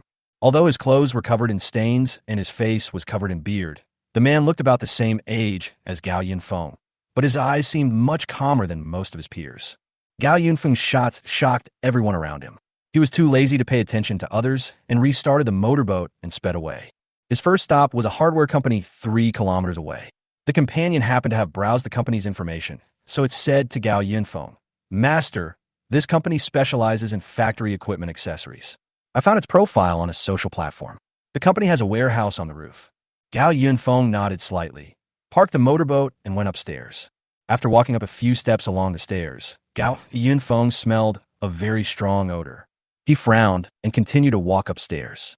The stench was strongest when passing by the company's office area. Gao Yunfeng looked inside through the glass door and saw several bodies lying in a mess on the floor of the office. At least 3 of the bodies were in a miserable state with holes in them. The building was dead silent. There is no place like a canteen in this building, which means that the people trapped in this building have been basically out of food from the beginning. No wonder these people would go crazy and kill each other. Arriving at the warehouse on the top floor, Gao Yunfeng just gently pushed the door open. He sensed something was wrong and walked into the warehouse with the pistol in his hand. The metal reserves in this warehouse are surprisingly good. Gao Yunfeng estimated with his naked eyes that there are probably dozens of tons of finished metal accessories in it. The purpose of his trip this time is to absorb as much metal as possible, and he chose this kind of warehouse or company that deals with hardware. Gao Yunfeng searched the warehouse to make sure there was no one there. Then he took out the printer and absorbed all the things in the warehouse. However, just when Gao Yunfeng was halfway through his work, the half-open door of the warehouse made a creaking sound. Gao Yunfeng heard the noise and immediately raised his gun and aimed. A skinny man froze in front of the door. His lifeless eyes flashed a hint of surprise the moment he saw Gao Yunfeng, but his body, which was about to move, suddenly froze when he noticed the gun in his hand. There was another shocking scene. The man saw Gao Yunfeng holding a black object in his other hand. At this time, all the products on the shelf in front of Gao Yunfeng moved and flew towards the object in his arms, and then disappeared. Most of the things in the warehouse had disappeared. Gao Yunfeng looked at the man with a cold gaze. He said with a soft tisk sound, "How unlucky." The man turned around and tried to run, but Gao Yunfeng shot him directly in the leg. Hearing the man scream, Gao Yunfeng immediately turned around and absorbed the last bit of stuff in the warehouse. Gao Yunfeng put away the printer and then walked towards the man struggling at the warehouse door. The man crawled as hard as he could and felt someone approaching from behind. He shouted in fear and then ran even harder. Gao Yunfeng walked a few steps towards the man and stepped on him. "Please don't kill me," the man begged for mercy. "I still have parents. Please don't kill me." Indeed, there's no need to kill you if there is no grudge, Gao Yunfeng said, pointing the gun at the man's head. But who told you to come out when I was busy? Be careful in your next life. After dealing with the man, Gao Yunfeng checked the entire floor. After making sure that there was no one else, he used the printer to absorb all the equipment in the workshop. Looking at the dried blood on the dead man's body, he must be the winner of the life and death struggle in this building. He has the strength, but just a little bit of bad luck.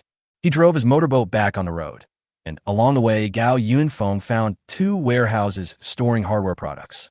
Just as Gao Yunfeng was riding his motorboat on the street and preparing to head west towards the Yinqing industrial zone, a clear gunshot caused Gao Yunfeng to suddenly brake the boat. Who fired the shot? Gao Yunfeng immediately turned around and went into an alley. He didn't want to be shot at by someone on the street. He took out his printer, then took out his tablet, opened the printer program, and printed out a drone on the spot. Go and see what's going on. Gao Yunfeng was sure that the gunshots were nearby. The companion connected to the drone, then slowly took off and flew out of the alley. Gao Yunfeng looked at the real-time images sent back by the drone on the tablet and raised his eyebrows. In the picture, 2 small boats are parked on the water. One of the boats is covered in blood, and a group of people are lifting the body on the boat and throwing it into the water. There were several boxes of supplies on the ship, and it was obvious that they were another group of robbers. The companion asked Gao Yunfeng, "Master, this group of people is blocking our way. Do we want to deal with them directly?" Gao Yunfeng was just about to ask his companions to take action, but then he saw that the group of robbers seemed to have found a new target, and the big man in the lead had already led his men to chase after them. So he said, "Let's go and see first." Chapter 62, Ignorant Reporter. The gang of robbers was targeting a speedboat, the same one Gao Yunfeng had encountered before. On the street, the white speedboat was blocked by several boats. The men on the boat wanted to turn around and leave, but the middle-aged man on the opposite side had already pointed a gun at them and told them not to move. The 3 men on the boat didn't dare to move when they saw the gun. They immediately stopped and put their hands on their heads. The man who had greeted Gao Yunfeng just now begged for mercy. "Sir, don't shoot. We are just passing by." The middle-aged man sneered and said, "Whether you are passing by or not, you have to pay the toll when you come here. Hand over the useful supplies." The man was startled and said, "Brother, we just came out. Where can we get any supplies?" "Bullshit." The middle-aged man pointed a gun at the man and said, "You 3 grown men, although you are a little dirty, you are still in good spirits and strong. It has been raining for so many days. Who can maintain your condition? You said you have no supplies? You are kidding." The robbers' attention was all on the 3 men in the speedboat, and they didn't notice at all that a drone turned out of the alley and flew along the wall into the balcony of an apartment building. Gao Yunfeng specially installed a microphone with good sound reception to hear the conversation between the 2 clearly. In fact, he also had the same doubts about the people on the assault boat. The heavy rain has been going on for nearly 2 months. Every building in the city is an isolated island. How many people can survive in each place, and what condition the survivors are in depends entirely on the supplies they have. In big cities, apart from supermarkets, markets, and other places that sell and store food, few people have enough supplies to last for 2 months. The robbers were all skinny and had eyes like jackals, but the men on the speedboat were different. Their eyes were not dull. Although they were also haggard, they were much better than the robbers on the other side. So Gao Yunfeng also wanted to see who these people were. Anyway, it's no big deal to watch the fun. The middle-aged man saw the woman and child lying on the speedboat and asked, "Why are you pulling 2 more people?" The other 2 men on the speedboat remained silent out of fear. Only the young man who had greeted Gao Yunfeng was still gritting his teeth and holding on. "Brother, they are sick. We want to send them to the hospital to see a doctor." "What?" the middle-aged man and Gao Yunfeng said in unison. The younger brother next to the middle-aged man was even more shocked and said, "Brother Yong, are they all healthy? Are they going to the hospital now?" The middle-aged man, named Zhang Yong, looked incredulous. He said, "Did your brain get damaged by water? What time is it now? Are you going to the hospital? Who are you trying to fool?" "No, brother." The man still insisted. "Really go to the hospital. They have been sick for a long time, and now the rain has stopped. We can take them out." "Brother, please be kind and let us go." The man took a few bags of snacks from the boat and gestured to Zhang Yong and others. "These are for you. Can you let us go?" Gao Yunfeng's expression at this moment was the same as Zhang Yong's. Could they really be a bunch of fools? The man's companion tugged at the man's clothes and shook his head at him. When the people around Zhang Yong saw the food, their eyes immediately lit up. Without waiting for him to say anything, they swarmed over in their boats to grab it. "Hey, The man and his companions tried their best to stop them, but the three of them were no match for so many people. During the fight, all three of them were pushed into the water. A companion's voice sounded beside Gao Yunfeng's ears. Master, I have figured out who the man who greeted you is. Who is it? Gao Yunfeng looked at the phone screen leisurely. The companion then took a screenshot of the man's head and found a video from his database. This person is Pan Jin, a reporter from Yinqing TV station. In the video, a young reporter is standing in front of the camera reporting a traffic accident. By comparison, it can be basically confirmed that the two are the same person. Gao Yunfeng adjusted his sitting position slightly. Are all the reporters nowadays fools like him?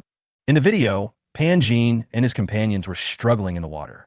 Zhang Yong and his men were standing on the boat, laughing at them. Zhang Yong picked up a machete, pointed at Pan Jin, and asked, "How much supplies do you have? Tell me, and I'll spare your life." It was obvious that Pan Jin could swim a little. He floated on the water and condemned Zhang Yong and others. "You can't do this. How can you take our things and take our lives?" This sentence made everyone burst into laughter. Zhang Yong mocked, "So what? If you have the guts, go to the police station and sue us. Do you think this is still a society ruled by law? Brother, if you don't have the guts, don't come out to look for supplies and just stay at home and wait to die." Pan Jin was still struggling in the water. Wait until the disaster is over. I will definitely expose you and send you to jail." Everyone laughed even louder. Zhang Yong squatted down, patted his face, and urged, come on, hit me or call the police to arrest me.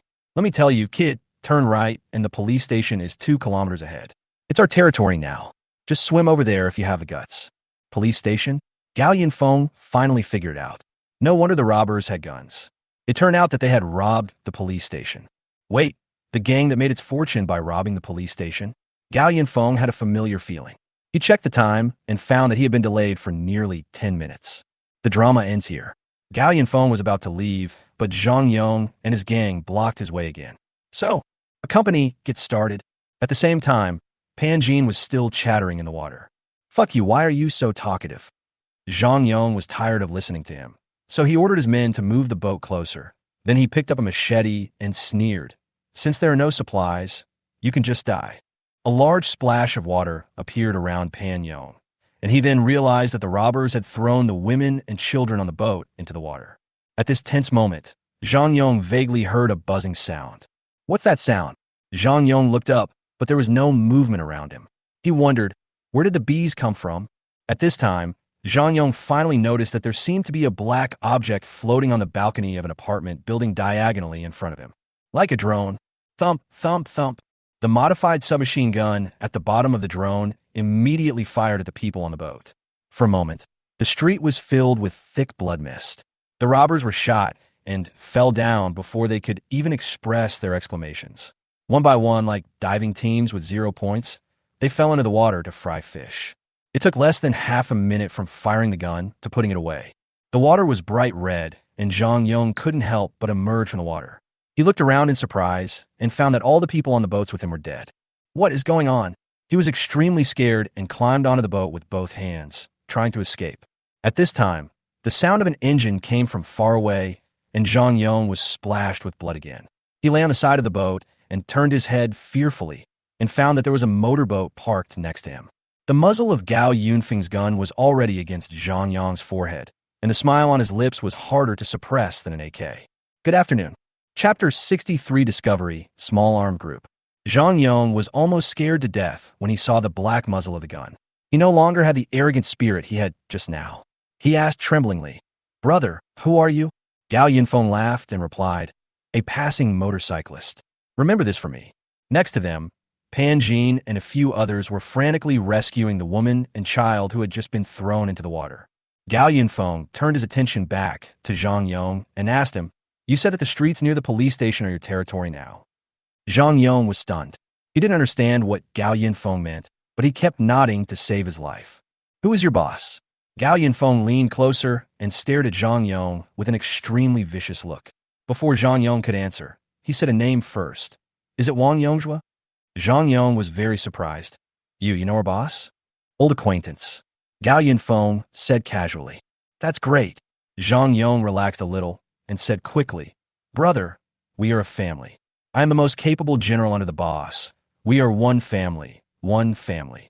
Oh, really? Gao Yunfeng did not remove the gun from Zhang Yong's head. He continued to ask, "Tell me, how did you make your fortune?" Zhang Yong did not dare to hide anything and told the truth. Brother Yongzhua and I are both security guards in a nearby community. After a long rainstorm, our supplies were all exhausted. At that time, Brother Yongzhua led us to survive by robbing supplies from the owners. After the rain subsided, Brother Yongzhua took us out to find supplies. When we searched the police station, we found that there was no one inside, but there were many weapons. So we relied on a few guns to become the big brothers in this area. It's similar to what Gao Yunfeng thought. The man named Wang Yongzhua didn't know Gao Yunfeng, but Gao Yunfeng knew him. In his previous life, Wang Yongzhua was one of the first armed groups to appear in Yinqing. Wang Yongzhua continued to grow with the guns and ammunition he looted and went east to search for supplies and finally seized Gao Yunfeng's company. At that time, the end of the world had already reached the insect plague stage. When Yang Jiaqing saw that the situation was not right, he immediately ran away with the remaining supplies.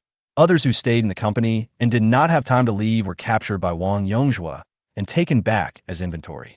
Gao Yunfeng had no way to escape because his right leg was chopped off. In desperation, he lay in a pile of cockroaches and pretended to be dead. He was mistaken for a corpse that had been dead for a long time by Wang Yongzhua's men and fortunately escaped. Wang Yongzhua was a bully who only picked on lone survivors or weak organizations. He didn't even dare to touch the official base because he had no direct conflict with the official base, so the official base let him be his own local emperor.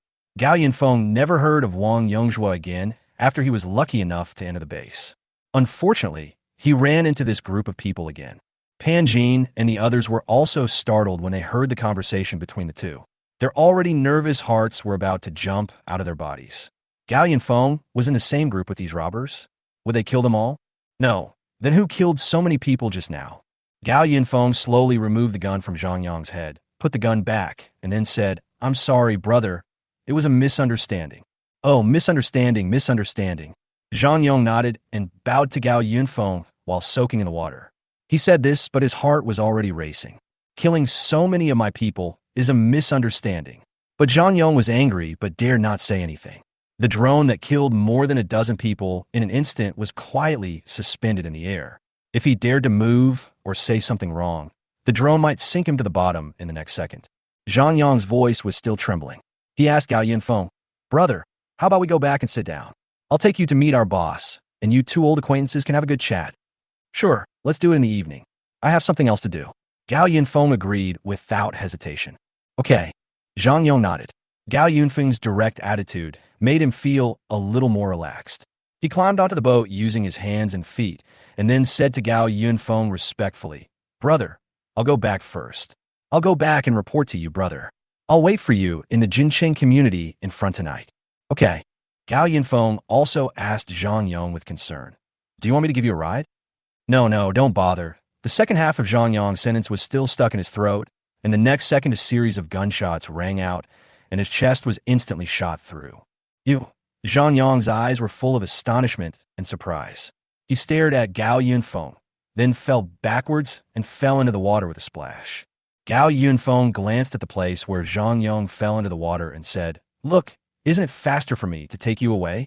After dealing with Zhang Yong, Gao Yunfeng turned his attention back to the people beside the speedboat. When Pan Jin and his companions saw Gao Yunfeng looking at them, they quickly raised their hands and begged for mercy. But Gao Yunfeng asked a question that puzzled them. "Are the two on the boat still alive?" Pan Jin was stunned, and then he realized that Gao Yunfeng was asking about the woman and child who had been in a coma, so he quickly reached out to check on them. "It's no longer possible." Pan Jin was very scared. Gao Yunfeng said calmly, "Why go to the hospital? Just pack up and go home." The three people in the water did not move for a long time, so Gao Yunfeng asked them directly, "Aren't you three cold in the water?" "Don't worry, I won't kill you." Pan Jin then bravely climbed onto the speedboat, and his two companions followed him on board. He tentatively asked Gao Yunfeng, "You won't kill us? What nonsense are you talking about?" Gao Yunfeng started the motorboat again. "We have no grudges against each other. Why would I kill you?" Moreover, the drone had been hiding on the balcony of a nearby apartment. Pan Jin and others had been so nervous since just now that they did not notice the existence of the drone at all. Pan Jin actually took out an ID from his arms. He turned aside with the photo to Gao Yunfeng and introduced himself. My name is Pan Jin. I'm a reporter from Yinqing TV station, and these two are my colleagues. We were trapped in the TV station for a long time, and then someone got sick, and we want to take them out to see a doctor. Gao Yunfeng glanced at the woman and child who had completely lost their breath on the boat, and then asked Pan Jin, there should be plenty of food reserves where you are staying, right? Pan Jin was stunned for a moment, then nodded. No wonder this person is so stupid. It turns out he hasn't been completely tortured by the end of the world. Instead of rescuing dying people, you might as well go out and find more supplies while you still have a strength. This world is no longer the same as before, so don't be too nice to strangers. Gao Yunfeng said this, then stepped on the accelerator and sped away, leaving only 2 brilliant splashes of water behind. Pan Jin, they are dead, said the companion sadly. Pan Jin sat slumped in the boat for a long time without saying a word, until his companions picked up the oars and said to him, let's go back. He nodded, go back. Gao Yunfeng turned at the intersection and stopped in an empty corner. His companion quickly drove the drone over. After making sure that there was no one around, Gao Yunfeng put the drone back into the printer. It seems like we have wasted too much time. Gao Yunfeng looked at the navigation on his mobile phone.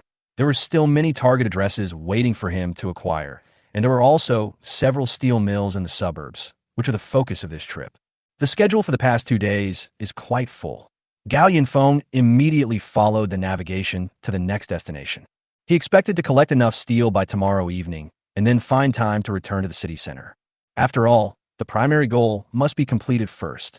If there is time, I will come back and visit Wang Yongzhua. Chapter 64 Steel Plant. Gao Yunfeng thinks that he is not a good person.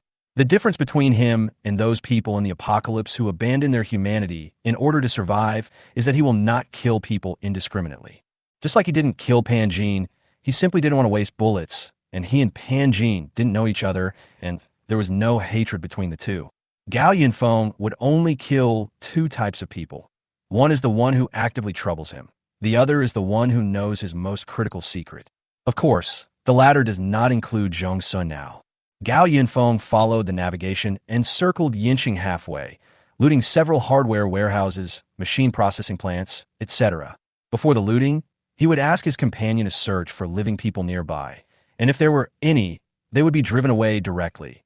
But if he was accidentally seen by someone while using the printer to absorb metal, it would not be his fault, because his companion would use a drone to directly cause the witness to have permanent amnesia. At this time, Gao Yunfeng was pointing a submachine gun at a group of workers in the factory. Don't kill us. The workers burst into tears. The days they were trapped here were already painful enough, and how could someone even come to rob the factory? You all go in and stay for a while, and I promise not to kill you. Gao Yunfeng pointed to the office next to him. He forced everyone into the office with a gun, then closed and locked the door. The companion whispered in his ear, Master, the drone has completed the search and confirmed that there is no one else around. Okay. Gao Yunfeng took the printer out of his bag and then gave an order to his companion. Go and seal the windows of the office so that the people inside can't see what's happening outside. A drone immediately flew out of the factory, sprayed the 2 windows of the office with glue that had been prepared in advance, and then pasted newspapers on the windows. Gao Yunfeng went downstairs and walked into the factory building next door. The huge factory building stored tens of thousands of tons of finished and semi-finished steel, while another factory building also stored a lot of finished steel coils. Most of these steels were soaked in water, and the workers in the factory were too busy to take care of them since the rainstorm. But Gao Yunfeng needed these most. He didn't care about the quality of the steels. He asked the drone to bring the printer and then turned on the raw material button of the printer to start the storm suction. All the steel in the factory was absorbed into the printer, and the water level in the factory dropped by more than half. Gao Yunfeng leaned against the handrail of the stairs, leisurely playing mobile games. He did not take his eyes off the phone until the companion reported that all the steel had been absorbed.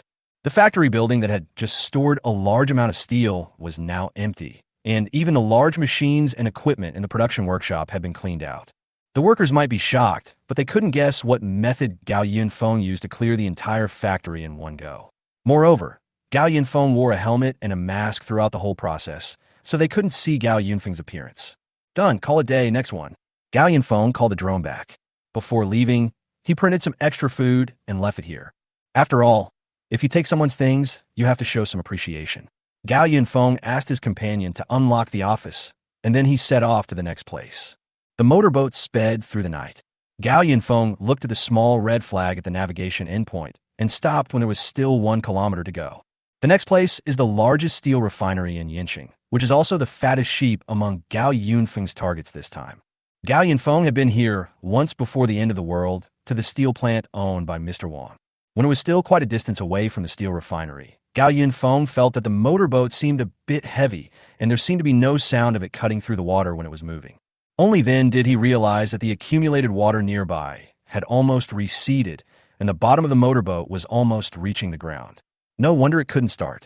Gao Yunfeng drove the motorboat forward for a distance and then switched directly to motorcycle mode. He drove the motorcycle very quickly towards the steel plant, but when he noticed some light, he slammed on the brakes and stopped. Light! Gao Yunfeng became alert. He found a secret corner to hide in, then printed 3 drones and asked his companions to explore the way first. The drone surveillance camera turned on the night vision mode, and the entire screen was green, except for an unusual bright color in one of the steel mills in the distance. There is still electricity in the steel mill. Gao Yunfeng ordered 3 drones to disperse and investigate the situation in the steel plant. The picture on his mobile phone showed the drones heading for the light. As the largest steel plant in Yinqing, the factory covers an area of nearly 9 square kilometers and still has lights on in 4 factory buildings. The drone slowly approached one of the factory buildings and stopped in front of a window under the ceiling. It then adjusted the position of the camera so that Gao Yunfeng could see the scene inside the factory. Gao Yunfeng couldn't help but be a little surprised. The factory was very noisy. The large steel-making equipment was operating normally, and about 20 workers in the factory were working diligently. Is there anyone still working now? Gao Yunfeng was very confused. Is this factory so exploitative? It's the end of the world, and they still make people work overtime? At this time, a man who seemed to be a foreman came into the factory. He shouted something to the workers, and then the machines gradually stopped working. The workers collectively finished work and left the factory. The companion said at this time, "Master, there's a situation on the other side." The scene switched to another drone, showing the scene of another factory. Unlike the steelmaking plant just now, the workers here are actually producing parts. When Gao Yunfeng saw the finished parts at the end of the assembly line, he couldn't help but frown. This steel mill is making weapons. Although Gao Yunfeng knew that the steel plant must be able to do more than just steel making, he did not expect that the business scope was so broad that it had even started making guns and cannons. The workers in this factory also finished their work on time, and the produced parts were pulled to another workshop on carts. The camera follows all the way, and the third one is actually the assembly workshop, where about 15 workers are working overtime to complete the assembly of firearms. There are pistols, submachine guns, and even rifles and sniper rifles. Several assembly lines are operating at the same time, and all the assembled weapons are neatly placed on the iron rack at the end of the assembly line. At this time, several people came into Gao Yunfeng's sight. He recognized Mr. Wang among them at a glance, and next to Mr. Wang was a man in a black suit. The man in the suit looked very imposing, and there were 2 men in black windbreakers following him, probably bodyguards. The man came to the iron frame, picked up a pistol, and looked at it carefully. He said something to Mr. Wang, and Mr. Wang kept greeting him with a smile and nodding. The companion brought more news. "Master, we found the location where the steel was stored, and we also found a helicopter." "There's actually a helicopter?" Gao Yunfeng rubbed his chin. It seemed that this group of people were quite powerful. The companion asked, "Are we still accepting our steel?" "Collect it. Why not?" Gao Yunfeng would not make a wasted trip. Those workers work so hard. If we take away all the steel, won't they have to work overtime? Chapter 65 Weapons Production Line. President Wang and the man in suits walked out of the factory, while Gao Yunfeng's drone followed behind at a safe distance. Mr. Wang led the man in a suit and others to his office. Gao Yunfeng asked the drone to fly outside the office. The drone landed on the air conditioner outdoor unit and eavesdropped on the conversation between the people by sticking to the wall. Fortunately, Mr. Wang's office has average sound insulation. In the office, Mr. Wang expressed his heartfelt gratitude to the man. "I am very grateful to Mr. Zheng for his kindness and for giving me a way out at this time. Mr. Lin, thank Mr. Zheng for me. I will come and thank you in person when the water in the city recedes." Mr. Lin, the man in a suit, smiled and responded, "Mr. Wang, you are too polite. We will be long-term business partners in the future. Times are different now. In the future, only those with sufficient hard power can survive. Mr. Wong, you don't know this, right? Now people outside are fighting to the death for a bag of biscuits. I am afraid that life will be even harder in the future. That's right, that's right. Mr. Wong was full of relief. Thanks to Mr. Zheng for reminding me the day before the rainstorm, I was able to dismiss most of the workers and still have time to prepare some supplies for myself. Otherwise, I would not even have enough food and clothing to support nearly 100 workers to work for Mr. Zheng. Mr. Lin said, "Some of the materials promised in advance have been sent to your warehouse. You can go to inspect them. The rest of the materials will be delivered after all the weapons are produced and our vehicles can enter the steel plant." Okay. Boss Wong asked another question. I wonder how many troops Boss Zheng is planning to build? He actually needs so many weapons. Don't worry about that. Mr. Lin assured Mr. Wong. We have developed well, and as a partner, you will naturally be able to get our support. The official base is still under construction, and we have to hurry up to prepare. In short, Mr. Wong, you only need to provide people and equipment, and don't worry about the rest. Gao Yinfeng roughly deduced that Mr. Lin's boss, the man called Mr. Zheng, was expanding his power and needed a large number of weapons for this. Mr. Wong just said that he received an advance notice from Mr. Zheng. Where did Mr. Zheng get the news from? And since he wants to prepare his own forces, Mr. Zheng must have a lot of supplies. But then again, based on what Gao Yinfeng already knew, only the official authorities could get the news and react before the end of the world. Since General Zheng was able to get the news, it is very likely that he has connections with the official authorities. Then what does the fact that the official base is still under construction have to do with their preparations? At this time, the voice of his companion sounded in Gao Yunfeng's ears. Master, I have confirmed the identities of these people. Pei Bin released a screenshot, which was a photo of Mr. Lin's face that was captured in the factory just now. Although it was far away and not very clear, it was completely sufficient for Pei Bin, this super AI, to do facial recognition. Combining this person's facial features with the people and relationships mentioned in the conversation, I found two people who were highly matched with him among the company information in Yanqing. The companion then pulled up two high-definition ID photos. The person on the right is Mr. Lin, and on the left is a man who looks to be about 50 years old.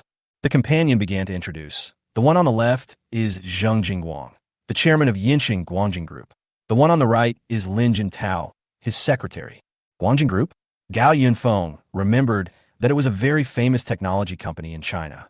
Huang Jinzhao, who had tried to blow him up with a drone in Tianjiao community, was an employee of Guangjing Group. Guangjing Group mainly focuses on high-tech products, including but not limited to automobiles, mobile phones, drones, and other fields. Zhong Sun has previously dug up detailed information about the company. Then I'll study it slowly when I have time. Gao Yunfeng didn't want to delve into these things. He just needed to take care of himself. Gao Yunfeng was quietly waiting for the opportunity. He wanted to empty the steel plant of all its steel tonight. At about 1 a.m., a helicopter slowly rose from the steel mill. Lin Jintao and his team left, and the lights in the factory were completely turned off soon after. But Gao Yunfeng still waited until 3 in the morning. He recycled the motorcycle and printed a small battery instead, so that the main battery vehicle would not make too much noise. He followed his companion's instructions and came to the place where the steel was stored. There were no security guards or surveillance cameras here. Mr. Wong would never have dreamed that anyone would be interested in his steel. The 3 drones returned to Gao Yunfeng's side to be responsible for vigilance. He printed out a slightly larger model of the drone, and then, as usual, fixed the printer to the bottom of the drone and began to absorb the steel here. In just over 10 minutes, tens of thousands of tons of steel stored here were cleared out, leaving only the gray-white concrete floor. It is impossible for such a large steel plant to have only this one warehouse. Gao Yunfeng directly handed the printer to Pei Chan and asked it to fly the drone to visit several other mark points. Then Gao Yunfeng himself rode an electric bike to the factory where the workers had just worked. Gao Yunfeng parked the electric bike next to the factory gate. He walked forward, took out the lock-picking tools he had prepared in advance, and pried open the iron lock on the gate in no time. The companion has already checked clearly that the power in the factory has been cut off at this time, so there's no need to worry about being captured by surveillance cameras. After all, even if Mr. Wong has energy for power generation, he has to use it sparingly now. Gao Yunfeng was visiting the assembly workshop. At this time, the entire factory was pitch black. He turned on a flashlight and walked along the assembly line. At the end of the assembly line, several three-layer iron cabinets were lined up in a row, and nearly half of the cabinets were filled with assembled firearms. The guns are arranged by type, and each type of gun has a dedicated assembly line. Gao Yunfeng picked up a rifle and pulled the bolt. There was no bullet in it. He disassembled the rifle skillfully and then used a flashlight to carefully examine the parts on the table. The workmanship of this gun is quite good, and it is much better than the small homemade guns made by organizations and individuals in the apocalypse. But of course it is still not as good as the military equipment in the hands of the government. Gao Yunfeng made a rough estimate and found that the firearms currently stored here were enough to arm a team of about 50 people. Stay with me and take all these things away later. Gao Yunfeng turned and walked toward another factory building. Arriving at the parts production workshop, Gao Yunfeng found various molds of firearms parts and drawings of various weapons. Mr. Wang's steel mill is one of the best in Yinqing and even in the whole country. He probably won't do the business of selling arms privately in the end times.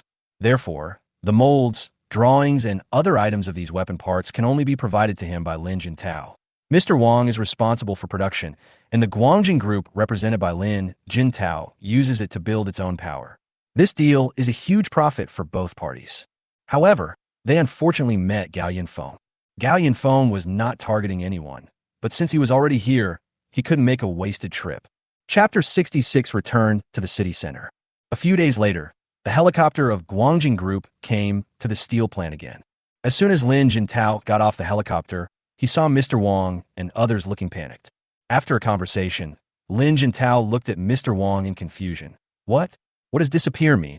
Mr. Wang explained with a sad face. A few days ago, the day after you left, Mr. Lin, everything in our steel plant disappeared. At first, the workers who came to work in the morning found that all the equipment in the workshop had disappeared, and the parts and weapons that were in production and finished had also disappeared. This incident scared Mr. Wang out of his wits. Just imagine, so many equipments in 4 workshops disappeared in one night. Anyone would be stunned. A closer look revealed that even tens of thousands of tons of steel stored in the factory had disappeared. Finished products, semi-finished products, and even discarded steel had all disappeared.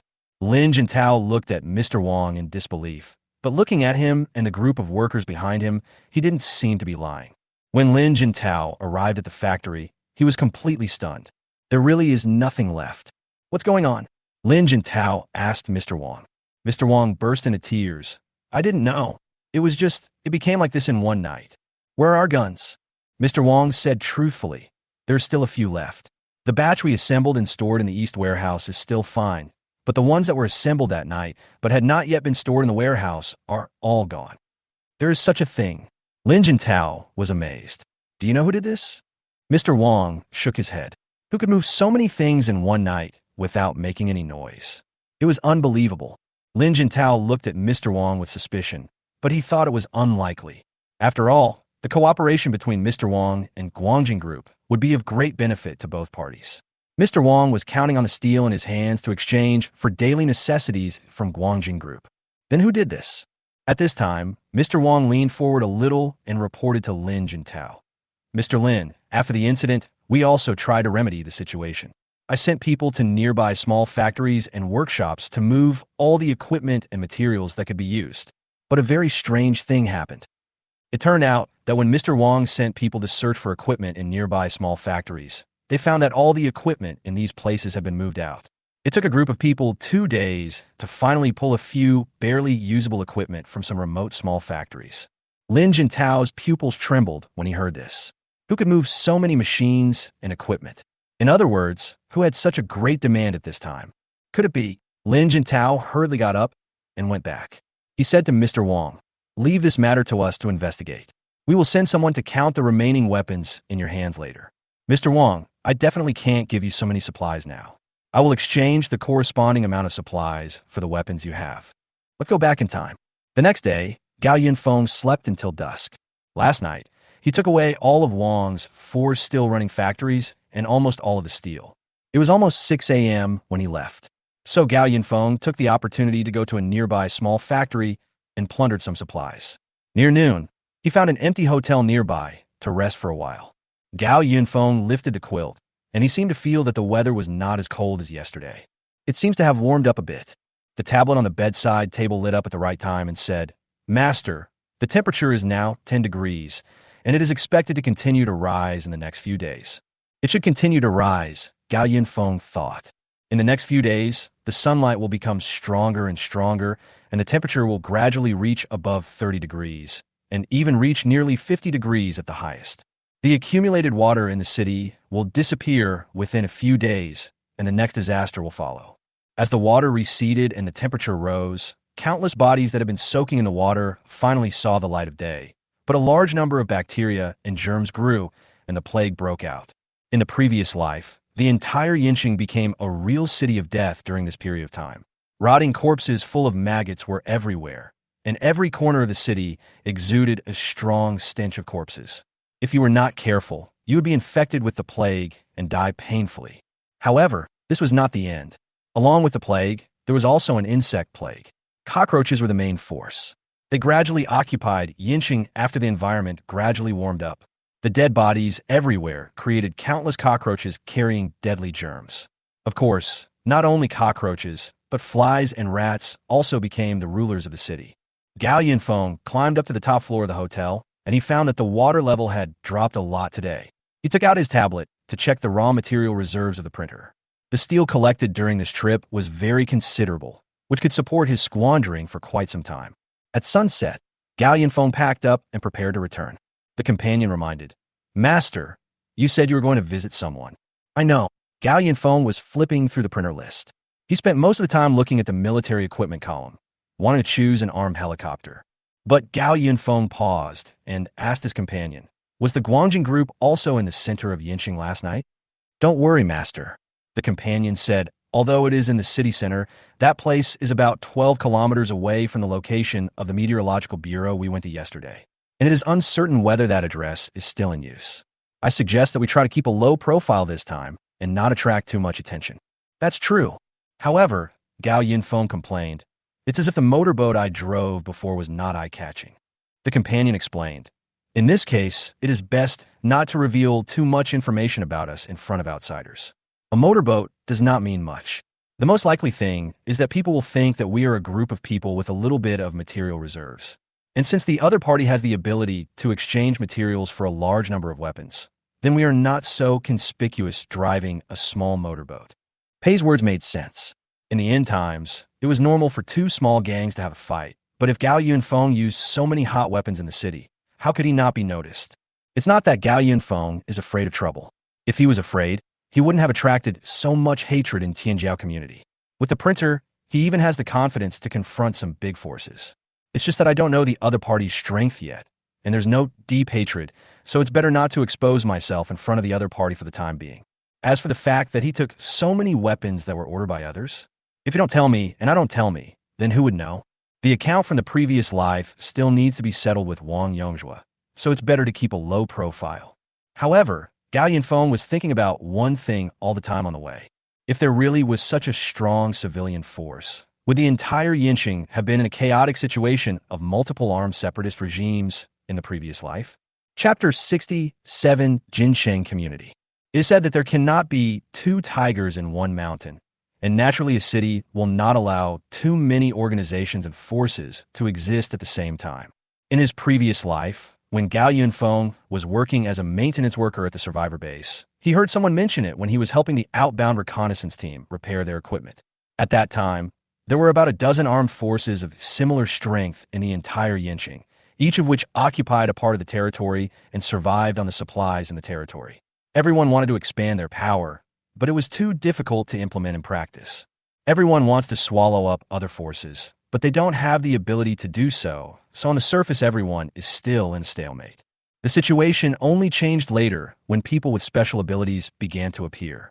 As he was talking, Gao Yunfeng drove his motorboat to the intersection where he met Zhang Yong and others yesterday. It was already evening, and he soon arrived near the Jinsheng community. There were no lights on the streets at night, and about 2 floors of the surrounding buildings were still submerged in water. Everything was silent.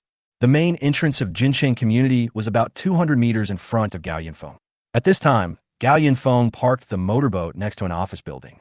He climbed into the office building through the window.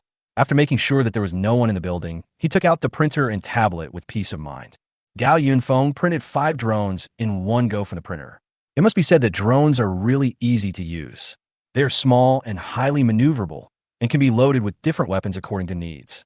With this super AI accompanying him, even the control is unnecessary. In the dark night, 5 drones flew out of a window one by one and headed towards the Jincheng community. Gao Yunfeng's phone screen had switched to the view of one of the drones. The drone surveillance probe had activated night mode, and the entire screen was black and green. Gao Yunfeng asked his companion to go in and find the target first, and then they would immediately kill Wang Yongzhua and his gang. There were constant wailing in the Jincheng community. Wang Yongzhua and his men drove a small boat to search for supplies door to door in Jincheng community. He knew that there were many elderly people in the community who liked to stock up on things at home. So there must be more than just this little supply. Since he was able to row his boat freely, Wang Yongzhua began to dominate the Jincheng community with a few pistols he found in the police station. He squeezed the owners who were originally trapped in the same apartment building dry and then slit their throats one by one, hanging their bodies by the windows of each apartment building as a warning to others. His life is very comfortable now, although the quality of life is not as good as before the end of the world.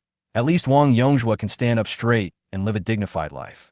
In the past, there were reports that the property management service attitude in Jincheng community was poor. The owners of the community had already applied to change the property management, but who knew they would encounter the apocalyptic rainstorm.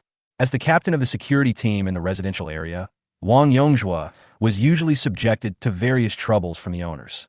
Now that it was the end of the world, he could finally take revenge on these owners. At this time, in a room, Wang Yongzhua ordered his men to beat the occupant of the room half to death, and only then did they get the hiding place of the supplies from him. Sure, hide the supplies in the toilet. Wang Yongzhua kicked hard again to vent his anger, then ended today's search and returned to his hideout with his men. After returning to the apartment building where he lived, Wang Yongzhua asked the men who stayed behind, "Have those guys confessed?" "Brother, there is no way." Wang Yongzhua immediately frowned, rolled up his sleeves, and walked into the room that had been converted into an interrogation room. There were 3 men in the room.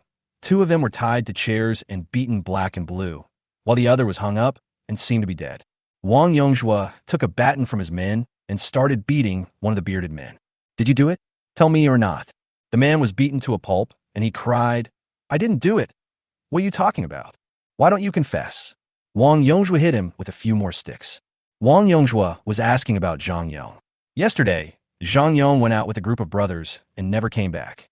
Wang Yongzhua sent people out to look for him, and they found Zhang Yong floating on the water on a street 2 kilometers away. So he captured the 3 men and tortured them severely.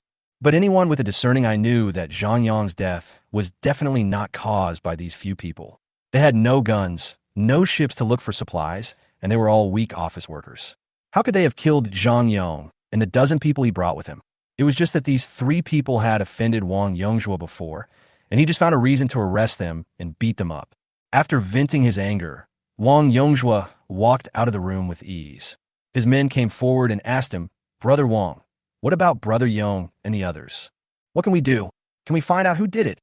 Wang Yongzhua asked, but he was also wondering, how come someone around here has a gun?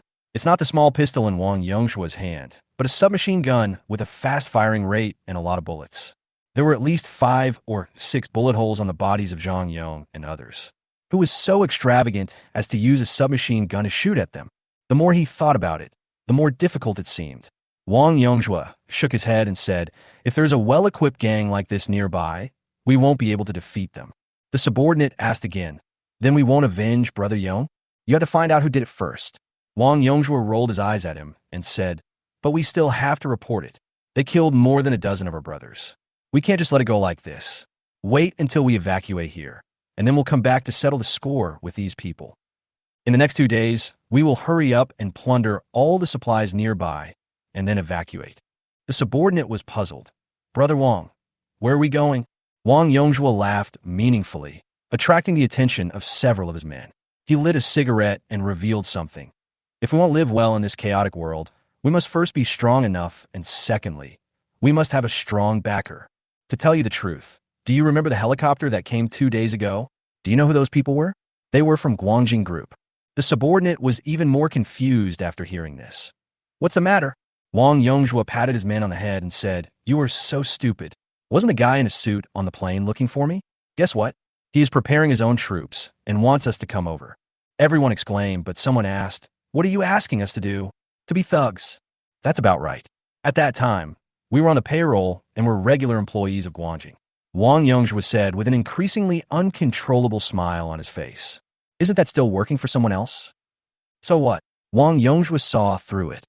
Do you expect the supplies in the hands of these rubbish in the community to be enough for us to eat for a lifetime? I only dare to agree to it after seeing that Guangjing Group has stored a huge amount of supplies. How long can we survive by robbing people around here? Do you think I don't want to be a local emperor and live a carefree life? It's better to have a stable job. Although I'm still a wage earner, it's better than working outside. If I get a job, I won't have to worry about food and clothing. Everyone came to their senses and blamed Wang Yongjua for hiding such good news from them. Some people have questions again, but why did they come to us? Wang Yongjua shook his head. He guessed, maybe they see how strong we are and want us to be bodyguards for those bosses. After all, with so many of us, we are still strong enough. Everyone was delighted, but at this moment someone noticed a little red light outside the window and a small shadow vaguely. What's that outside the window? Wang Yongjua looked at it for a long time, but couldn't figure it out. One of his men came closer and observed it for a long time before he vaguely thought. It looks like a drone. Wang Yongjua was puzzled. Drones? Where can you find drones nowadays? Something strange happened suddenly. Just when Wang Yongjua and others didn't figure out the situation, the drone outside the window suddenly made a thump, thump, thump sound, and then the window glass exploded, and the men standing in front of the window were instantly shot into pieces. Wang Yongjua's pupils suddenly shrank, and he shouted, "Oh no! Enemy attack!" Chapter 68 One-Sided Massacre. Master, please confirm if this is the target person. The accompanying drone stopped outside the window of an apartment building, with the camera facing several people standing in the corridor. Gao Yunfeng enlarged the picture.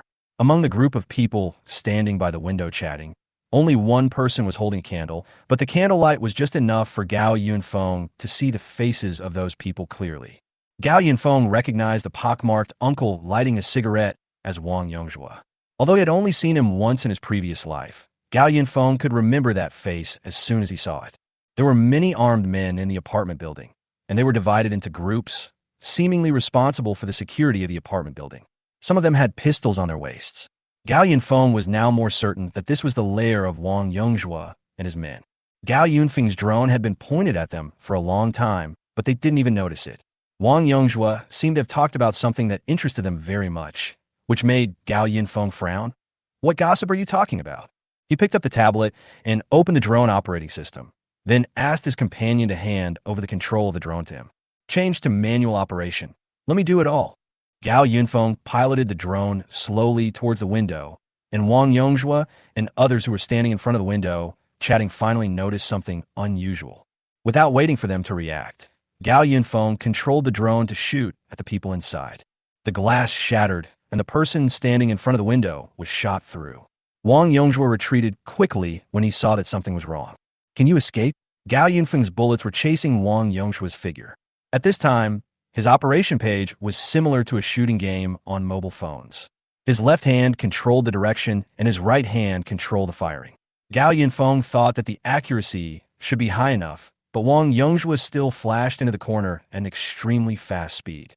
The bullet almost grazed Wang Yongjua's ear. He dodged and hid in a corner. He was sweating profusely after escaping death just now. Where did the drone come from? Wang Yongjua didn't understand who was targeting him. He saw the terrifying bullet holes on the wall and couldn't help but think of Zhang Yong. Could it be that this drone was the one that killed Zhang Yong? Wang Yongjua kept thinking in his mind that there were too many people to offend, and they were nothing more than the residents in the community and nearby.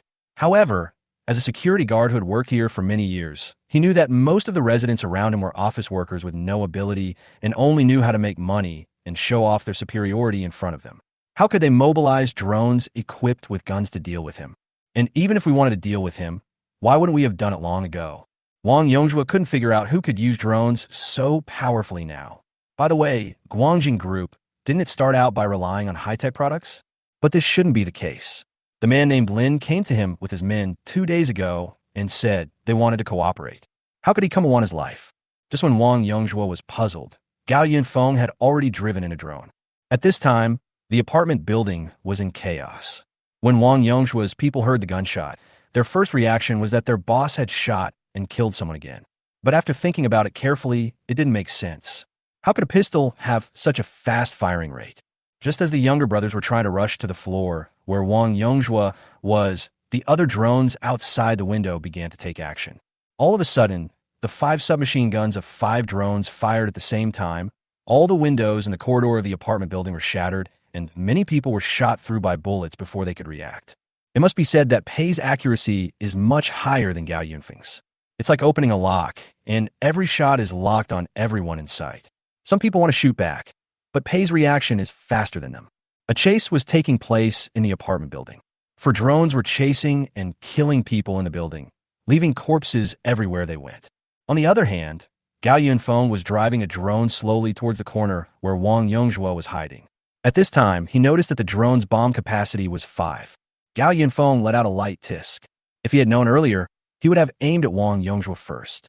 The drone flew around the corner, and Gao Yunfeng's hand, which was about to shoot, paused for a moment. Wang Yongzhua is missing, and there is another room at the end of this corridor. The companion reminded, Master, Wang Yongzhua hid in the master bedroom of that room. It controlled the drone to come outside and locked Wang Yongzhua's position. Gao Yunfeng asked, Have the other people in the apartment building been dealt with? The companion replied, We are cleaning it up. 3 drones are enough. Leave Wang Yongzhua to me. Gao Yunfeng controlled the drone to fly out of the building and went around to the master bedroom. In the bedroom, Wang Yongzhua watched the movements outside the door anxiously. The sound of gunfire continued to echo in the apartment building. Wang Yongzhua's men must have suffered heavy casualties. His brain was working at high speed, trying to think of a way to escape safely. The doors and windows of the room were closed. If Wang Yongzhua had been hiding here and not showing up, the drone might have thought that everyone had been killed and left. Wang Yongzhua bent his body slightly. He wanted to crawl under the bed so that the drone wouldn't be able to find him. Just as he slowly crawled towards the bed, a ray of bright moonlight slipped into the room through the tiny gap between the curtains. Wang Yongzhua's body suddenly paused because when his line of sight was level with the gap in the curtains, he noticed the tiny red dot outside the window. The drone was staring at him outside the window. No, Wang Yongzhua wanted to escape, but the speed of the bullet was faster than his reaction. 5 bullets penetrated the glass and shot into the house. 4 of them hit Wang Yongzhua, and one of them hit him right in the middle of his eyebrows. Until the end, Wang Yongzhua never figured out which person he had offended. Done. Gao Yunfeng spread his hands and asked his companion to clean up the mess. Soon, all of Wang Yongzhua's people in the apartment building were cleared out. Even if there were still some missing, Wang Yongzhua, as the boss, was dead, so the remaining minnows would not be a big deal. The 5 drones returned to Gao Yunfeng, who used a printer to recycle them all, and then said, Call it a day, go home. However, Gao Yunfeng also recovered the motorboat because it was already late and he didn't want to waste another hour. So he went to the rooftop and printed a helicopter on the rooftop. Accompanying me in the helicopter, we returned towards the northern city area in the dark. A few days later, the accumulated water completely receded from Yinxing and the temperature began to rise continuously. The corpses of various creatures in the city began to rot and stink rapidly after being blistered in water and exposed to high temperatures. For a time, the plague swept the entire city. A helicopter came over the Jinsheng community and landed on the roof of one of the apartment buildings. As soon as Lin Jintao and several bodyguards entered the apartment building, they were dizzy due to a strong smell. What happened? Chapter 69 High Temperature Warning. When Lin Jintao came to Jinsheng community again, the outdoor temperature had reached nearly 30 degrees. He and his bodyguards had just opened the door to the rooftop, but before they stepped in, a foul odor hit their noses. What happened? Lin Jintao felt dizzy from the smoke. The bodyguard beside him also frowned. He knew the smell at once. Secretary Lin, this is the stench of a corpse. Does the smell have to be so strong? Lin Jintao couldn't stand it anymore, so he asked 2 bodyguards to go down and call Wang Yongzhua up. After about 20 minutes, 2 bodyguards returned to the rooftop wearing masks and said in a serious tone, Secretary Lin, everyone in this building is dead. What? Lin Jintao was incredulous. Where is Wang Yongzhua? The bodyguard shook his head. I don't know, but it seems that all the people who died in the building were his men. Has there been a riot in this neighborhood? Lin Jintao thought about it, and it didn't seem right. Even if someone started a trouble, Could they defeat the dozens of people under Wang Yongzhua? The situation in the building was horrific. There were corpses everywhere in the corridors, stairwells, and even rooms. The whole building was stinking under the high temperature. Every corpse was covered with maggots, and countless flies were buzzing around in the building. It was like hell on earth. Even with a mask on, Lin Jintao couldn't suppress the churning in his stomach. The bodyguard took a stick and turned the body over, but found that there was no way to identify the face. After a long time, the bodyguards finally found one of Wang Yongzhua's men in another building in the community. He happened to be doing something sneaky somewhere else when the incident happened. The man cried with tears in his eyes and told Lin Jintao and others what happened that night. Lin Jintao was shocked after hearing this. Are you saying that a few drones destroyed the entire building? Yeah. The man recalled the scene, and his legs became weak unconsciously. It was so scary. A drone was chasing people in the building and killing them. Who did this? Lin Jintao thought about it and wondered who in Yinqing could use weapons like drones now. Secretary Lin. A bodyguard came forward. I just observed that most of the bodies were killed by direct shots to the head or neck within 3 shots. Judging from the gunshot wounds on the bodies and the bullet shells on the ground, the gunshot was a military submachine gun. Military? Could it be someone from the government? Lin Jintao fell into deep thought. But soon, he denied his guess. No, the government would not carry out a massacre for no reason. Moreover, according to reliable information, the 3 government shelters in Yinqing are still closed. They haven't solved their own internal problems yet, so why would they come to the city center to kill people? The bodyguard was puzzled. Who could have done this? Even if an armed organization of a certain size has been established, they must be quite powerful to have the guts to waste ammunition so lavishly. Lin Jintao pondered over what happened at the steel mill, and now there's a problem here. Maybe, as the bodyguard said, a powerful armed organization has appeared in Yinqing. The situation here is not so bad, but the situation at the steel mill was really unbelievable. Lin Jintao had a headache thinking about it and ordered his bodyguards to evacuate quickly. Secretary Lin, are you going to ignore the survivors here? Why should I care? I originally wanted to use Wang Yongzhua as a cannon fodder. Lin Jintao hurried upstairs to find a helicopter. The most urgent thing now is to go back and report to the chairman and the young master so that we can discuss countermeasures. Just a few drones. We have more powerful weapons than these. Lin Jintao rolled his eyes at the bodyguard and said, there have been a lot of outrageous things happening these past 2 days. I'm afraid the kind of person the young master mentioned will appear. Don't dawdle. Let's go back quickly. This place stinks. To the north, Fortress of Doom. The community with unfinished buildings has become a desolate place, with only yellow earth as far as the eye can see. However, underground, a huge underground reservoir was officially completed.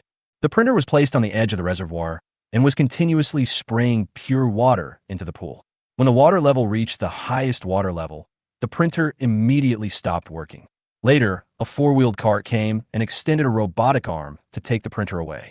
The facilities of the entire reservoir have been fully completed. The robot withdrew from the reservoir through the underground passage with the printer, and the alloy doors sealed the reservoir layer by layer, leaving various water supply facilities inside operating normally. The companion reported, Master, the reservoir has been fixed. The water supply equipment is all normal, and the closure measures of the reservoir have been prepared to ensure that no foreign matter will mix into the reservoir. Okay. Gao Yinfeng sat in front of the computer and played games with Zhong Sun. Now he could finally enjoy his life. After returning from outside, Gao Yinfeng and his companions took the printer out for the last time and collected all the water from a reservoir, as well as the countless stagnant water around it. In terms of daily necessities, the reserves in the printer were enough for them to eat for a lifetime. In other aspects, after obtaining sufficient steel, the companion once again improved and reinforced the entire Doomsday fortress. The external defense system has been fully deployed, and various smart homes and smart robots inside are also ready. While playing the game, Gao Yinfeng asked his companion, "What's the weather like today?" "The high temperature will continue today, with the highest temperature reaching 35 degrees. Please be cautious when going out in dry and hot weather." "Don't worry, I won't go out unless it's necessary." Gao Yinfeng put down the handle. After getting a lot of useful data from the Meteorological Bureau, Zhong Sun used it to build a simple weather monitoring system overnight. Now Gao Yinfeng can know the weather conditions in Yinqing in advance. Although weather forecasts are rarely accurate, at least the prediction results are there to remind people. Calculating the time, The accumulated water in Yincheng has basically reseeded. I guess there is a plague in the city right now. Gao Yunfeng thought about this and asked, Pair, are the air filtration system and insect prevention measures normal? The companion replied, Don't worry, master. We have very effective insecticides. We have already taken measures when designing the sewer. Don't worry about any dirt getting in. Zhong Sun was puzzled. There are bugs? Gao Yunfeng nodded. The weather is getting hotter, and cockroaches, mosquitoes, and the like are becoming active again. Maybe because of the end of the world, cockroaches and mosquitoes will undergo terrible mutations. Zhong Sun got goosebumps when she heard this. She then ordered her companion, get a few more robots to kill cockroaches. Sure enough, 2 days later, Gao Yunfeng accidentally discovered many black spots crawling on the ground while checking the surveillance footage outside. There were a lot more cockroaches outside. The ground was covered with black, and there were countless black wings flying around in the air. Not only cockroaches came, but also some uninvited guests. That night, my companion suddenly reminded me, Master, someone is coming.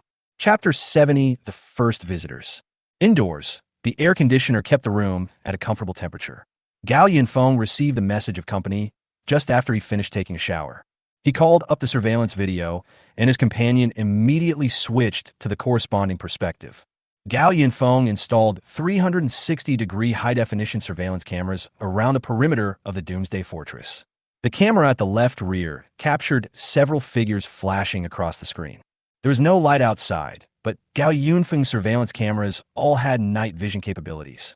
At this moment, in the green screen, several clear figures walked towards the unfinished building community. Since these people did not pass the section of the road in front of the main gate of the fortress, the automatic defense system was not triggered. Gao Yunfeng looked at the backs of those people, thinking. The companion gave 2 analytical conclusions about who the visitor was. Master, there are currently 2 speculations about the identity of the visitor.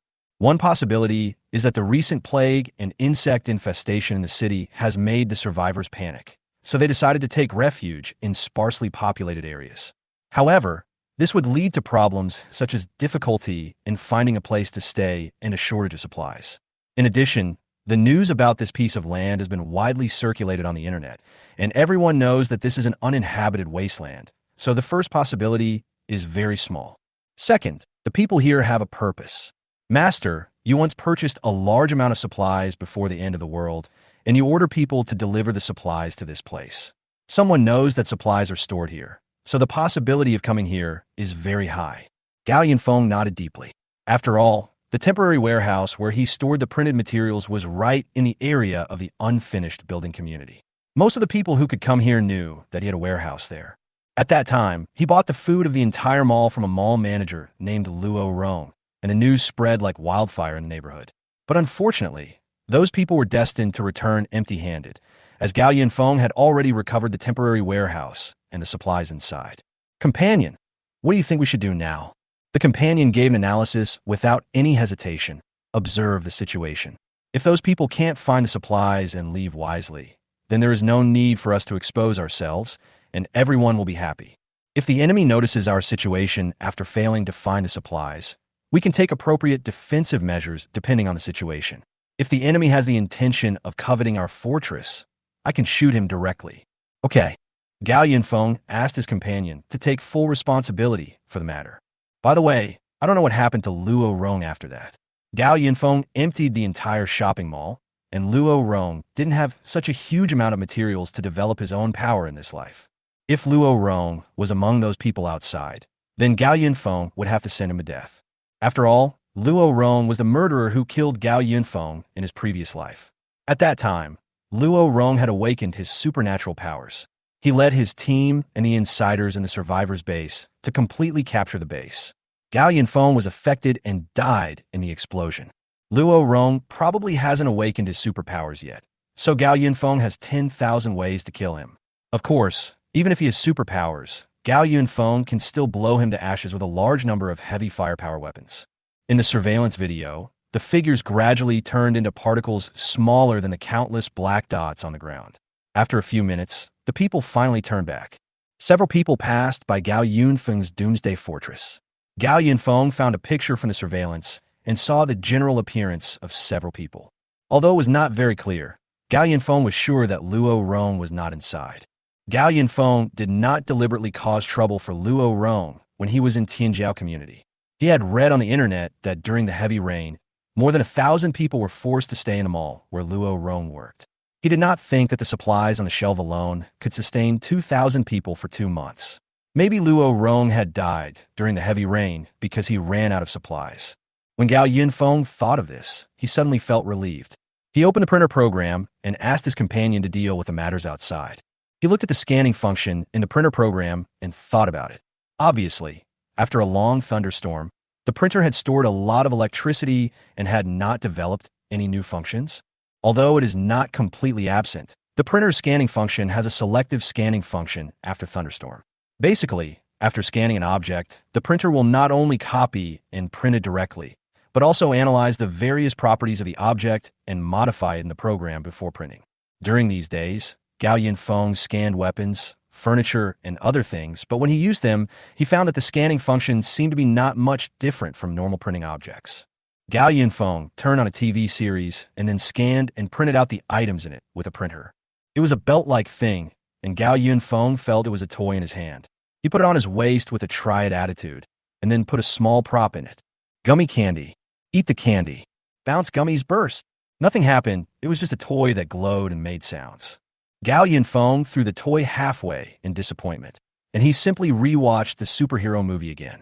Looking at the superheroes with super technology and superpowers, Gao Yunfeng couldn't help but reveal a hint of longing. He just wanted to use a printer to scan these things from a movie, but unfortunately, there is still a lot of room for development in printers. Outside, several men in vests and shorts came back disappointedly from the direction of the unfinished residential complex. They were not at all shy about the big cockroaches that were everywhere on the road. They let the cockroaches jump up and down on their bodies without any reaction. At most, they would reach out and grab the cockroach when it crawled onto their face. One of the bearded men walked away wondering. Strange, there was clearly a large warehouse there. How come everything is gone now? The people around him asked him, "Brother, are you starving? Why would anyone transport supplies to such a remote place and leave them there?" The bearded man retorted, "Bullshit. I was the one who drove all the stuff here. How could I be wrong? Besides, the news spread all over the mall at that time. Some idiot bought out all the supplies in the mall. These people were all loaders. They listened to the bearded man and ran all the way to the North City district despite the streets full of cockroaches, but it ended up being a wasted trip. Now that it was getting late, they could only find a place to stay nearby and go back tomorrow." The bearded man brought his men to the abandoned shopping mall and realized something was wrong when they got closer. "When did this mall get a door? A big iron door. Hey, brother, look. Why is the road in front of the door cement?" The bearded man realized that someone had renovated the place and that there must be people living inside the mall. He called a few people to come over and try to pry the door open, but how could they pry open this alloy door? Just as several people were struggling to pry the door open, a gun barrel quietly extended from the concrete ground behind them. With a few whoosh sounds, several people fell to the ground. The companion came out controlling a small bulldozer and pushed the bodies of several people away. Chapter 71, A Visit from a Robber. In Tianjiao community, wailing continued all night long. Countless cockroaches were jumping up and down in every corner inside and outside the house. But the reason for the wailing was not these cockroaches. Bandits have entered the neighborhood. The first to suffer was Building 9 in the corner of the community. The people in the house closed the doors and windows tightly and finally stepped on all the cockroaches in the house to death. But before they had time to rest, they heard the sound of banging on the door, which spread from the downstairs to the upstairs. A group of people robbed Building 9 with knives. Soon, the last bit of supplies in the buildings were looted, and several people died in the fight. The two men who resisted most fiercely were caught and sent downstairs. At this time, the supplies that had just been looted were placed on the open space outside, all sealed in plastic bags to prevent cockroaches from running in. There were 2 flashlights on the open space. A man, ignoring the dirty environment around him, stood in front of the 2 captured people and kept pointing at one of them's head with his hand. "Look at you two.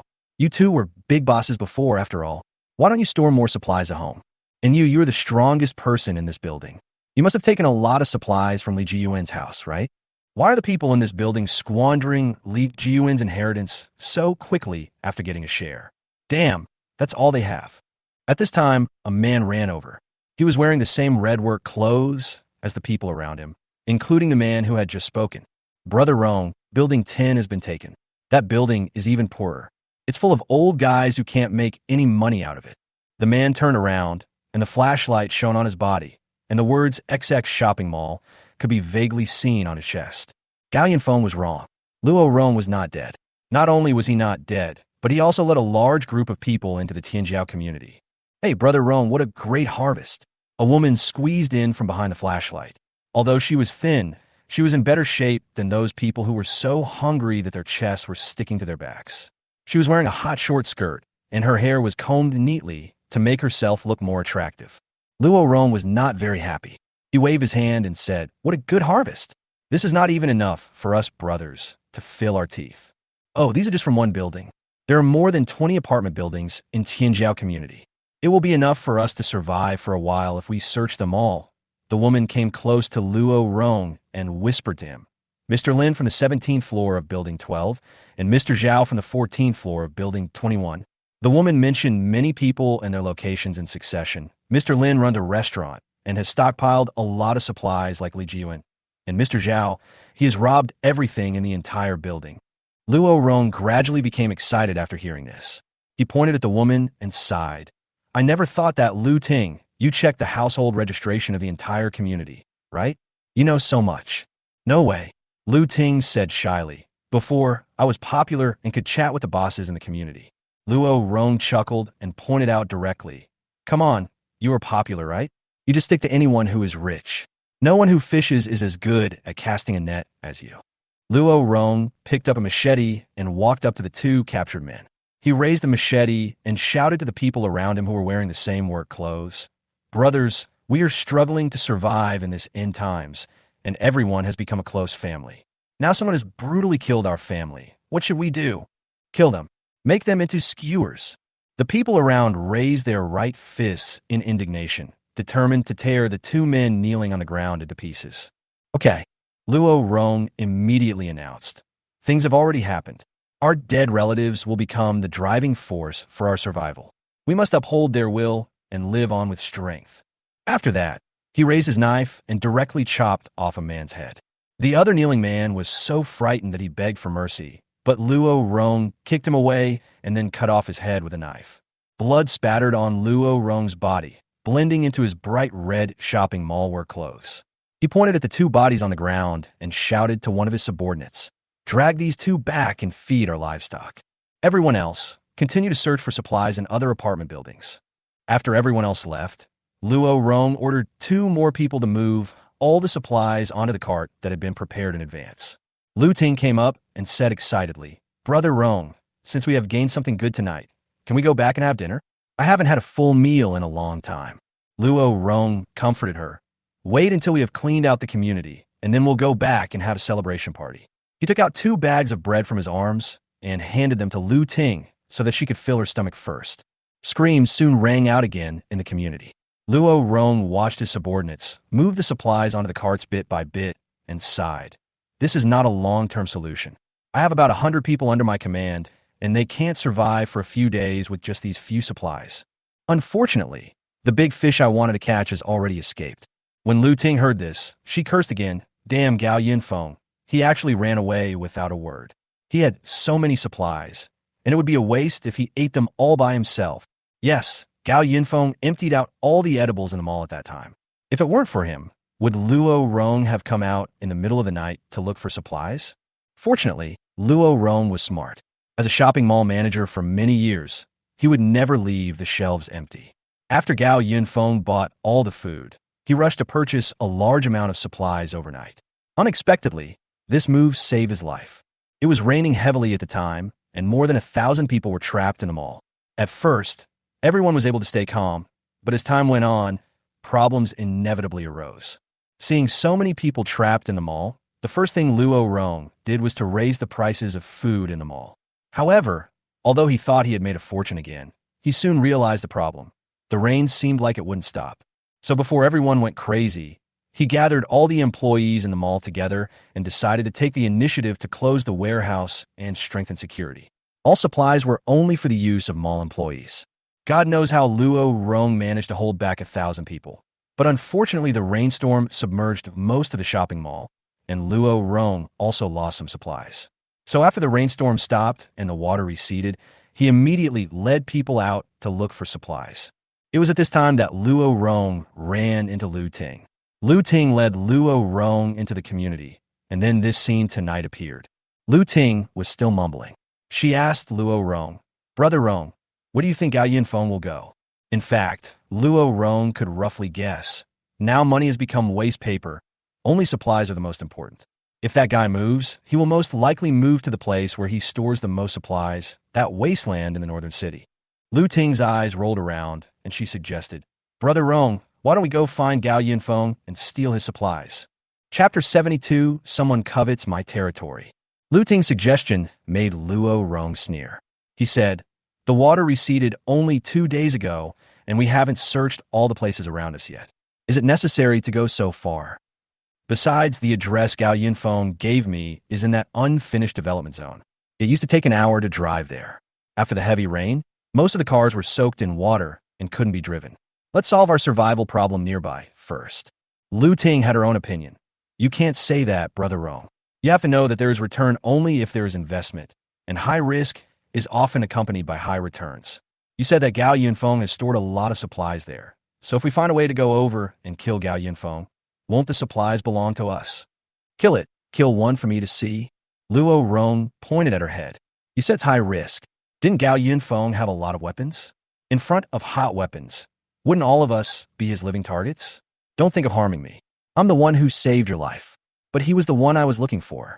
I also want to eat this piece of fat meat. I just have to be cautious. TSK, saving my life is just for my health." Lu Ting thought so in her heart, but she was still persuading him. "Brother Rong, Gao Yunfeng is indeed a dangerous person, but can we let others take this risk for us? Don't forget, there are still hundreds of people in your mall waiting for you to bring back supplies to keep them alive. Aren't you always afraid that those people will rebel? So you keep them alive with just a little bit of supplies each time? Let's incite those people and let them take the risk for us. If it works, we can get all the supplies in Gao Yunfeng's hands. If it fails, we can use Gao Yunfeng to get rid of those burdens. As long as we don't run into his gun, we won't lose anything." Luo Rong gradually became interested in Lu Ting's words. This was indeed a good idea. His core was the employees in the mall. The customers trapped in the mall had become the ones Luo Rong wanted to get rid of the most. If there were not a lot of supplies stored in the warehouse on the top floor of the mall that were inconvenient to bring out in front of everyone, why would he care about the lives of those hundreds of people?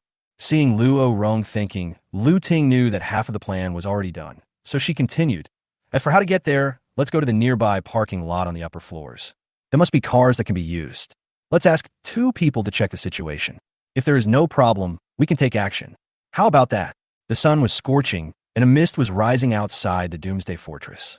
10 sprinkler trucks were moving in different directions on the wasteland at considerable intervals, spraying large amounts of powerful pesticides on the ground as they moved. After spraying for about 1 kilometer, the sprinkler truck changed direction and returned to spray again. Under the scorching sun, the ground was full of cockroach corpses. Inside the cool house, Gao Yunfeng was lifting barbells in the luxurious gym. After several months of training, the weight of the barbell he could lift continued to increase, and his muscles and abdominal muscles became tighter and firmer. However, this was not enough for Gao Yunfeng. The glass door of the gym was slowly pushed open, and Zhong Sun also walked in wearing sportswear, followed by someone behind her. It was a silicone mannequin, with a silicone outer skin and a solid mechanical structure inside. In order to prevent the robot from being too lifelike and making people feel creepy after looking at it for a long time, Zhong Sun specially replaced the robot's head with a motorcycle helmet. Zhong Sun pointed at the robot and said to Gao Yunfeng, "The robot you wanted was originally planned to be launched by Guangjing Technology next year for express delivery sorting and handling. I have already changed it into a new patrol robot. Thank you." Gao Yunfeng put down the barbell, put on his boxing gloves, and walked to the sandbag. He asked Zhong Sun, "So, is there any other situation with the company called Guangjing?" "No." Zhong Sun walked to the side of a treadmill and said, "When it rained heavily, I hacked into their system and only got the data of the products that were still under development. I didn't find any other useful information. But Guangjing is doing well in artificial intelligence. Many of their internal R&D personnel are industry leaders that I know."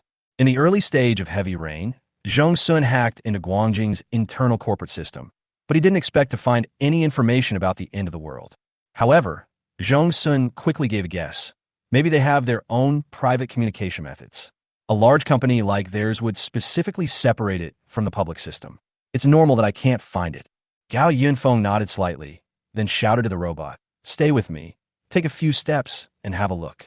A cool breathing light then lit up on the robot's head, accompanying the operator as it stepped back and forth in the gym. Zhong Sun said, "This robot is more flexible and has better performance than the patrol robot that was modified from a food delivery machine. If there are enough materials, it can be mass-produced and put into use." That night, a car unexpectedly arrived outside the Doomsday Fortress. The car drove straight towards the unfinished residential area, but it didn't know that the car's every move had been clearly captured by the hidden cameras on the outer wall of the fortress. "Master, there is something going on outside." After hearing the companion's report, Gao Yunfeng asked it what happened. The car went to the previous temporary warehouse location.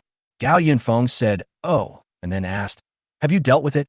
Unexpectedly, Gao Yunfeng was slightly surprised by his companion's answer. "The identity of the people coming seems to arouse your interest, Master, so I will only monitor them for the time being."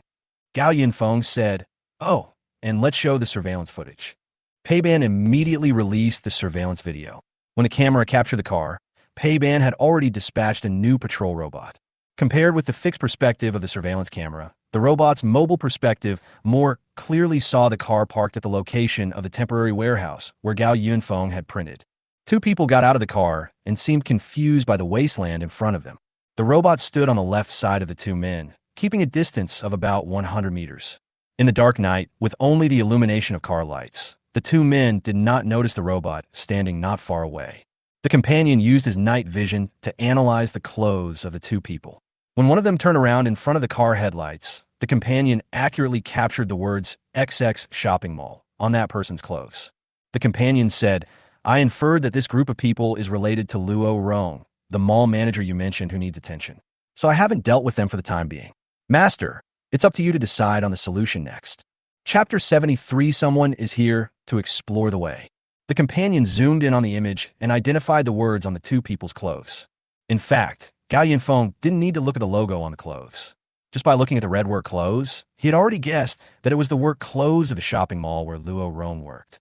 The companion continued, "Master, you once said that the manager of this mall is dangerous. So after confirming that these two people belong to the same mall as Luo Rong, I came to this conclusion. We can take this opportunity to get rid of Luo Rong." Gao Yunfeng clapped his hands in admiration. "Not bad. You really understand my feelings." Seeing the two people in the picture puzzled about the whole piece of wasteland, Gao Yunfeng immediately ordered his companions, "Drive a car out immediately." A van soon stopped at the corner of the Doomsday Fortress. Gao Yunfeng specifically asked his companion to point the rear of the car towards the two people and put a layer of reflective stickers on the rear of the car. Sure enough, the two people also chose to return with regret after searching in vain, and then they noticed the van by the wall. The people in the car remained alert first, but after waiting for a long time and seeing no movement, the person sitting in the passenger seat finally couldn't help but get out of the car to check the situation of the van. The van contained some of the supplies prepared by the companions. In the surveillance footage, the two men happily moved the supplies away, and before leaving, they even went to the main gate of the fortress for a walk. However, they did not trigger any mechanism of the Doomsday Fortress.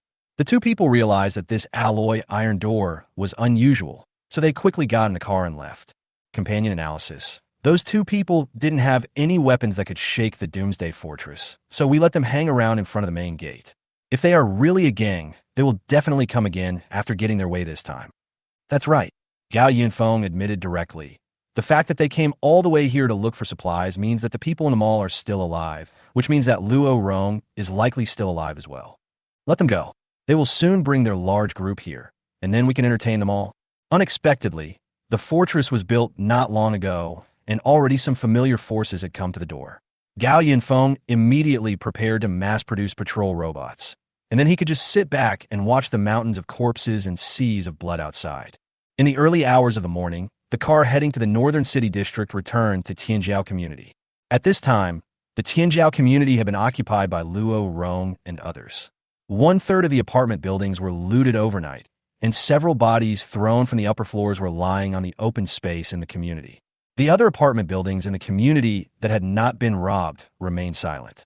Those residents who had not been robbed hid in their homes and trembled, praying that Luo Rong and his men would leave on their own after they had robbed enough. Of course, some people felt unsafe and wanted to leave at night, but where to go after leaving was a big problem. Moreover, Luo Rong arranged for people to be on duty at every entrance and exit of the community, and completely treated the entire community as his own warehouse. The two people who went to the North City District came to Building 9, which was Luo Rong's temporary stay for the night. Since they broke the locks of almost every room when they came in to rob things, the door of the room where Luo Rong slept was only half open. The younger brother pushed the door open gently, and several cockroaches ran in inadvertently. He shouted into the house, "Brother Rong, Brother Rong." After a long while, the sound of a door opening was heard from inside the house, and Luo Rong came out wearing only a pair of shorts. "Why are you yelling in the middle of the night? And close the door quickly, you let a cockroach in." After seeing clearly that the person coming was the one he sent out, Luo Rong slapped himself twice to sober himself up. After listening to the younger brother's story, Luo Rong was overjoyed. He sent the younger brother away and then walked into the house and woke up Lu Ting, who was still sleeping. "What's wrong? What's wrong?" In the middle of the night, Lu Ting opened her eyes in a daze. Luo Rong roughly recounted what had happened. Lu Ting was half asleep at first, but when she heard that the two people she had sent out not only came back, but also brought a truckload of supplies, she instantly woke up. "Are there really supplies?" "Yes." Luo Rong was a little excited. It seems that Gao Yunfeng is currently in the North City District. Now that we know his location, let's move on to the next step. Hey, don't worry, Brother Rong." Lu Ting sat up from the bed and reminded him, "Remember what I told you. Gao Yunfeng is very cunning, and there must be something fishy when things are out of the ordinary." Luo Rong also said, "I know the guy has a weapon, and I don't plan to act so early. But I can't miss that big fish." "That's it." Lu Ting sat on the bed with Luo Rong. She leaned her head on Luo Rong's shoulder and said, "We have to rob it, but based on my experience of being bullied by Gao Yunfeng before, he is most likely trying to lure us over. He had installed security doors and surveillance cameras in our apartment building before. Maybe Gao Yunfeng already knew about your people when they went there." Luo Rong was slightly shocked. There are security doors and surveillance? He even has power reserves? He is really well prepared. But think about it. It is reasonable for him to be well prepared when spending money so lavishly before the end of the world. Lu Ting nodded. Although we don't know how he was so well prepared, this also proves that Gao Yunfeng definitely has sufficient supplies. We have to take this risk. We have to grab all of Gao Yunfeng's stuff. Don't just talk. Think about how to grab it. Luo Rong woke her up. Lu Ting began to analyze. Based on previous experience, since Gao Yunfeng lives there, he must have taken defensive measures. He probably wanted to play the long game by letting the two people you sent back alive. Let's follow the previous plan and find a way to get rid of those burdens that are pestering you in the mall. However, we also have to make adequate preparations. At least we have to have cars and weapons. Luo Rong thought it made sense, although he knew it was risky to snatch Gao Yunfeng, but he was more envious of the high returns this action would bring. So he asked Lu Ting for her opinion. "Well, it's time to show your strength, Brother Rong," Lu Ting said, and then pulled Luo Rong to lie down on the bed. The two of them became more and more excited as they talked. Luo Rong smiled meaningfully and praised Lu Ting, saying, "People like you deserve to be a mistress forever. There are really few women who can outsmart you when it comes to scheming." "No way, Brother Rong. All of this requires you to be strong enough." Lu Ting poked his chest. "After all, we only have one chance. If we win, we will have enough supplies, and I can also avenge my revenge." The two of them became more and more excited, and gradually they lost the desire to sleep. This is much more interesting. Chapter 74, Guangjing Group. In the southwest of Yinxing, there is the largest villa area in the entire city, with green mountains and clear waters and pleasant scenery. Those who could live here had wealth that was incomparable to ordinary people before the end of the world. But things are different now. The once prosperous villa area has become desolate after several months of the apocalypse. Large villas are empty without a single living person. However, it is such a place that has a completely different situation from the outside world. There are houses in the villa area with lights on, but if you look more closely, you will find that the remaining houses without lights on are not just because no one lives in them, but almost all of them are unfinished houses. The lighted villa is in the center of the villa area. It is a four-story villa with a private garden. In the villa, Lin Jintao was sitting in the conference room on the second floor listening to a meeting. Nearly 30 people sat around a rectangular mahogany table, all eyes focused on a large screen.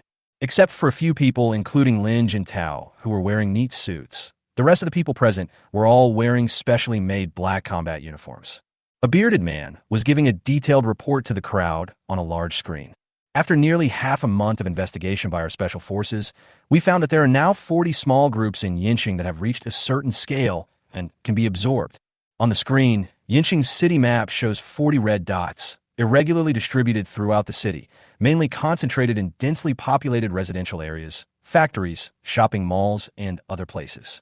These are the numbers we got after screening. After the rainstorm, everyone was in danger, and a small gang was formed in almost every place and every building. We mainly screened those who we thought were useful to us. The average number of people in these gangs is more than 50.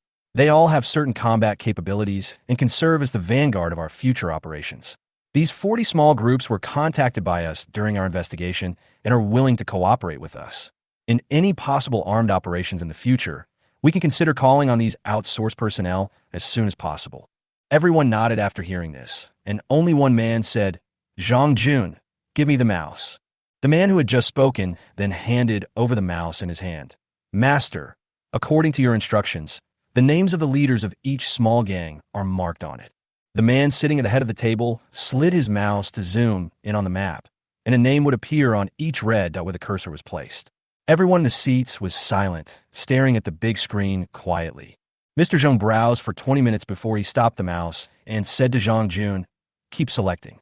We want more young and strong men, preferably those with their own weapons and equipment, so we don't have to give them guns in the future.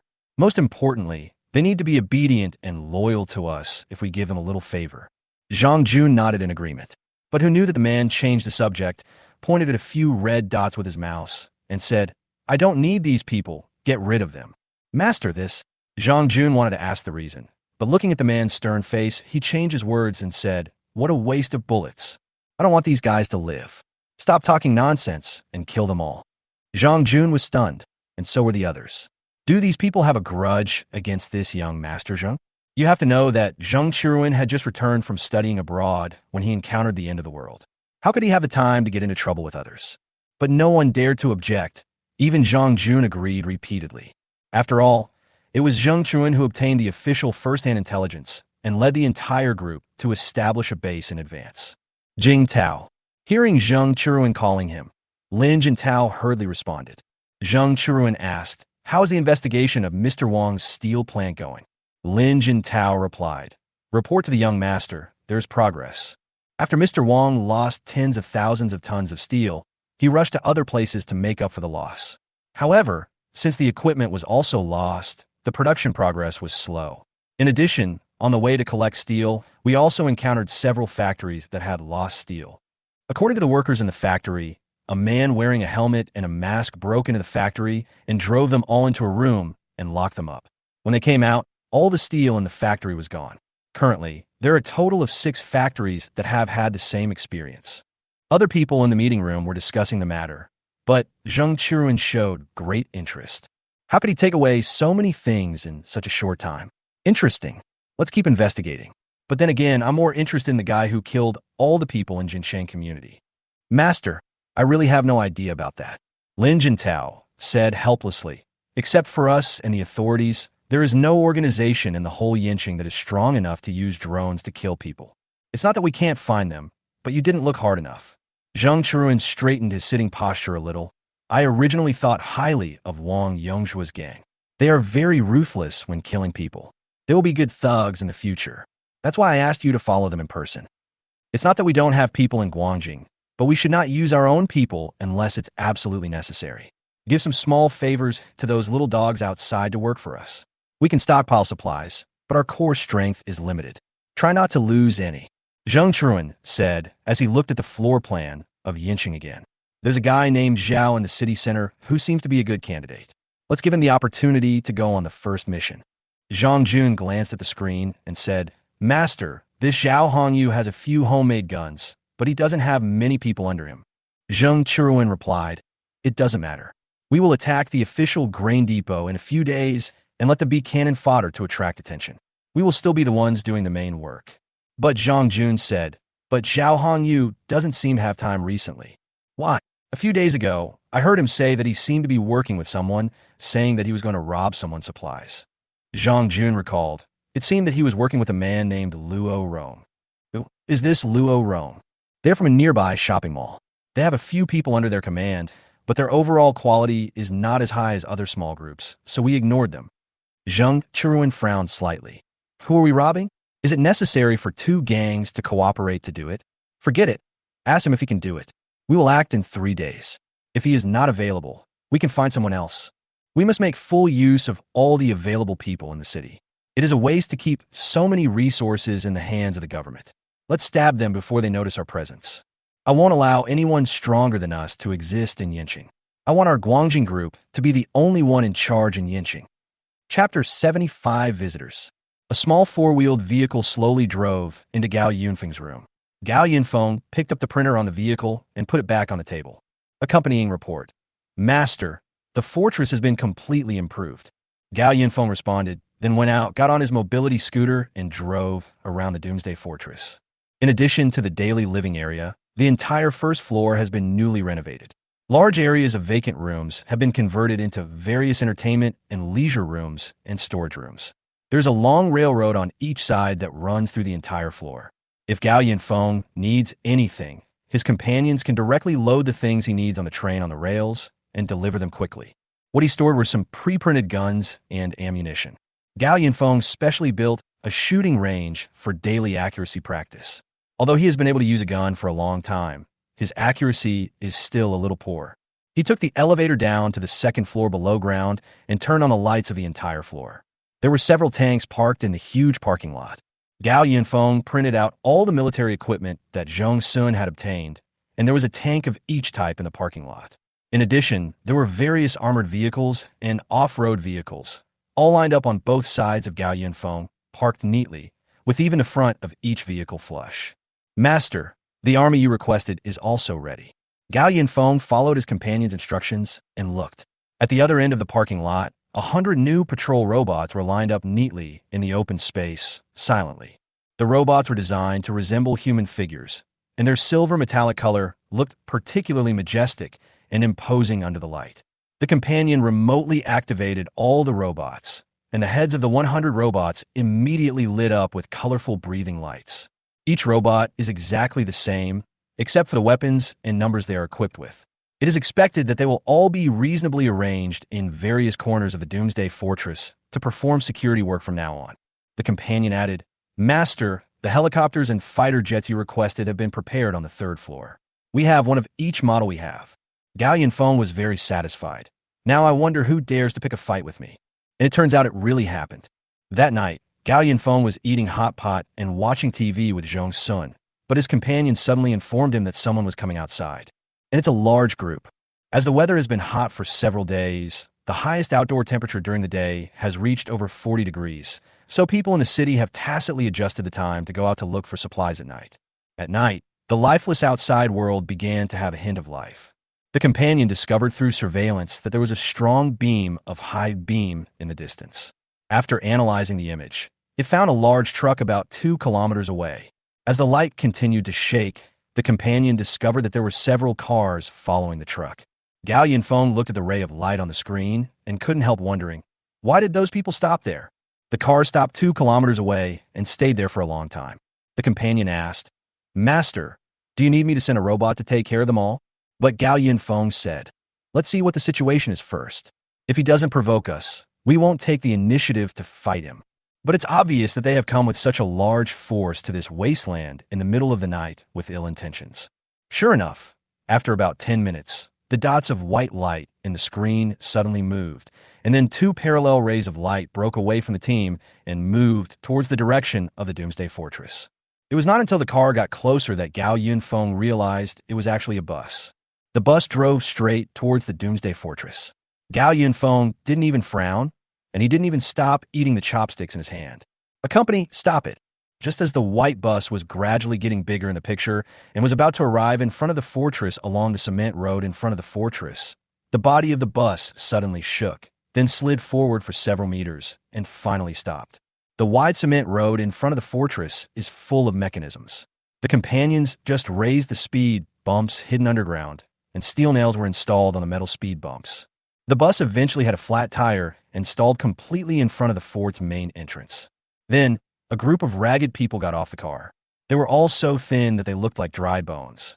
It was a miracle that they were still alive. Those people came to the gate of the fortress one after another, banging on the door and shouting to open it. Zhongsun looked at the surveillance camera and asked, "Who are these?" Gao Yunfeng shrugged. "Who knows?" The surveillance camera at the door was also equipped with a radio, and Gao Yunfeng could clearly hear what the people surrounding the door were howling. "Open the door. Open the door quickly. Please give us alms and give us something to eat." Gao Yunfeng found it strange. Where did so many people come to my house to beg for food, and there is even a car to pick them up? He fixed his eyes on the light spot in the distance and immediately understood most of what was going on. A week had passed since Luo Rong's men came here and stole a truckload of supplies from Gao Yunfeng for free. Gao Yunfeng originally thought that the two men were just ordinary survivors passing by. But now it seems that those two are Luo Rong, or they're members of the gang belonging to them all. As for the group of people in front of the door, they're probably the vanguard or cannon fodder they're preparing to take action against. Is there anyone inside? Someone got some supplies from you last time. Can you give us some too? See, it's indeed the same group of people. Several cars in the distance seemed to be still watching the situation. Gao Yunfeng couldn't help but feel a little annoyed when he saw a group of green stickmen knocking on the door. He simply ordered his companions, "Turn on the lights." In an instant, several headlights on the top of the Doomsday fortress turned on at the same time. The dazzling white light illuminated the nearby wasteland, and the surveillance finally no longer needed to be in night vision mode. With the light, Gao Yunfeng could finally see the faces of the group of people at the door. In addition to being extremely skinny, the people at the door all had very obvious scars on their bodies. Even more horrifying was that their clothes were almost all stained with large patches of blood, and the greed in everyone's eyes could not be hidden at all. What on earth was he doing letting so many people come to his door? Gao Yunfeng glanced at the few beams of light that were still unmoved in the distance. Since he had already determined that they wanted to cause trouble, then let them come. Who is afraid of who? Be with them and give them answers. Outside the door, seeing no one answering for a long time, these hungry people became more and more anxious. Some people couldn't help but collapse and shout, raising their hands and banging on the door desperately. A gunshot was heard, and the man who was about to break down the door fell to the ground. Everyone else was stunned. Everything was in chaos for a moment, and they all started to flee. Chapter 76 Alliance. Since we don't know why the other party sent a group of cannon fodder to our door, we might as well just shoot them all. 2 gun barrels extended from the outer wall of the fortress and kept shooting at the crowd.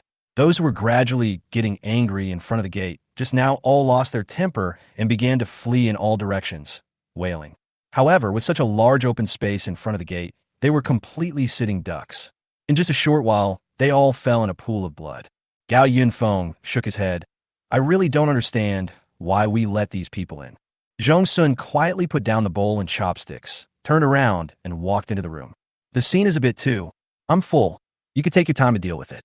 Since she was living under someone else's roof, she shouldn't interfere with what Gao Yunfeng was going to do, so she should go back to her room. In the distance, several vehicles parked side by side, turned on their high beams, and shone them in the direction of the Doomsday fortress.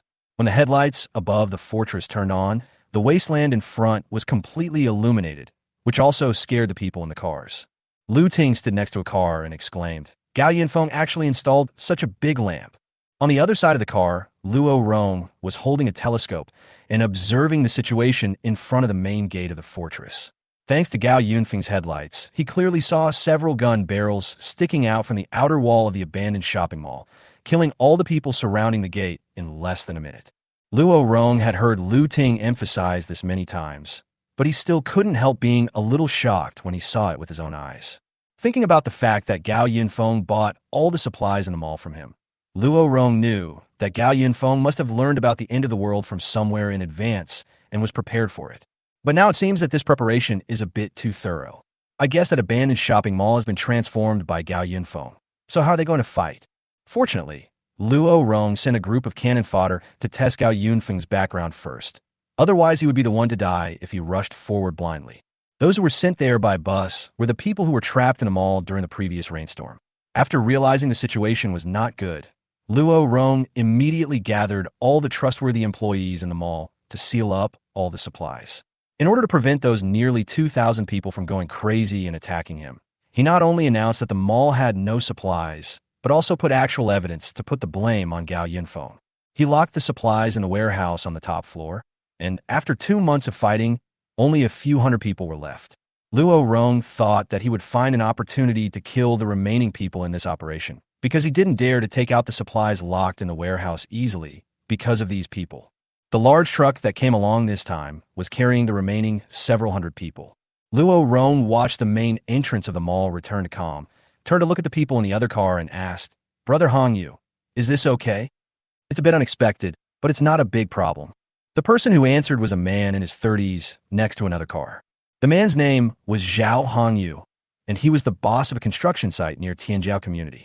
After the apocalypse, he and his workers relied on a small supermarket to get through the most difficult times. But he was even more cruel than Luo Rong, and he killed everyone who disobeyed him. Speaking of which, it was Lu Ting who introduced Zhao Hongyu and Luo Rong. Zhao Hongyu's boss and Yang Jiaqing were acquaintances, so naturally, they also knew Lu Ting. After the rainstorm stopped, Lu Ting went out alone to look for supplies, and then she thought of this person nearby. But unfortunately, Zhao Hongyu's boss had already been made into skewers by Zhao Hongyu. So Lu Ting and Luo Rong decided to use some of the supplies as a gift in exchange for the opportunity to cooperate with Zhao Hongyu. Zhao Hongyu had heard about the mall being cleared out before, so under Lu Ting's instigation, the alliance was formed. Although Zhao Hongyu only had about 30 people under his command, he not only had several homemade guns, but also retained a complete set of construction and demolition equipment. Zhao Hongyu observed the Doomsday fortress through a telescope and came to his own conclusion. The outer wall of the mall has been reinforced, and many mechanisms have been installed. There's also a problem with the section of cement road in front of the gate. This guy has indeed made sufficient preparations. But he gave the order, and his men got into the car and drove in another direction. Zhao Hongyu said, "For such a large shopping mall, I don't believe he can fully equip it from head to toe." Gao Yunfeng watched the vehicles leaving in the distance from the surveillance camera and immediately understood what this group of people wanted to do. So he asked his companions to keep an eye on them and take care of them all after all preparations were ready. "I want them to know that anything they do in front of me is in vain." Luo Rong followed Zhao Hongyu and drove around the front of the fortress and came to a place full of deep pits. After Zhao Hongyu got off the car, he immediately called his younger brother to start fighting. Lu Ting, who was standing by, was puzzled and asked him, "Brother Zhao, what are we doing?" "Breakthrough at a single point," Luo Rong said. Zhao Hongyu nodded and explained, "I have learned about the situation of this development zone before. It was originally planned to be a new commercial district in Yinqing. So when it was planned, it also became a transfer station for the new subway line. For this reason, the government and the company worked together. One was responsible for the ground, and the other was responsible for the underground. Who knew that this plan would be blown?" Luo Rong added, "That mall was originally planned to have a subway station underground.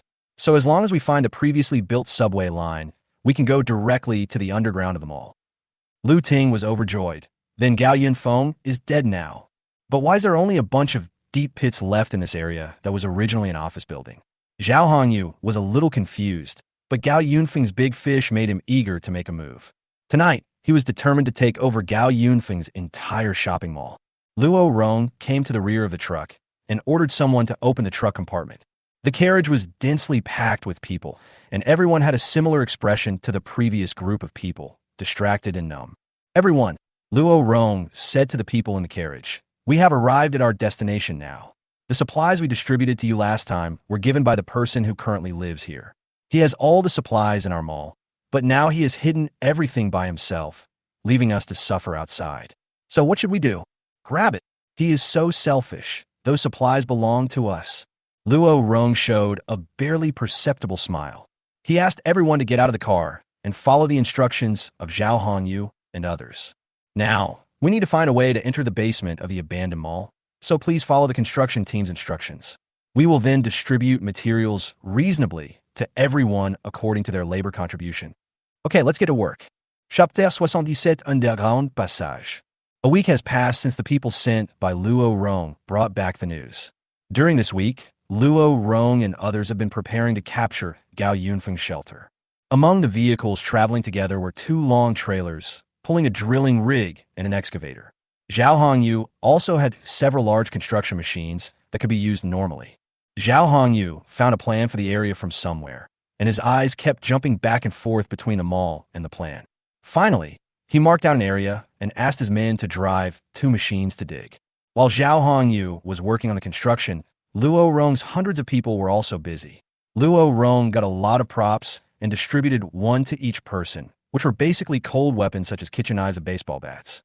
His mall employees were equipped with enough police riot shields and riot forks. It took him a long time to get these things. Luo Rong himself wore a bulletproof vest borrowed from the police station and had a homemade pistol given by Zhao Hongyu on his waist. Brother Rong. Lu Ting came over and whispered to Luo Rong, "Let's really follow him." "We have to go," Luo Rong said. "But we should be careful and let Zhao Hongyu and those cannon fodders lead the way. After the matter is done, I will have my own way to get all the supplies. If there is any problem, we can also run away at the first time." After a while, a loud bang was heard from the direction where the construction team was working. A large hole was dug in the ground, and underneath was an underground commercial street that had not yet been completed. Everyone was ready to go. Zhao Hongyu's workers built a ladder into the cave, and then everyone went down the ladder into the underground. Due to the previous heavy rain, the entire underground was filled with a bad smell, and there were traces of water everywhere. Zhao Hongyu led the team, and several hundred people followed him all the way down to the underground second floor. He confirmed the direction, then stomped heavily on the ground, signaling his men to attack the area under his feet. Then, the workers took out a bundle of explosives and placed it on the ground. Everyone scattered and dodged. With the vibration and loud noise caused by the explosion, a big hole was blown out where Zhao Hongyu had just stood. There was a dark tunnel under the cave. Everyone continued to climb down the ladder and follow Zhao Hongyu and his group. This was indeed the passage planned for the construction of the subway. Zhao Hongyu and his men were leading the charge, while hundreds of cannon fodders behind them were shouting, "Grab the supplies," and expressing their admiration for the abilities of Zhao Hongyu and his men. Zhao Hongyu just snorted and said, "I'm really capable. I'll show you what top-level firepower coverage is." His men all carried homemade rifles and submachine guns, and they were their strongest fighting force, so naturally they were relied upon by the others. Even Luo Rong was infected by the high spirits and began to get excited. He felt that this operation was bound to succeed. But Lu Ting was always a little uneasy. Before, the residents of Building 11 of Tianjiao Community also united to break down the security door of Gao Yunfeng's house, and they also rushed into Gao Yunfeng's house in such high spirits. The result? Lu Ting was the only one left in the building. Lu Ting and Luo Rong were at the end of the team. Lu Ting gently pushed Luo Rong, telling him not to be too happy too soon. "There are so many of us, why panic?" Luo Rong said, "I know Gao Yunfeng has a gun, but we are not pushovers. Don't forget that we have a lot of shields. As long as we break Gao Yunfeng's robot, we can go straight in and kill him. I just feel that something is a little off." Lu Ting and Luo Rong slowly analyzed. "Look, Gao Yunfeng was originally an intern. How come he suddenly had so much money to make so many preparations? Moreover, he could drive a speedboat and move his family to such a large shopping mall. I always feel that this person is not simple." Although Lu Ting wanted Gao Yunfeng to die, she would be doomed if she failed to steal the chicken and lost the rice. When they were in Tianjiao district, Li Haoqing and others were killed by Gao Yunfeng because they underestimated the enemy. Luo Rong naturally understood that he had already made a plan in his mind, not only how to deal with Gao Yunfeng, but also how to deal with the group of people in front. They soon reached the end of the corridor, and Zhao Hongyu estimated that they should be close to the shopping mall. And now, in front of everyone is a concrete wall that completely blocks the road. So, the bomb was installed on the wall again, and after a burst of explosions, the situation on the other side of the tunnel was revealed to everyone. Everyone was stunned. After the concrete wall was blown up, there was still a huge iron wall. "What is that?" Zhao Hongyu held up a flashlight to check. "Metal wall? This big?" At this time, someone noticed something. "Boss, this doesn't seem to be a wall, it's a door." "Door?" At the end of the crowd, Lu Ting's heart skipped a beat. Zhao Hongyu shone the flashlight at the huge monster in front of him and soon saw a long gap in the middle, which was indeed a door. How can Gao be so capable of installing such a large door underground? However, as if to confirm Zhao Hongyu's guess, a creaking sound suddenly sounded. Then a ray of light came out from the gap in the middle of the door, and the iron door slowly opened. Zhao Hongyu finally realized that something was wrong, and he and his younger brothers quickly retreated. The cannon fodder who had been waiting for orders in the back became the people in the front row. Hey, Luo Rong, what's going on? Zhao Hongyu came to the back of the team. I don't know either. Luo Rong looked nervously at the door that was slowly opening. Only Lu Ting felt very uneasy at this moment. Should we retreat first? Hey, what is that? The door is open. Luo Rong, Lu Ting, and Zhao Hongyu immediately fixed their eyes on the iron gate. The iron gate opened to both sides, and inside was brightly lit. The huge space made everyone's eyes light up. The luxurious decoration inside seemed to be like a top shopping mall that had not been ruined before the end of the world. However, before everyone had time to get excited, their expressions froze again. Behind the iron gate, 5 people of the same height stood in a row facing them. The 5 people were facing away from the light, making it difficult to see their faces. No, that's a robot. Someone looked at the body that looked exactly like a human but was made of metal in surprise. The head was not a human face, but a helmet with colorful breathing lights on. It's a robot. Lu Ting reacted instantly. Not good. At this time, everyone noticed what the 5 robots were holding. 1 machine and 2 Gatling guns for a total of 10. The crowd began to riot, and even faster than the riot came the sound of Gatling's gun. Chapter 78 Defense arrives. After the alloy door opened, the 5 robots standing behind the door immediately opened fire at the crowd in the tunnel. In the panic, the tunnel lost the light of the flashlights, but was replaced by the flames from the Gatling guns in the robots' hands. The group of knife-wielding men in the front row kept falling to the ground while wailing. Everyone wanted to retreat in fear, but they didn't expect that the retreat route had already been blocked by a row of neatly laid subway floors. Quick, set up the shield. Zhao Hongyu gave the order long before the Gatling gun started shooting. The group of workers under him reacted quickly, and with the help of the cannon fodder in the front row to buy time, they quickly pulled several iron plates from the back of the team and set up a shield in front. These were things Zhao Hongyu had prepared long ago, and he had been pulling them with a cart when he went down to the underground commercial street. These were metal shields that they had specially modified for bulletproofing.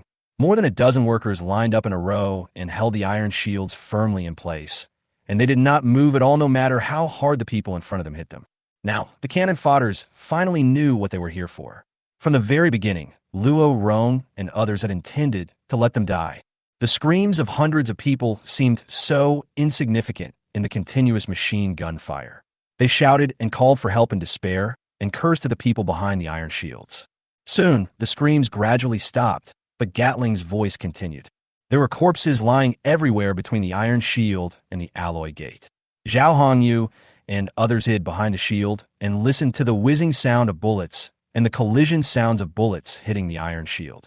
Fortunately, there were still so many corpses in the middle to block the bullets, and even some of the iron shields were covered with corpses that had already been shot into sieves.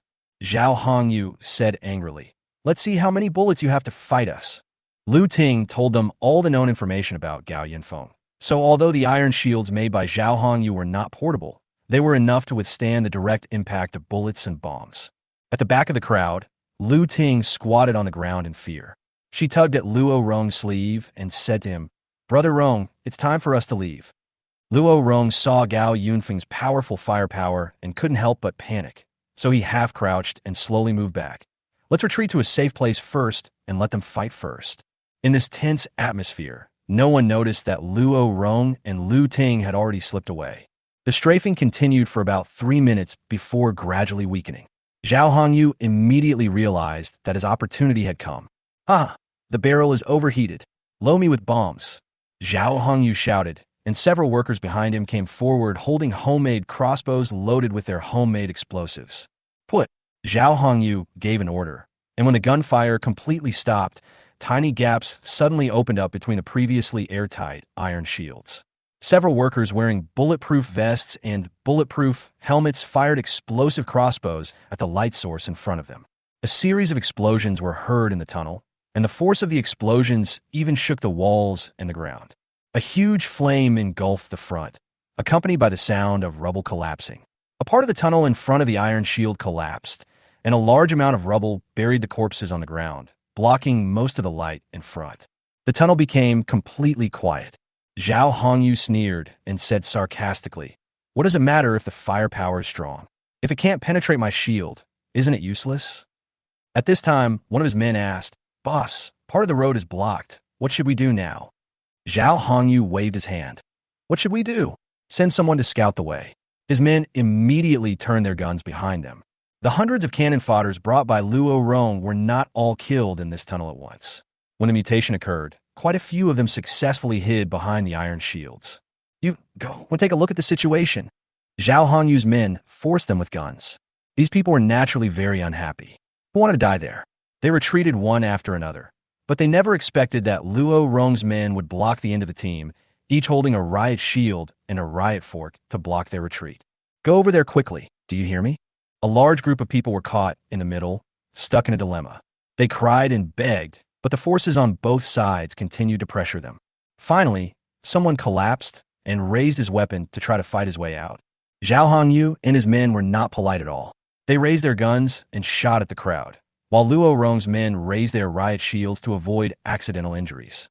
There were casualties all over the place, and those who tried to fight back were all singled out and shot. "Who else wants to escape?" Zhao Hongyu asked loudly. The crowd in the middle finally quieted down. Everyone squatted on the ground without saying a word, fearing that they would be shot. Finally, more than a dozen young men were pushed out from the gaps between the iron shields. They moved forward slowly, shovels in their hands. The row of robots that were originally guarding the door had disappeared. They were puzzled, but they dared not take any other action. While the robots were away, they quickly used shovels to clear a path. The tunnel, which was originally nearly 10 meters wide, is now less than 10 meters wide due to the piles of rubble and countless corpses on both sides. Seeing that the road was cleared, Zhao Hongyu ordered his men holding shields to slowly advance forward. The laborers standing in front of the iron shields suddenly felt relieved, but then a terrible sound made them all break out in cold sweats. Even Zhao Hongyu heard the sound. "What's that sound?" Zhao Hongyu felt vaguely that the sound was very familiar, like something rubbing against the ground. He slapped his forehead and remembered it. Isn't that the sound of the tracks rubbing against the ground? That's the sound they make when they're working on an excavator. At this moment, the miserable laborers in front of the shields suddenly let out bursts of desperate screams. They kept slapping the iron shields and shouting, "Let us go back." "What's going on? What's over there?" Zhao Hongyu asked loudly. Yes, yes. Before Zhao Hongyu could hear clearly, a deafening sound came from the front of the iron shield. Immediately afterwards, a powerful impact force instantly dispersed the defensive formation lined up in a row, and the loud noise of the explosion drowned out the screams of the group of workers in front. The huge flames illuminated the tunnel again. Zhao Hongyu was blown away and fell heavily to the ground. His head was hit hard. He was confused by this sudden situation and struggled to get up to see what happened. A huge gap was blown in the original iron shield defense, and the iron plates in the middle were blown into pieces. Even the subordinates who were responsible for holding the shields were blown to pieces. Zhao Hongyu looked forward, but the scene in front of him made his pupils tremble. Tank, tank, tank. Chapter 79 Game Over. In the room, Gao Yunfeng was watching a TV series on the big screen while placing a tablet beside him and checking the surveillance footage from time to time. Just now, Pizu was controlling 5 patrol robots and used 10 Gatling guns, but they still couldn't penetrate the iron shields of Zhao Hongyu and others. So he immediately told Pizu not to waste any more bullets and drive the tanks down from the second floor directly. Gao Yunfeng took a glance and saw that after the tanks slowly arrived at the battlefield, it directly penetrated Zhao Hongyu's proud defensive formation with just one armor-piercing bullet. He sneered, then took a sip of the drink on the table. "Want to engage in an arms race with me? Come on," the companion asked. "Master, do you want to continue to torture or end it quickly?" Gao Yunfeng replied, "Forget it. Don't waste any more time. Just deal with them all to avoid any more trouble." In the tunnel, Zhao Hongyu climbed up covered in dust. He didn't care about the blood on his face and quickly retreated while enduring the pain in his body. How could it be possible? Didn't Gao Yunfeng only have a few guns and some bombs? Where did the tanks come from? Zhao Hongyu couldn't understand at all. Did this guy stockpile an entire arsenal of arsenals? The original plan he and Luo Rong made was to use thick steel shields and hundreds of cannon fodder to drain Gao Yunfeng's ammunition. Gao Yunfeng was alone, so what if he had guns and robots? Ammunition was still limited, right? Damn, this guy doesn't even act. He just drives a tank. Zhao Hongyu shouted to his men to retreat quickly, but they could not leave their backs to the enemy, and they had to set up shields. The explosion just now had collapsed half of the tunnel in front of the alloy gate, so they still had a chance to escape. But is shielding useful? Just as Zhao Hongyu and others were retreating, the tank in the distance once again pointed its terrifying gun barrel at them. The tank was in full automatic driving. It aimed at the slowly retreating iron shield in the tunnel, reloaded and fired again. With a bang, a cannonball passed through the gap between the rubble and hit an iron shield accurately. Brilliant sparks erupted in the tunnel. The iron shield line responsible for cutting off the rear was completely defeated, and the iron shield hit by the shell was blown into pieces and rushed in the direction where everyone was moving. Someone in the crowd had half of his head cut off by the flying iron pieces. The crowd was in an uproar. Everyone fled in the direction they came from, but Zhao Hongyu managed to squeeze into the middle of the team by pushing away the people in front of him like a bulldozer. The people at the back were not so lucky. Most of them were killed by cannon. At this time, Zhao Hongyu finally understood why Lu Ting and Luo Rong came to him. It was obvious that anyone would choose to keep such a big fish for themselves. It seems like they also regard themselves as cannon fodder. Hey, wait a minute. Where are Luo Rong and the others? Zhao Hongyu seemed to have not seen them since just now. Where are they? You wouldn't have realized something was wrong long ago and run away. Zhao Hongyu had cursed those two people thousands of times in his heart, but he did not dare to stop and ran forward desperately. After running for an unknown amount of time, Zhao Hongyu finally stopped in the pitch-dark tunnel. He was breathing heavily, surrounded by people who had also escaped death. Someone had a flashlight in his hand. After Zhao Hongyu half-crouched on the ground and finally recovered, he found a man in a shopping mall work uniform by the light. He grabbed the man by the collar and asked sternly, "Where is Luo Rong?" Only then did everyone realize that Luo Rong and Lu Ting were missing. Seeing that the man in front of him said he didn't know, Zhao Hongyu kicked him away. Then he raised his gun, pointed it at the other man of Luo Rong, and asked, "Where is Luo Rong? Did you guys collude a long time ago to use us as cannon fodder?" At this point, everyone panicked. Those who were pointed at by guns waved their hands and said, "I don't know where they went. It's all your fault. Why did you bring us here for no reason? You fucking deserve it." The already anxious crowd exploded because of Zhao Hongyu's roar. The survivors who were used as cannon fodder saw that Luo Rong and Zhao Hongyu had a disagreement, and they started a riot again. In the chaos, only a few flashlights were knocked over, and the tunnel was plunged into complete darkness. No one cared about who was around them anymore. They just picked up their weapons and attacked the other party. The sound of gunfire rose and fell in the tunnel, but was quickly drowned out by the noise. For a moment, the temporary alliance of killing, fighting, and escaping completely collapsed at this moment. Zhao Hongyu picked up a flashlight in the chaos. He shouted at his men to stand behind him, and then everyone lined up and began to indiscriminately shoot at the crowd. "I'll kill you all, ah!" The sound of gunfire in turn drowned out the human voices. Just when Zhao Hongyu and others were about to kill each other, a headlight shone from behind them, instantly illuminating the entire tunnel. Everyone was stunned. Zhao Hongyu even felt a chill down his spine. Yes, I was so busy venting my anger on these people that I completely forgot where they were now. 5 patrol robots, with headlights on, were standing still and watching everyone fighting each other. Zhao Hongyu had only one thought in his mind at this moment. It's over. Gatling guns' voices rang out in unison, and bright blood mist burst out in the bright tunnel. Everyone wanted to run, but this time there was no way to escape. The gunshots continued for a long time. Luo Rong and Lu Ting listened to the fierce gunfire in the tunnel, and Lu Ting was so scared that her whole body was shaking. The gunshots seemed very close. Are they going to lose the fight? Luo Rong couldn't help but break out in a cold sweat. The robots, standing in a row, just now were too scary. He originally thought that so many people and so many guns would be able to defeat Gao Yunfeng. Now it seems that he was overthinking it. "It's a pity for my brothers." He lamented, but did not stop. Gao Yunfeng is not someone you want to deal with. Let's go back first. As long as we have the resources, we will have peace of mind. He still had enough supplies in the warehouse of them all, enough for him to make a comeback. But just as the two climbed up the ladder back to the underground commercial street, a dazzling light illuminated the entire underground second floor. Lu Ting let out a cry of surprise and saw a figure standing not far away, the light on his face making it impossible for them to open their eyes. Realizing that the situation was not good, the two of them quickly ran away. Two shots fired, Luo Rong and Lu Ting fell to the ground in pain. They looked at their bloody legs and howled in pain. The patrol robot slowly walked forward holding a shotgun in both hands. No, don't. Lu Ting looked at the terrifying silhouette walking towards her step by step. She could no longer hold back her tears. I'm sorry, Xiao Gao, I'm sorry. Please forgive me. The robot stopped in front of Lu Ting. Ignoring her pleas, it raised its gun and fired a shot at her head. A shotgun shot to the head at close range is like exploding a watermelon. Luo Rong on the side screamed in fear, shaking his head and backing away. No, no. Please no. The robot raised its gun and fired a shot. Luo Rong, who had lost his head, fell limply to the ground. The patrol robot scanned Luo Rong's body, then raised its gun and fired 2 more times. At this time, the robot is like a hunter.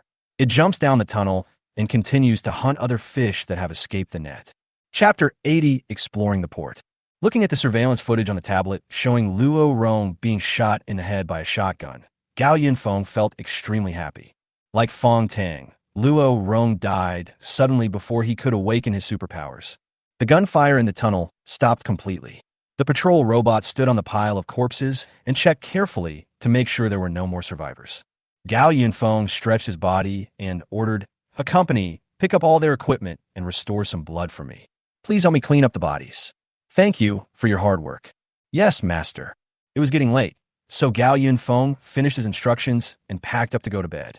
The tunnel was a mess, and it took 6 patrol robots to clean it up all night. In fact, it would be much faster if the printer was used to process it.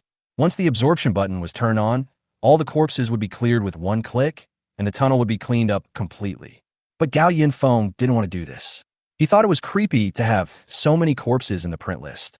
Gao Yunfeng dug a mass grave in a remote location 3 kilometers away from the Doomsday Fortress.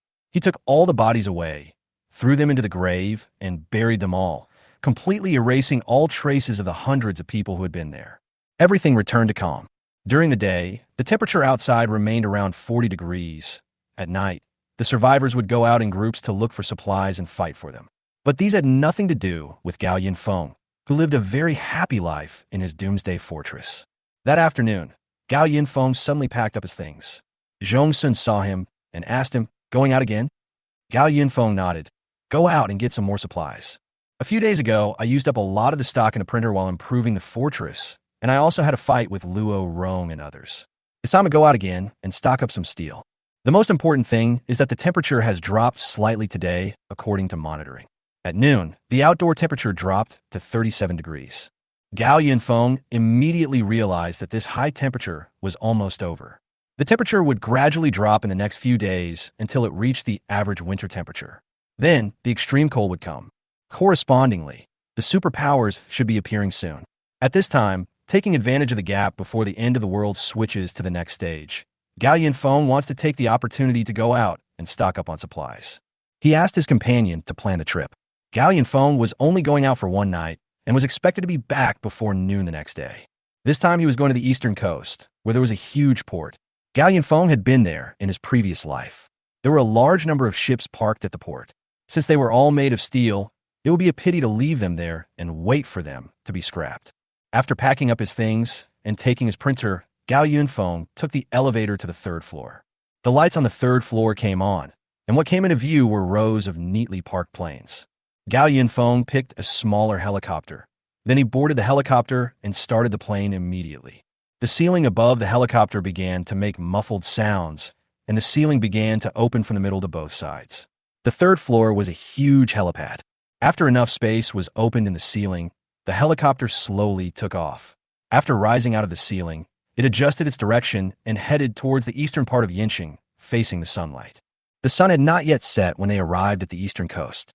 Gao Yunfeng saw the target port and his eyes lit up. There are a large number of fishing boats, cargo ships, and even cargo ships parked at the port. To Gao Yunfeng, these are all steel materials and the quantity is visibly abundant. The helicopter landed in an open-air parking lot near the port. When Gao Yunfeng opened the door and got off the helicopter, 2 drones flew to the surrounding buildings faster than him to investigate the situation. Master, there is no one around. After receiving the report from his companion, Gao Yunfeng immediately took out his printer and printed out a team of robots on the spot. 10 humanoid patrol robots lined up in front of Gao Yunfeng. All the robots' feet were replaced with pulleys, and their weapons were replaced with lighter submachine guns or rifles. In addition, there are 10 drones, the main purpose of which is to provide a sense of security. Since Gao Yunfeng's target this time is too large, it would be best to do it at night, like he did at the steel plant, to reduce the risk of being seen. However, due to the high temperature, there are more people looking for supplies at night than during the day. It's not that Gao Yunfeng doesn't want to go out during the day, it's just that it's too hot during the day. People will definitely get heat stroke if they stay outside for a long time. Even though the sun is about to set now, it's hard to stand the temperature of over 30 degrees. The drones dispersed in all directions, and the patrol robots also skated through the nearby streets and alleys like ice skates. Gao Yunfeng collected all the flooded cars in the parking lot before setting off for the port. But just as Gao Yunfeng walked out of the parking lot, his companion reminded him through the earphones, "Master, someone is coming." To me, it's very likely, the companion analyzed. We attracted the attention of the people around us just now when we were flying in the helicopter. Gao Yunfeng looked back at the parking lot that had been cleared and then dodged into an office building nearby. As soon as he entered the office building, a large group of people rushed to the parking lot. They were stunned as they looked at the empty parking lot. They clearly saw a helicopter flying here. So how come even the flooded car in the parking lot disappeared? Gao Yunfeng stood by the window and observed the dozen or so people below. They were all young men. They all had serious expressions and held weapons in their hands. Some of them even had guns. Are guns so common these days? Gao Yunfeng was puzzled. He asked his companion, "Have they discovered our drones or robots?" "No," the companion replied. "Each of our equipment is equipped with sensitive light and sound sensors, and any movement can be reacted faster than humans. These people can't find us for the time being." "That's good," Gao Yunfeng said. "First find out how many people are around here. If possible, we should avoid conflicts with them and find a chance to take the things away." But Gao Yunfeng said this, but he took out the tablet and called up the printer program. In fact, he knew that this group of people had bad intentions. They were probably a small gang station nearby. If he attacked the ships in the port, it would be difficult for them not to notice him. He asked them to accompany him in the investigation. To put it bluntly, it was better to understand the situation around here first, so that if there were any problems, they could be dealt with immediately. At this time, Gao Yunfeng heard the sound of a car. He stood up and looked outside and found a black SUV parked below. A man got out of the passenger seat of the car, and Gao Yunfeng immediately frowned. This man is very strong, and people with this physique are rare in the apocalypse. Shoptirotian Gong secrets. After entering the end of the world, most of the survivors will face various survival problems, such as shortage of supplies. It is a blessing to be alive. It is rare to find someone like Gao Yunfeng who has sufficient supplies, a safe shelter, and plenty of free time to exercise. In the parking lot downstairs, the group of young men with weapons shouted, "Brother Zeely," when they saw the muscular man getting out of the car. "Where's the helicopter?" asked the burly man called Brother Zeely. "I don't know. I just saw it land here." Brother Zeely was surprised. So strange. Gao Yunfeng looked at the self-reliant brother. The muscles on his arms were stronger than those who participated in bodybuilding competitions. If he hadn't been wearing a vest and shorts, and his muscles were well-proportioned and tight, Gao Yunfeng would have thought that this man had taken drugs. Some people speculated, could it be that we looked in the wrong place, and the helicopter actually landed somewhere else? Brother Zeely immediately ordered, "Why don't you go find it quickly?" After all his men had dispersed, the driver came over. He seemed to be a close confidant of Zeely. "Brother, what mission did Zheng bring to us?" "Who knows?" Brother Zeely took out a cigarette from his pocket and lit it for himself. "But it doesn't matter. As long as he keeps his promise and can afford the supplies, we can work for him." Brother Zeely soon left by car. After Gao Yunfeng heard the conversation between him and his younger brother, he began to speculate in his heart. Since they regarded the helicopter pilot as someone with the surname Zheng, Gao Yunfeng, who was the only one in Yinxing who had the surname Zheng and could pilot a helicopter, happened to know one. Wasn't that Guanjing Group? How did it happen that we met again? And it seems that they are working together with the small gangs here to do something. Gao Yunfeng was not interested in knowing all this. He just wanted to collect all the steel as soon as possible. He didn't care what little calculations they were making. As night fell, Pei Bei finally got a general idea of the situation around the port. The tablet in Gao Yunfeng's hand automatically jumped to the map interface, and then the city map of Yinxing continued to zoom in, and finally settled on a range of 5 kilometers centered on the port. Master, there's a crowd gathering within a 5-kilometer radius, and the number of people is conservatively estimated to be 120. The location marked by the accompanying sign is in an office building outside the port, and the straight line distance from the port entrance and exit is no more than 300 meters. They seem to have stored something at the port, and there are people guarding the port. Gao Yunfeng tapped his knees lightly, then pulled out the printer program. He browsed through the print list and said, "Let's prepare for the worst. If we can't avoid a conflict with them, then we'll just do it all." In the dark night, Gao Yunfeng, wearing night vision goggles, rode an electric scooter and followed his companion's instructions, shuttling back and forth in the alleys. Finally, he arrived at the street closest to the port. The map marked the current locations of all the drones and robots that had been dispatched. Gao Yunfeng stuck his head out and looked at the office building not far away. One of the floors was lit up. That was where the base camp of the self-reliant brother was. There are 20 guards in the port, all gathered at the dock. Gao Yunfeng nodded slightly, then rode his electric scooter towards the dock. The port had long been deserted after being washed away by heavy rains, and many facilities were basically broken down. Even a few fishing boats, washed up by the heavy rains, were still left on the shore. The dock, an empty space filled with containers. Each of the 20 guards stood at a distance from each other, and all of them only used their candles to indicate their position. At this time, a person standing on a container noticed that there seemed to be some movement in the distance. But it was pitch black all around. How could he see anything far away?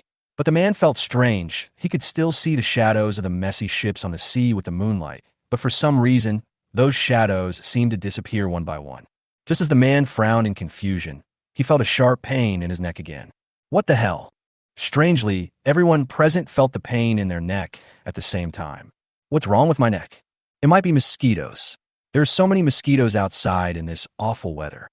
The mosquitoes are okay, but the hordes of cockroaches a while ago were the scariest.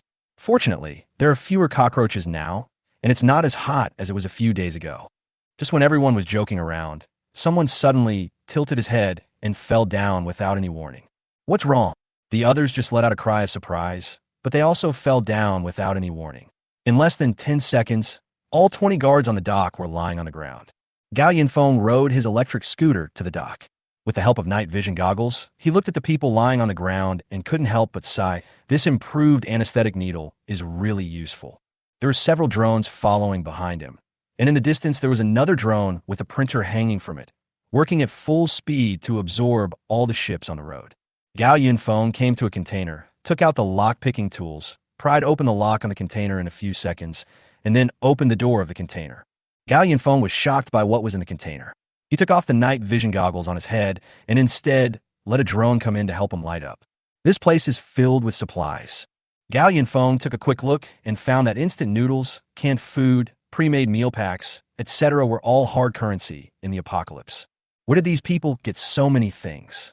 Gao Yunfeng pried open 2 more containers and found that they were also filled with supplies. Food, medicine, and drinking water are all available. Among the pile of supplies, Gao Yunfeng saw a lot of military compressed biscuits and some boxes with the words military written on them. He immediately realized that this group of people had looted a warehouse, most likely an official warehouse. But how could 100 people dare to directly rob official things? Gao Yunfeng only thought about it for a while and came up with the answer. The people in Guanjing group are quite bold. Gao Yunfeng then asked his companion, "How is the printer's absorption?" "It will take some time." Gao Yunfeng was thinking about whether to take away all the looted materials. There were dozens of large containers at this dock. The material reserves in them could sustain Gao Yunfeng for many years, even if he didn't rely on the printer. By the way, why did these people rob the supplies and just leave them at the dock? Just as Gao Yunfeng was trying to figure out what these people were up to, his companion suddenly whispered in his ear, "Master, something has happened. I suggest you retreat immediately." "Hmm? What's wrong?" "People are coming. A lot of them." Gao Yunfeng hurriedly ran away. He recalled all the drones, then rode his electric scooter all the way, and finally hid on a cargo ship that had not been absorbed yet. He ran into the cargo hold holding the printer and observed the situation outside through the window. The lights on the dock in the distance were turned on, and several large trucks drove into the dock in an orderly manner and finally stopped next to the containers. Chapter 82 Armed Convoy. Gao Yinfeng sat in the abandoned cabin and looked at the map of Yinqing. He zoomed in on the map, and after determining the location of the port, he moved the map to another place. The official base in Dongsheng district where he stayed in his previous life was about 80 kilometers away from here. Were those supplies really from the official base? He looked out the window again and saw shadowy figures on the dock in the distance. They must have been on alert because all 20 guards had fainted. Gao Yinfeng obviously didn't take anything yet. He only touched these abandoned ships. It didn't matter to him whether he took the supplies or not. But Gao Yinfeng was more concerned about the two huge cargo ships parked at the dock, which was the purpose of his trip. But it was not easy to go there directly now. The companion reminded him in his ear, "Master, the patrol robot is already on standby nearby." "Okay, wait for my order." Gao Yinfeng immediately sent out a drone to fly over and investigate the situation. The bright lights on the dock came from the high beams of several trucks. As soon as the people driving the trucks entered the dock, they found something wrong. Why were all the guards lying on the ground today? Just as the trucks came to a complete stop, two vans drove over, and two teams of armed personnel with live ammunition got out of the vans. The truck drivers and co-drivers also got out of the vans, and they were all well-equipped armed personnel. The drone flew over a stack of containers and was quietly monitoring the people below. Gao Yinfeng looked at the SWAT-like uniforms worn by these armed men. There were no obvious signs on their clothes or vehicles.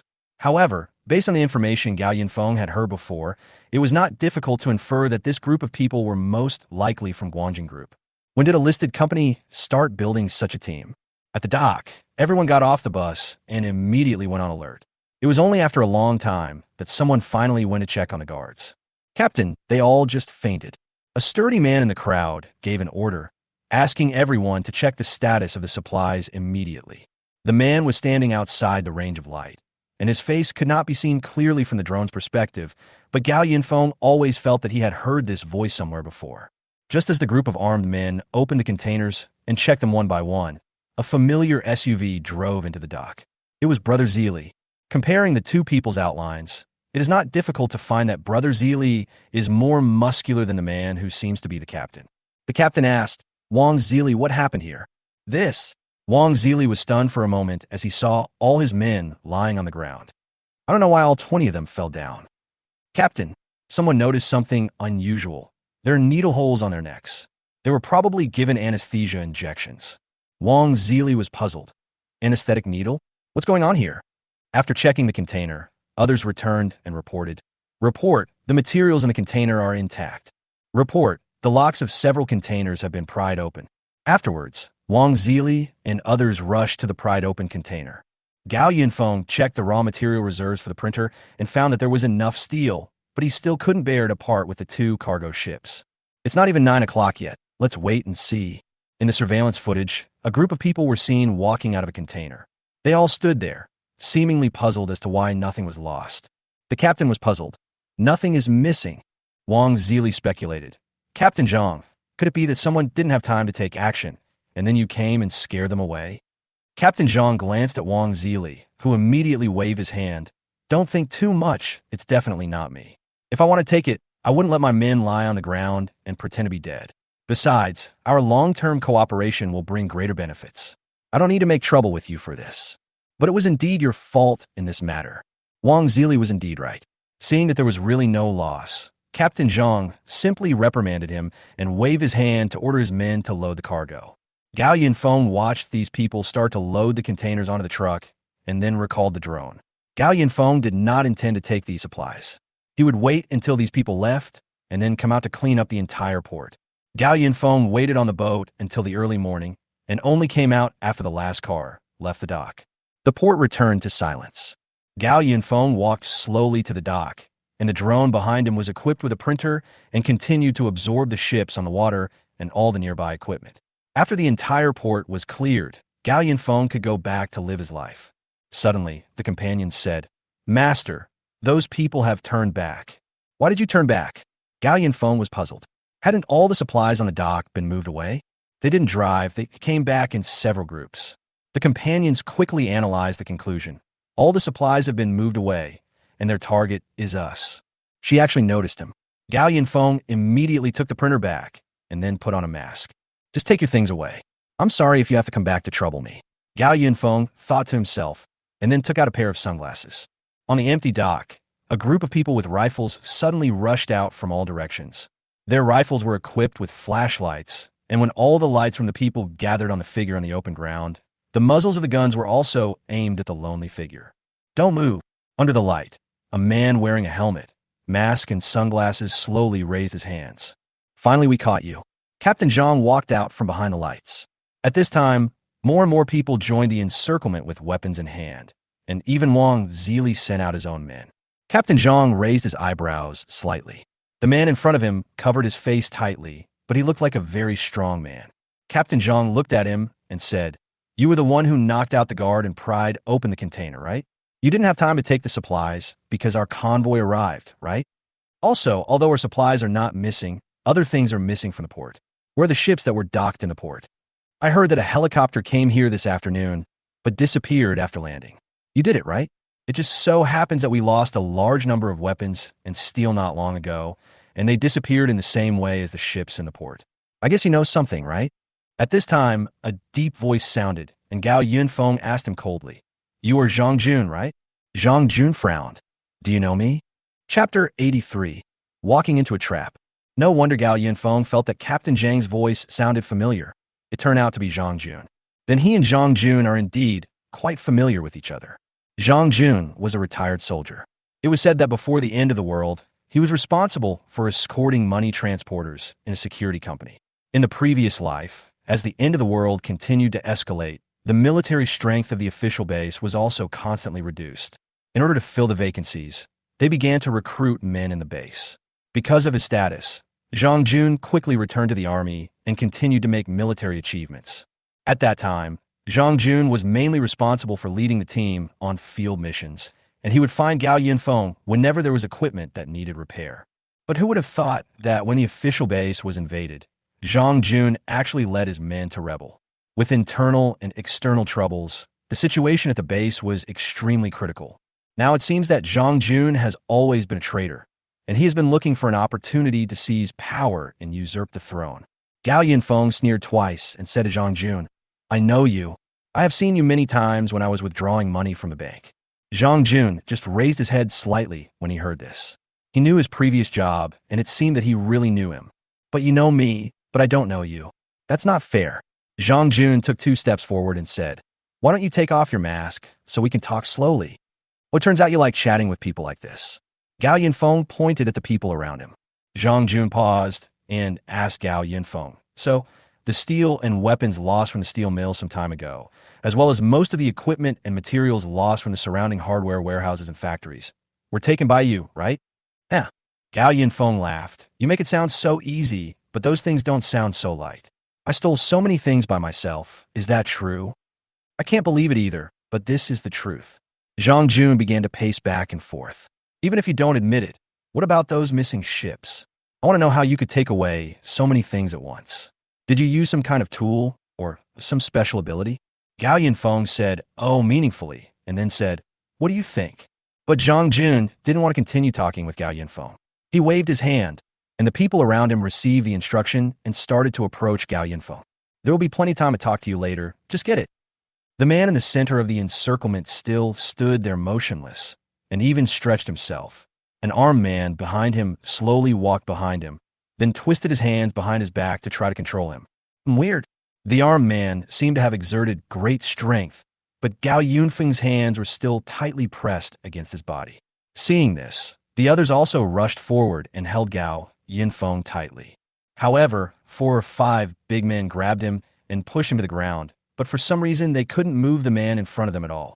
Gao Yunfeng still stood firmly in the same place, as if the big hands on his body didn't exist. "What's wrong?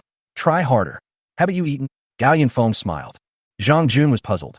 "What's wrong? Hurry up and hold him down." "Captain," one of them reported, "his body is so hard. I can't push it down at all." "What?" Zhang Jun looked at the man in front of him. He had fair skin, but a strong body. Thinking back carefully, he felt that there was something wrong with the man's voice when he spoke just now. Zhang Jun yelled, "Take off his mask and sunglasses." Several people who were holding Gao Yunfeng immediately reached out to take off his helmet and pulled off his sunglasses and mask. "This is..." Everyone present cried out in surprise. Countless rays of light converge at the point where the man held by several well-trained armed men had a mechanical sphere on his head. This person is not a human at all. To be honest, you guys are quite slow to react.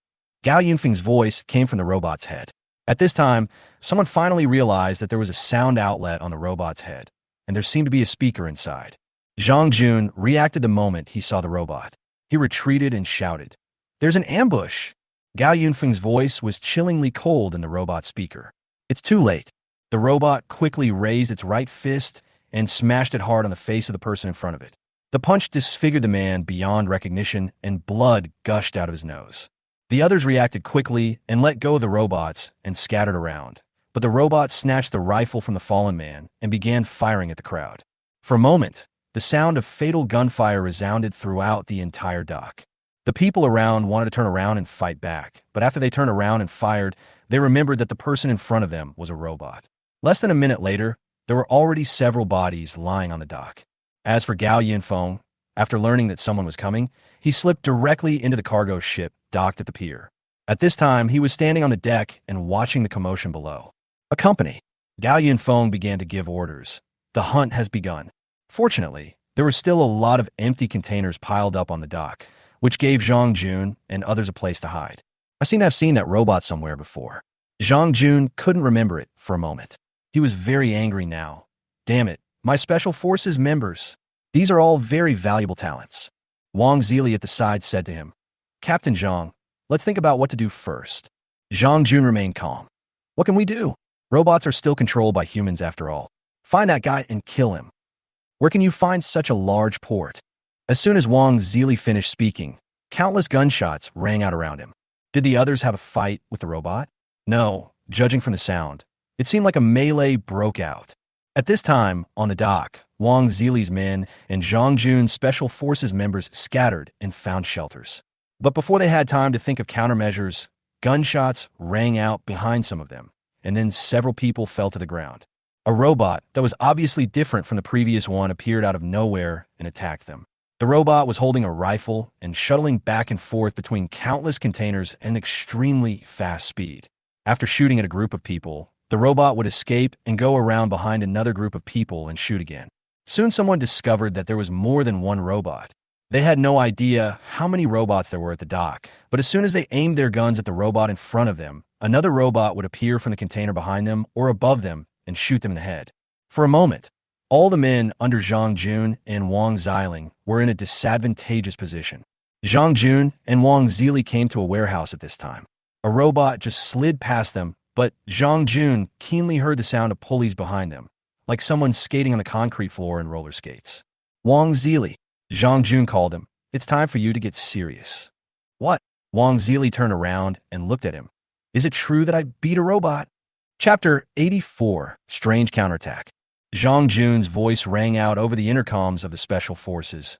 "Everyone, hurry to the northern warehouse and gather immediately. Please be safe." The team members who received the order began to move towards the warehouse with Wang Zili's men. But due to the sudden situation just now, the team was very scattered, and there were still continuous gunshots around. Their team was still losing members. Gao Yunfeng watched as robots flashed between the containers from time to time. He took out his tablet and asked his companion, "Where is Zhang Jun?" "Over at the warehouse." "Send out the drones as well." Gao Yunfeng ordered. None of the gang members here, as well as Zhang Jun and his men, could be allowed to escape tonight. After all, if he just walked away like this, who knows what kind of trouble these people will bring him in the future. These people are not like the group in Tianjiao community.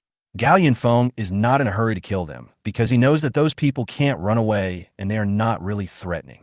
But this group of people is different. They have the ability to rob official supplies. What if they point their guns at Gao Yunfeng one day? The picture on Gao Yunfeng's tablet followed one of the robots. At this moment, the robot was holding a rifle and stepping on pulleys to shuttle freely in the dock, deliberately going around behind the enemy to shoot. The robot is not afraid of being shot, but Gao Yunfeng told his companion that he wanted to let the other party fully feel the despair and helplessness of being slaughtered as prey. Several drones flew over Gao Yunfeng's head, and they swooped down to join the battle. For a moment, the gunfire on the dock became more intense. Gao Yunfeng's perspective was still moving around the dock, and the robot was approaching the warehouse aggressively. But suddenly, a noise sounded in Gao Yunfeng's headphones. What's wrong? He frowned slightly. The companion said, one of our robots was damaged. Remember to recycle the broken robots later. Gao Yunfeng didn't care much about it. After all, robots were not completely invulnerable, and it was normal to suffer losses. But a little while later, the companion reported again. Another robot was lost, and another drone. Gao Yunfeng felt something was wrong. What's going on? At this time, the perspective that Gao Yunfeng was following had already reached the warehouse. The robot suddenly braked at a corner, then raised its gun and shot at the living person in its sight. However, Gao Yunfeng noticed that there were two robots lying in the aisle with wooden boxes on both sides, and they were the two robots he had lost. There were only sparks from the rifle in the picture, but in the moment when the flames lit up the screen, Gao Yunfeng noticed a huge object flying towards the screen rapidly. With a click sound, Gao Yunfeng's picture turned white and the robot broke down. Gao Yunfeng was puzzled. What is that? The companion answered, the other side is fighting back. No, what was that thing that just flew over? Oil drum, estimated weight, 137 kilograms. You mean our robot was flattened by the enemy with an oil barrel? Currently, all three robots are like this. Gao Yunfeng pulled the corner of his mouth slightly and asked his companion, although our robots can be rebuilt if they break, why don't you be more careful? A company was very straightforward, because according to the existing data, I have not found anyone who can lift a 137 kilograms weight and throw it at a speed of 25 kilometers per hour. This is my mistake. What are you talking about? Gao Yunfeng suspiciously switched the screen to the perspective of another robot. After losing 3 robots in a row, the companion deployed more robots to rush to the warehouse. However, just as the robot in the picture was about to arrive at the warehouse, the gray-white outer wall of the warehouse suddenly collapsed, and a large area of rubble did not allow the robot to dodge and was directly crushed under the rubble. Pei Bei said, the way patrol robots deal with emergencies needs to be improved. But Gao Yunfeng's attention was on the collapsed wall. He wanted to know what caused the wall to collapse. The entire port is currently without power, making it impossible to use large equipment. But no sound of bomb explosions has been heard, and the tools available to humans cannot cause such a large-scale collapse.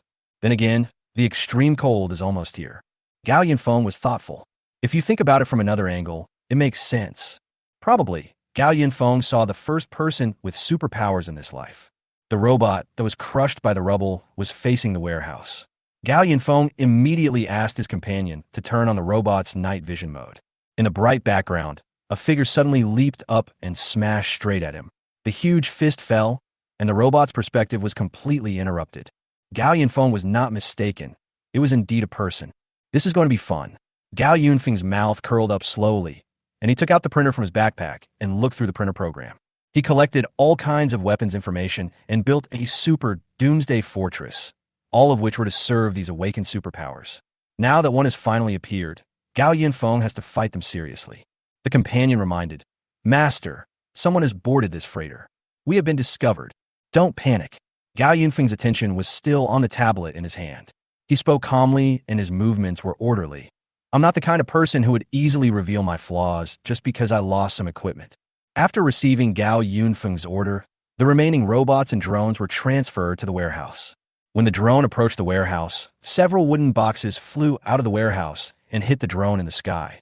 But Pei Chai had been prepared for the people in the warehouse, and all the drones dodged, and none of them fell. The remaining 7 robots also quickly arrived at the outskirts of the warehouse. Along the way, there were corpses of people who were shot to death. However, a considerable number of people still managed to hide in the warehouse. All robots are dispersed to guard all entrances and exits of the warehouse, and drones are ready to provide support in the air at any time. Soon, there was movement in the gap formed by the collapsed wall. The 2 robots each raised their rifles and aimed. In the darkness, 2 wooden boxes larger than a person flew out and smashed directly at the robots. The robot quickly dodged to the sides and fired fiercely at the gap. However, the sound of bullets hitting steel plates was heard in the warehouse. A figure suddenly rushed out of the warehouse. The man held a steel plate in front of him and rushed towards the 2 robots like a charging bull. The drone wanted to launch an attack in the air, but it never expected to be fired upon by several guns at the same time. At the same time, the rifles in the hands of the 2 robots ran out of bullets. The man behind the steel plate roared, then grabbed the steel plate, spun 360 degrees, and threw it at the robot with force. Gao Yunfeng could see clearly now that the powerful man's muscles were very easy to recognize.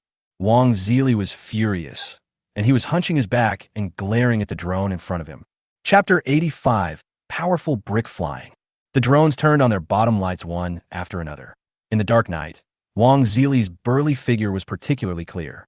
I don't know if it was Gao Yunfeng's illusion, but Wang Zili's body seemed to be stronger than when he saw him during the day. Compared with his muscular body, Wang Zili's head looked very small. The veins on his arms were bulging, and his ferocious expression made others retreat. However, Gao Yunfeng looked at Wang Zili through the screen and did not think he was that scary. He was more excited because it was the first time he met a person with superpowers in this life. The companion also quickly confirmed Gao Yunfeng's guess. It analyzed that Wang Zili's body was much stronger than when he saw it during the day. So it said, "Master, this person's physical condition is not right. At present, there is no drug that can make a person become so strong in just a few hours dash." "I know," Gao Yunfeng interrupted. "Now you have seen it. Accompany me, do as I say, and try to find out as much as possible about this guy's background." The companion took the order and controlled the robots and drones to start the action. At this time, Gao Yunfeng also heard the hurried footsteps coming from under his feet. Someone found him here. "Brother Zili, please don't let me down." After Gao Yunfeng said this, he picked up his backpack and slipped into the cabin. In the open space outside the warehouse, Wang Zili threw the steel plate in his hand with all his strength towards the robot in front of him. But he was surprised to find that the sensitivity of the two robots seemed to be higher than the previous ones, and his attack was actually dodged. However, the steel plate he threw out flew past the side of the robot, and after flying for several meters, it penetrated straight into the concrete floor, just like a shovel inserted into the soft soil. The drone's light shone on him, and the two robots in front of him reloaded their bullets synchronously and then pointed their guns at him again. Damn it! Wang Zili immediately turned around and ran away. The bullets from the robots and drones followed his footsteps closely, leaving a messy trail on the ground. At this moment, two drones in the air suddenly burst into sparks and crashed immediately. Inside the warehouse, several armed men hid behind cover and attacked the light source in the air with their guns. Wang Zili took the opportunity to hide behind an abandoned truck in the open space. "Damn it," Wang Zili muttered to himself. "This damn Zhang Jun, he really thinks I'm invulnerable. I'm going to fight this bunch of idiots with my head." Just now, when Wang Zili lost his protection and ran away, his companions had already predicted his escape route. If they really wanted to kill him, they would not have wasted so many bullets chasing him. Little did he know that all of Wang Zili's reactions had been recorded by his companion, who quickly integrated all the information and came up with the most convenient response plan. The two robots in front of the warehouse door immediately chose to retreat, and even the remaining drones in the air followed suit. What? Wang Zili noticed a drone flying away and wondered, why did it run away? The people hiding in the warehouse were also very confused. Logically, the robots should still have the upper hand, so why did they suddenly leave? Maybe he was scared away by seeing Wang Zili. Then, someone inside shouted, "The boss is mighty." What the hell? I haven't even started to exert my strength. Wang Zili walked out from the back of the truck. He felt that it was not that simple. Because Wang Zili had talked with Zhang Jun before, they both agreed that the invader was coming for the supplies at the port and the countless abandoned ships. Now that the supplies had been moved by Zhang Jun, and there were only a few ships left at the port, that man had even prepared robots. Would he really stop after a few hits? Wang Zili turned his head and looked at the huge shadow in the distance. Zhang Jun speculated that if he wanted to control these robots and command them, he must have an excellent field of vision and a safe position. The only two cargo ships in the entire port were the most suitable. Zhang Jun had already led his men to the cruise ship in two groups to look for people. But suddenly, Wang Zili seemed to see a figure jumping off the deck of one of the cargo ships in the faint moonlight. A strange feeling lingered in his mind, and he hurriedly called out to his brothers in the warehouse, "Don't hide. Retreat quickly." When everyone gathered in front of Wang Zili, he discovered that almost 1/3 of his men had died in the chaos. These were the cornerstones of his development and growth. Wang Zili was heartbroken, but the most urgent thing was to leave the port first. As for Zhang Jun, the task he gave himself was to hold back the robots. And now that the robots had left, he had completed his mission. 2 trucks and an SUV soon arrived at the warehouse's rear loading and unloading area. Wang Zili's men quickly entered the truck compartment, and Wang Zili also planned to get in the car and run away. At this moment, a burst of intensive gunfire rang out, and those who did not have time to get on the bus were shot dead before they could even shout. "There is an ambush, hide!" Wang Zili wanted to get in the car, but a figure suddenly fell from the sky and stood heavily in front of him. Wang Zili took a closer look and found that it was a robot. The only difference was that the size and shape of this robot had been enhanced, as if it was specially made to deal with him. Damn! Wang Zili's muscles tensed up, his body swelled visibly, and then he threw a fierce punch towards the robot's forehead. Although the robot was large, it was still agile, and it dodged Wang Zili's attack. Wang Zili's fist hit the ground, creating a not-so-shallow hole in the concrete floor. Wang Zili couldn't say when he started to become so strong. He just thought that this strong body was a gift from God. So he and his men started their journey of survival as bandits in Yinqing until Zhang Jun and his men found them. Several drones surrounded the crowd from all directions and fired at them. Wang Zili's men tried to raise their guns to fight back in panic, but were shot in the head by the drones. At this moment, Wang Zili's reaction was also very fast. After his fist missed, he immediately stretched out his other fist to hit the robot, but he never expected that the robot would directly open its huge palm to cover Wang Zili's fist, but the robot itself was also shaken back 2 steps by this huge force. Punching strength, grip strength, running speed. All of Wang Zili's indicators were recorded. Wang Zili's fist was tightly held in the robot's hand. He looked at the fist flying from the side and simply kicked the robot's lower body, breaking one of its calves with one kick. The robot lost its balance and fell to the ground, but its fist hit Wang Zili in the face. Kicking force calculation. Peichai was still recording Wang Zili's data. However, Peichai was a little surprised that after the robot's heavy punch, Wang Zili could still stand firmly in the same place. Wang Zili grabbed the robot's wrist and then used powerful force to move the robot's fist away from his face. His nose was bleeding profusely, and the anger in his eyes had reached its peak. "Stop looking down on me, you bastard,"